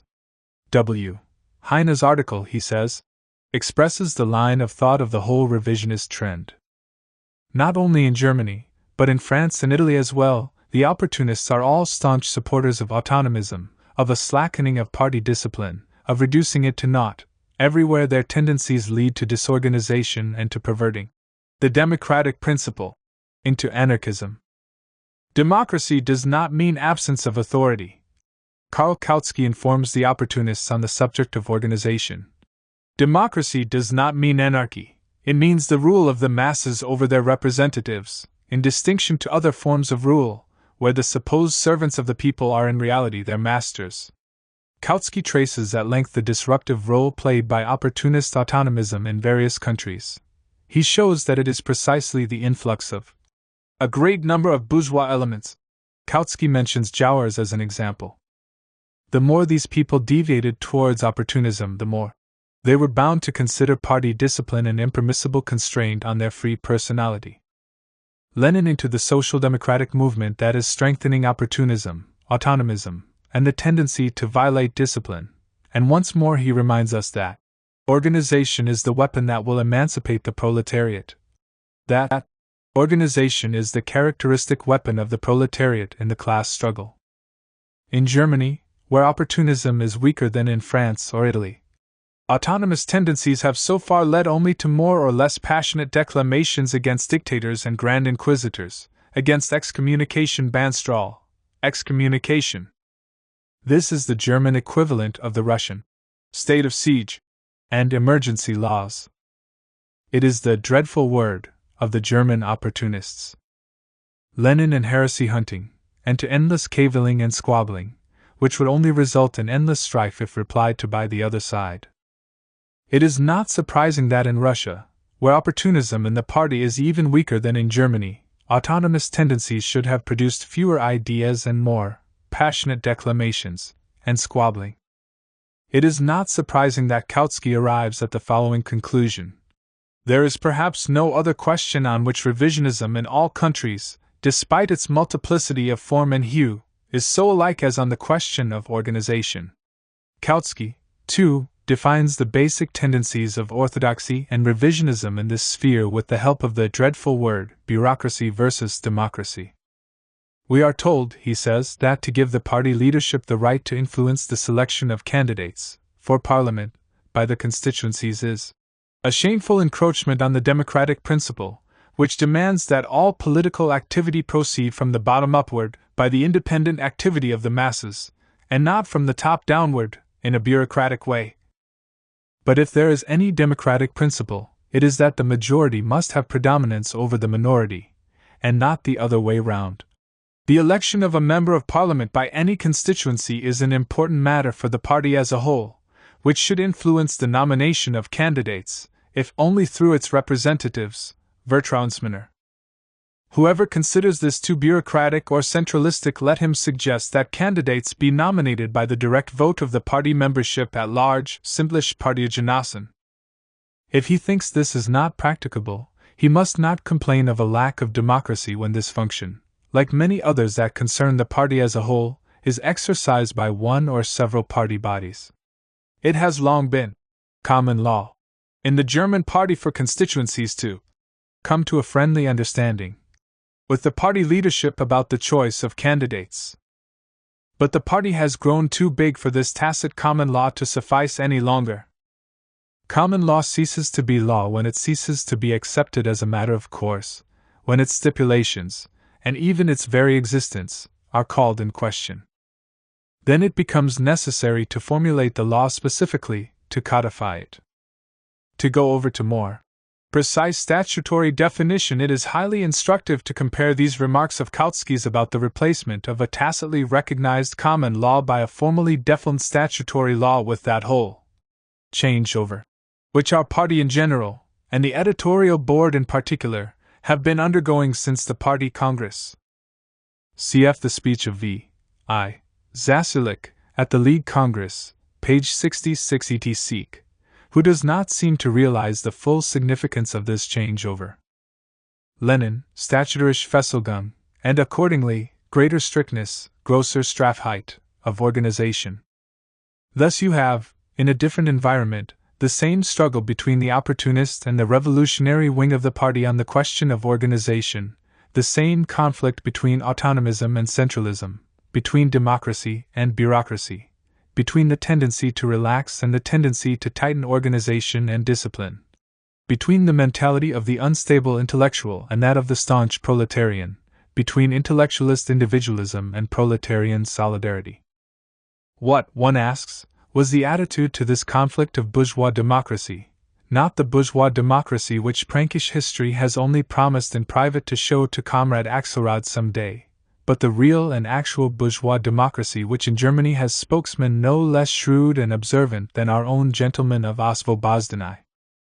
German bourgeois democracy at once reacted to the new controversy, and, like Russian bourgeois democracy everywhere and always, sided solidly with the opportunist wing of the Social Democratic Party.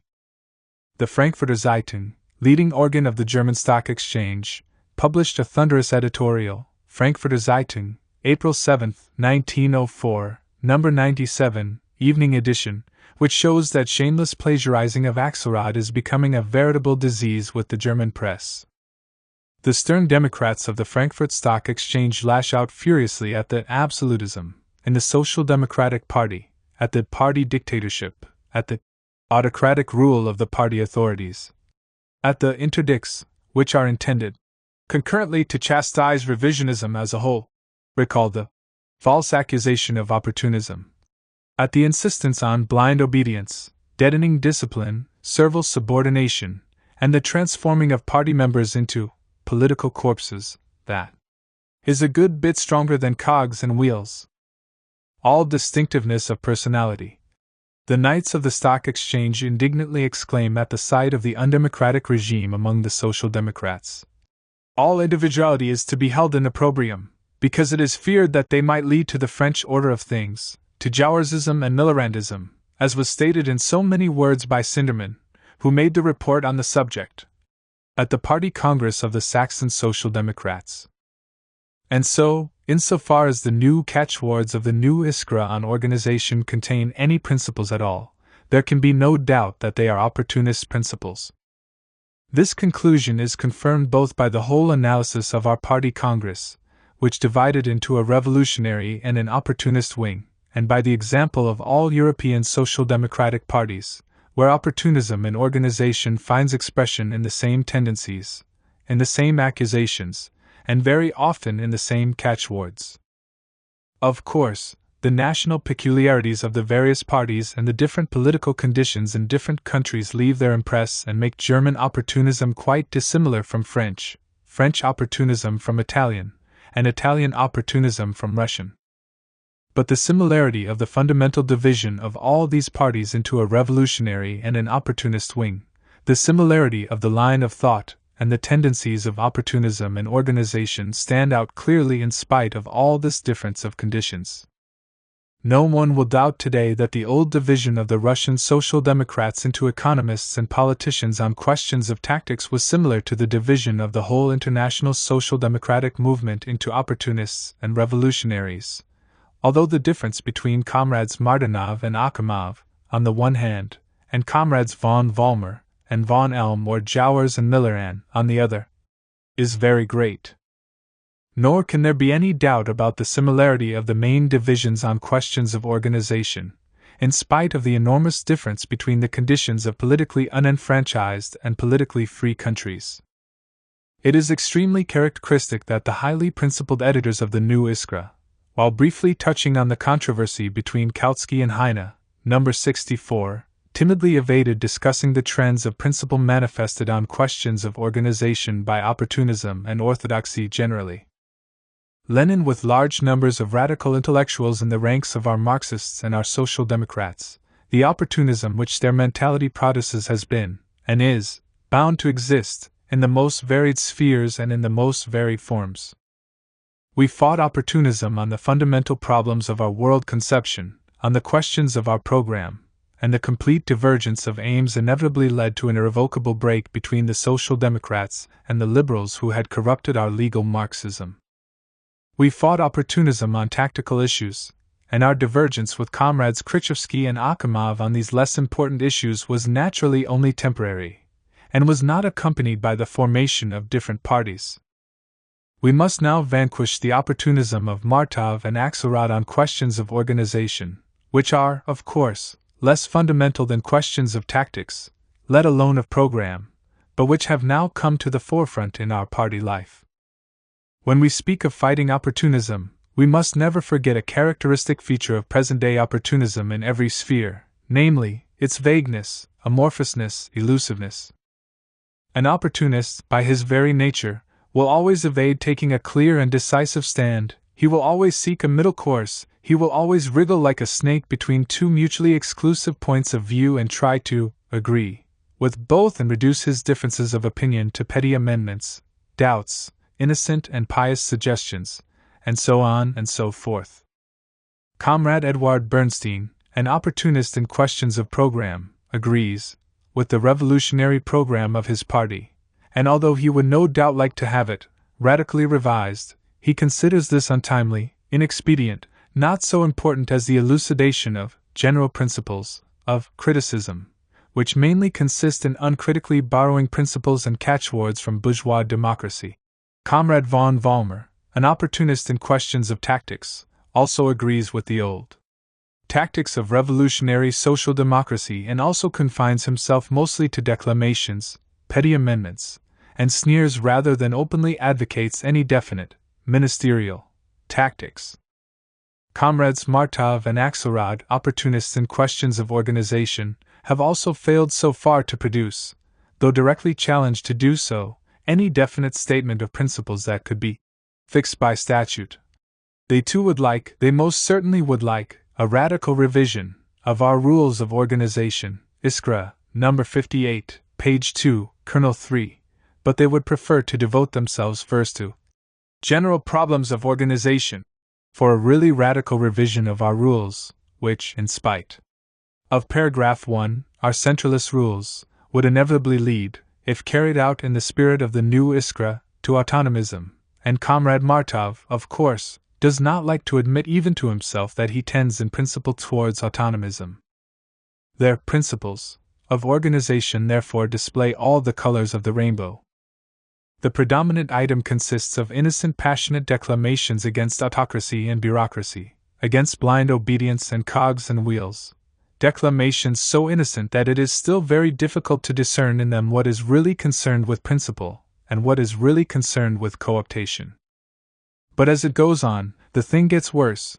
Attempts to analyze and precisely define this detestable bureaucracy inevitably lead to autonomism. Attempts to lend profundity to their stand and vindicate it inevitably lead to justifying backwardness, to tailism, to gerundist phrasemongering.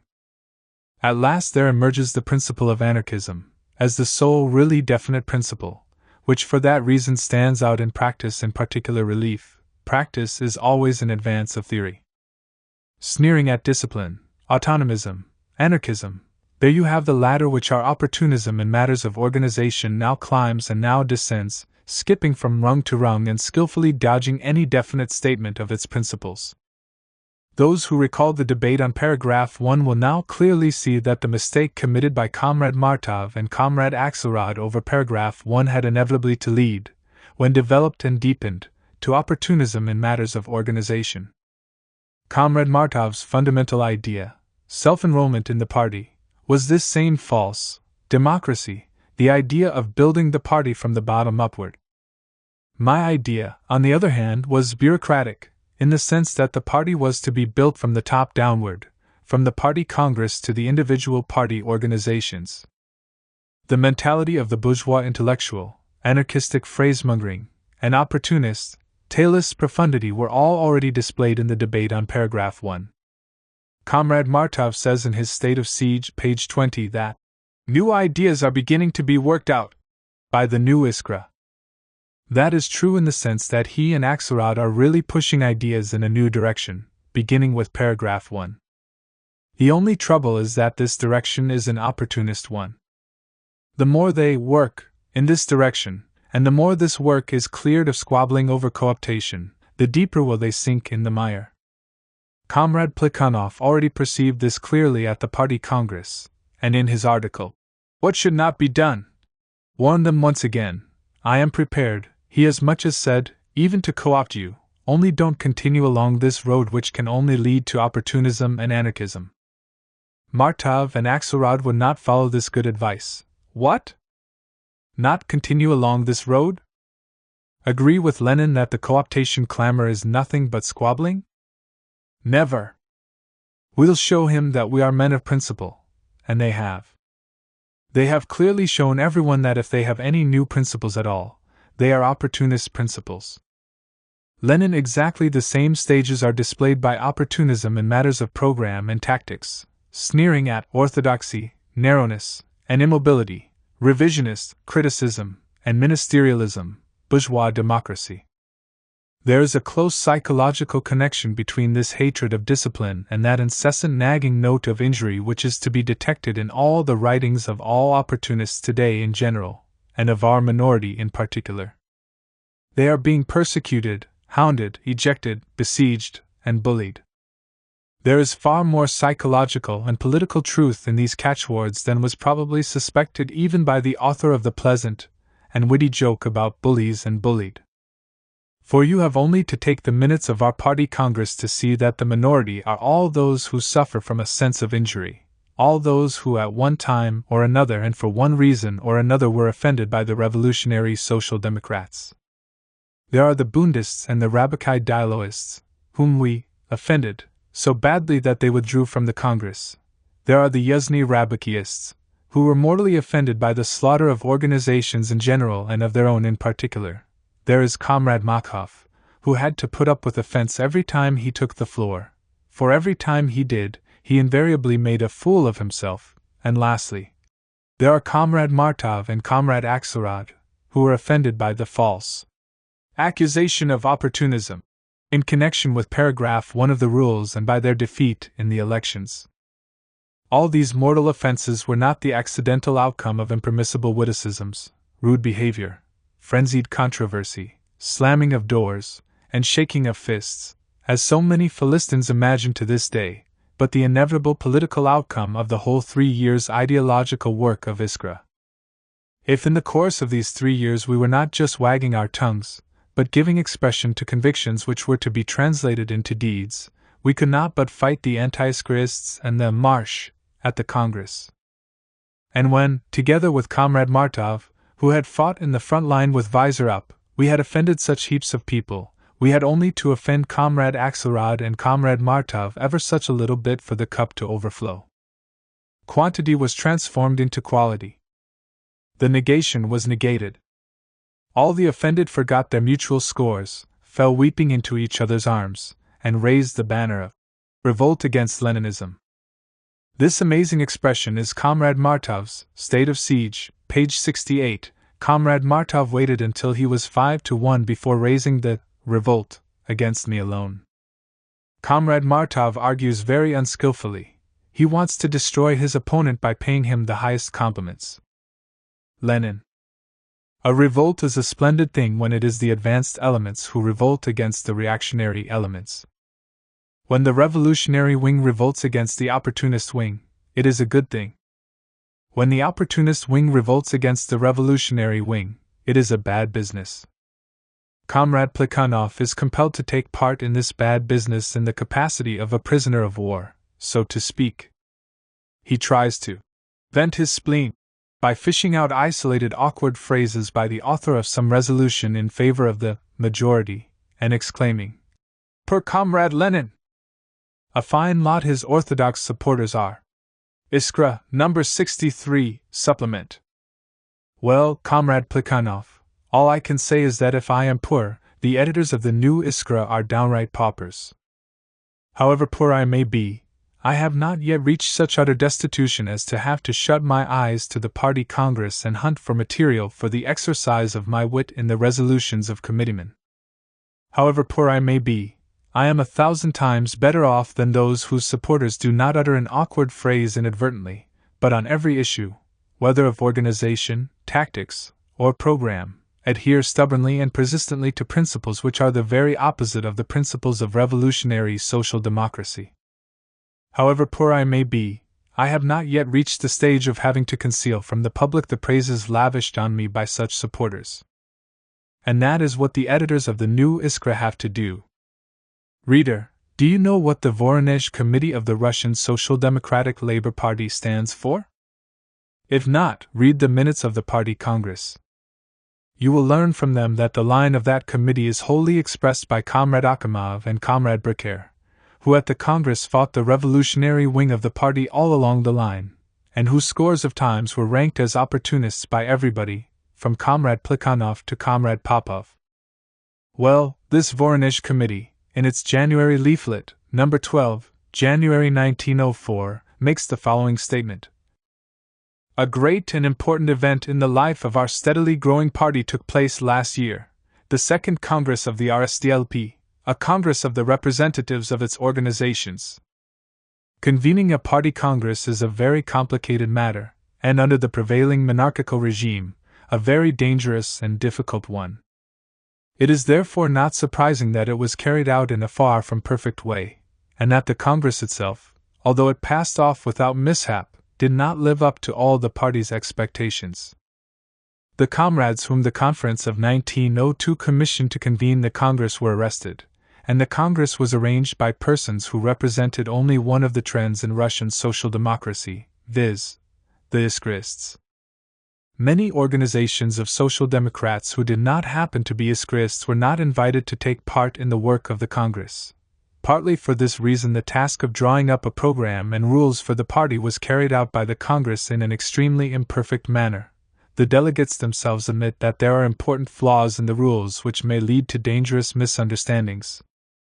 The Iskrists themselves split at the Congress, and many prominent members of our RSDLP who formerly appeared to be in full agreement with the Iskra program of action have come to see that many of its views, advocated mainly by Lenin and Plekhanov, are impracticable. Although these last gained the upper hand at the Congress, the pulse of real life and the requirements of the practical work, in which all the non-Iskrists are taking part, are quickly correcting the mistakes of the theoreticians and have, since the Congress, already introduced important modifications. Iskra has changed greatly and promises to pay careful heed to the demands of all workers in the social democratic movement generally. Thus, although the results of the Congress will have to be revised at the next Congress, and, as is obvious to the delegates themselves, are unsatisfactory and therefore cannot be accepted by the party as unimpeachable decisions, the Congress clarified the situation in the party, provided much material for the further theoretical and organizing activity of the party, and was an experience of immense instructive value for the work of the party as a whole. The decisions of the Congress and the rules it drew up will be taken into account by all the organizations, but many will refrain from being guided by them exclusively, in view of their manifest imperfections. Fully realizing the importance of the work of the party as a whole, the Voronezh Committee actively responded in all matters concerning the organization of the Congress. It fully appreciates the importance of what took place at the Congress and welcomes the change undergone by Iskra, which has become the central organ, chief organ. Although the state of affairs in the party and the Central Committee does not satisfy us as yet, we are confident that by joint efforts the difficult work of organizing the party will be perfected. In view of false rumors, the Voronezh Committee informs the comrades that there is no question of the Voronezh Committee leaving the party. The Voronezh Committee perfectly realizes what a dangerous precedent would be created by the withdrawal of a workers' organization like the Voronezh Committee from the RSDLP, what a reproach this would be to the party, and how disadvantageous it would be to workers' organizations which might follow this example. We must not cause new splits, but persistently strive to unite all class-conscious workers and socialists in one party. Besides, the Second Congress was not a constituent Congress, but only a regular one. Expulsion from the party can only be by decision of a party court, and no organization, not even the Central Committee, has the right to expel any social democratic organization from the party. Furthermore, under paragraph 8 of the rules adopted by the Second Congress, every organization is autonomous in its local affairs, and the Voronezh Committee is accordingly fully entitled to put its views on organization into practice and to advocate them in the party. The editors of the new Iskra, in quoting this leaflet in number 61, reprinted the second half of this tirade, which we give here in large type. As for the first half, here printed in small type, the editors preferred to omit it. They were ashamed. R. A few words on dialectics. 2 revolutions. A general glance at the development of our party crisis will readily show that in the main, with minor exceptions, the composition of the two contending sides remained unchanged throughout. It was a struggle between the revolutionary wing and the opportunist wing in our party. But this struggle passed through the most varied stages, and anyone who wants to find his bearings in the vast amount of literature already accumulated, the mass of fragmentary evidence, passages torn from their context, isolated accusations, and so on and so forth, must thoroughly familiarize himself with the peculiarities of each of these stages. Let us enumerate the principal and clearly distinct stages. 1. The controversy over paragraph 1 of the rules. A purely ideological struggle over the basic principles of organization. Plekhanov and I are in the minority. Martov and Axelrod propose an opportunist formulation and find themselves in the arms of the opportunists. 2. The split in the Iskra organization over the lists of candidates for the Central Committee, Fauman or Vasilyev in a committee of 5, Trotsky or Travinsky in a committee of 3. Plekhanov and I gain the majority, 9-7, partly because of the very fact that we were in the minority on paragraph 1. Martov's coalition with the opportunists confirmed my worst fears over the organizing committee incident. 3. Continuation of the controversy over details of the rules. Martov is again saved by the opportunists. We are again in the minority and fight for the rights of the minority on the central bodies. 4. The 7 extreme opportunists withdraw from the Congress. We become the majority and defeat the coalition, the Iskrist minority, the Marsh, and the anti-Iskrists, in the elections. Martov and Popov decline to accept seats in our trios. 5. The post-Congress squabble over co-optation. An orgy of anarchistic behavior and anarchistic phrase-mongering. The least stable and steadfast elements among the minority gain the upper hand. 6. To avert a split, Plekhanov adopts the policy of killing with kindness. The minority occupy the editorial board of the central organ and the council and attack the central committee with all their might. The squabble continues to pervade everything. 7. First attack on the central committee repulsed. The squabble seems to be subsiding somewhat. It becomes possible to discuss in comparative calm 2 purely ideological questions which profoundly agitate the party. A. What is the political significance and explanation of the division of our party into majority and minority, which took shape at the Second Congress and superseded all earlier divisions? B. What is the significance and principle of the new Iskra's new position on the question of organization? In each of these stages, the circumstances of the struggle and the immediate object of the attack are materially different. Each stage is, as it were, a separate battle and one general military campaign. Our struggle cannot be understood at all unless the concrete circumstances of each battle are studied. But once that is done, we see clearly that development does indeed proceed dialectically, by way of contradictions. The minority becomes the majority, and the majority becomes the minority. Each side passes from the defensive to the offensive, and from the offensive to the defensive. The starting point of ideological struggle, paragraph 1, is negated, and gives place to an all-pervading squabble. The difficult problem of drawing a line between squabbling and differences of principle now solves itself. All that relates to co-optation is squabbling. All that relates to analysis of the struggle at the Congress, to the controversy over paragraph 1 and the swing towards opportunism and anarchism is a difference of principle. Lenin, but then begins the negation of the negation. And having just about managed to rub along with our God-given wife on different central bodies, we return to the starting point, the purely ideological struggle. But by now this thesis has been enriched by all the results of the antithesis, and has become a higher synthesis, in which the isolated, random error over paragraph 1 has grown into a quasi-system of opportunist views on matters of organization, and in which the connection between this fact and the basic division of our party into a revolutionary and an opportunist wing becomes increasingly apparent to all. In a word, not only do oats grow according to Hegel, but the Russian Social Democrats war among themselves according to Hegel. But the great Hegelian dialectics which Marxism made its own, having first turned it right side up, must never be confused with the vulgar trick of justifying the zigzags of politicians who swing over from the revolutionary to the opportunist wing of the party, with the vulgar habit of lumping together particular statements and particular developmental factors, belonging to different stages of a single process. Genuine dialectics does not justify the errors of individuals, but studies the inevitable turns, proving that they were inevitable by a detailed study of the process of development in all its concreteness. One of the basic principles of dialectics is that there is no such thing as abstract truth. Truth is always concrete. And one thing more, the great Hegelian dialectics should never be confused with that vulgar worldly wisdom so well expressed by the Italian saying, "Mettere la coda dove non vai il capo," sticking in the tail where the head will not go through. The outcome of the dialectical development of our party struggle has been 2 revolutions. The Party Congress was a real revolution, as Comrade Martov justly remarked in his Once More in the Minority. The wits of the minority are also right when they say, "The world moves through revolutions. Well, we have made a revolution."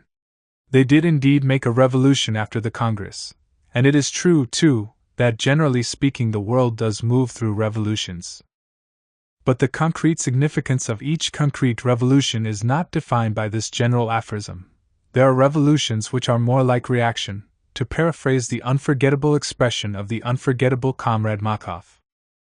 We must know whether it was the revolutionary or the opportunist wing of the party that was the actual force that made the revolution, must know whether it was revolutionary or opportunist principles that inspired the fighters, before we can determine whether a particular concrete revolution moved the world, our party, forward or backward. Our party Congress was unique and unprecedented in the entire history of the Russian revolutionary movement.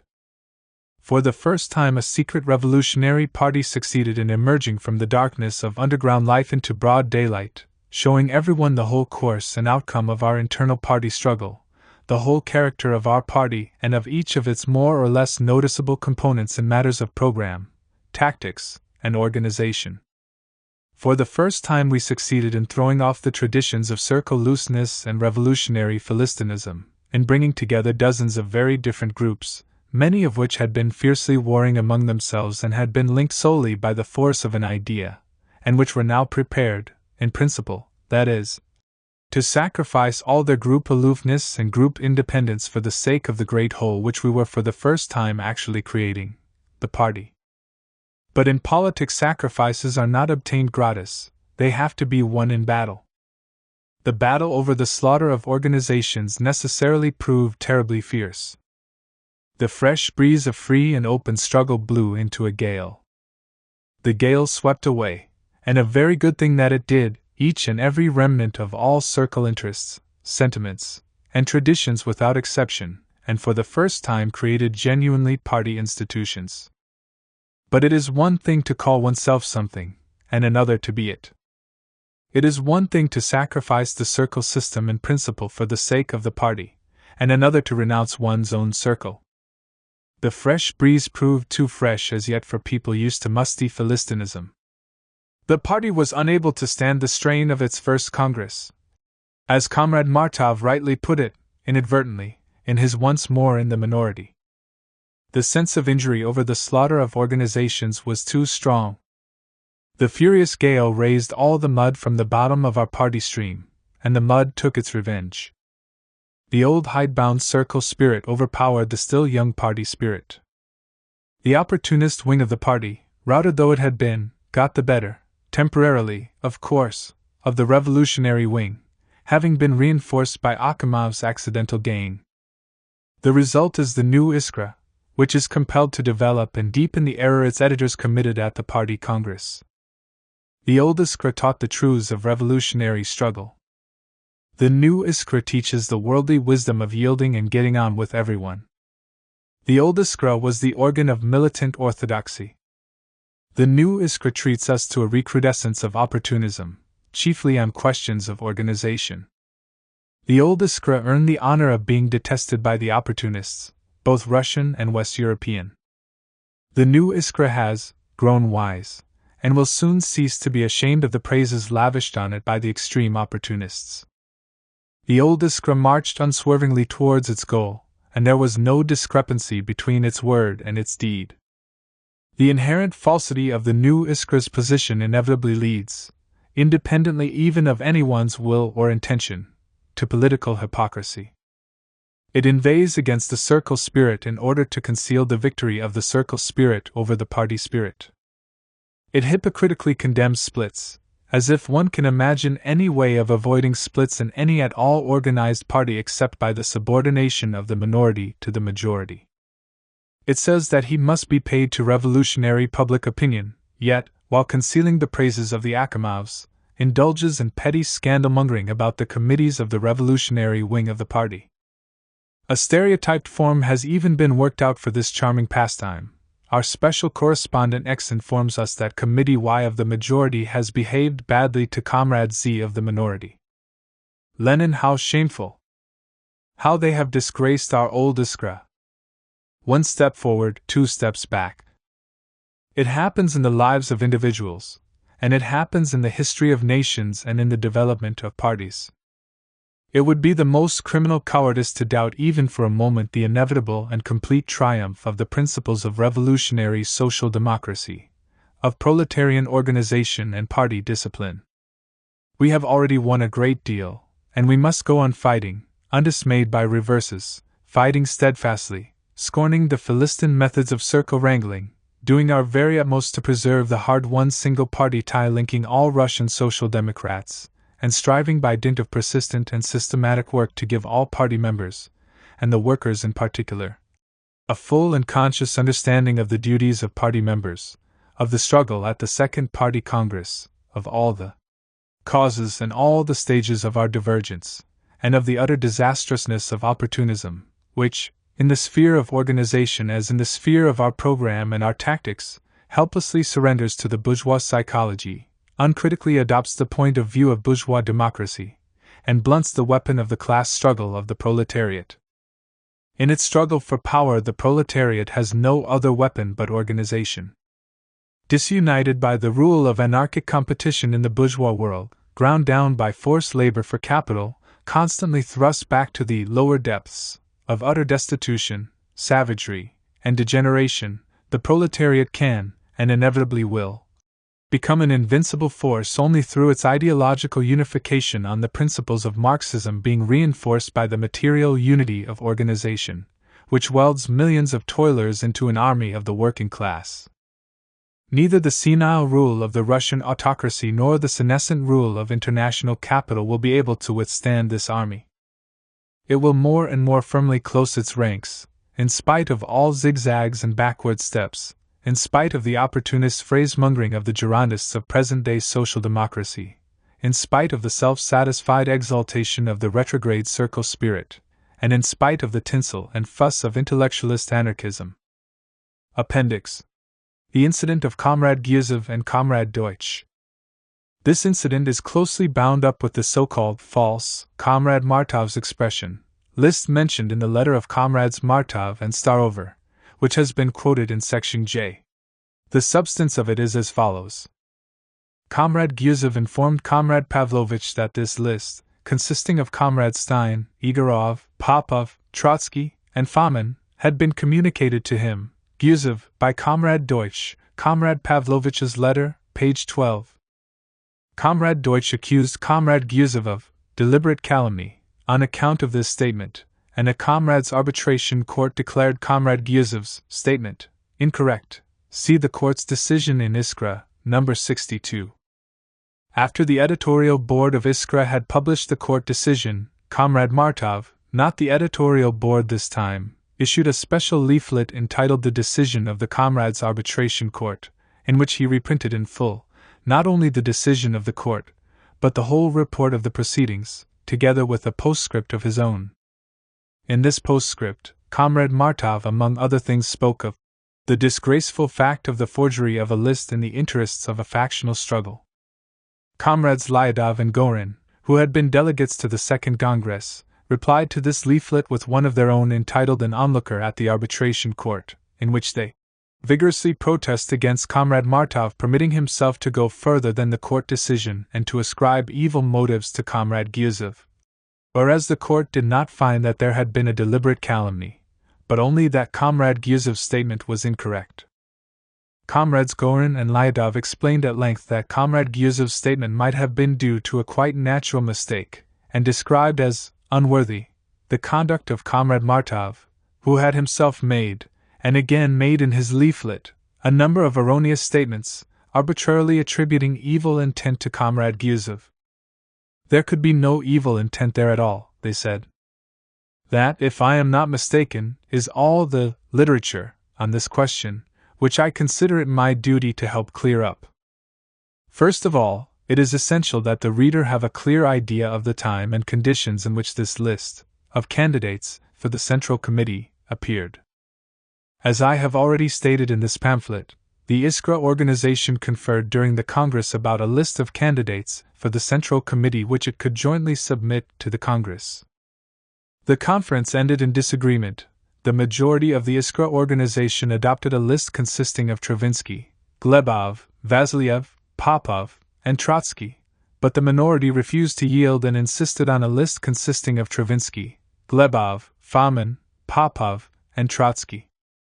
The two sections of the Iskra organization did not meet together again after the meeting at which these lists were put forward and voted on. Both sections entered the arena of free agitation at the Congress, wishing to have the issue between them settled by a vote of the party Congress as a whole and each trying to win as many delegates as it could to its side. This free agitation at the Congress at once revealed the political fact I have analyzed in such detail in this pamphlet, namely, that in order to gain the victory over us, it was essential for the Iskrist minority, headed by Martov, to have the support of the Center, the Marsh, and of the anti-Iskrists. This was essential because the vast majority of the delegates who consistently upheld the program, tactics, and organizational plans of Iskra against the onslaught of the anti-Iskrists and the Center, very quickly and very staunchly took their stand on our side. Of the 33 delegates, or rather votes, not belonging to the anti-Iskrists or the Center, we very quickly won 24 and concluded a direct agreement with them, forming a compact majority. Comrade Martov, on the other hand, was left with only 9 votes.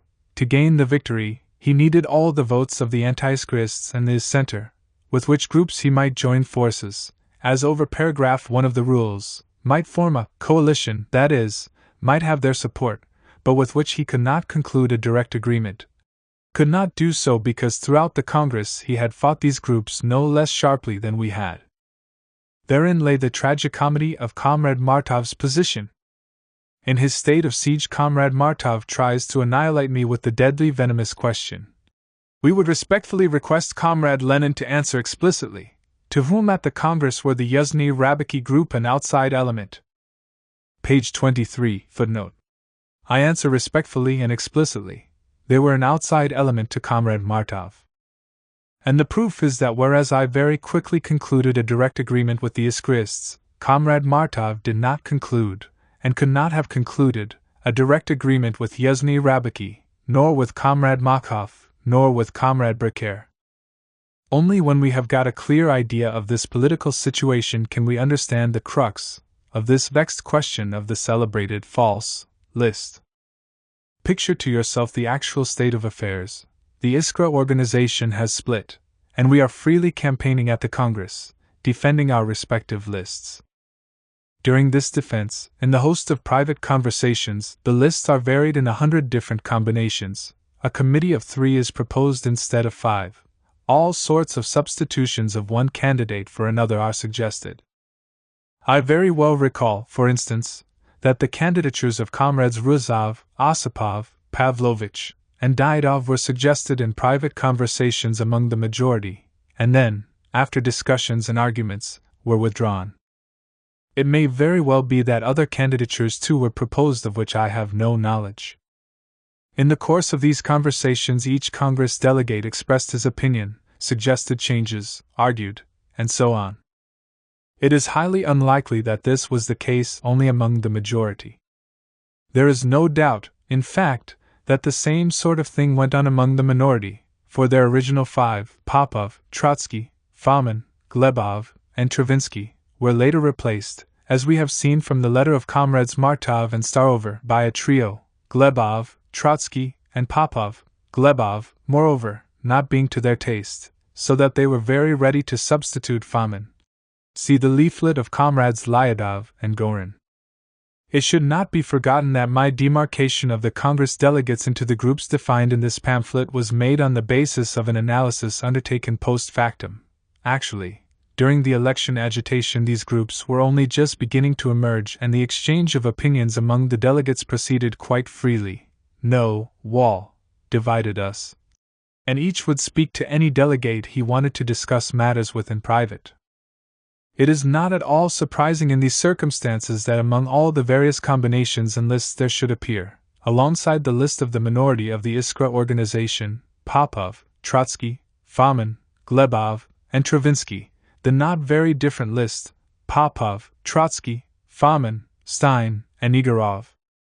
The appearance of such a combination of candidates was very natural, because our candidates, Glebov and Stravinsky, were patently not to the liking of the minority of the Iskra organization. See their letter in section J, where they remove Stravinsky from the trio and expressly state that Glebov is a compromise.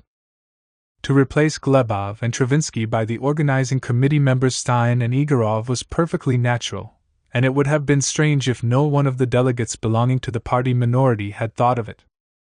Let us now examine the following two questions. 1. Who was the author of the list? Igorov, Stein, Popov, Trotsky, and Fomin.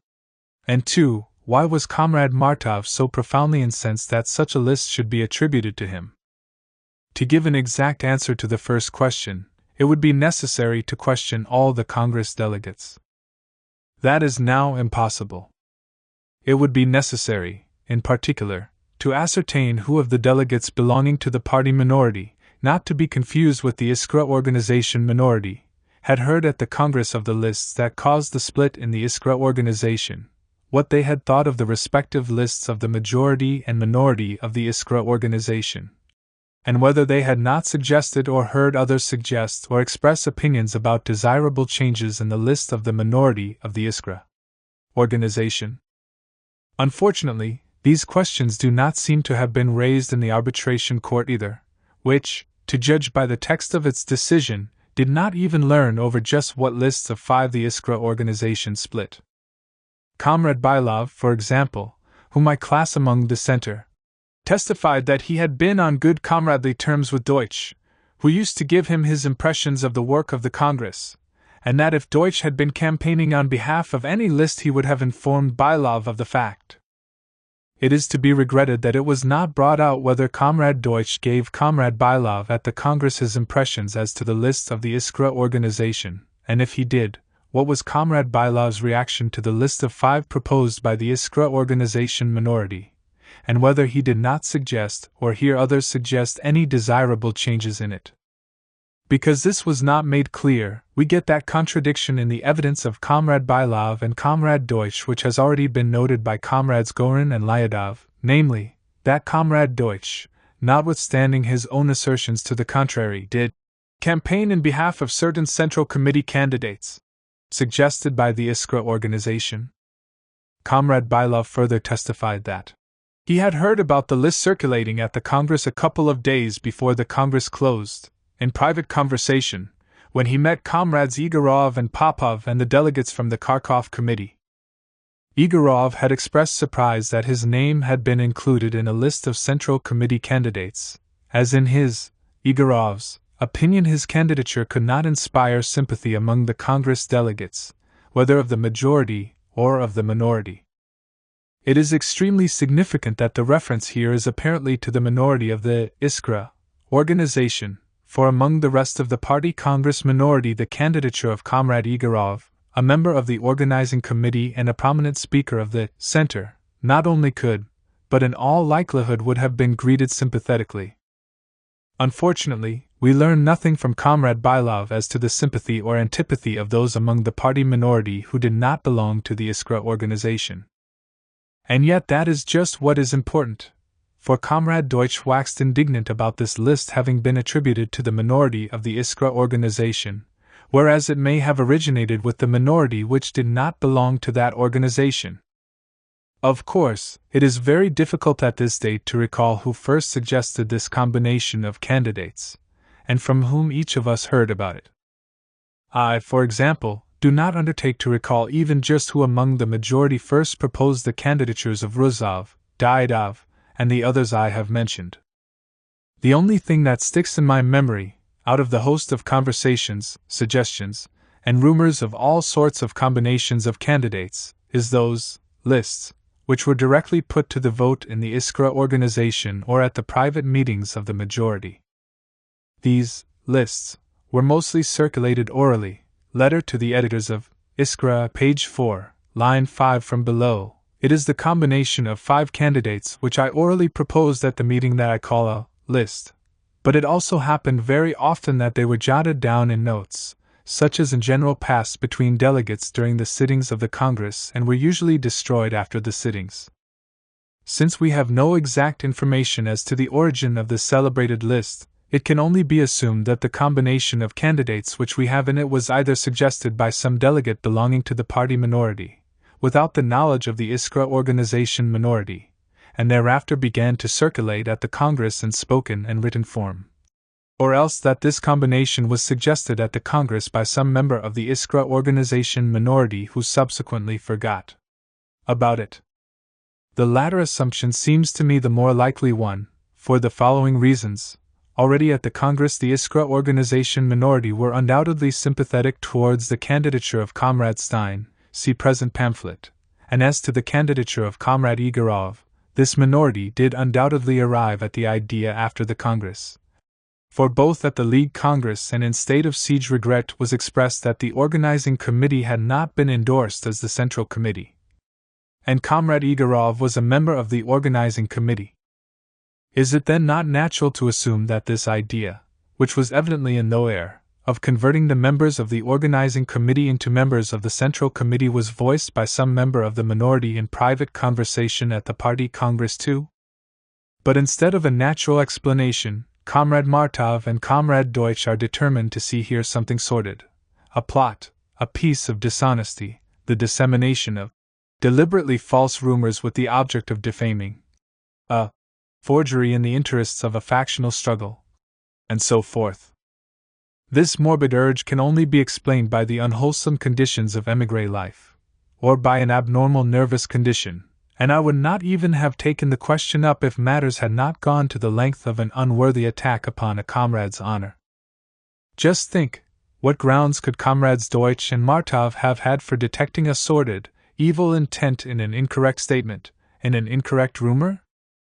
The picture which their morbid imaginations conjured up was apparently that the majority defamed them, not by pointing to the minority's political mistake, paragraph 1 and the coalition with the opportunists, but by ascribing to the minority, deliberately false, and forged, lists.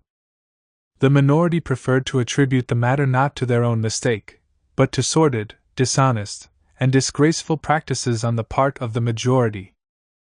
How irrational it was to seek for evil intent in the incorrect statement, we have already shown above, by describing the circumstances. It was clearly realized by the Comrades' Arbitration Court too, which did not find any calumny, or any evil intent, or anything disgraceful. Lastly, it is most clearly proved by the fact that at the Party Congress itself, prior to the elections, the minority of the Iskra organization entered into discussions with the majority regarding this false rumor, and Comrade Martov even stated his views in a letter which was read at a meeting of all the 24 delegates of the majority. It never even occurred to the majority to conceal from the minority of the Iskra organization that such a list was circulating at the Congress. Comrade Lenski told Comrade Deutsch about it. See the court decision. Comrade Plekhanov spoke of it to Comrade Zasulik. "You can't talk to her, she seems to take me for Trepov," Comrade Plekhanov said to me, and this joke, repeated many times after, is one more indication of the abnormal state of excitement the minority were in, and I informed Comrade Martov that his assurance, that the list was not his, Martov's, was quite enough for me. League Minutes, page 64. Comrade Martov, together with Comrade Starover, if I remember rightly, thereupon sent a note to us on the bureau which ran roughly as follows.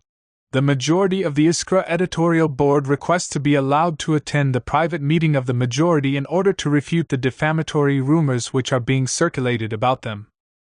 Plekhanov and I replied on the same slip of paper, saying, "We have not heard any defamatory rumors. If a meeting of the editorial board is required, that should be arranged separately." Lenin Plekhanov. At the meeting of the majority held that evening, We related this to all the 24 delegates.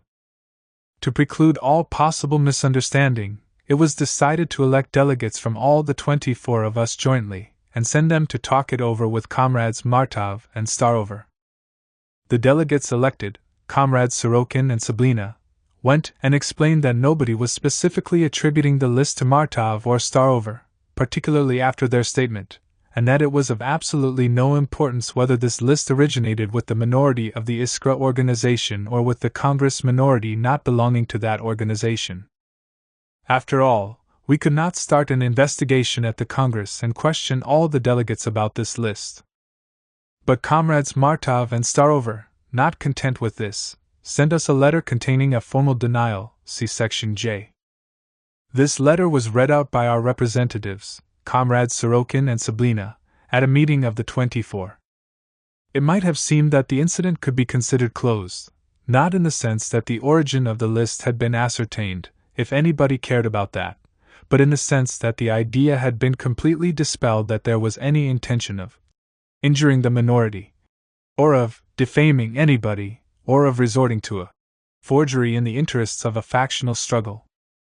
Yet at the League Congress, pages 63 to 64, Comrade Martov again brought forth this sordid story conjured up by a morbid imagination, and what is more, made a number of incorrect statements, evidently due to his wrought-up condition.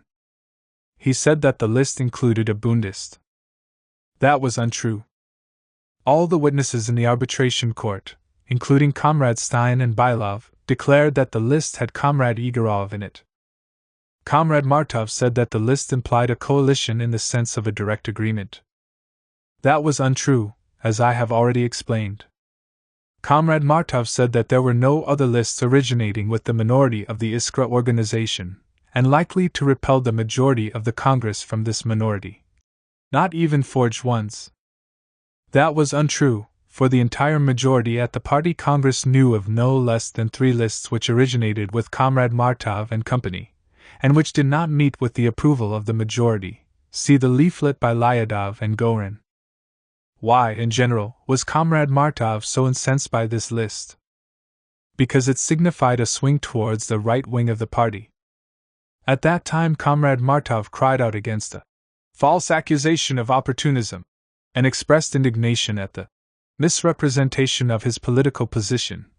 But now everybody can see that the question whether this list belonged to Comrade Martov and Comrade Deutsch could have had no political significance whatever, and that essentially, apart from this or any other list, the accusation was not false, but true, and the characterization of his political position absolutely correct. The upshot of this painful and artificial affair of the celebrated false list is as follows. 1. One cannot but join Comrades Gorin and Lyadov in describing as unworthy Comrade Martov's attempt to asperse Comrade Gyuzov's honor by crying about disgraceful fact of the forgery of a list in the interests of a factional struggle. 2. With the object of creating a healthier atmosphere and of sparing party members the necessity of taking every morbid extravagance seriously, it would perhaps be advisable at the Third Congress to adopt a rule such as is contained in the Rules of Organization of the German Social Democratic Labour Party. Paragraph 2 of these rules runs, "No person can belong to the party who is guilty of a gross violation of the principles of the party program or of dishonorable conduct. The question of continued membership in the party shall be decided by a court of arbitration convened by the party executive. 1/2 of the judges shall be nominated by the person demanding the expulsion, the other half by the person whose expulsion is demanded. The chairman shall be appointed by the party executive. An appeal against a decision of the Court of Arbitration may be made to the Control Commission or to the Party Congress. Such a rule might serve as a good weapon against all who frivolously level accusations, or spread rumors, of dishonorable conduct. If there were such a rule, all such accusations would once and for all be classed as indecent slanders unless their author had the moral courage to come forward before the party in the role of accuser and seek for a verdict from the competent party institution.